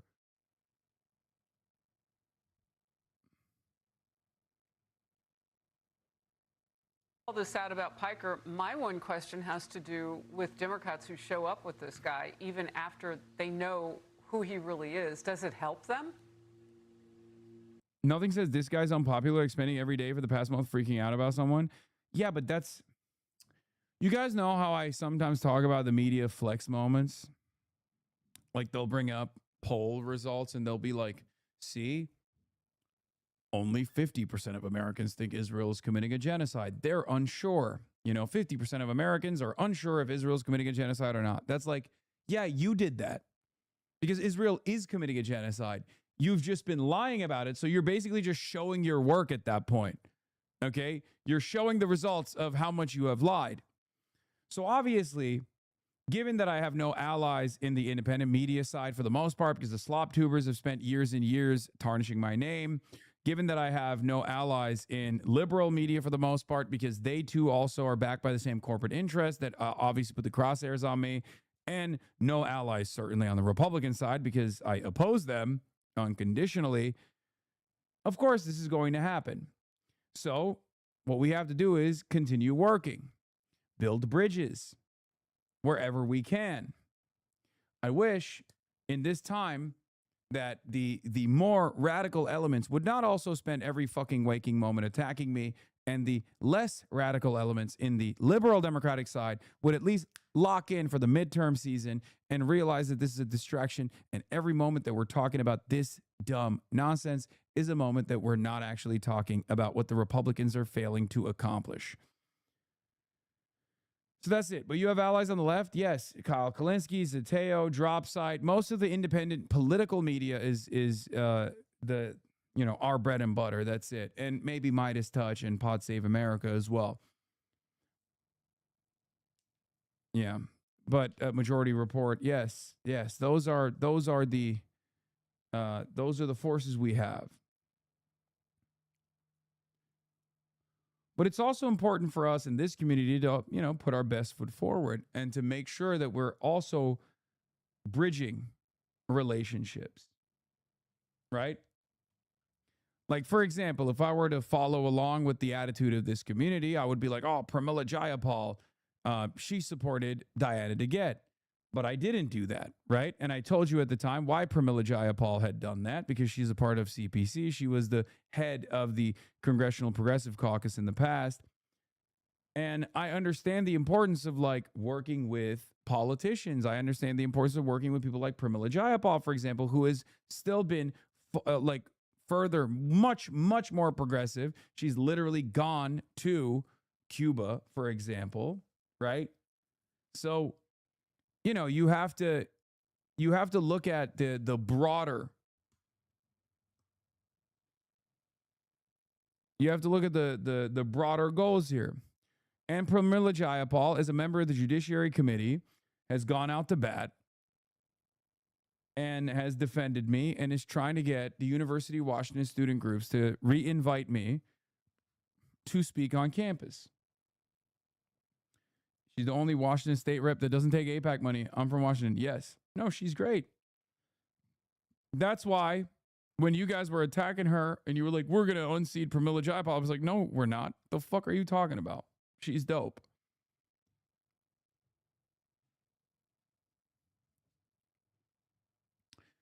There are not a lot of politicians out there, even on the Democratic Party side, that will do stuff like this.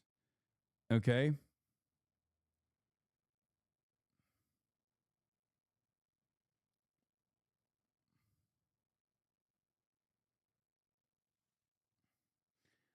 So once again, it's important to,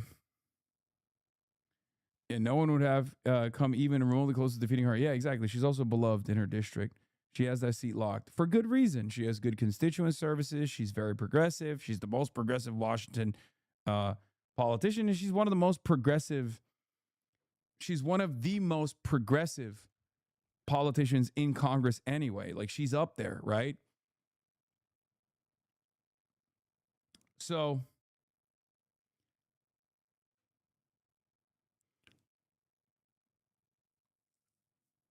as I was saying,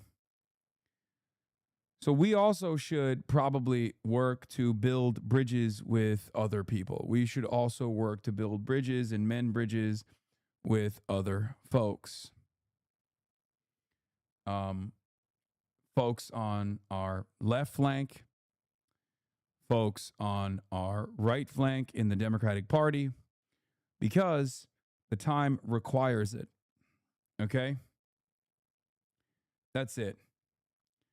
So you guys, don't be toxic, please.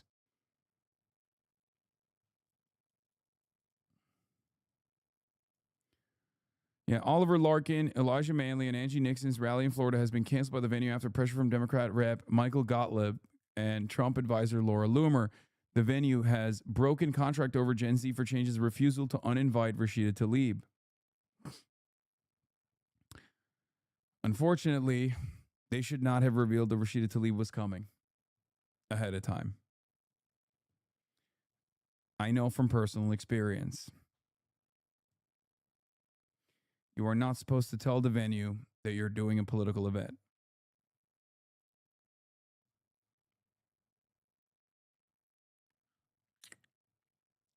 Rookie mistake. She's a congressman. She's a congresswoman. You think these motherfuckers care?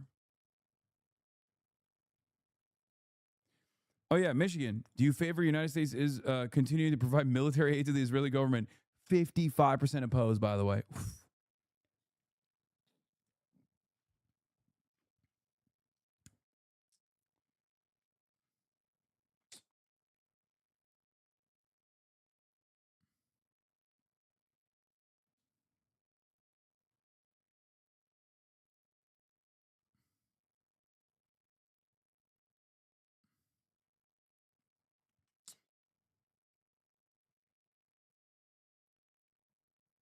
Man, what the fuck are those numbers? No, this is good.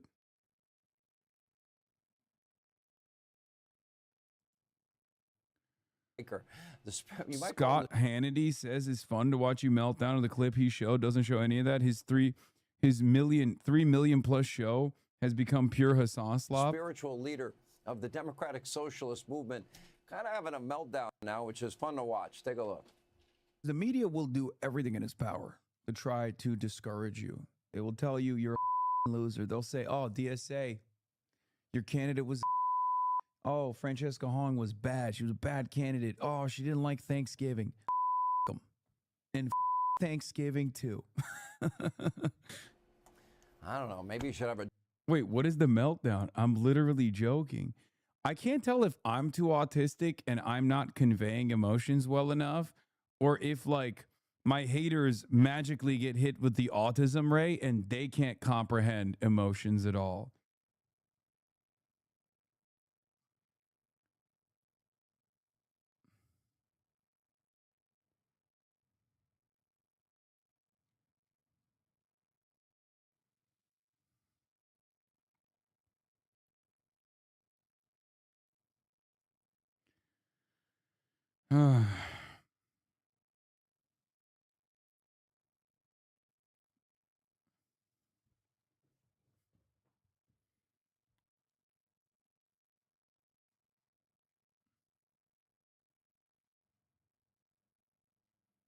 drink or something. Calm down.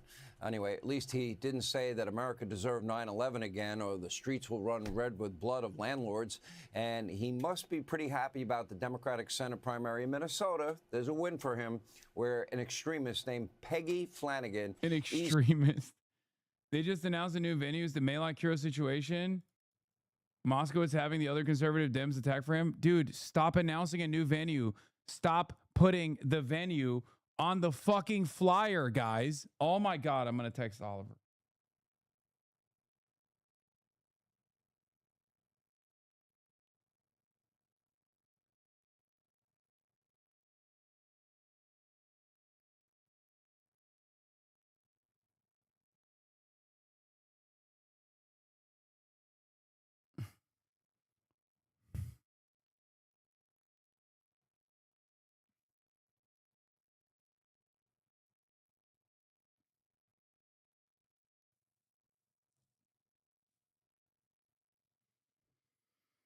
Easily secured the nomination. Now, she is the state's lieutenant governor, has been accused by members of her own party of turning a blind eye to the rampant Somali fraud in Minnesota. But while she turns a blind eye to fraud and doesn't like ICE at all, Peggy is very focused on making sure that your tax dollars go to so-called gender-affirming care, even for children, just like her predecessor. You know, tampon Tim Walz, you know, wants feminine hygiene products in boys' bathroom in grammar school. Take a look. Minnesota law does not set a minimum age for gender-affirming care. Do you believe there should be one? I mean, I believe that what we need to do is make sure that people have access to health care. Frankly, that's one of the reasons, you know, why I've run so hard on Medicare for all. And making What sure about that we get rid gender-affirming of care and an age? Should there be an age limit? I think gender-affirming care is part of healthcare. People need Should there be access an age limit for it? To healthcare. I think our law, as it stands, is a good law. I've supported it in the past.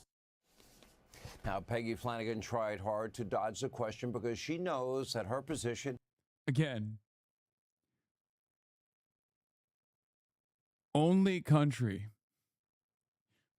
I guess it's not the only country, but it is kind of wild that in this country, We literally punish people for having the correct opinion.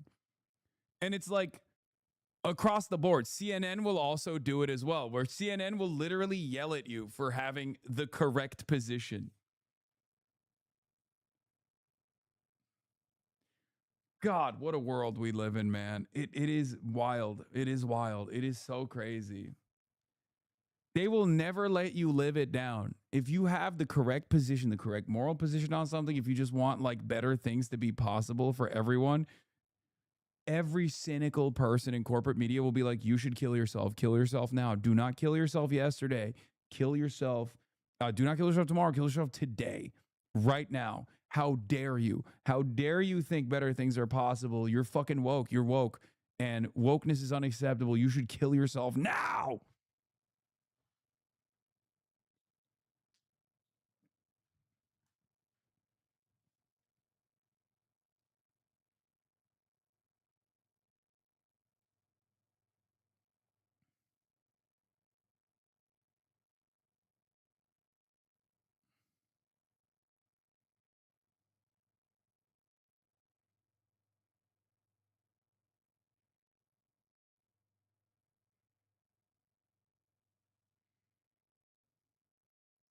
Is radical, extreme, and unethical. And we have experienced that on this program, trying to get answers from DSA supporters.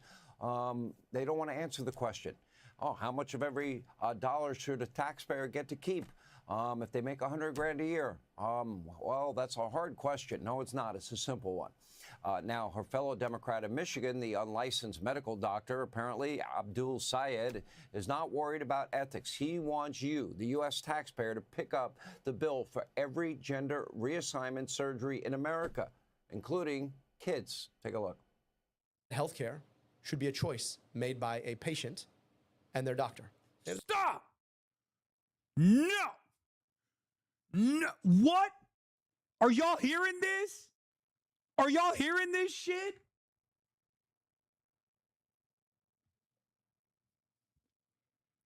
Are y'all hearing this shit? What a fucking commie this guy is. How dare he say healthcare is a decision that should be left up to the doctor and the patient? No, it should be left up to me, a guy who doesn't believe in healthcare or science or medicine. It should be my decision, not the patient and the doctor. After all, doctors are woke and gay. Why do I know this? Because they are literate. Everybody knows to be able to read and write means you are a homosexual Marxist. Doctors are DEI.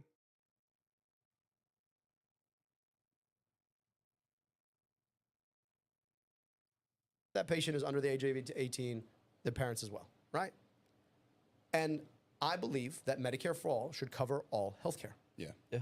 Which is defined by what a patient needs in accordance with their doctor. So that includes reproductive rights, right? That includes gender-affirming care. Now, that alone is disqualifying. Top hospitals, including the Cleveland Clinic, are banning so-called gender-affirming care for children and committing millions of dollars to kids who are harmed. Now, of course, in El Sayed's case and his communist fantasies, the government would totally control all health care, and that's not all. He has also called for the federal government to seize the means of production over certain American tech companies. Take a look at this. Are you in favor of public ownership models like the one Bernie introduced? So I want to actually take it a step further. Okay. I agree that we need public ownership, but I also agree that we need some system of public control. Yeah. Like, what is the point of democracy if it's not to protect us from existential risk? All right, you can see why Mao worshiper Hassan Piker gets along so well with El Sayed. They both seem...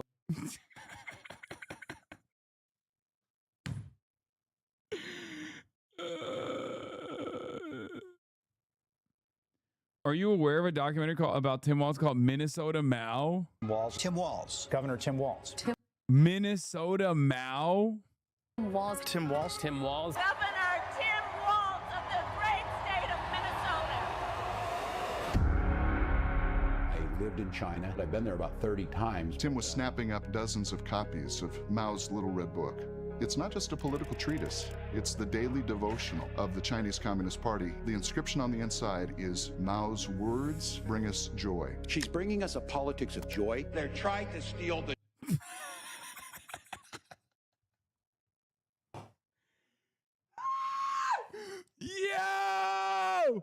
Yo! They're right. They're right. As America's most prominent Maoist, okay, I'm here to tell you, you got him. You got this guy, okay?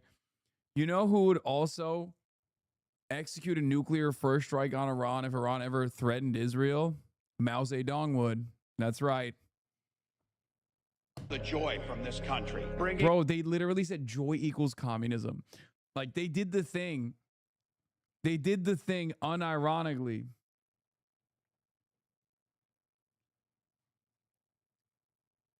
Mao Zedong used the term joy. You know who else used the term joy? Tim Walz. Bring back the joy. You said earlier that ICE agents were a modern-day Gestapo. Would you like to recant that statement? When I said President Trump was using them as his modern-day Gestapo. Donald Trump's modern-day Gestapo is scooping folks up off the streets. Many of us grew up reading that story of Anne Frank. Somebody's going to write that children's story about Minnesota.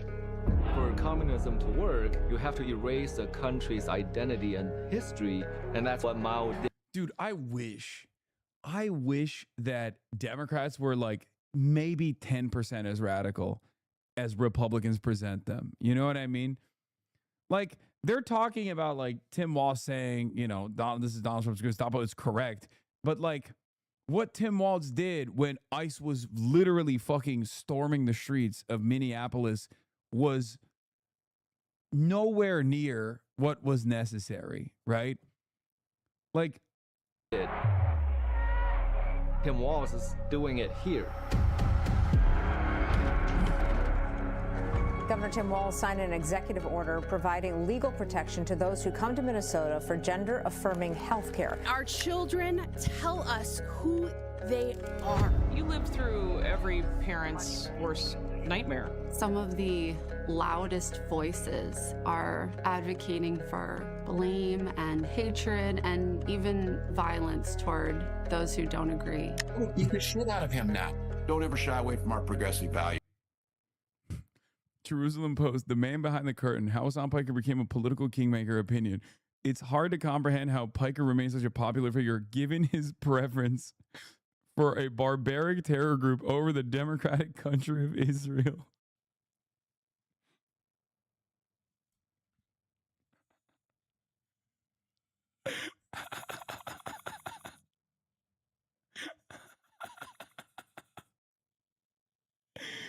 How?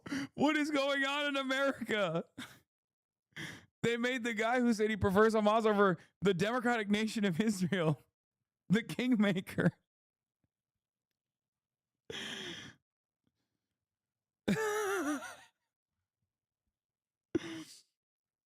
Oh. It turns out that the great and this person whose name is Cookie Schwaber Isan. It turns out the great and mighty Oz, better known as the man who pulls the strings behind the curtain, is a 35-year-old American-born son of Turkish parents, no less contentious than his well-known left-wing political activist uncle Cenk Kadir Uygur. I forgot that was my uncle's middle name. Holy shit. Co-host and the host of the controversial, creator of the controversial program, The Young Turks, Hassan Piker has risen to fame as a political power broker, demanding strict allegiance to the main tenets of the Democratic Socialist Party. The all-powerful internet superstar who has gotten up to 1 billion views for his content will not bestow his coveted blessing upon any potential candidate unless they pass his scrutiny. Those include their commitment to open borders,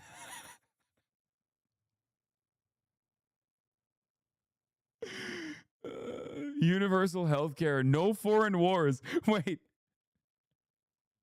Why is that bad? Like, these aren't... Dude, you're in Israel. You have universal health care. What the fuck? This is the Jerusalem Post. These motherfuckers have universal health care, bro. I can't believe it.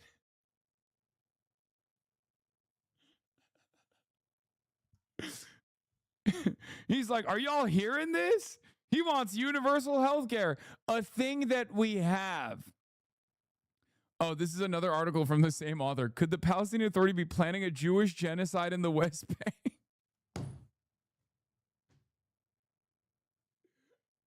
Oh, so they're just schizophrenic.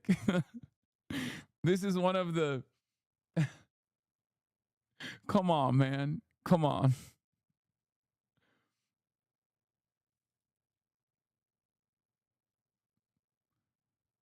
Bizarre Screed, they don't really have anything on Abdul El-Sayed, let alone on Friedman, so they fall back on a generic soliloquy about patriotism, national defense, bipartisanship, and whatever. This is what losing looks like.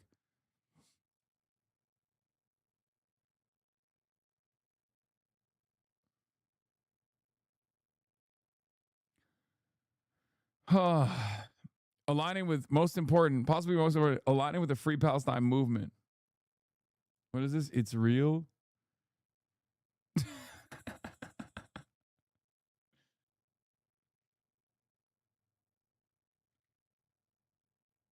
President hidden by tacos and Diet Cola. Trump's hiding place. They did the Saddam hit. Despite his insistence that he's not anti-Semitic, Piker, who happens to be a Muslim, oh, wow. Wow. Okay, Jerusalem Post. Is known as a vocal proponent of Palestinian rights, frequently using a streaming platform and the media appearances to advocate for a free Palestine, criticizes Israeli government policies and support pro-Palestinian political figures. Among his more incendiary comments, three stand out the most. The first thing is that America deserved 9/11 because U.S. foreign policy had made the event like 9/11 possible. The second is that Hamas is 1,000 times better than Israel, stating that if rapes happened on October 7th, that wouldn't change his opinion. The third is calling for the killing of American landlords, saying let the streets soak red in their capitalist blood. For his 9/11 comment, Piker was temporarily suspended from Twitch, the popular live stream broadcasting platform owned by Amazon, and had his travel permit revoked, making it impossible for him to enter the UK. It's hard to comprehend how Piker remains such a popular figure. I wonder why. Yeah, I should have said, let the streets of Gaza soak, right? And then you'd be fine with that. Anyway, it is kind of, I cannot stress this enough. Like, I'm sorry.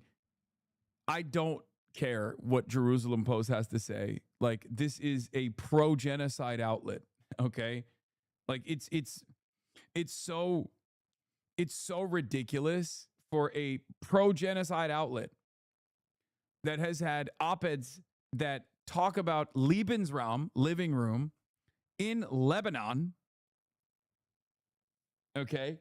Like there are numerous outlets that there are numerous op-eds that this outlet has written demanding more living room in Lebanon. You have no credibility. Like you can't. I am always going to be above the Jerusalem Post morally by the very nature of my anti-genocide stance and their pro-genocide stance. It just doesn't, there's nothing.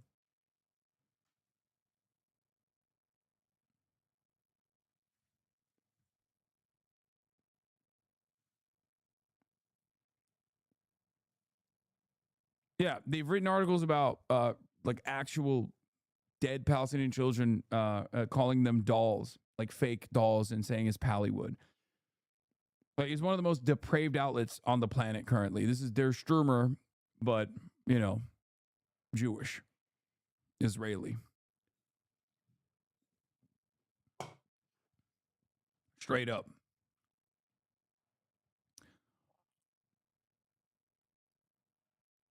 They're attacking Abdul El-Sayed's half-sister. What? Fuck the University of Chicago, but it's my best shot at power. What? At the Socialism 2025, U Chicago professor Eman Abdelhadi called her employer evil colonial landlord. Use it, organize it, seize it, structural leverage. We don't have power, but I work at one of the biggest employers in Chicago, a place with 1,000 people I could potentially organize. This is where I need to build power. Wait, what the fuck?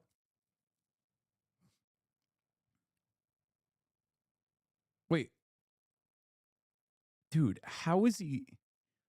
How does this man get cooler? How is that possible?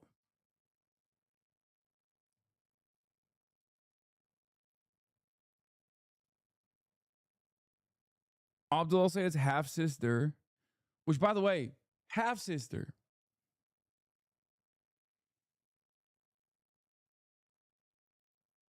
They got baited by a parody Twitter account and they published this. Lamau report: former NBA star Russell Westbrook is in advanced talks to join Israel's Hapoel Tel Aviv basketball team. Oh, good news for Russ fans. They get to see him play in person.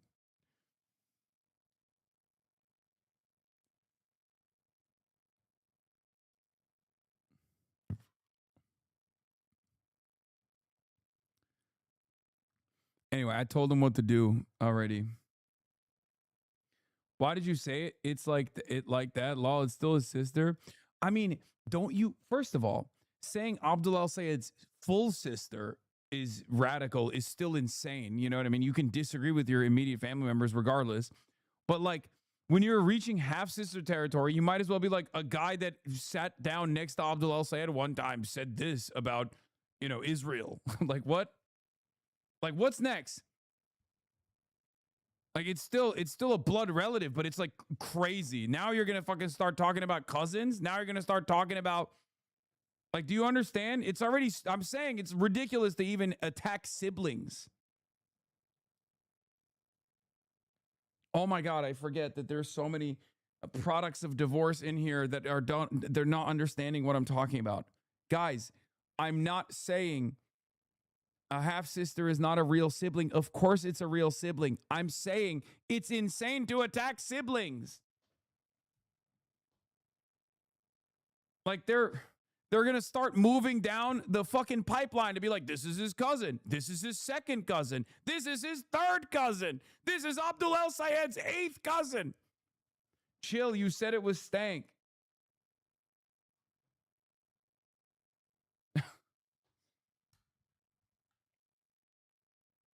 Until it gets down to Abdul Al Sayed sat next to a guy. Like, what are we doing?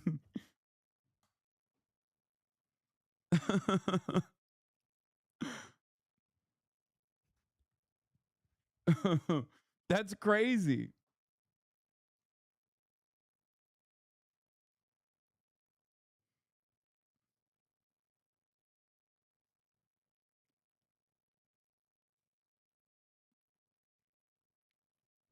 Children of divorce shatters, chill. Not everything is about you, but your parents' divorce was. Stop. Stop.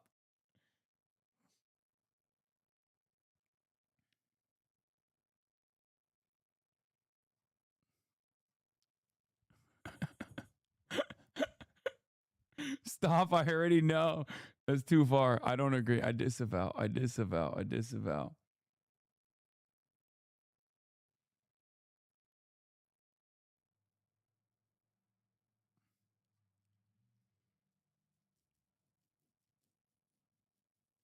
A lot of people always specify this to me, so the term is very negative because it's my sister. I don't care. So I think the chatters might have reacted a bit quick.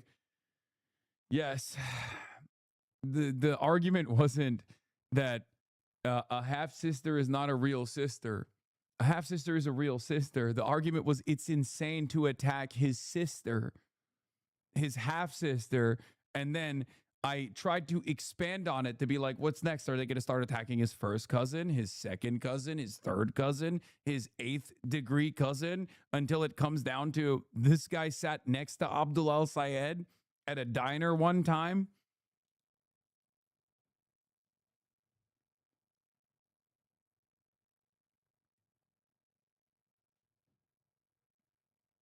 Dude, explain the half siblings are only worth half a person in the Constitution. Yes.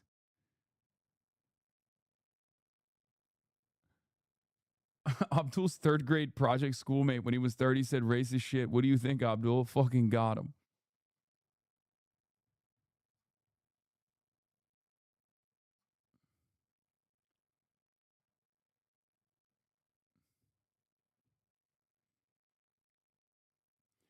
Anyway, this article is by emphasizing with their inability to purchase homes and access to other benefits their parents and grandparents had, Piker discovered a real dearth in the male market, creating a space for him to address their gripes and make them feel heard.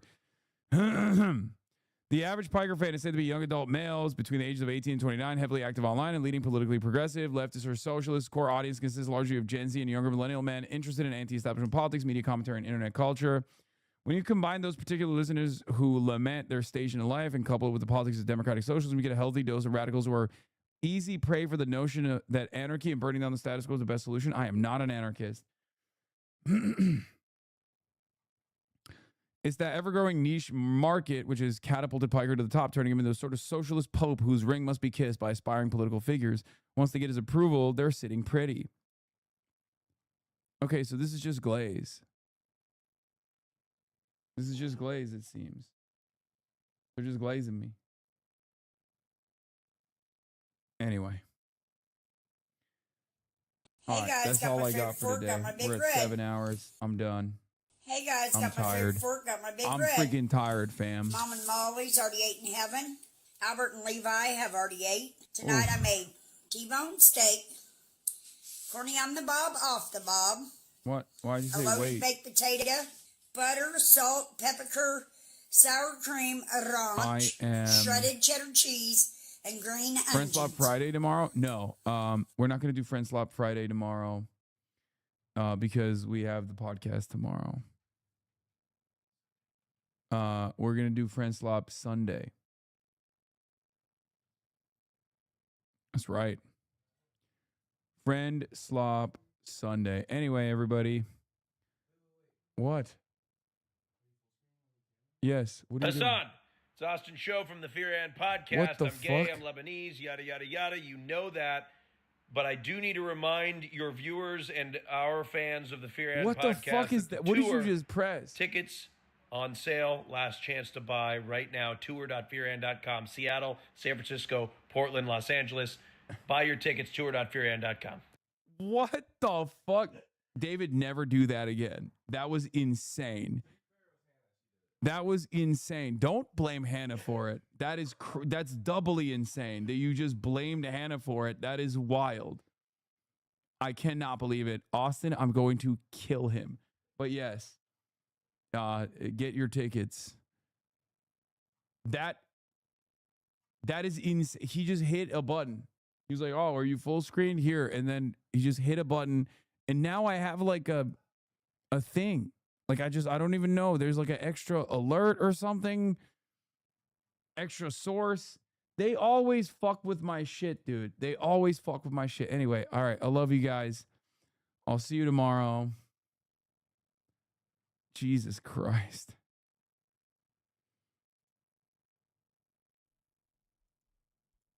Anyway, all right. Peace, everybody. Love you all. Bye-bye. Stunning lo-fi introduction, starting off the day. All the chatter's trickling in, hostile people hate. Sunny Los Angeles, California, says Hassan.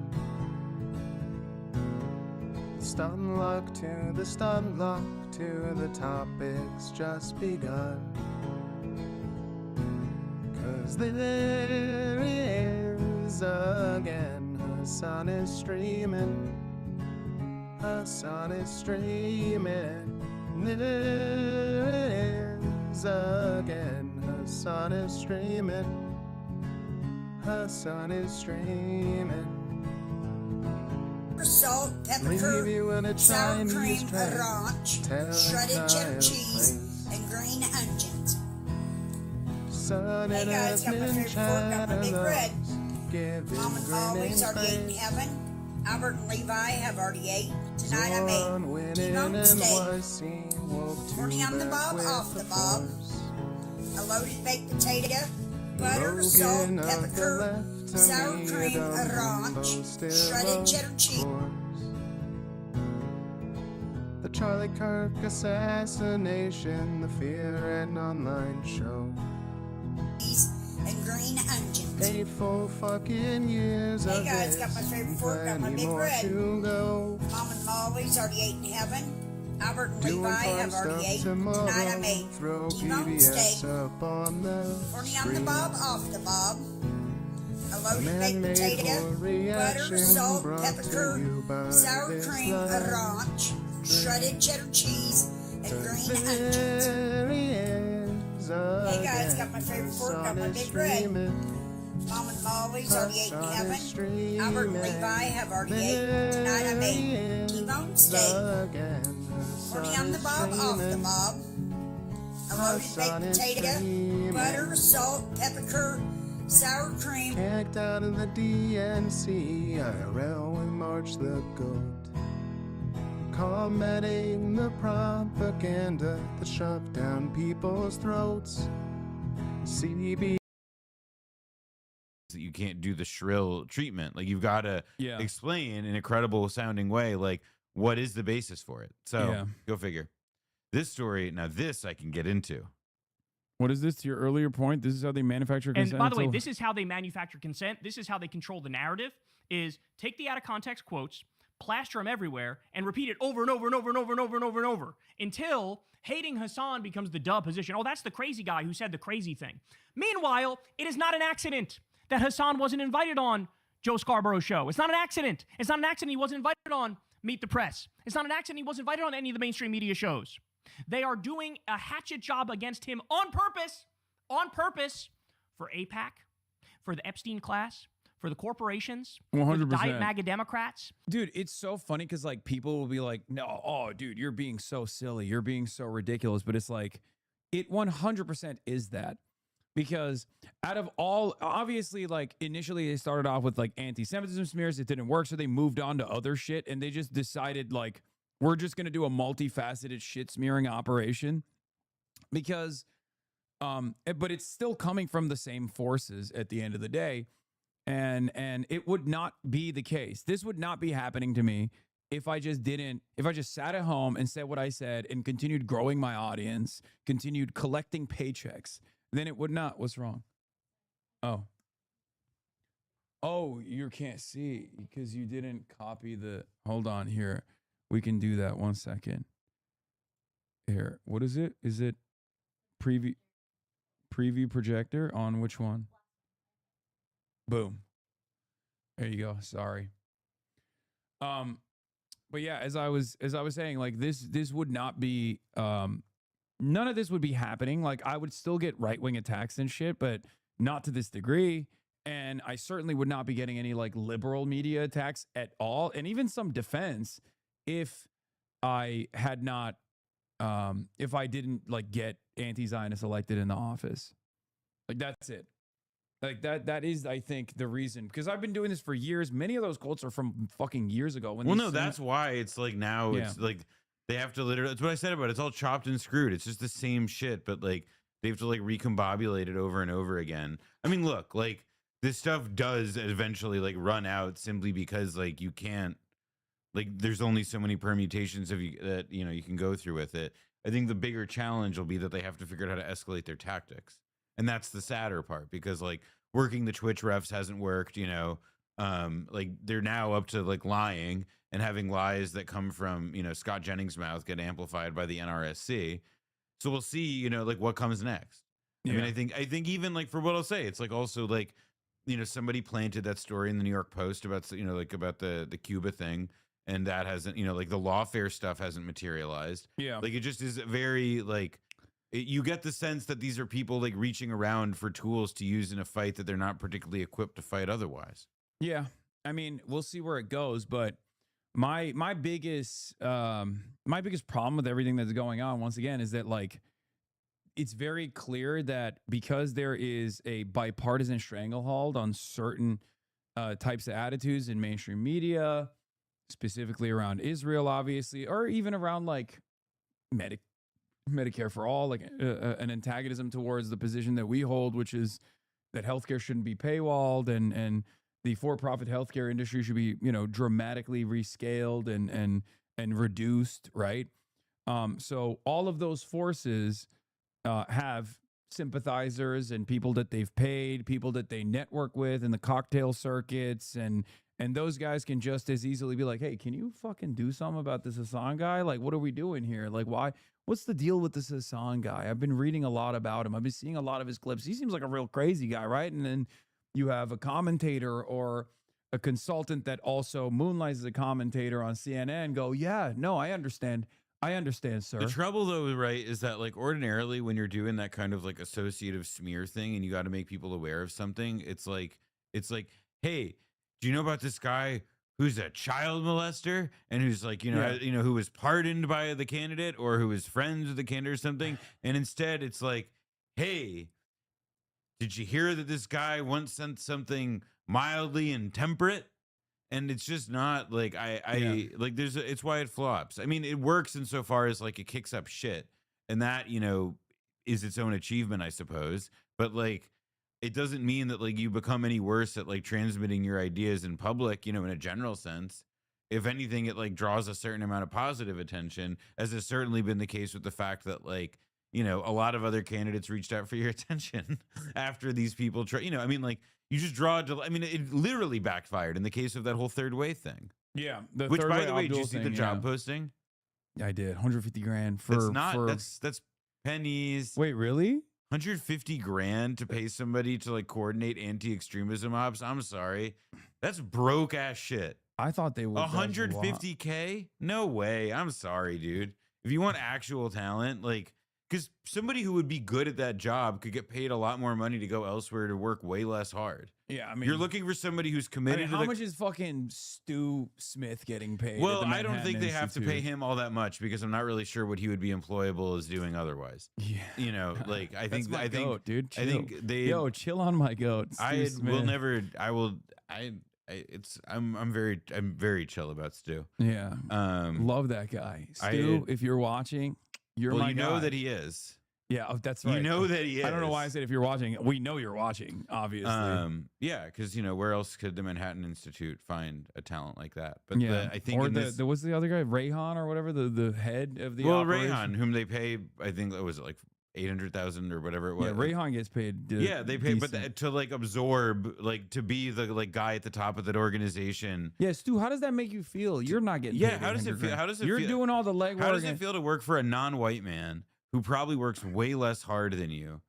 Okay, to be fair, I don't. Stu's probably not racist like that. Come on. I mean, it's working at the Manhattan Institute. You have to. That is like I have to. Stu is woke one. He's like, I'm honored. That's true. I'm honored by the fact that that's what's going on here. Well, that's actually why before every Stu video, he does like a land acknowledgement from like wherever he edited it. He does. That's why he's attacking DSA. He's like, they're not woke enough anymore. That's true. He's like infiltrating these whole things because he's actually like a Black Hammer holdout. Yeah, he's like, point of privilege, please. DSA's national. DSA National's main campaign or main program does not feature enough, like accessibility related issues. Oh, yeah. New CIA low confidence in Iranian threats to Trump in Turkey, but Secret Service took no chances. Okay, we got to talk about this story again. I'm done with my goats at Patrick Thank Bet God, David franchise. I couldn't even get through it. This is 6 minutes and 30 seconds. Why would you? It sucks, man. Sorry. I mean, I like the valuetainment, but it's just like insipid. Ooh, okay, but Ben Shapiro said he would do it. Ben Shapiro open to a Nick Fuentes sit down. GOP staffers say the party has a Groyper problem. So Groyper problem, will come up Fuentes. So polling shows that the overwhelming majority of young conservatives reject anti-Semitic views. Though their support for Israel has dropped significantly from their prior generations, they also are more skeptical of military intervention than forebears. The oldest members of the Gen Z cohort were toddlers on 9/11, grew up in an era of multi-decade, multi-trillion-dollar wars, and found themselves unable to afford homes as they reached adulthood. Many come of their mistrust of GOP orthodoxy, honestly. So do you think there is a Groyper problem on the right? I mean, obviously, Nick has built himself a nice-sized audience, and I think that a lot of these sort of, edgy. Is he bending the knee to Nick Fuentes? Yes. No. Yes, that's the tone, dude. No, that is sad, buddy. Buddy, what has your life become? Oh my God, you could have been a fucking violinist, dude. You could have just you kissing the ring of the biggest anti-Semite. Well, I guess Candace Owens is the biggest anti-Semite, probably. Well, yeah, who he created. Oh, yeah, that's right. He created. Him and David Horowitz, ironically enough. I mean, I think that the biggest part of that, though, right? Like, what makes this so amusing is obviously all the background noise about how the Daily Wire is blowing chunks. It's doing bad. Yeah, no, they've had to fire people. They're like things are not good over there. Yeah. In Ben Shapiro land, the stock is way down, and I don't really think that I mean, look, this is, I would argue, right, like that in like the politically, like there are productive political schisms and there are destructive political schisms, and I think in the case of what's going on in the Democratic Party right now, you could argue that it's really productive because it's actually what's happening is like a generational handover that is more or less being negotiated in the form of like all of these different competing political struggles. The electoral politics, the elections that we've been talking about these last few months are like the big venue for that. But then you have like these destructive political schisms, and what's going on the right is like this act of like it's omnidirectional cannibalization. Yeah, like everybody's eating each other's lunch, everybody's accusing everyone else of being a grifter. Everybody else is trying to make up excuses for why their movement is stalling, when in reality we all know why it's stalling, and that has to do with what's going on in the White House. Yeah, no, it's everything, because everything revolves around the whims of an egomaniacal, thin-skinned despot, and so. And what do Ben Shapiro and Nick Fuentes mostly share in common, by the way? Yes, Fuentes can be hypercritical of Trump, but fundamentally, like, Trump is still their preferred like agent of all politics at this moment. Yeah. And so Ben Shapiro is bending the knee because like there's literally nowhere else to go. Like there's nowhere else to like continue this fight because there's no alternative political force you can summon. You've got to just at some point reconcile. And presumably Fuentes will not accept it, or if he does, he'll make Shapiro. No, I disagree. I think or he'll accept it in a way and like go for it in an effort to like make it clear how far Shapiro has fallen in doing this. I think he wants more than anything else. He wants more than anything else to be accepted by the mainstream right. I think he wishes that like the mainstream right would. Because I've seen enough clips of his pop up on my Twitter algorithm, maybe because I've like interacted with it at this point. One time you interact with it, and then it's like literally you touch the poop. All you fucking all you see. And that's like a couple of things that I've noticed about Nick Fuentes and his worldview currently with his movement with the Groypers is, one, he's very frustrated that, this is ironic, that his audience is kind of like bleeding into Candace Owens, and he's like really annoyed with how stupid his audience is, like as far as like how many like Jews did this conspiracy they entertain. And obviously from our perspective, we look at that and we go, yeah, no shit, of course they're gonna want like more increasingly insane Jewish conspiracies. You're a fucking anti-Semite. What do you think your worldview hinges on? It's the notion that like Jews are like organized Jewry is responsible for virtually all of the issues that are facing modernity, and of course throughout history. So like he gets mad at what he calls low IQ anti-Semites. He gets mad at Candace Owens. He gets mad at his audience for liking Candace Owens. I think it's because what he's actually, his anger is that like it's the anger that comes out of like the core tension right between being that he loves living in like gay lib imperium. He loves it. Chicago. Like, it's his like he talks openly about how he prefers it. He likes the culture it's produced. He likes the people. He thinks that they're higher quality. But at the same time, like every fiber of his being is about like, I mean, like whether it's the oppositional defiance thing, I don't know the guy. I don't watch enough of his content to come to a conclusion about that. But I've seen enough of it to understand that like the core of his grievance is like a nihilistic one. It doesn't lead anywhere. It's he's making the criticism because the criticism is there to be made and because people laugh at it. But it's also funny because like he can make he can do the insightful analysis that you would probably read from like a Danny Citronowitz or whatever about the way that the Iran war is going, right? Which is something that I also am capable of doing and do all the time. But then as soon as he goes back to like social issues, it's so funny. He just turns into a boomer con immediately. Like he reduces the level of literacy that he is capable of like the level of like literate commentary he's capable of delivering immediately to be like, because I saw one of his clips and he was like, Hassan Piker wants white people to lose all of their wealth, and it's like, dude, you don't believe that. Like, No, you're and fucking but this idiot. is Like, why though. It's like your whole shtick is edgy humor. You really think that like I'm sincerely advocating for the Great Replacement? You believe that the Great Replacement is really? But it's also like there is like a like I think it is a bit like because he is like a little boy at the end of the day, right? If you have the wish of a little boy, and the little boy's wish is that like you can magic wand or move like millions of people in America, whatever. Nick Fuentes admits Hassan has great style. Oh, he's also Hassan gay now has as your hair. hell. Like, you know, no, that's the other thing. It's actually becoming disturbing. They're all Hassan has your haircut, dog. I've had this haircut since before Nick Fuentes was born. That's crazy. Dude, anyway, they're all doing it. They're all wearing the suit. They're all copying the haircut. They're all doing the gestures. It's crazy. I'm the blueprint. I'm the archetype. I am the archetype. I am the original. I'm the OG. This is the best show that exists right now. There is no show smarter. There's no show better. This is the #1 show in the world. If you want it, there may be smarter I mean, it's funny people because out he's there, making the and there joke about you guys copying him, and it's a funny joke. But it is also, it's like we all know who invented. Who It's invented like that? Trump, dude. That's like vintage Oh, Trump. that's true. That's like the most Trump thing Oh, ever. yeah, the- like he used to do it way more than he does yeah. now because he's too fat to lift his arms. But like, oh my God, you're right. Like it's just I just noticed it that he's like, oh, that is probably Also, what. how I don't even do this. I can't. No, even he's do- just joke. He's I can't he's even do that bullshitting. gesture. Like the way that I sit here, it's impossible for me to do the gesture. Like every now and then, I use my hands while I'm talking. No, he just knows that the suit was a level up, and Yeah. and he's No, when no, he did- wears like broadcaster suits. To be fair, yeah.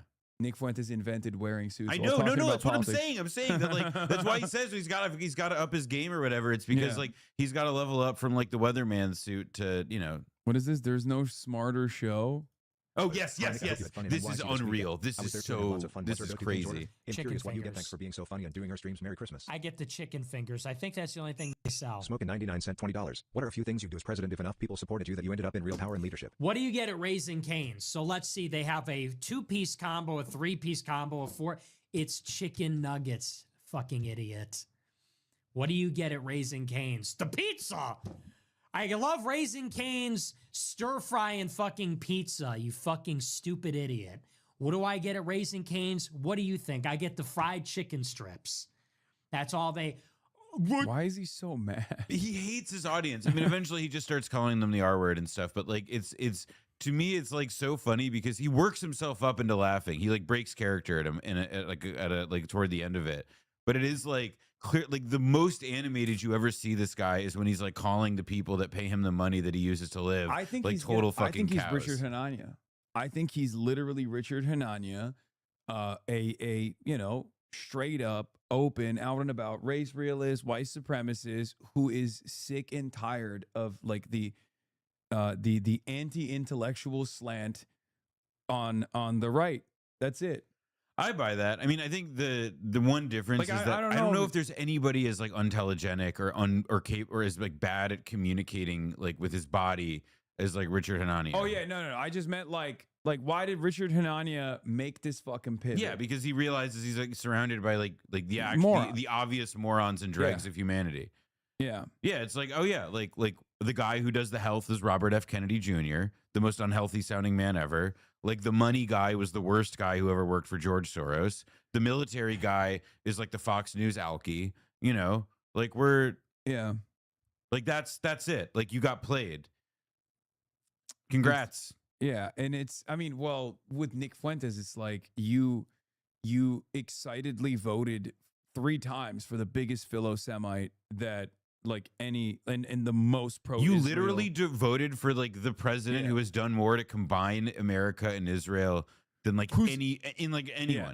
Anyone whose signature accomplishment immediately after he assumed the role was to undermine the black president, which Nick Fuentes obviously hates, and his attempts at like genuinely trying to go its own way in terms of American foreign policy in the region with the JCPOA, which he was punished for endlessly. I mean, this though is like this gets to like. It's just funny like, because I'm reminded of like he's not even doing anti-Semitism correctly. It's like reminds me of like it reminds me of like Karl Rove and like that remark about the reality-based community. Like, it's like like these people on the right thought that they could live in like Earth 2 for a while. They thought that they could, like, the rules of Earth 2 and, you know, which are whatever they want them to be, would apply forever.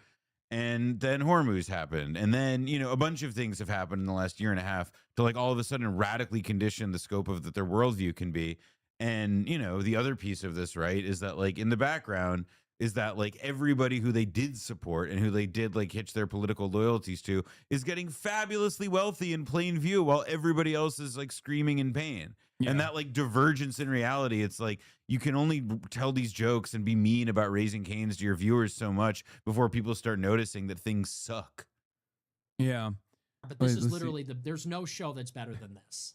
Every other show is either more boring or dumber. There are some shows that are smarter, but they're impossible to watch. It's like watching paint dry. And they're just not as insightful. And there's other shows that might be like more stimming, but they're just retarded. I'd say but stimulating anyway, is the word, stimulating. The Hassan skin suiting has got to stop. He's a zoomer. I got to say he's a stylish guy, though. I'm not going to lie. You know me, I'm going for like a very conservative look. Solids. Traditional fabric. He's so gay. I'm sorry. He's so fucking. He can't stop himself. He's like, well, when he opened the everything. He's got like, I wish him well in his life's journey. No, that's a lie. I don't. Yeah. I mostly wish him to get the fuck off my computer screen. But like, I'm more like, I enjoy the very least that he like humorously bilks these losers out of money.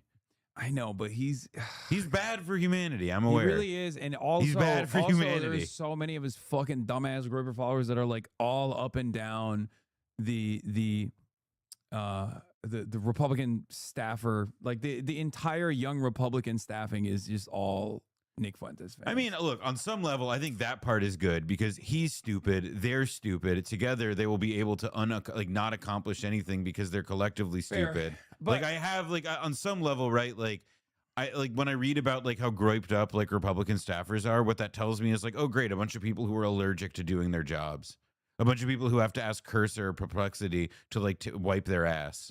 It's also kind of funny because like there's no like they're rudderless for the most part. Like the thing that anchors their animus is just I don't know, bigotry of all sorts. It's literally resentment. It is just resentment. Yeah, it's just resentment politics. All coursing through them at all times. You don't have any association with even like making money. But this is partly, by the way, like that's the thing about Patrick Bet-David and Valuetainment, right? Is that he's talking about making money. He's talking about like there is like a positive, there's like a vision of the world as he would like to be in it and as other people should be in it. That even if it is like somewhere between, it's like, I don't know, like Norman Rockwell meets like a solid gold bathroom, you know, like it's some weird, like strange dream I don't quite get. Fine, I get that. But this is what I mean when I say it's nihilism. Like it's not like it's nihilism, like they literally believe in nothing, but it's that like, they have nothing as an alternative to even believe in for the future. So it's all just like, well, I'll get money to like satisfy my like consumptive, my pleasures, my consuming pleasures, because that's all anybody's got, you know, as they see it. That's also, all anybody could have. Also, there's a rubber meets the road moment where like obviously the racial animus that they have, I mean, I don't know how like genuine, it seems very genuine, right? But it's not translating into a real white supremacist agenda of eradicating the homeland of all non-whites, no matter how hard like Stephen Miller pushes being based.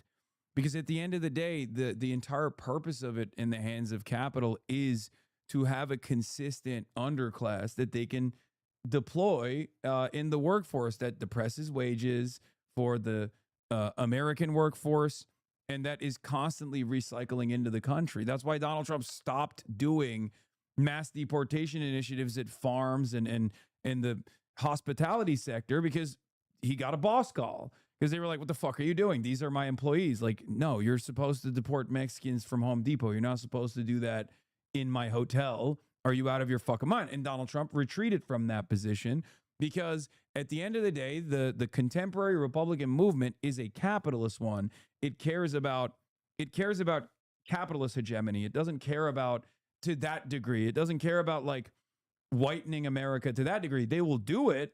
They will advance that cause, and they will push the boundaries of what was previously thought to be impermissible, impossible, unacceptable. But there's a degree of like there's a line that they're not going to cross, and there's also this like they believe them like because it's a vehicle for them. It's a well, vehicle it's also for, like they're for it's like galvanizing the base. we now live in the world of like a rainbow coalition, like self-conscious capitalist class, right? Like where you have like like it's not to say that like international capital, however you want to define it, didn't exist before, but it's that now I think we are dealing with a world in which it's like, yeah, these people are like globally coordinating, and like traditional things like the color line that we would associate with, being as like barriers to, for all these people to coordinate at this level. Cause it's not just like JP Morgan talking to one, a banker in France or something, or setting up a, the bankers of the 1890s coordinating finance between, the UK and Argentina or whatever. It's like this larger group of people who are all accumulating capital all the time, and who have like, again, like they've, it to me is like the racism in it is like it instrumentalizes racism in all these different crazy ways further down the food chain, but that's for like the common people. Like it's a tool. Yeah, it's a tool to keep you fed. It's a tool to make you feel like you're accomplishing. There are exceptions to this, right? Like I think Elon is probably the most like astonishing, where it's like this is a person who clearly does believe in like a color hegemony, and whose achievements as a capitalist success mean that people look past that. It's truly. I mean, the irony is that he is quite a Henry Ford like. It's like he's a Henry Ford like modern day Henry Ford equivalent. But as someone in the chat pointed to, he's a mega H1B evangelist as well. So even the modern day Henry Ford equivalent, one, is still subservient to Israel's interests, no matter what. Henry Ford's major contribution to literature was anti-Semitism, right? Which he was rewarded. Also, if you've ever seen Hitler for, if you see a photo of any of like ex-staff meeting or something, like it's mostly not white people. It's like, to be clear. But he clearly like all these things exist, like kind of both in like frankly a comfortable contradiction with one another, because it also just means that they act with like a bracing cynicism about the world. The contradiction also, speaking of contradiction, we are watching a gay Mexican. Yeah, that's true. We are, just chilling on the screen is like, Speaking of the contradictions, I mean, that's like, a gay Mexican Nazi whose favorite guy in the world is like the biggest is like this single is like Goy cattle personified in Donald Trump. Oh yeah, that's true. Like you know what I mean? It's like the whole thing is so stupid. Yeah, none of it makes sense, because like the question always it's such a stupid question to ask, because like it's just not something that I personally believe. But it's like, but if you believe the anti-Semitism sincerely that you demonstrate, how the fuck would you vote for Trump after he ripped apart the JCPOA? Like you have. Like, how would you turn around and vote for him ever again? This is the same problem that I encountered when it was all about the Q people becoming Epstein people, and just like never really addressing with the fact that like Donald Trump and Epstein were boys for a long time. Boys who bragged about like banging chicks, trading women. Sometimes on the younger end, as Trump said. Like it's the whole thing is like, and it's like, oh, and what's the answer? Of course, he's a white hat. And so it's like, all right, so he's a white hat anti-Semite who like essentially married off his daughter to like Israel's best friends in America, in the last half century. Congrats, I guess. My favorite thing, 2 points I want to make. Number one, this is like these guys obviously have to cope with that reality, but they never really consider it. But my favorite thing is when they try to bargain with this like organized Jewry that they've built up in their minds of being like, well, let us just like deport some of the Mexicans and then you can have Gaza. Like it's like you have a say in the process. You know what I mean? Like you invented this reality where Jewish supremacy reigns over all, and then you're simultaneously bargaining with these Jewish overlords. In your own imagination, you're still cucked. You're still cucked to these like supposedly Jewish supremacist forces that control everything, and you're bargaining with them, nay, begging them to allow you to deport like at least some Guatemalans. You know well, what this I is mean? where like it's even more. It's part of why like I've never like things that I've never totally understood is this like how in this like right wing like moral political universe they because they're always like I know that like left wingers love to like try and not try but like people I know typically like struggle really hard with like the commitments of like supporting politicians who are halfway to supporting the causes that they like but don't go totally there and in fact try and like but Trump is pull the antagonistic and so in its entirety, and so that's where I don't it's like it would be like if we were actively in the tank for a politician that was aggressively like Israel is awesome, it's the best country in the world. It would be like being in the tank for Biden, essentially. Yeah, it would be like like being in the tank for Biden, yeah, which he's like moving the needle. Yeah, but you don't understand. He's moving the needle when it comes to rebuilding the American manufacturing base with the Build Back Better and the IRA. Like you don't understand. It's actually really good.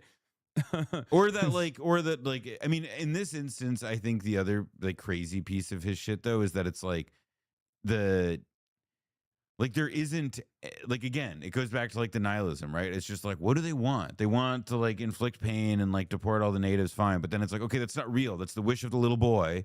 They can't be satisfied because it's like a that's not going to be an impediment to like this Haitian like this thing with the Haitians right now, right? Like removing TPS. Yeah, Mike DeWine was like that's going to be a fucking disaster if it goes through even like 30% of the way that they want. Yeah, but in the process they're like putting ankle monitors, so it I think satiates the appetite for white supremacists to be like at least we're like these really intermediary fucking them over. Like and then obviously I mean did you see the announcement of what ICE officers are going to be equipped with by the end of this month? Oh yeah, taser gloves. Yeah, what the fuck are those? I don't understand. I looked it up and like the New York Times article was like they're gloves that give a shock, and I was like wonderful. Go back with the gloves. These shock gloves may soon be used by immigration and customs enforcement agents. ICE is planning to spend between $10 and $20 million to purchase the devices known as CTG5GLOVE, which stands for Generated Low Output Voltage Emitter, according to a notice published by the Department of Homeland Security. In example videos posted by the device manufacturer Compliant Technologies, most individuals are seen falling to their knees. By the way, after they being said that touched this will with be the to gloves. de-escalate The company markets the situations. What you're glove as seeing is a wearable de-escalation device that can be technology. shifted into electrical mode, delivering a maximum voltage of up to 380 volts that, quote, inhibits distracts the subject from performing coordinated muscle movement.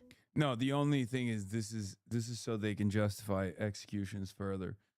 Because like there's not gonna in the heat of the moment, is it as bad as a taser? I assume it's like probably Give me the camera. At the lower level here. To the ICE agents of the future who are going to be equipped with the electro torture glove, I have one request. Jack off with it. Please. Thank you. I mean, they might like it. They might like it, but anyway, yeah. I just want to hear. I want to hear about that in the news. I just want to hear about like somebody trying that in the news. That's all I want. Like I want the news headline about why an ICE agent was hospitalized. Yeah, that would be awesome. In many instances. The company also warns the gloves should not be used as punishment or on high-risk individuals, including those who are pregnant, elderly, severely disabled, or children. Yeah, well, famously ICE. Oh yeah, that's also like ICE really good with this stuff. And there's like never anybody at these ICE protests like old people, children, disabled people, or pregnant women. This is not going to get out of hand. Definitely, this is going to be. Although now I'm imagining like an ICE agent approaching a car and like or electrocute like. There is a lot of I will say, like in a lot of these devices, like they're just going to hurt people, and I'm sure this one will. But I see the potential for self-inflicted damage here. That's all I'm thinking about. It's pretty wild. The big politics Twitter discussion right now is: did police reform go too far? And then the actual existing police reforms are like they have a camera now that they can just turn off before they shoot you, and that there's no punishment for turning off. Pretty much. Of course. Conservative colors. I gotta say, Assange's pretty stylish. I gotta maybe up my style game a little more. Maybe do something a little different. I don't know though. I like the. I do just like the standard navy blue. Venturing out a little bit with the green and brown suit. There's something powerful about the blue suit. Anyway, but the other thing that I saw was him fucking just like losing his mind, being like, "See, I told you guys these Hassan wants to eradicate the white race. It's like, bro, you're Mexican. Like, your dad eradicated the white race by your own standards. What are you talking about? I mean, I know he has some answer for that, I'm sure. They're starting with the AI slop.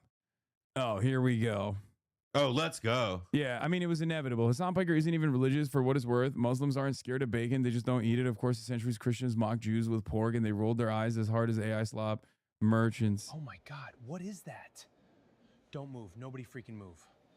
Is that bacon? They all sounded the same. Somebody get it out of here! We're gonna die. I knew we shouldn't have come here. What the fuck? What a weird video. This is one of those things where like I can't, dude. This is too stupid to get mad. It's so weird. It's like so this is so stupid that it's just like it loses its oomph. Why, man? Why is this? Yeah, this is why Wisconsin voted for data centers in their backyard last night. Okay? So we can churn out this shit. Let's go. Let's fucking go. We need more AI data centers. We need more AI data centers and more flock cameras, please, so we can make more of these. Yeah, this is a 20-year-old joke. Yeah, it's just like it's one of those jokes that's like too stupid to make me angry at all. No, half comedy, half not comedy really stuff that lazy. he's doing has traffic. I mean, transgressive politics is always attractive to young people. Whether it's Hassan Piker saying he loves Mao on the left, or whether it's Fuentes saying he loves Hitler on the right. Kind of violating the rules is always sexy. Dude, come on. Dude, that was really good. I hate that. Was really good. I hate that so much. They're like, whether it's Mao on the left or Hitler on the right. Yeah, no, they're whether it's Mao on the left or Hitler on the right. Yeah, it's Hitler just I love the Republicans being like, no, we're liberals, of course. At the end of the day, we oppose both sides. Mao is like Hitler. Yeah, which but is worse, but worse because he killed even more people. Yeah, and I'm absolutely going to not shut up about this. Yeah, it's I'm going to keep fucking this chicken for the rest of my career. If he was in any way, shape, or form sincerely invested in like tackling anti-Semitism, he would probably get upset about the Holocaust inversion or not inversion, the double Holocaust theory being like a common trope deployed by Ben Shapiro thinks as much about actually fighting anti-Semitism as much as I think about sailing. Like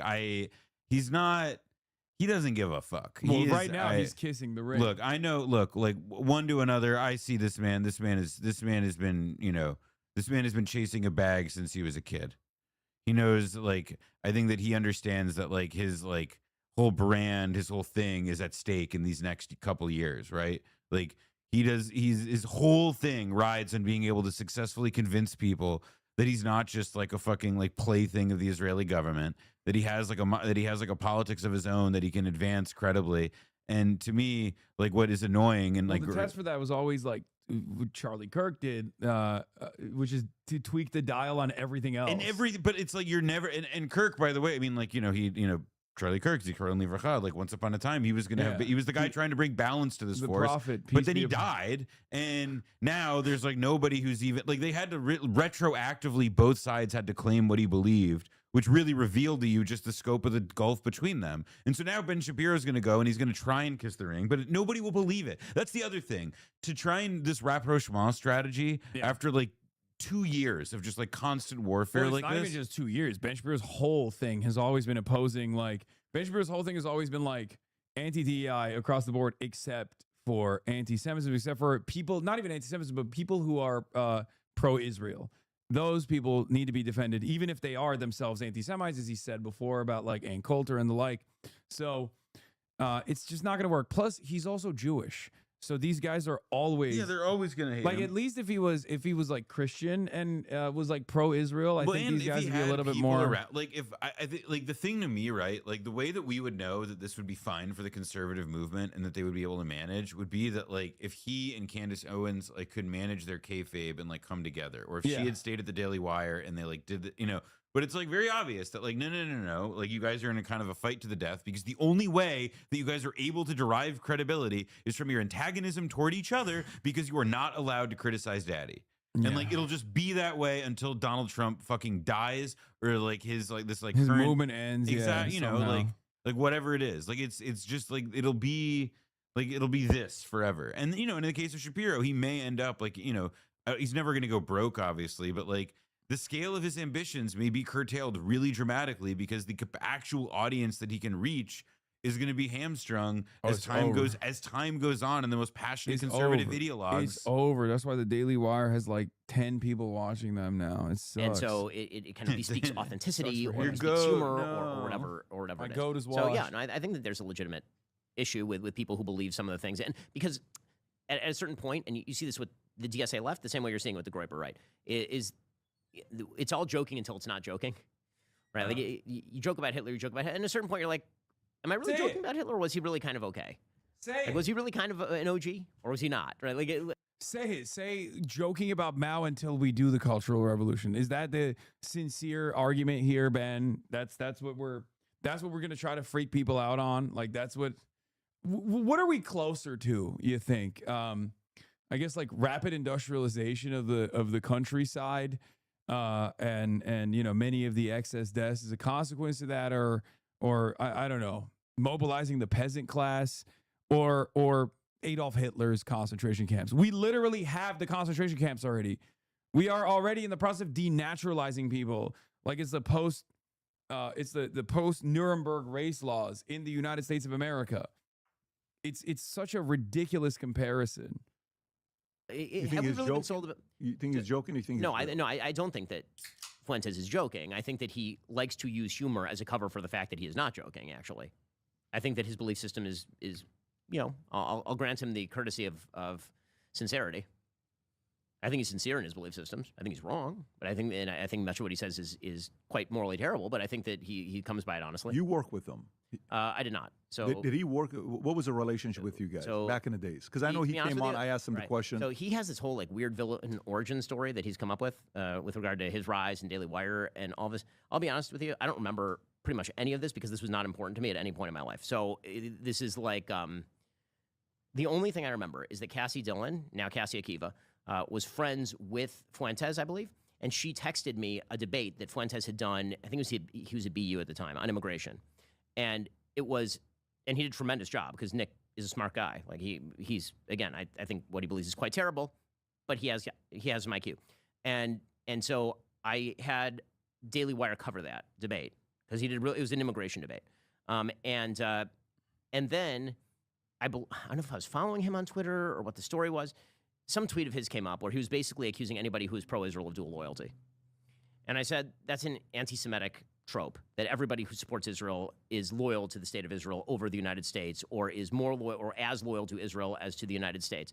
And he uses that, I guess now, as sort of like, and that's when I decided that I had to go, you know, don the dark cape. And it's like, well, first of all, that's oddly illogical. If the idea, I struggle to find a position that I think is evil, where if somebody called me that thing, I'd become more of it. So I've been labeled alt-right 1,000 times wrongly because the alt-right despises me and hates me, and a significant portion of my death threats come from the alt-right. At no point have I said, okay, well, the left called me alt-right, so I'm going to do it. Right? The left, like if my critique of Nick was back whenever it was, when I tweeted that he was engaging in anti-Semitism, and his response was, Hitler was an OG. Number one, was I wrong? And number two, why would that drive you to that? I'm confused.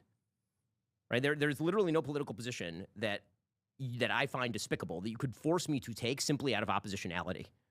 Like that's a weird thing. That's a very weird thing. So again, I think that you know, from my perspective, that's literally all I recall of any of this. You know, you'll have to ask Cassie about it because Cassie probably recalls more. But the idea that he was ever like an intern. Are you listening to the strawman Ben just presented? Lamau, we never called Ben the alt-right. Come on. No. People definitely called Ben Shapiro the alt-right. And then we started making also like Ben Shapiro, people forget about this, but like was it the Montreal killer? You remember that? There was a guy whose manifesto, there was a guy, Quebec, that was it. It was Quebec City, but it was like a guy whose manifesto was like a lot of Ben Shapiro stuff. Because Ben Shapiro was like, you got to remember, he was like, he made his bones. A lot of his core shtick was like Muslim hordes, you know, like immigration terror, like civilizational panic, you know, in a lot of ways, part of what must be very confusing to Ben Shapiro in this reality is that Ben Shapiro was like, you know, defending Western Civ when Nick Fuentes was, you know, still Again, Nick Fuentes openly admits that he learned about the Great Replacement from Mark Levin. Mark Levin. Life, Liberty, Levin head. These guys, I don't understand how they don't recognize that they were like entertaining the oldest trope. I mean, I kind of do because they Like, why do you think it's never gonna fucking? Because you never when you play with the gun, you never think you're gonna set it off on yourself. You know what I mean? Like that's why. Like that's why. Like they never thought that it would. But he did, because his own personal experience at Breitbart when it had like the black crime tab was perfectly fine until Steve Bannon brought in Milo Yiannopoulos, and Milo Yiannopoulos was like openly spreading neo-Nazi sentiment. And he was like, wow, this is a bridge too far for me. That's when he left Breitbart. So he had already been hit with this shit before. I mean, but it's the thing, like as I see it though, right, is that like Ben Shapiro was a guy who thought that like if you played by the certain like rules that were set by the old game, that were handed down, like Fuentes essentially like learned the stuff from Levin and learned that like oppositional attitude. He just didn't direct it at like the loony libs or the rhinos, because by the age he grew up in, there were no rhinos left. And the loony libs, like snooze, hello, like they're not the hegemonic power. Like the moment in which he came of age in, it was like this establishment Republican sentiment. And essentially, and all you have to do is identify. Yeah, who's the puppet master, because it can't be Trump. But that's where it becomes like it's deep state. It's all these other things. Like you wage battle against all these forces that are holding back daddy, and eventually like it becomes like either the answer is the Jew or the answer is the Jews' friends in the media or whatever the fuck. Like it becomes these like really glib and stale formulations, but they seem very edgy and appealing because you've been appealing, like the Republican movement has been appealing to the stupidest people in the fucking world for however many years now. Yeah. Probably not good that the only literate commentator that remains with any motion on the Republican side is a actual anti-Semite. It sucks, dude. There's there's not really much that. Well, I wouldn't say literate, because the other anti-Semite Republican is somebody who like. Are you going back? Is this Candace Owens again? I'm just saying. Are you slandering my queen? I'm just again? saying we saw some pretty conclusive evidence that perhaps reading is not her strong suit. Remember, Nick Fuentes says she's a low IQ anti-Semite, which is very different than his high IQ anti-Semitism, which I take as respect, because if it means you come for Semites, then you got to be sending big brains. I just don't understand like how you can have the capacity to read books and understand the world in any way, shape, or form, and then it always ties back to like such a strange and insane conspiracy theory. I mean, some of it is like because it's now like it's not like anti-Semitism is not the oldest hatred or whatever Barry Weiss trope they throw out. Like that's not true. But like anti-Semitism is, by like the standards of the contemporary moment, like it is a reasonably old bigotry, and it's very well documented. And so it feels like lore. Like I think a lot of people now, especially in these days, lore, yeah, I mean it's like people bury their head in nonsense of all kinds, but because there's so much nonsense to look back on, you can convince yourself that it's true. I mean, like. Think about that community note, that racist community note. Yeah. It's like they're like, actually, Hassan is not white because I went to the mods from the middle of the 19th century and they said he wasn't. Yeah. Like that, it's the same shit. I wonder if I can find that one clip that he was like, where he was like crying about how, the left is overtaking the pro-Palestine movement now. And they're not like, he's mad that the left is not being anti-Semitic enough. And instead is just like galvanizing the people with the pro-Palestine sentiment, and that our goals are to eliminate the white race. And it's got to be so tough feeling like knowing that being anti-Semitic is like the most discrediting thing you can do in like public politics right now. But then as Fuentes does, but then also to like you can't stop yourself from being anti-Semitic. But then also on top of that, what's frustrating has to be the reality that like your side doesn't have a base. Like you don't have, like Republicans are the pro-Israel party and have been. Sure, Democrats were also very pro-Israel, but like the base of the Democratic Party is not pro-Israel, and it's definitely not pro-Israel any longer. I mean, I would say like that's the thing is like it's historically that was certainly the case. Like that was the case for the world of that was like the world that reared our current democratic politicians.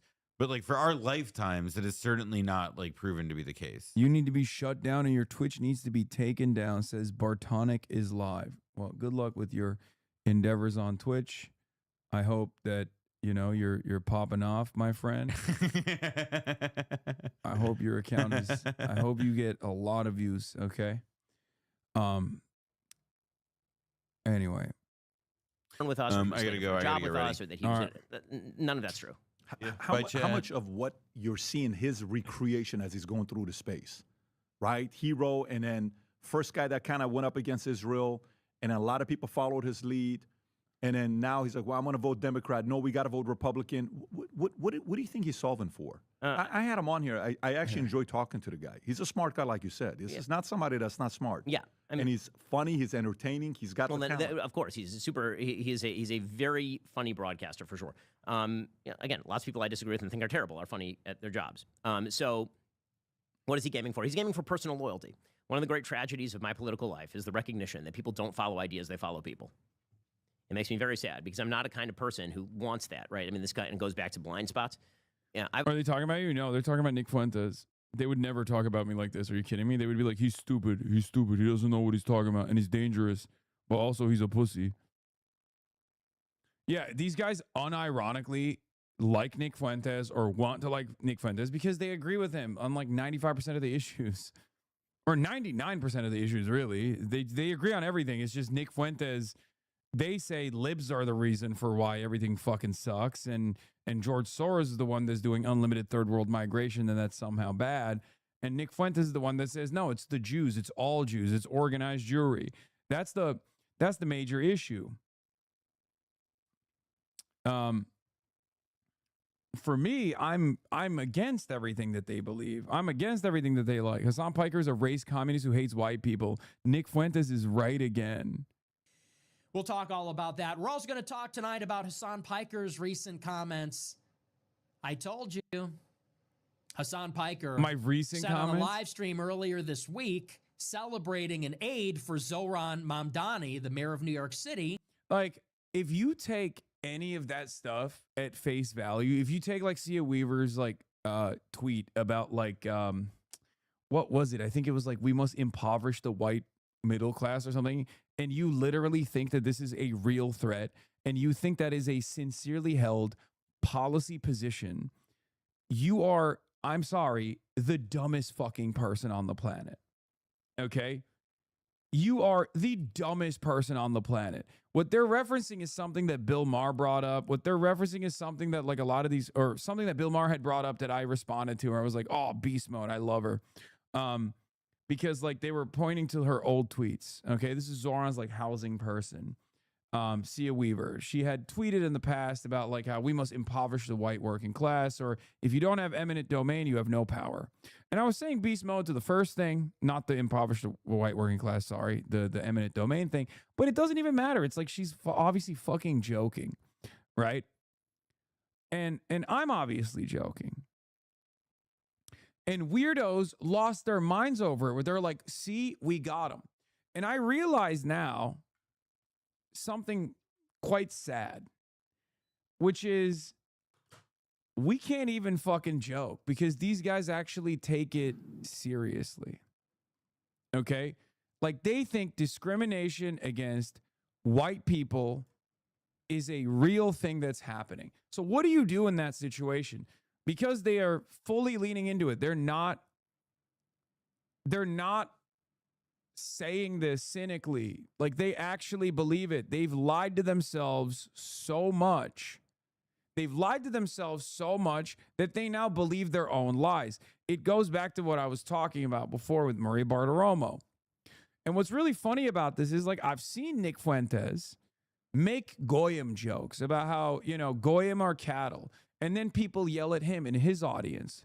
People in his audience go, how dare you make that joke? You're actually attacking white people. So how come Nick Fuentes, a gay Mexican guy who is a neo-Nazi, gets to make anti-white jokes, knowing full well that it's a joke, but I don't get to make anti-white jokes. If you can make anti-goyim jokes, saying goyim are cattle, then I should be able to make it too.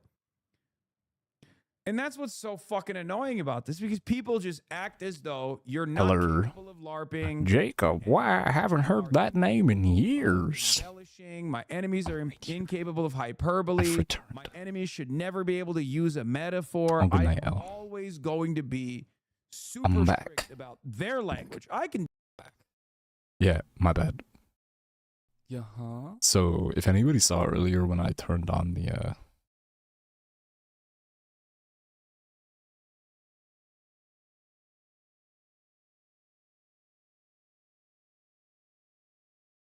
Hey guys, the corny on the bob, off the bob. Hey guys. It came up in conversation at the bowling alley bar after a volleyball game, and I knew I had saved it in one of the like link folders, in Sean Silver's link folder specifically. So I was pulling it up. The easiest way for me to pull it up was to remote desktop into my computer, because I knew I left it on, and find the video. And I did think about just leaving it playing for the entirety of the time I was away. Guru, yo, I'm gonna become I want Black Widow to be my one DPS that I'm like actually good and comfortable at playing. I think my final step in becoming the avatar, becoming the very mid avatar after becoming very mid at tanking, and then becoming mid-tier mid, below average mid at healing. The next step is to become somewhere in the mid-range of mid of a duelist character. Horny on the bob, off the bob. Guys, got my favorite fork, got my big red. Mom and Molly's already ate in heaven. Albert and Levi have already ate. Tonight I made T-bone steak. Corny on the bob, off the bob. Corny on the bob, off the bob. You see, because it was on the bob and then it was off the bob? You see, you get it. A loaded baked potato. Pepperkirk. Butter, salt, pepperkirk. Pepperkirk. That's how you eat it. Look, oh, that's how you eat it. You see? Get this right here. Piece of fry in there. Right. You one nasty, greedy motherfucker. It don't make no damn sense. Put the whole motherfucker in your mouth and swallow it. You just fucking greedy. Don't make no damn sense. Motherfucker, you turn your face right here one more time. I'm gonna smack it down your throat. It's a wallet.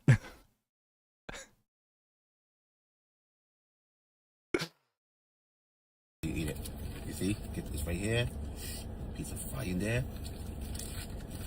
You one nasty, greedy motherfucker. It don't make no damn sense. Put the whole motherfucker in your mouth and swallow it.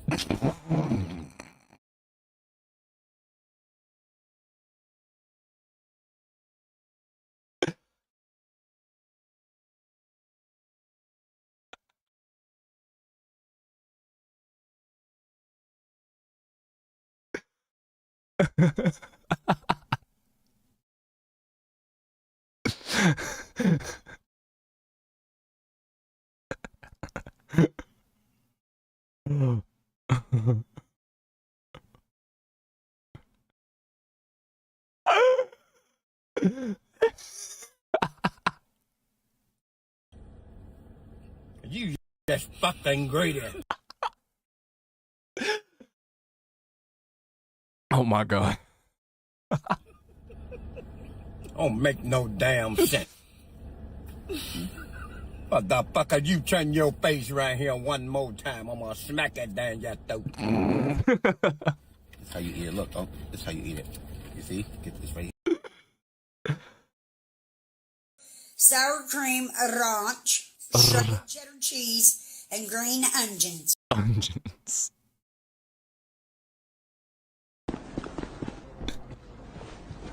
You pull this shit up, you're gonna die, bro. Oh shit, I remember this, Churro. I feel like this is a link that you sent in like the era of the last folder of links that I had, the one that I lost.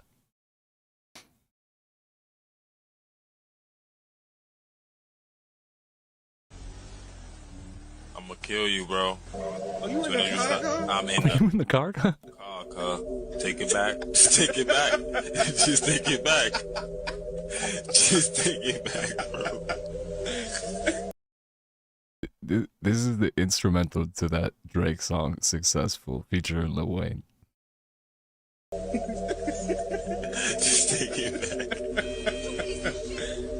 It said, just take it back. Nice car, bro. This is a nice car, bro. You want me to take a repair for? I'll repair the car for you right now, bro. You good. Got it. Got it, bro. Yo, nah, yo, I want the money. Money in the cars, cars in the clothes. The hoes, I suppose. I just wanna be successful. This is hilarious.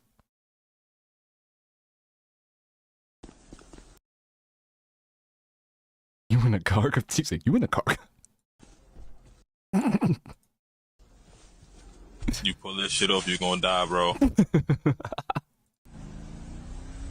Why did it take him so long?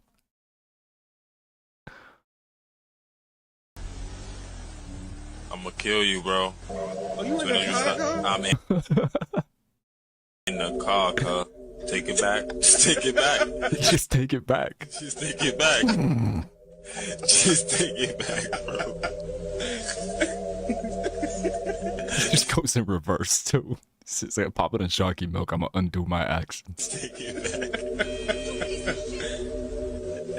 Nice car, bro. This is a nice car, bro. You want me to take a repair for? I'll repair the car for you right now, bro. You good. Got it. Got it, bro. Yo, nah, yo, Jared said I am.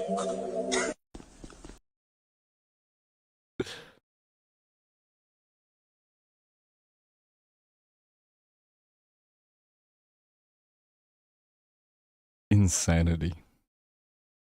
Pepper Kirk. Hold on, I'm gonna send this to our friend. Not that one, the one before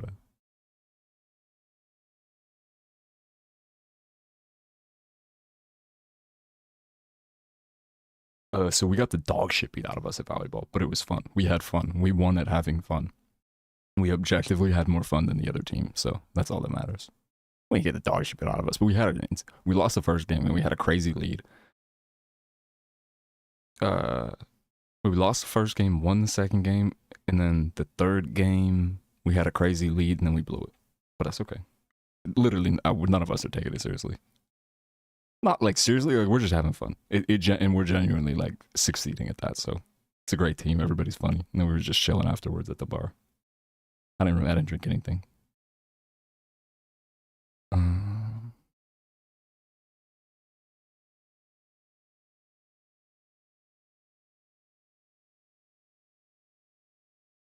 Wait, did I miss a link or am I just...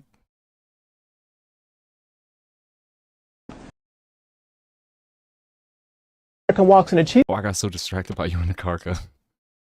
Why is doing it in a Cheesecake Factory? One time my dad got in our car and was tripping out because there was a pizza and a Pepsi in the back. And it was like, when did I go for pizza? By the way, did you get your battery back? Or did you get, like, how did you sort the battery situation out? He eats a slice and chugs down some Pepsi and sits there for a minute. And some lady comes by. Oh, what the fuck? She had the exact same car model and color as we did. That's crazy. Wait, your dad just sat down in the car and was like, I don't know when that pizza got there. When did I order pizza? And then ate the pizza? That's fucking hilarious. That is some fucking sitcom cartoon shit. Cheesecake Factory with a Make America Great Again hat, he shouldn't be verbally accosted. You should maybe inquire as to why he's wearing it if you want to hear his point of view, but he should by no means feel that he's not welcome in a restaurant. Ate a slice and drank their Pepsi. Jesus Christ. We talking like a 20-ounce bottle? Not like a 2-liter? Like he just drank the whole thing? Okay. This is the problem that we have as Americans, and we can all do better. Mark, I know you want to respond to that. What do you want to say? Nah, I was wondering what dude was in the Cheesecake Factory, but I think for me, you know, most you know, that has y'all tripping, man. Yeah, no, focus. The point is that most black people who are dealing with the ritual human. He was drinking out the 2 liter. He drank out of the 2 liter. I'm not gonna lie, I probably would have done the same shit.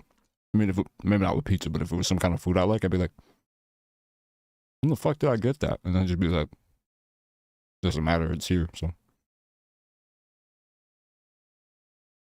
He came back with a Pepsi, and I was like, why did you get a Pepsi? Because we've always been a Coca-Cola fan. Bro, why do you have that? Where did you get that? I'm sitting here wondering why dude was in a Cheesecake Factory, but go on. How you been? Oh, I hit the right button this time. Pepperkirk.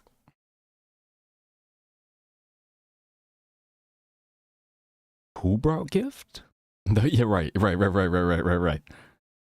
These were spiritual. This is divine pizza and Pepsi in the backseat of my car.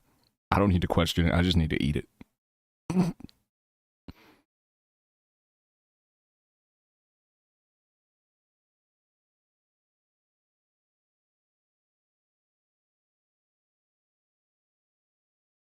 You know we got the same nose, right?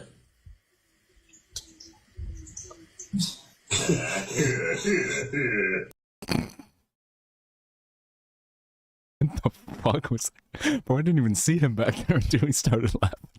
Until he started laughing like that.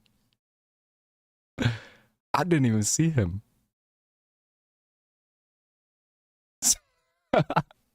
Laugh sounds like a clogged spray bottle. Don't mind them, just two sea lion communicate.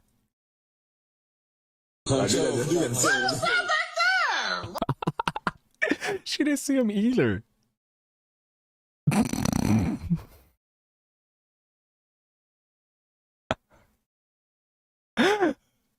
Sound like a gas pod from Subnautica. Stop.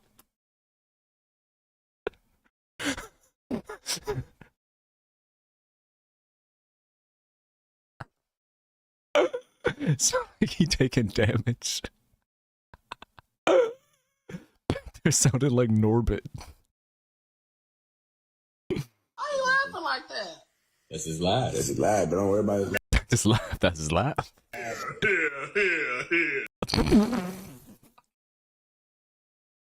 You can't bring that dude places. Stop. Stop. Wait, that's literally what the gas pods in Subnautica sound like, though. The hell going on with him?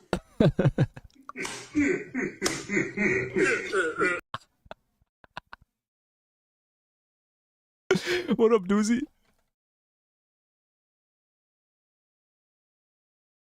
I'm not playing.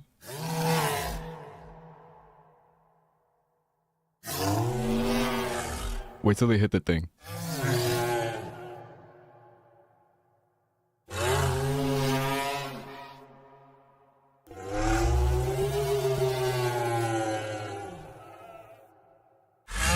Right, they're just staring her down. That's his laugh. What about it?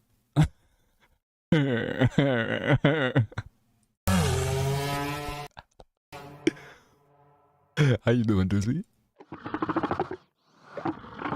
No, wait till he hits it.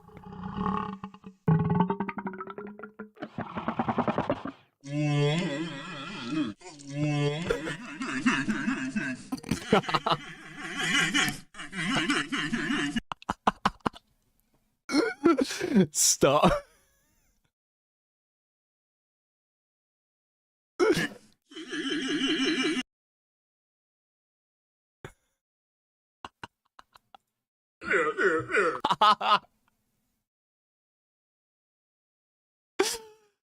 Bro.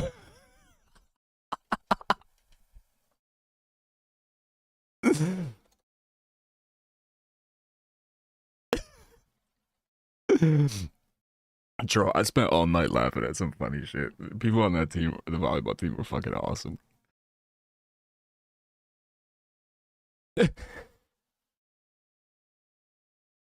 Now my goddamn face hurts from this shit.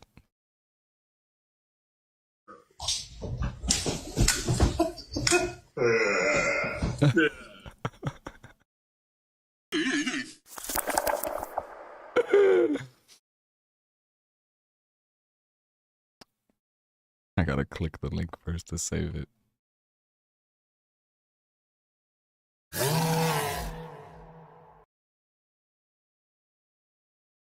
That's fucking wild.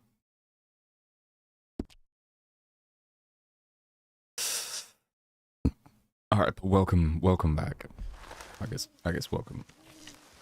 I guess I'm welcoming myself back, I guess. True, are you on Rivals right now?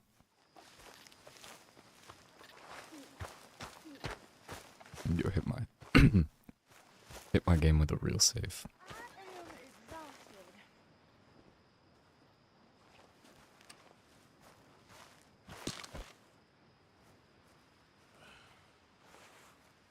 Or sleeping with his gun belt on. I was thinking about it.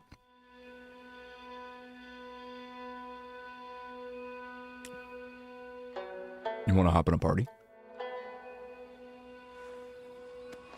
Would this interest you? Wait, so...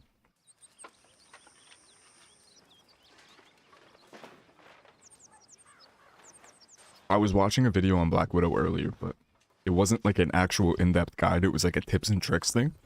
And the creator was mentioning that her moveset is different. Is it like... he was making it sound like it was like very different.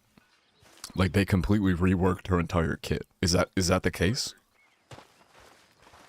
Dutch, I hate you. Dutch, you're a piece of garbage. You and Goodle? Let's go. Yeah, I can practice Black Widow. 796? 796? Just completely reworked her. Okay. They switched her alt completely. So from what the person was saying, it sounds like her gun is different too. Like she doesn't have a sniper rifle anymore. She has like a mid-range assault rifle with a like dramatically increased fire rate. Yo. Oh fuck! I forgot I was even in the Discord. Ha. Jero. Ha.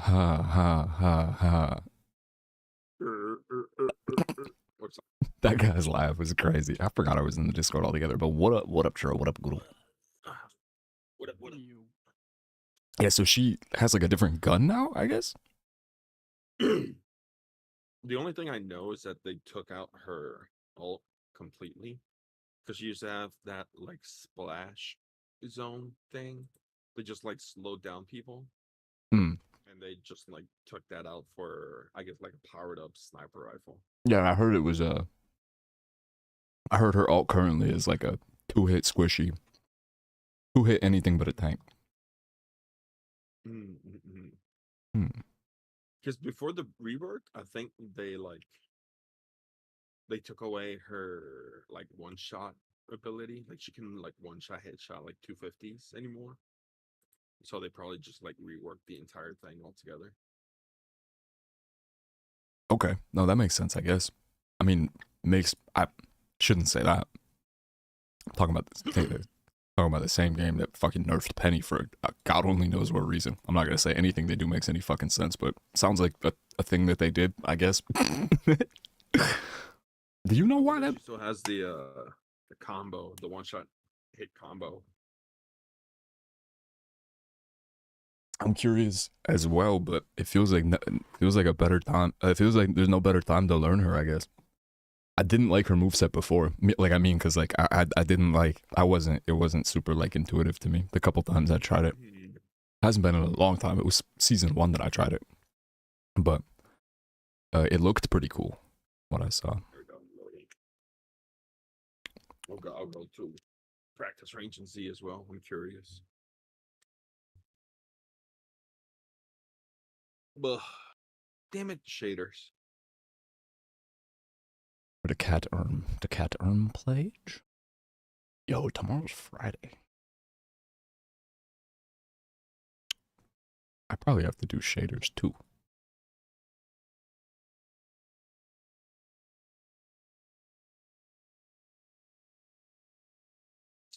It's Friday.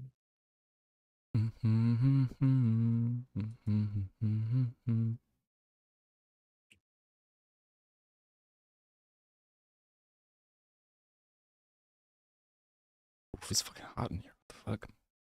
Oh, it's because they came out with the new skins. Oh, that's right. Maybe I won't have to do it.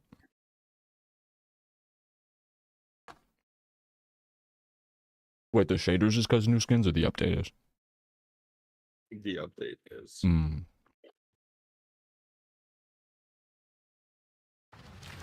Yeah, they came out with swimsuit skins for Black Cat. Scarlet Witch, Black Cat. Black Cat looks great. And what's his face? Star-Lord, Chris Pratt. Oh yeah, yeah. They put it in the fishing thing and then took away all your fishing points. Nice.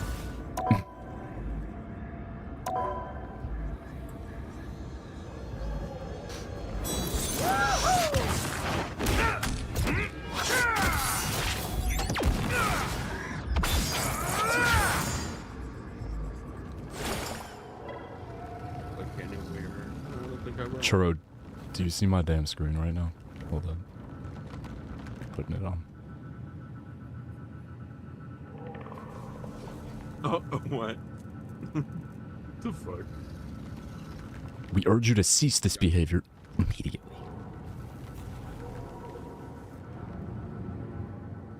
Okay, fucking cry more. They stop me. Can't stop me.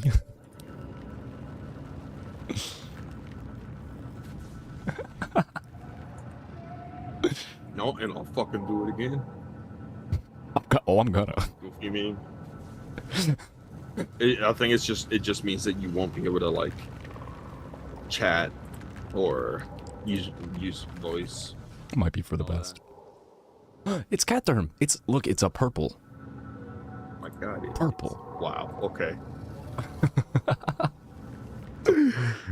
There's a perpy right there. It's a perp back. Wow. Wow. Whoa. Purple back is crazy. It's a perp back. It's my word. I can say it.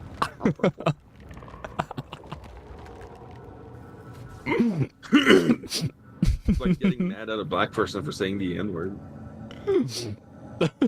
Crazy.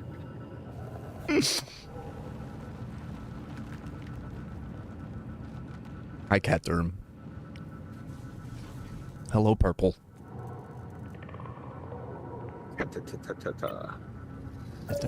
Like a cat. Like a. Two of the people on that volleyball team are aware of that reference. One of them is the one that the reason I like had that pop back into my head. You were the first person to send that to me though, and that wasn't too long ago. Or like it was within the last few years. But that fucking 1,000 Mile song started playing at that first volleyball game of ours, and someone on our team just hit the plaque. I was like, really, that's ball. That's ball. They know, and they know it. They know ball. Maybe knowing the ball. What? Oh, temporary ban. Competitive for 15 minutes. Eat a dick, you old bitch. Fuck you. She said, well, I...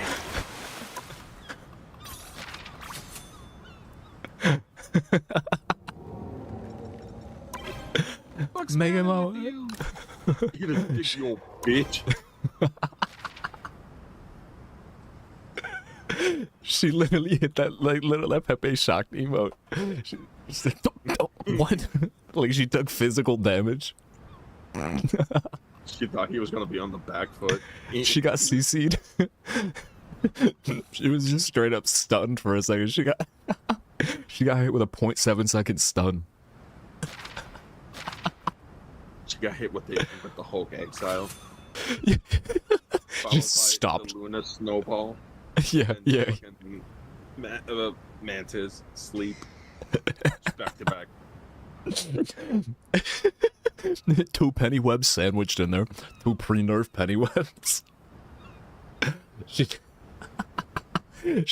thought she was ulting with her, like, I'm gonna go full Karen mode on this person at the red light. She got fucking annihilated. Cat-tat-tat-tat-tat-tat.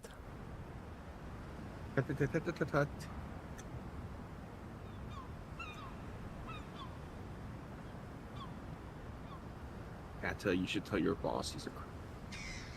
You should. You should just, like, develop this habit of doing this, like, gold melter. Of doing you should develop this habit of just, like, doing, like, cough and then say cracker. Like, not subtly, but pretend subtly. Cracker. Until he questions you, and then just be like, what? What are we talking about? Guh is here. Good. Guh. Hi, Guh. What up, Cole? Good. I took my car to the shop today and broke it. You never... Wait, what? What happened? The shop broke my car. Why? Okay. So 6 weeks ago, right? Before I could go to Maine and stuff, I, like, do all this work on my car. I finally finish it up. I go to the shop to, like, get them to align it and stuff. I roll in. They realize that, like, half of the nuts and stuff that I've done, I never torqued down, which is, like, bad and stuff, and they're supposed to be torqued down, because otherwise they fall off. This will be important later. So I'm like, yeah, that's probably bad. And I just, like, say, and, like, they were like, okay, we can go through every single bolt in your suspension and torque it down to spec and mark it, and you'll have peace of mind, and we'll have done it, right? And they're like, yeah, that's probably a good idea. I say, okay. They do that. They do the alignment. Everything's good. I drive back home. I go to Maine, right? It's, like, 14 miles back from the shop to home, and I don't think I drive the car again for, like, 6 weeks. Get back home on Monday. Do a couple more things. I just gotta put some, like, plastic under trays and stuff back on the car. Before I take it back to the shop to like, get the AC repaired, because the AC is also dead. Oh on my way to the shop, I start hearing a clunk about, like, halfway through the drive. Like, oh, this is weird, but, like, I'll bring it up, but it's probably not a big deal, right? Because they've torqued everything down. Can't be that serious. I pull in.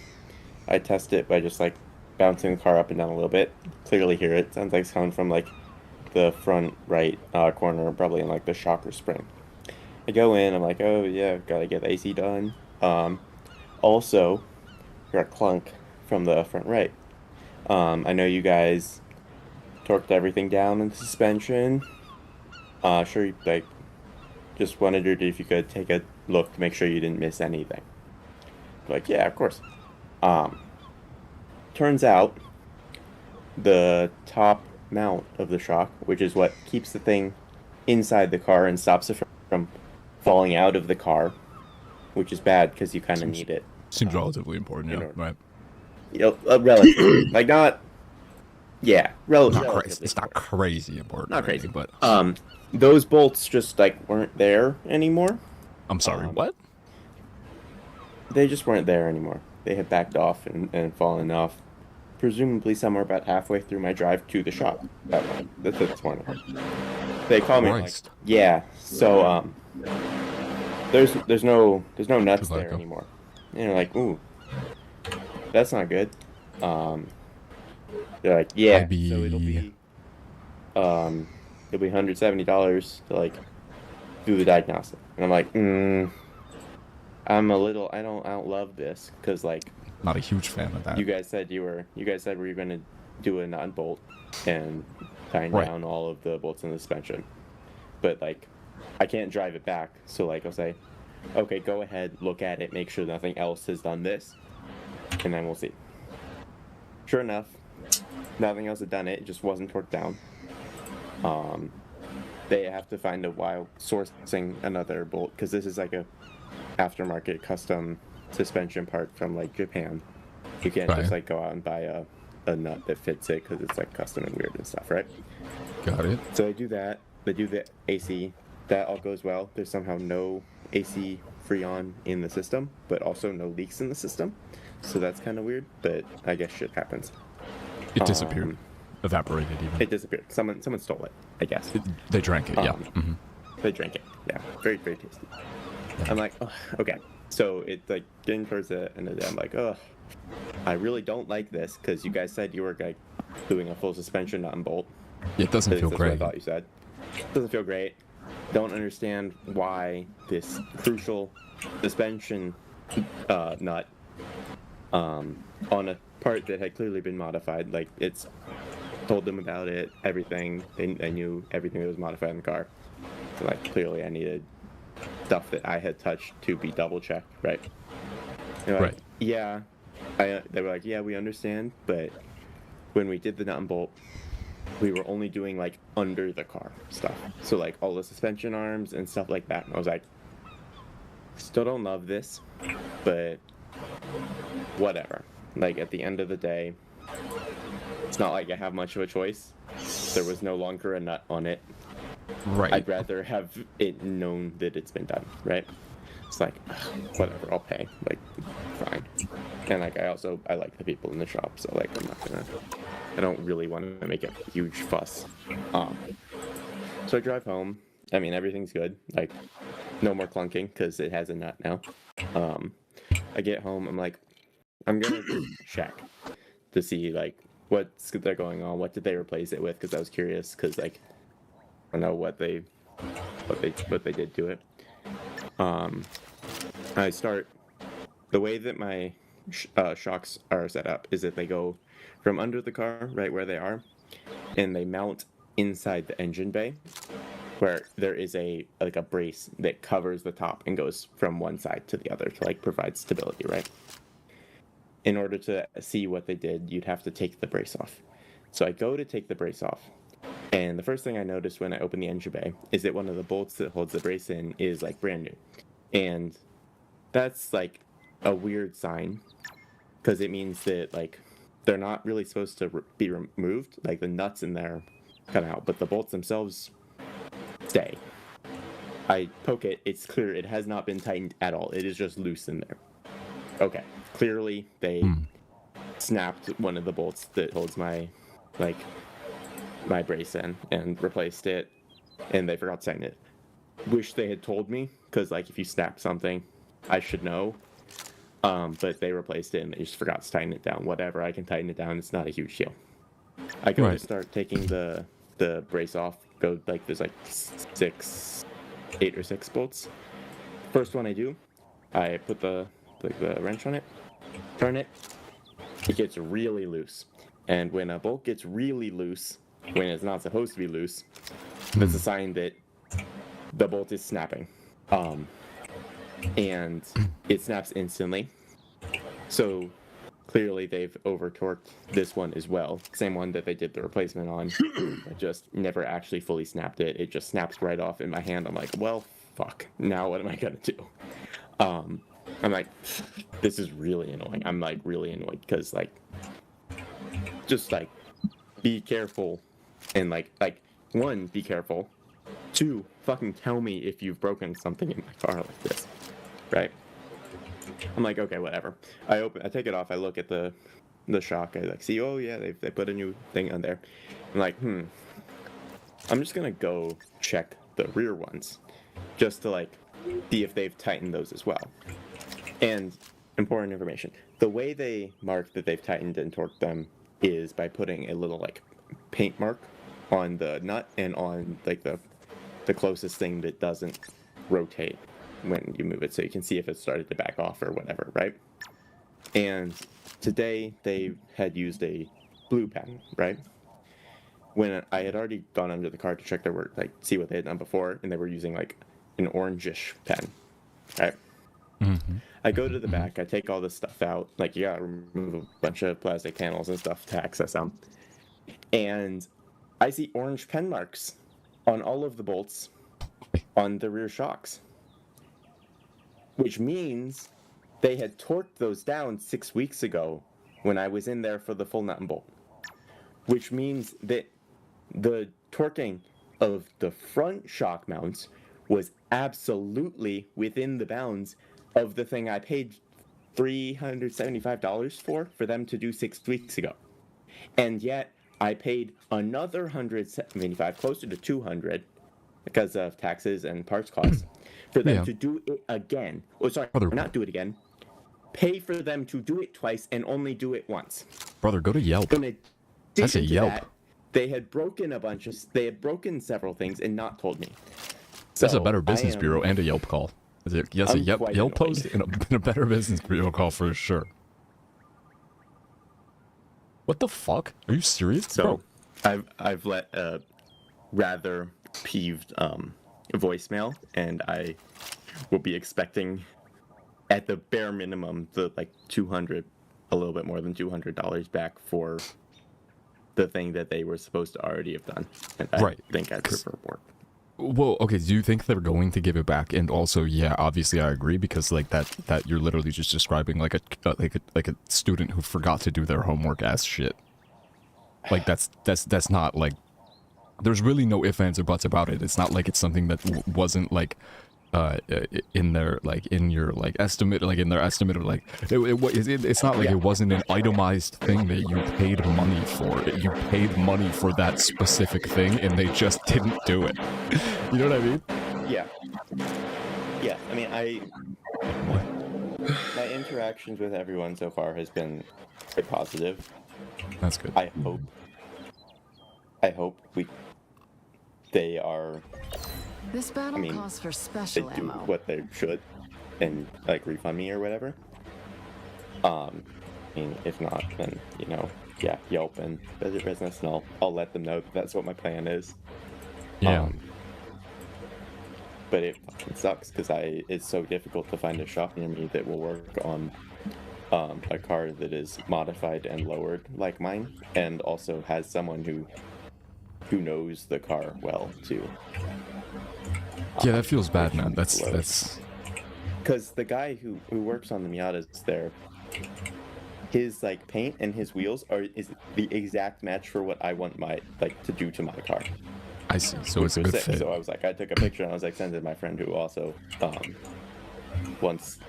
really likes that combination and would like that car like that. And I was like, oh, same as me. But yeah, so like, I hope that I can just like talk and like come to some sort of like understanding. But damn, that was frustrating. No, I would be too, for sure. I also need tires, which is expensive. I'm gonna need some new front tires eventually. With how many You should. miles? If you do, you should probably replace all 4 of them at once. It's a good practice. Do you think so? Yeah. I mean, is your car front wheel drive or is it? It's 4-wheel drive. Okay. Yeah, probably. But it's like depending on the wear patterns. If it's wearing unevenly, you can just rotate them. Like if it's wearing outside corner of one, and then the other side is wearing like the inside corner, you can just like, swap it around and then you get like a bunch more life out of them. But if they're getting old, which mine are 6+ years old and like dry rotting at this point. And that one has a flat spot, which is weird, which I wasn't expecting. So yeah, whatever. You need to replace some. It's generally not advised to like swap tire ages and like mismatch tires, mismatch ages of tires, because what that creates is it creates really unpredictable and like inconsistent handling like characteristics, especially it's like a phase mismatch. Nice. Yeah. So it's like, I see. if you can get away with it, like whatever, who cares? But if the back rear ones are like borderline, probably worth it. That's amazing. Enemy down. Do you so yeah. Front ones aren't terrible yet at all, and it's not winter, so I don't got much slipping and sliding going on. But just at this rate. And I don't do them myself, so I'm hoping that the tires tires are really annoying to do by yourself. You need a big. That's 3. Yeah, I'm hoping that the place we typically bring our do our tires at. I'm hoping they. I can't remember. I think they usually don't even. I think they usually don't even make that like recommendation of like rotating them or like putting the back ones on the front. I don't think they've done that for me in a while, and it would have been on some of my older cars in the past if they have. I don't know if I've got new tires on this car yet. I got it September of 2024. Yeah, a rotation is generally something they'll do if you like need an alignment for whatever reason. But those tires, they'll like rotate their tires around to prolong their life a little bit more. But they're generally if you go for new tires, they'll get you 4 new ones. Interesting. Is that Churro Penny over there? It's Chupenny. Is that Chupenny over there? All right. Target neutralized. Gold, are you playing? Double kill. Wicked. I'm not looking at her necessarily at the moment. Because I just want to learn how to play Black Widow, and I'm literally just like walking around with her. Enemy down. Did you hear about this, Gold? Black Widow's gun got changed. Like her main attack got changed, from what I understand. I saw it the last like penny, and I was frustrated because I couldn't do anything about it because she showed me, and now I can't do anything but stifle. I mean, you could just web her twice. I can web her? Twice, yeah. She's too fast. Looking for a new challenge. Didn't web her faster. Be faster and better? Just slow. Yeah. Just a little love. If I'm using my webs on main targets in group fights like tanks, and then I suddenly get dives, I won't have the rapid fire webs available in time in order to use them on the targets. But she also has the second nest. Like if I've you been thinking about that. And you could also, or you could go with the Black Panther theme. Looking for a new challenge. And he gives you a shield. So it's like it's like they said we fully reject the idea that Penny like we are removing the entirety of the premise of Penny being a like I don't know what the correct word anti-dive. Anti-dive and denial like tank. She is I'm sorry, like an anti-dive and disruptor tank. She is a denial like they're like no. Just a bunker. An area denial tank. She's not a front line. Yeah, you can sit in one spot and do nothing, and that is entire gameplay, and that's all you're allowed to do now. That's 3. Wait, did you say she is a frontliner? Like, is that because I played a bit of Penny, but I wasn't just recently really thinking about that. Gotta be good about like sending on your nests. Oh, I see. You deny the opponent like you deny opponent heroes in a certain area, but you do it from the front. It's not like a right compared to like I see. You nest yourself in there. Double kill. That's 3. Yeah, so it seems like they just completely leaned into it. Like she's just a different tank. It's just a different tank now. Yeah. I mean, because she has the ability to do the things she used to do, right? They just made it insanely hard, or like they made it 100% harder to do and take 100% longer. Target neutralized. At the cost, or like, or I guess they gave her the ability to have twice as much area coverage, I suppose. Or twice as much area coverage at one time, or twice as often have a nest up. At the cost of what we were just talking about, of getting rid of her. Gives out the rocket like armor packs. That's 3. Oh, that's only if you have the rocket. That's only the rocket. No, it just does have. Wait, what is that? It gives out what? Yeah, I mean, I was just doing it. What does it give? Because I was pretty sure that was Yeah, look, here's the rocket nest. Oh, it does. Yeah, it gives out Doritos. Oh, so you have to, in order to get the second nest, you have to use the you have to have the rocket one up. What the hell do these do? But that was a team up that already existed. Yeah, So but it's not like you just have it though. It's just permanent now? You don't need gas. The rocket. You don't need a rocket on your team. You don't need anything, right? It's like my dino guns. My It dino gives Punisher out blasters. armor packs, but the area that the web covers is smaller than the regular one. This overhealth is a lot. I forgot. It's been. I'm only very recently paying attention to some of the more nuanced part of this game. 345 health is a Black Widow is nutty. The overhealth is kind of nuts. Yeah. What do these Doritos do? But they've reduced armor. The overhealth. They give you like 25 extra health. For how long? Is there a button, or is there just like a? Like it just stays as long as you don't. Like you only lose it if you get hit. Oh, I see.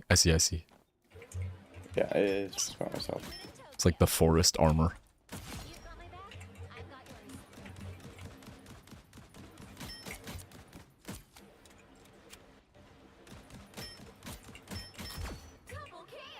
I like Dino a lot.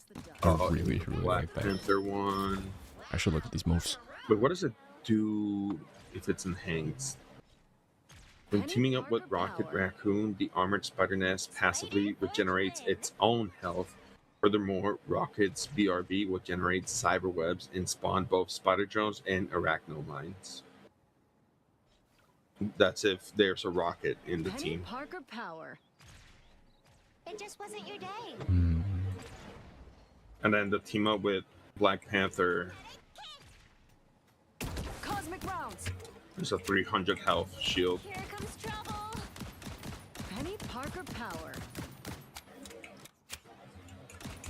Phoenix bullets.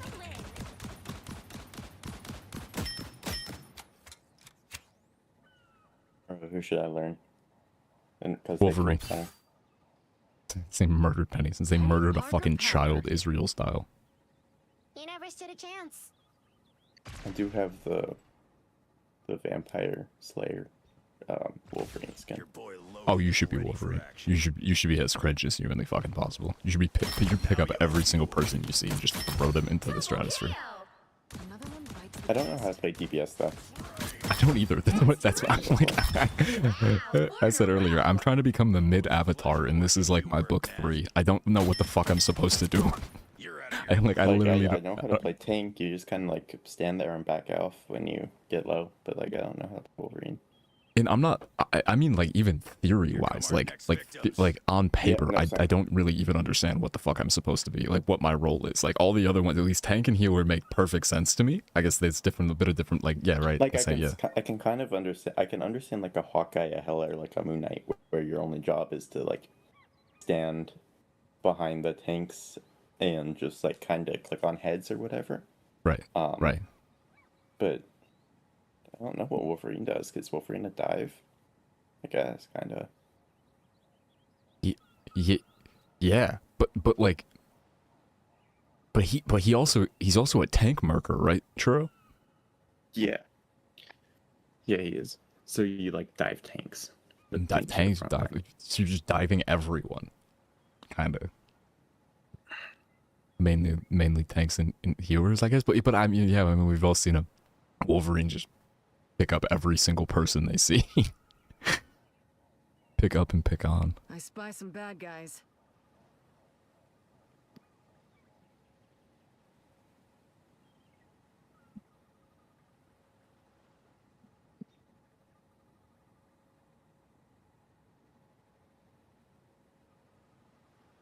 I might check out this moveset 1 second.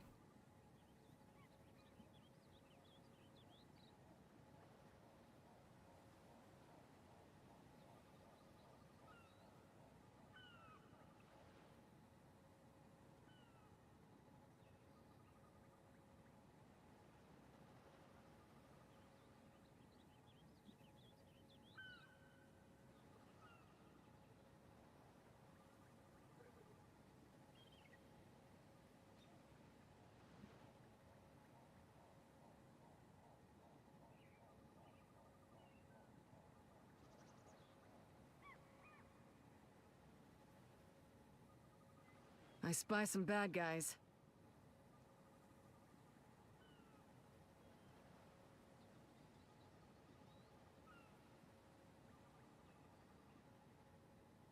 Ready for action. Oh wait, Tro, did you DC? Oh no, that's you over there. Did I DC? Jacob? Oh, nope, I'm still here. Okay. Target neutralized. Did you Whoa. see as well? I thought, for a second, I thought I did. Double kill. It was just lagging out like a motherfucker for some reason. Oh goddamn! Wait, so who are you? Oh, you're Wolverine, but you're buff, Tro? He's the best there is, folks. Buffering. Wait, what'd you say? Very nice, was it? I said buff Wolverine. Oh my Okay, god. Wolverine. You look crazy. Jesus Christ. He looks like a little tank. The tank buster. True, He's true, the true. best there is, folks. Just ask him. Okay, so I can shoot the gun, pew pew pew. I can... The full auto.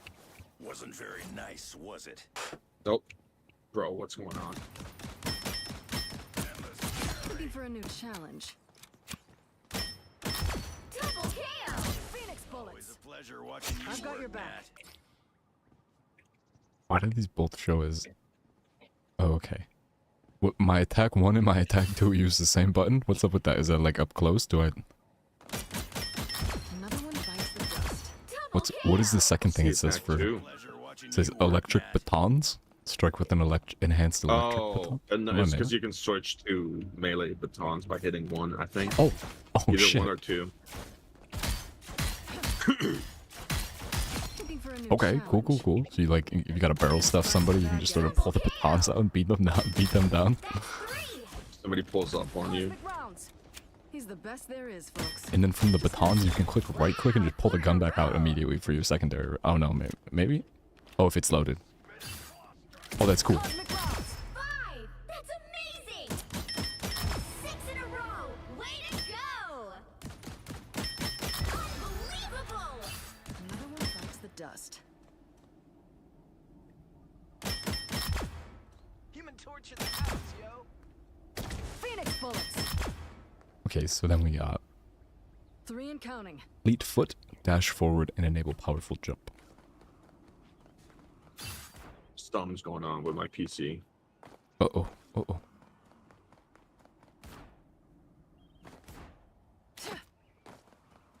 Mouse button 5. What's up with that?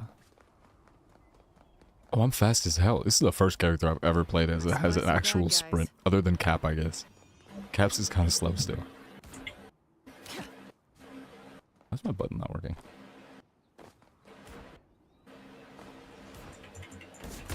Oh, you have to aim down. It's a 15-second cooldown on that. Okay, so that's for escaping and shit. Diving on people. Cosmic rounds. Double kill. Okay, we'll have to bind that to something different because this fleet foot on F is stupid as fuck to me. I hate that. The fuck? I'm just so I can't press D while I'm running. Like I can't move to the right while I'm running. Oh.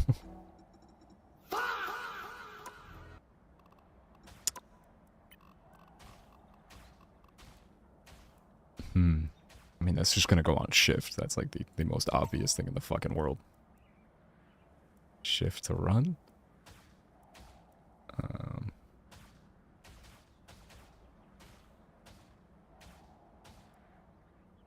What's my Venom dive? That would end up becoming pretty intuitive, right? Venom swing, frenzied arrival?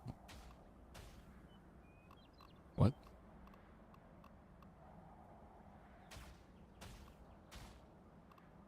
Melee attack, Venom swing. It's also left shift. Oh, that's interesting.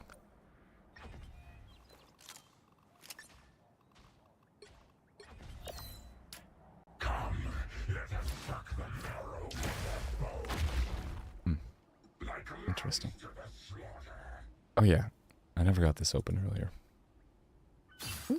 What happens with this?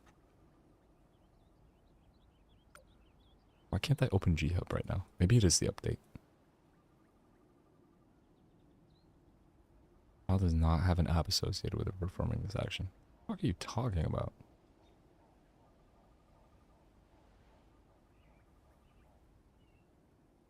So confused. So confused. Spamming the button now.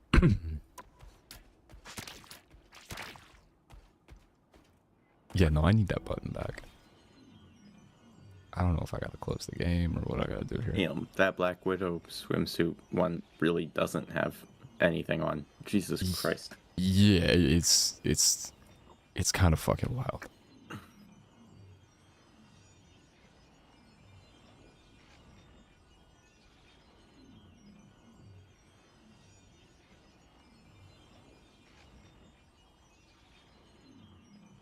What did I just close? Oh.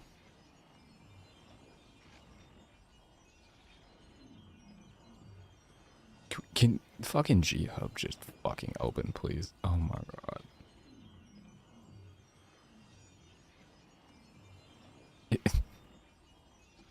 Do I have to close fucking Rivals real quick? Like, what's going on? I feel like it did this yesterday too. Open a damn game. Open a damn fucking stupid fucking thing. Fuck. Devices. What are you saying?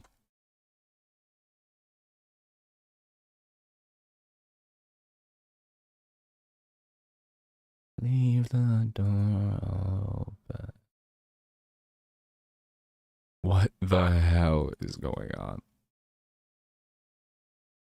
Yo, you don't hear me? What up, what up, what up? Yeah, I can hear you. Yeah, huh? We got you. Oh. Y'all stuttering. Bro, what is happening? No.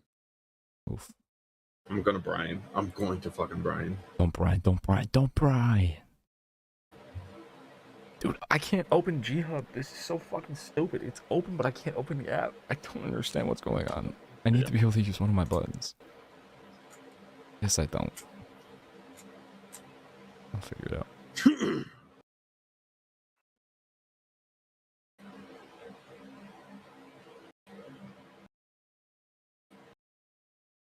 That's how you're dealing with me. Damn.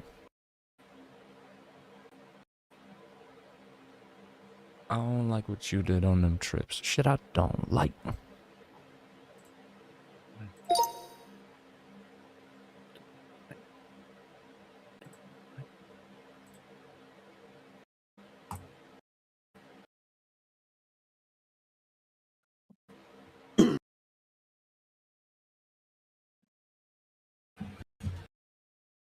Is it stabilizing for you a little bit? No rush or anything. I'm still learning these moves and shit, so. I think so. Okay. I'm launching. We'll see. So I just like nothing was responding like at all.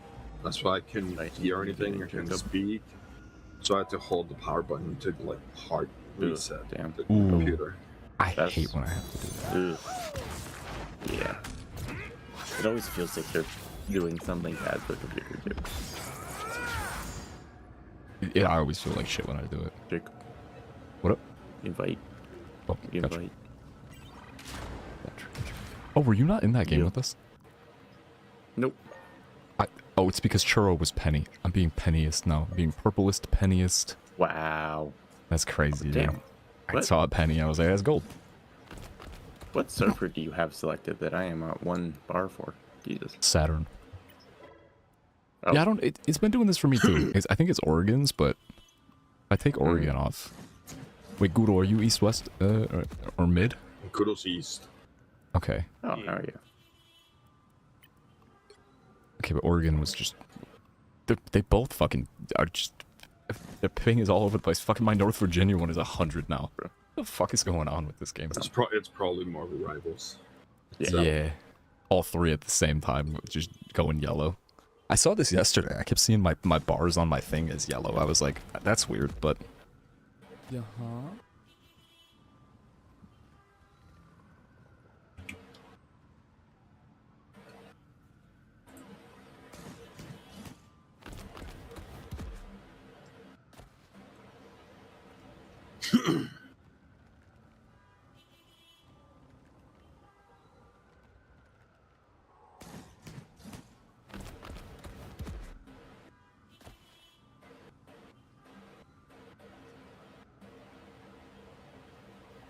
them a request to join.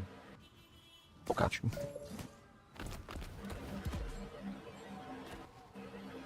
There we go. Okay, I'm gonna just read. I'm gonna theory nerd Black Widow real quick, and then basically I just gotta read behind. As long as I know how to fucking move, it's a gun and you shoot it at people, and I can figure it the fuck out. Edge dancer. It's just like a full auto. So what's the deal with Wolverine? He's anti-tank. Okay, so like just wander around the edge until I see a tank, grab a tank, pull him back into the middle of the team, whack him. Yeah. Like, cool. Wolverines be like gargoyle maxing a lot too, right? You'll just like catch one just standing somewhere waiting for someone. I always see that happening. So my goal, so unlike a tank, it's not constant in the line of attention. It's trying to avoid until I can pick a moment. Like, oh, you aren't in the practice range anymore? Oh, here I'll join. I'll join. No, it's fine if you're not. I was just making sure because it said nobody was on, and I wanted to make sure it wasn't like the game being weird. Oh yeah. I'm gonna hop in real quick. I'm gonna do my due diligence on this. Hop in. I was trying to lord Wolverine, but with the hook not being out. Oh crap! Looks like I want to do that. Okay, so let's see if I go. If I grab a group here. I go. Oh yeah, no, it's laggy. Goddamn.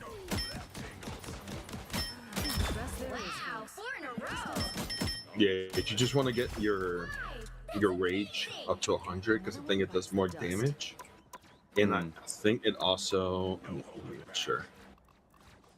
Berserker rage.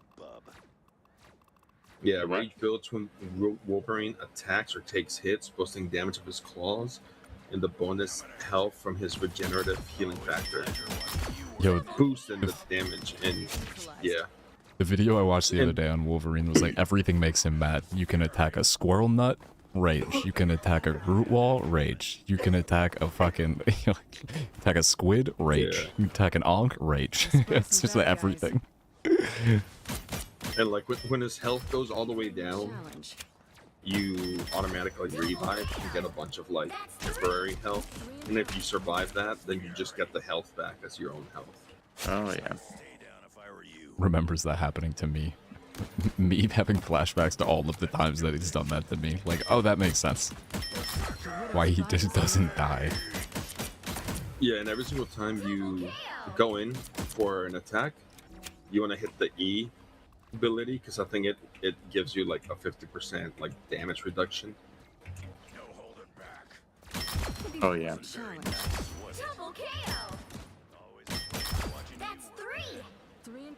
And using your right click, like just abusing the shit out of it is really good. Like just for movement, getting out the way, or chasing. Oh, because the right click. Oh yeah. So if I do it on the ground, it doesn't. Oh no, it does. Why is it not? Oh, but if you hit someone. Yeah. It goes until you hit someone.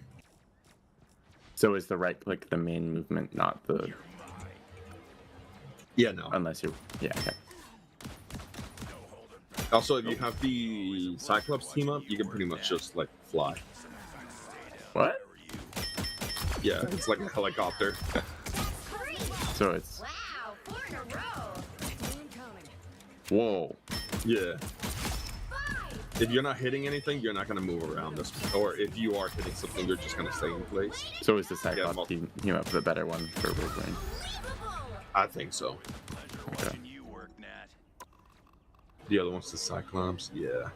Yeah, I think the Cyclops is better because if there's a Cyclops on the team, you just perma have it. Oh, it's just shit. Yeah, it's just always activated, so you always have the helicopter. And wait, so it's just always on, or is it? Oh, I see. It's just like if I do this and then do that, is always on. Mm-hmm. I don't have to hit C in order to do the helicopter when I. Yeah. So when it's activated, your range also goes up. Another one bites the dust. So you can hit them like twice as far when you turn it on. Even with the basic left. Yeah, with the basic move.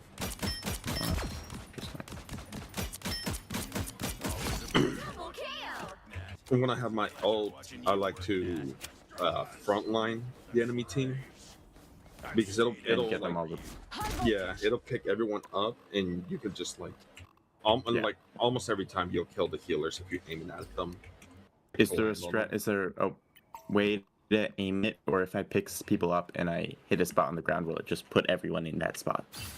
If you want to go like that direction, you got to make sure to aim or face that direction before you pop it. When you hit it, you see the red circle on the ground. Okay. If I picked up multiple people, will it bring all of them there? Yeah. Okay.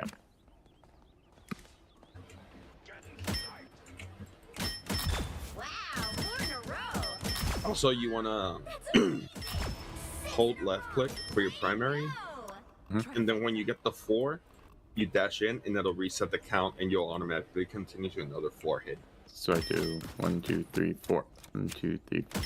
Yeah. Another one bites the So it's not a perfect infinite, but it's like doubles it. Yeah. That's 3. Wow, 4 in a row. 5. And the tackle, you don't have to like aim it at them. It's proximity. So you can like be standing like right next to them, or even like this, and you'll still pick them up. Wait, so why do sometimes I attack way faster? That's when you do the shift. After you do the shift and you land, yeah. Gotcha. Looking for a new challenge. Double KO. That's 3. And like your bread and butter to get the shift going is 4 in a row. you can just dash in and immediately. 5. That's amazing. Or you can start attacking while in the air for the shift. Way to go.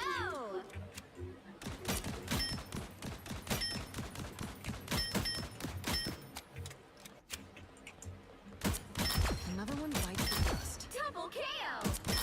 That's 3. Okay. Widow strike.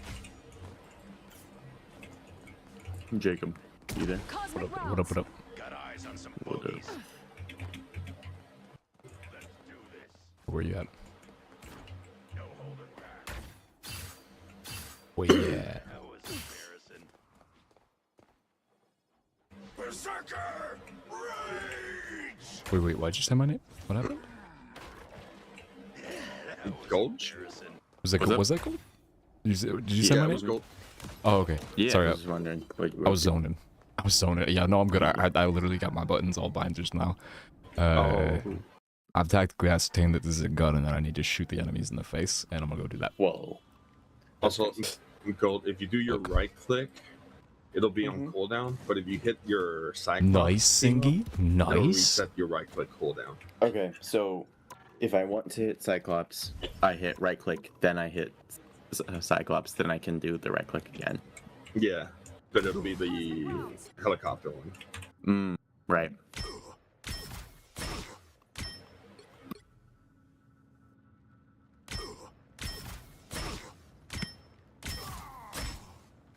True. Do you know what the deal with these team up abilities on Panther is? I should have, or on Widow is? I should have checked them. Right now I have the fire rate boost. But then the other one is something about an enter focus state where the next bullet gains the it's hunter Hawkeye, side effect. I think it's like every 2 shots that you hit, you pretty much just get a charged bullet. So every single third bullet that you hit, the third one is going to be stronger than the others. I see. Should I keep the enhanced fire? I mean, I'm single fire clicking, but that fire rate is probably still up close. I'm gonna be blasting people. Yeah, no, I'll leave it. I should probably leave the fire rate thing on for now, right? Give it a try. If you're gonna be close range, you can also do your like your grapple attack. My grapple attack. Yeah, if you kick somebody, you can then like grapple them with a grapple hook and pull them back in. Abilities. His abilities, Fleetfoot Edge It's, Dance. yeah, it's your E kick. Oh, I see. Unleash spinning kick, launch enemies up, landing the hit, allow her to zip a target. Grapple hook for a second. How do go I? back in with Widow. How do I trigger the grappling hook? You have to land the kick. Do I have to fire it? Is there a button to fire it after the fact, or does it just do it? Yeah, it'll just be the same one. Oh, okay, okay. Yeah, there'll be like an E on the enemy that you kicked.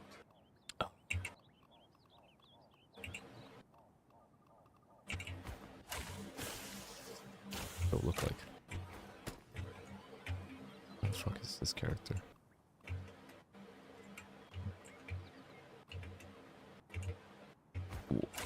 Bro, what? I can't find their. Oh, those are healers.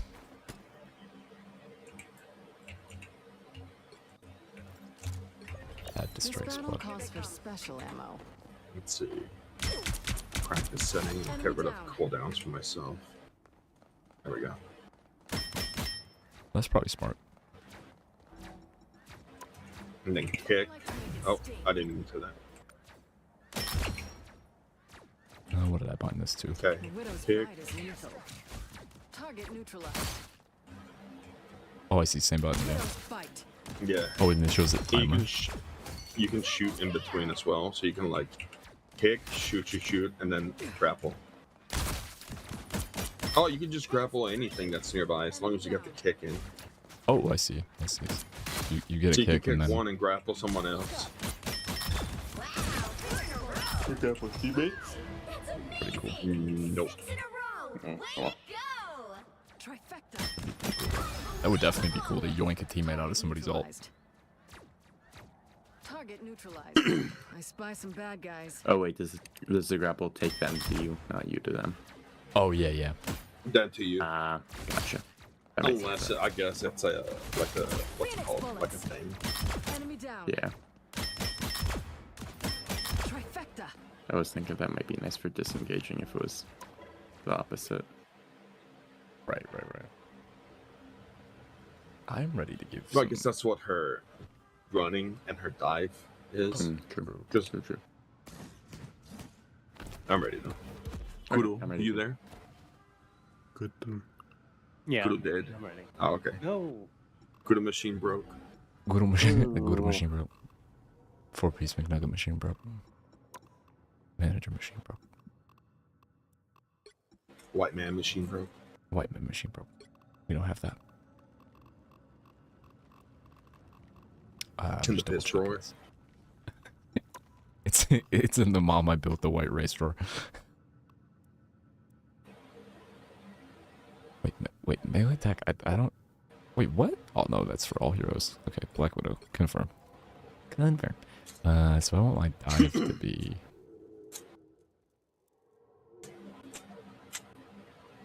Trying to think this through. I'll switch in a game if I need to. Run a QP. Equip.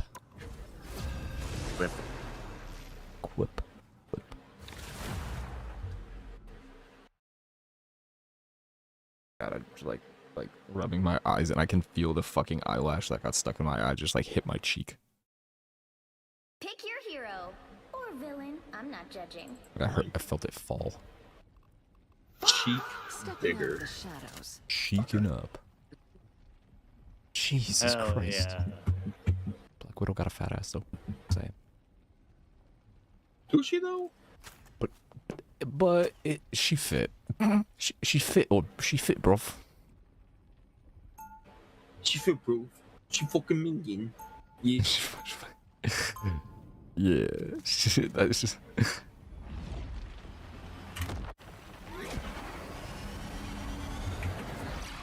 I'll never recover from this financially. This battle calls for special ammo. 30 seconds before you attack. Okay, yeah, it's still laggy. I just got rubber banded. Kind of weird. Using weapons against their own interests feels so right.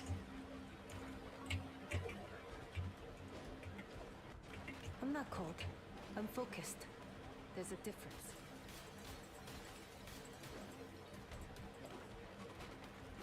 The battle starts in 5, 4, 3, 2, 1. All you need to do is capture the missionary. I'm gonna have to relearn all these maps from a non-tank perspective. That's what I'm saying too. Is that's the like the theory part where I'm like, I don't really even know what like where I go, who I want to be. I don't know. Yeah. Where did he come from? Where did he go? Kanai Joe. I don't even know. You're right. Yeah, right. I'm so used to playing healer that a lot of times I'm on maps as a different character, and I'm like, I don't know where the fucking Right. health packs are. Good. Are you a dinosaur by chance? I am dinosaur. Just checking. Or are you a shark? Actually, I am sure. Oh, it's both, or you lied first time? No. I'm dead. Fuck. I never said. Oh. I just said I'm shark. Look at me, see, I'm a shark. Oh, interesting. Interesting. Can you switch shoulders with this? Oh, I'm too deep. Yeah. So I need to go look for Rogue. Which sucks, because is that even Rogue? Who is that? I don't even know who that is. Yeah, Rogue. Yeah. Okay.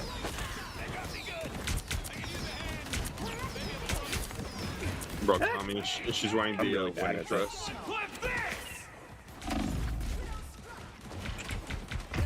Jesus Christ. This is gonna take me a minute. It's gonna have yeah. What you're saying with this map placement, like I don't know how to do anything except stand in the front of things and eat damage. I'm a dinosaur, bro. That's all I know. Yeah, maybe stay more like mid-back. Mid-back or like find high ground? Sure. Or just mid-back. Like I want to stay with the team for heals still and shit, right? Like I don't want to go do Spider-Man behavior. Oh, Jesus. Oh, Jesus. They got healers. Or flyers, man. Oh, I'm so excited. I'm so excited to be able to take out annoying ass flyers. I've never played any character that does that especially well. Well, at least in terms of...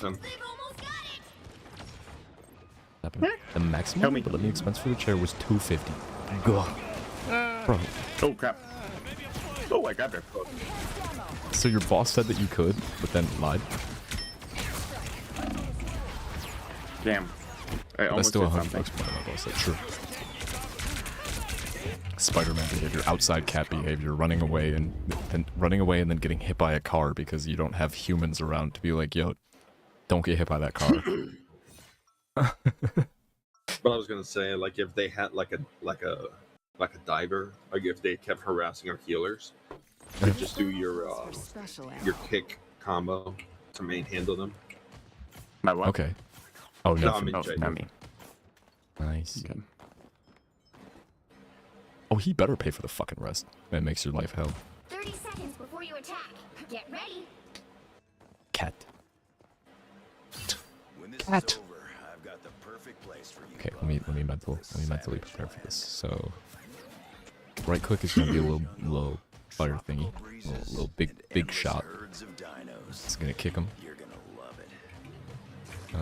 Left shift is just like run, which is normal, and then okay, just like cap or venom. The other one doesn't even light up until I'm in the air. And I should use that to escape, right? Uh-oh. Big stutter. Oh. There we go. Eyes on Churro. Oh, the hood is tall as fuck. I didn't notice that because I've played as a dinosaur since he dropped. You got my ult. Also got mine. I just forgot to look what it does. I'm gonna be honest. It's just a sniper rifle. It's pretty much the same ult as hood, but you can move. Oh, I got annihilated using it. I impulse pressed it. Ow. I'm dead. I didn't look at anyone. God damn it. I didn't even hit a person. He's all about fucking placement. Okay. Same idea as Black Panther at all, or no? Because I did do a little bit of that, right? You're just trying to like snatch people up. Wait, what? What about Black Panther? Is Wolverine like a similar idea to Black Panther? No, Black Panther's like a backdiver, like harassing healers and shit. So where should I play for Wolverine? Wolverine. God damn it. More frontline, and God, bro.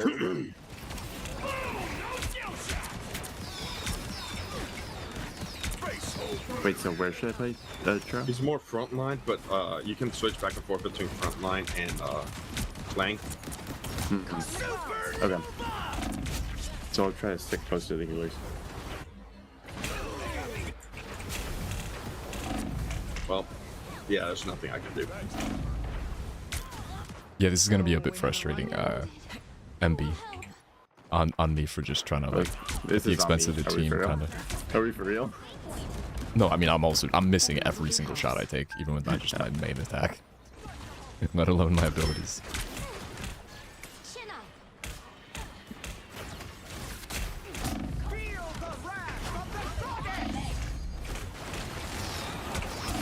Damn it. Hey, I got that kill. Nice. I chased a motherfucker down confident. OBS doesn't like green. Give me my sword back. I chased the guy down and said, give me my sword back. And I got my sword back, but I also got murdered. Give me my... I'm gonna make my reticle bigger. And red again. I'm not sure DPS is for me.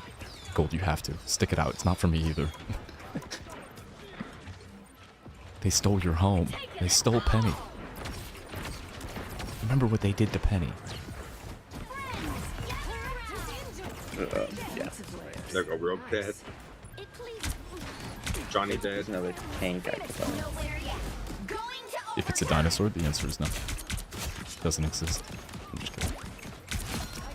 There we go. Oh, we got it. Give my sword back.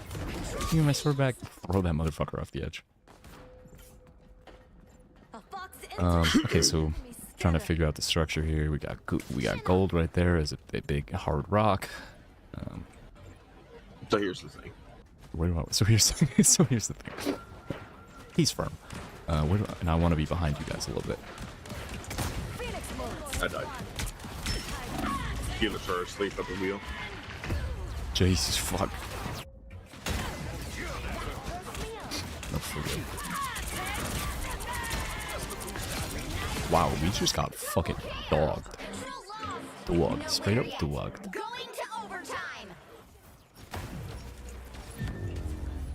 Alright. I'm like this getting the feel for it. Give me my sword back. I think that's 2 out of 3. No, we already did the second one. Okay. Well, you can't expect to win them all.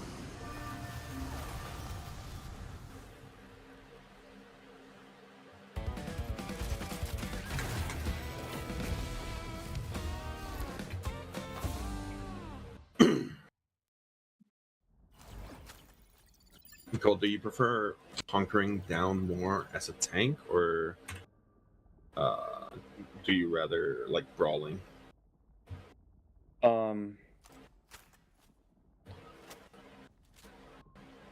What do you mean by that? Like, do you prefer to like stay in the front line, or do you rather just like get into it, like just throw hands? What up, cult? I guess I prefer frontline because that's where I generally play with Penny. But I feel like the problem with most frontline is that they don't have the mobility that I really like. And anyone with mobility doesn't have the survivability.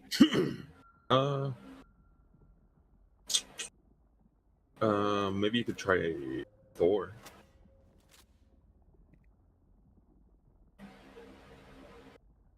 Thor's pretty good. Thor. Practice range again.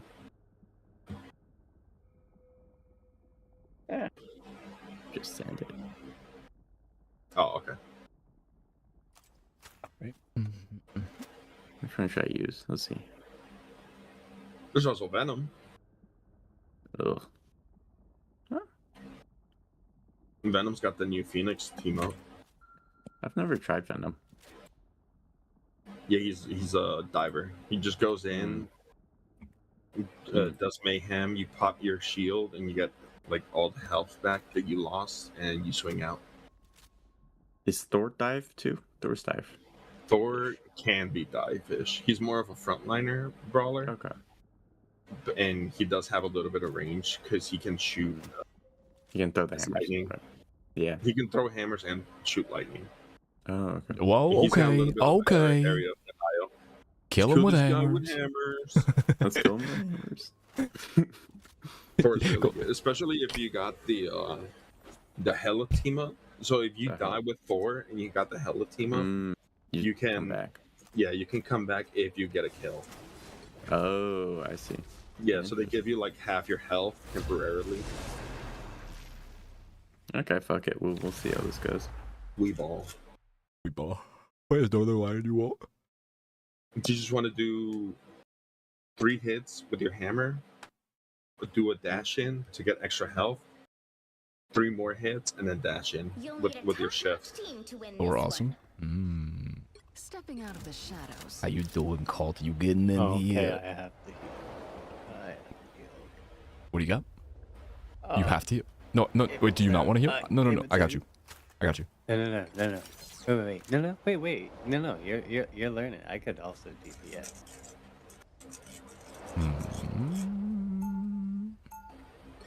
Give me my sword back. Give me my sword back. Give me my rifle back. Okay, so it's 3 hits with the left click, then a dash with shift. I can throw. How do I throw lightning?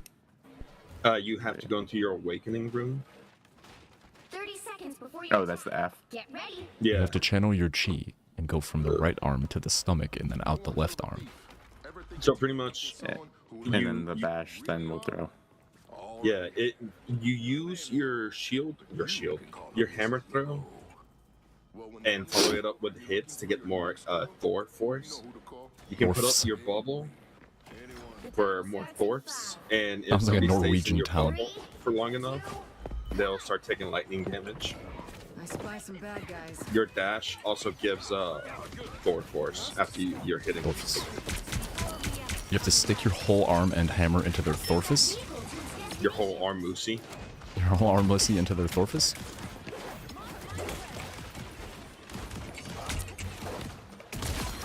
You fuck. Oh, see, I'm gonna push front line like a big dummy.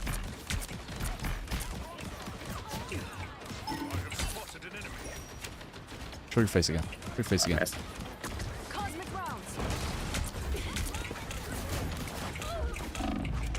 I kicked her, it didn't work. My dad tried to make it pasta, but this white man ain't use no sauce or flavor. Homie made water noodles with tomato and poorly sliced garlic. I can't say a fucking word right now. It sounds like motherfuckers that like make pasta with ketchup. It's ew. What the fucking prison. Go to straight up jail too. Motherfucking invent the sequel to I have to get it. I have to get killed there. That's right. Yeah. And it's of course the whites. And if you say something, they'll start saying that you're just being classist. That's a classist position to not like my half-cooked noodles with ketchup. Checks notes. Checks bowl. Getting my PC fired up. Ketchup. Caterma. We love the Caterma. Apparently, one of the big like aircraft carriers. Where's she? For like the Navy, there's been like over 200 like soldiers that have like jumped off the boat. Oh yeah, the Abraham Lincoln. Oh wait, I'm sorry. Are those? I didn't know people were jumping off. I just knew that they were like having to poop on each other and shit. Yeah, it's like 200 of them that have been like jumping off of it. 200 of them have like jumped off the ship on some pirate shit. They're like, not only am I like deserting the Navy, but I'm gonna do so in the most dramatic way by jumping off of a ship. Yeah, because I think it holds like 5,000 people. Right, and I they think, heard yeah. about extended, what's it called? Where they're sent out. I'm blanking on the word. Oh, deployment? Deployment, yeah. Same ship that Pete Hegseth was doing promo videos from, lifting weights and running with the soldiers, I bet. It's fucking wild. That's fucking wild. Who is this psychopath over here? The enemy hood?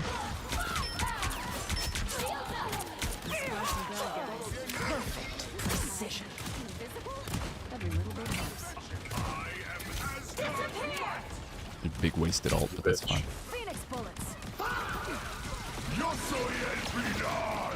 Uh-oh. Just hide, just hide. Hiding. Cat of That's fucking hilarious, though.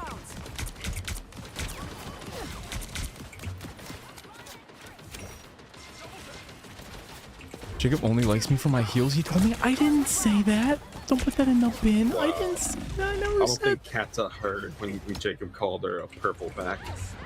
Oh my god, purple back is wild. Cat, I never said that I like you for lots of things. Catness and stuff? General cat features? I'm dead.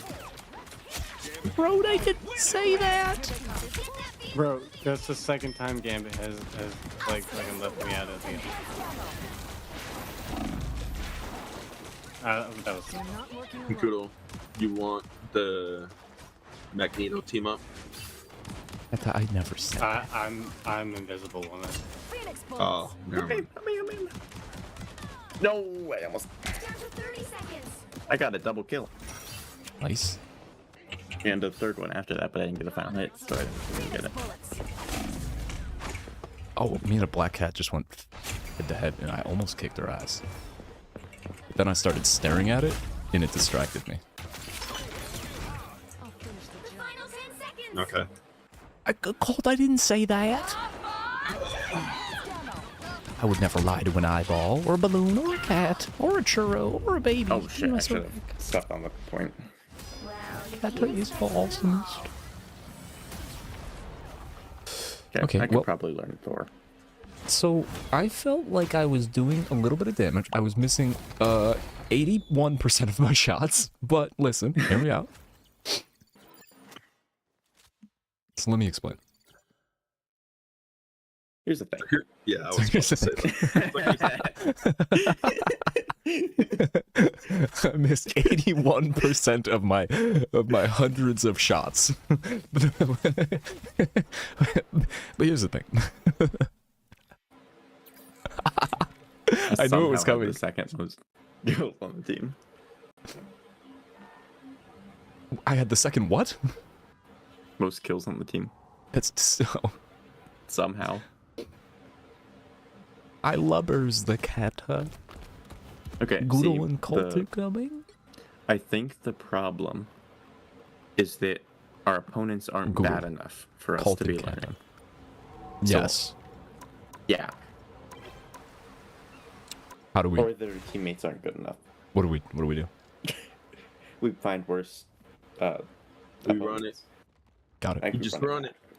Just from standing it. Do we have a kata and an eyeball coming?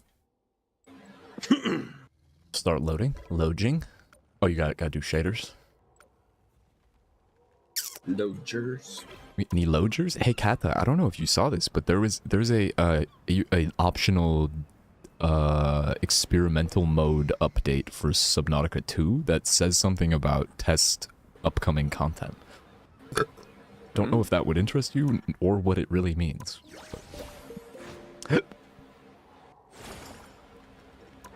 I'm loading.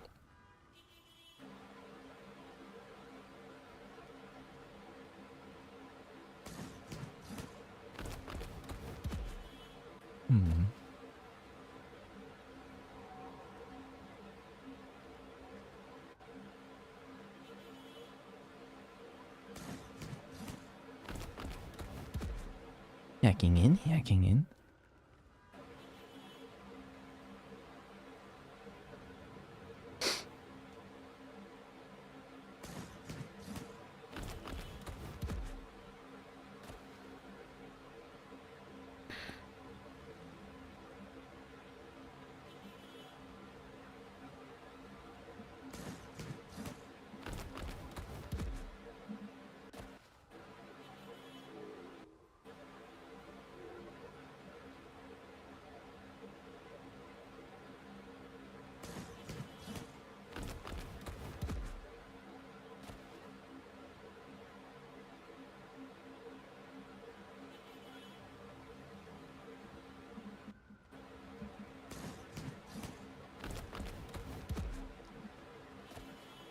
shit I don't like.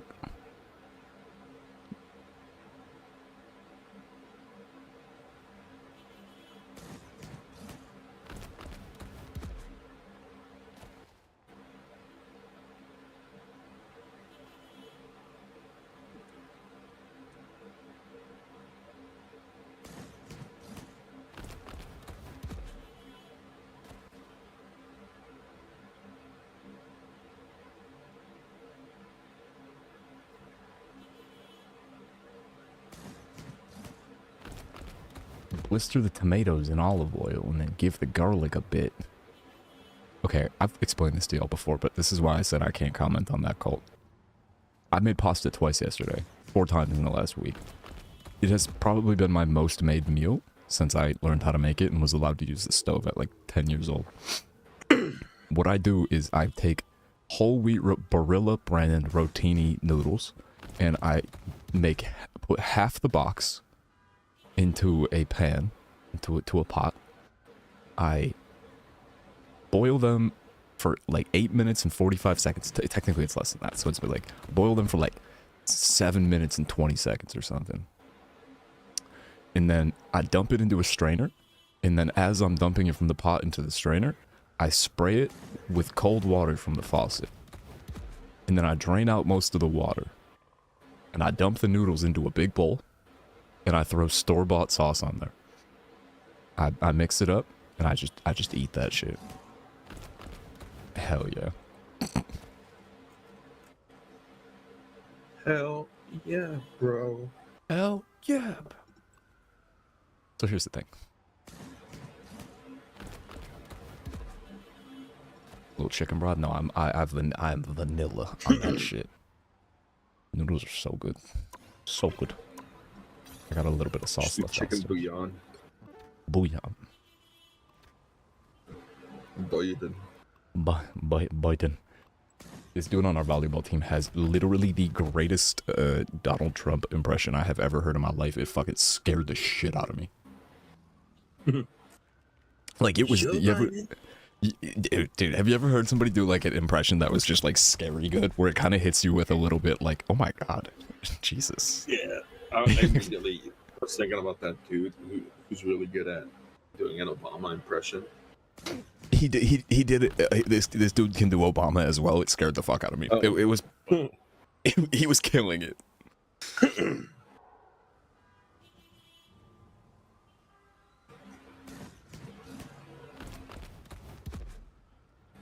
Kino. It makes me feel like I'm legitimately getting drone struck. It's that good.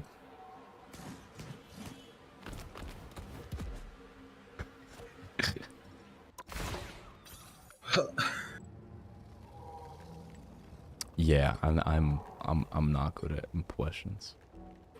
Bitch, you thirsty? Please grab a Sprite.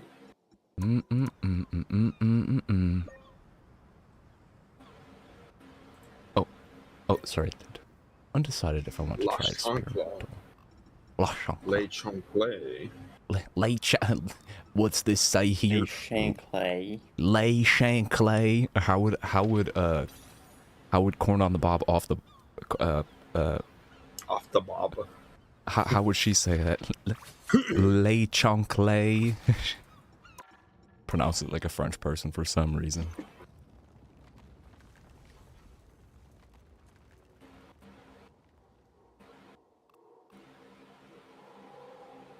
Mature gun chonkler. I forgot I was drinking like a salty electrolyte drink. Hey, and the salty flavor like surprised the shit out of me. I wasn't I wasn't ready. Dude, I do that all the time too, because I put the fucking Gatorade mix into my water bottle and I just sip it sometimes because. No, go ahead. Yeah, it just fucking shocks me. I'm like, oh my god. Every once in a while, I'll buy like a Gatorade Propel or whatever. Because I need something, and I forget my water bottle on the way to the gym, and then I'll like reuse it as a like water bottle for a few days until the microplastics get too bad or whatever. Yeah. But sometimes I forget that I don't finish it, and I take a sip, and then it's like thick salty water. Ugh. And it's really, it's like lukewarm too, because I take a sip when it's at room temperature. So it's like lukewarm, thick, salty, sweet water, and it's not very good. You just described and it's cum. very shocking. You just described pre-cum. Fuck. Gang violence dies. Oh shit, Colt, you killed that. I felt like he was in the room with us. Damn. Charles? Chuck? Are you there? Counting or not counting. Dies. But also, hi, La Chocolate. La Chocolate of cat. The cat. Hello. Hi. The guy that I reported from a couple nights ago got muted for 24 hours. Fuck yeah? It wasn't Jacob. It wasn't me. I got warned sternly to stop being racist. Look. So here's the thing. It's different. I'm at 47% on shaders. Okay. That's good enough to play, right? So. Yeah, but it'll make it hella laggy because when you start compounding your shaders, it hogs your RAM. Even if you pause it. It rams a hog. We waited for your shaders, Gold. Was it? Yeah. Yeah, that's true. That's We true. waited Give me for my yours. Shaders back. I did say that you didn't. I did say that you didn't need to. I'm gonna shoot around. I'm happy to wait for a second. Give me my sword back. The widow's bite. Cosmic rounds. Give me my sword back. Double KO. That's 3. My aim is so bad. My aim is so bad, dude. It's so bad. Have you considered just like clicking on their heads? I'm thinking about it. I'm about to go full Joker mode and just start clicking on their heads instead. Because of how Have you gone into the outraged. underground shooting range? Not yet, because I go sweaty mode on that. Do you remember the one time I was playing as fucking Wolverine? I was trying to learn Wolverine, and I stayed there for like 2 hours and killed like 500 Spider-Men. Until I was just like one-tapping. Spider-Men's.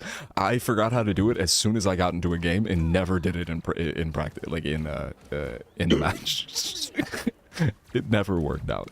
But I had the Spider-Mans on like full speed tweaker mode. They were on that Higginbotham jumping at me and shit, and I was just marking them before they got in range. But I couldn't do it again. There was some like professional Counter-Strike player who would go and shoot bots for like an hour, yeah, or something like that, and make sure he only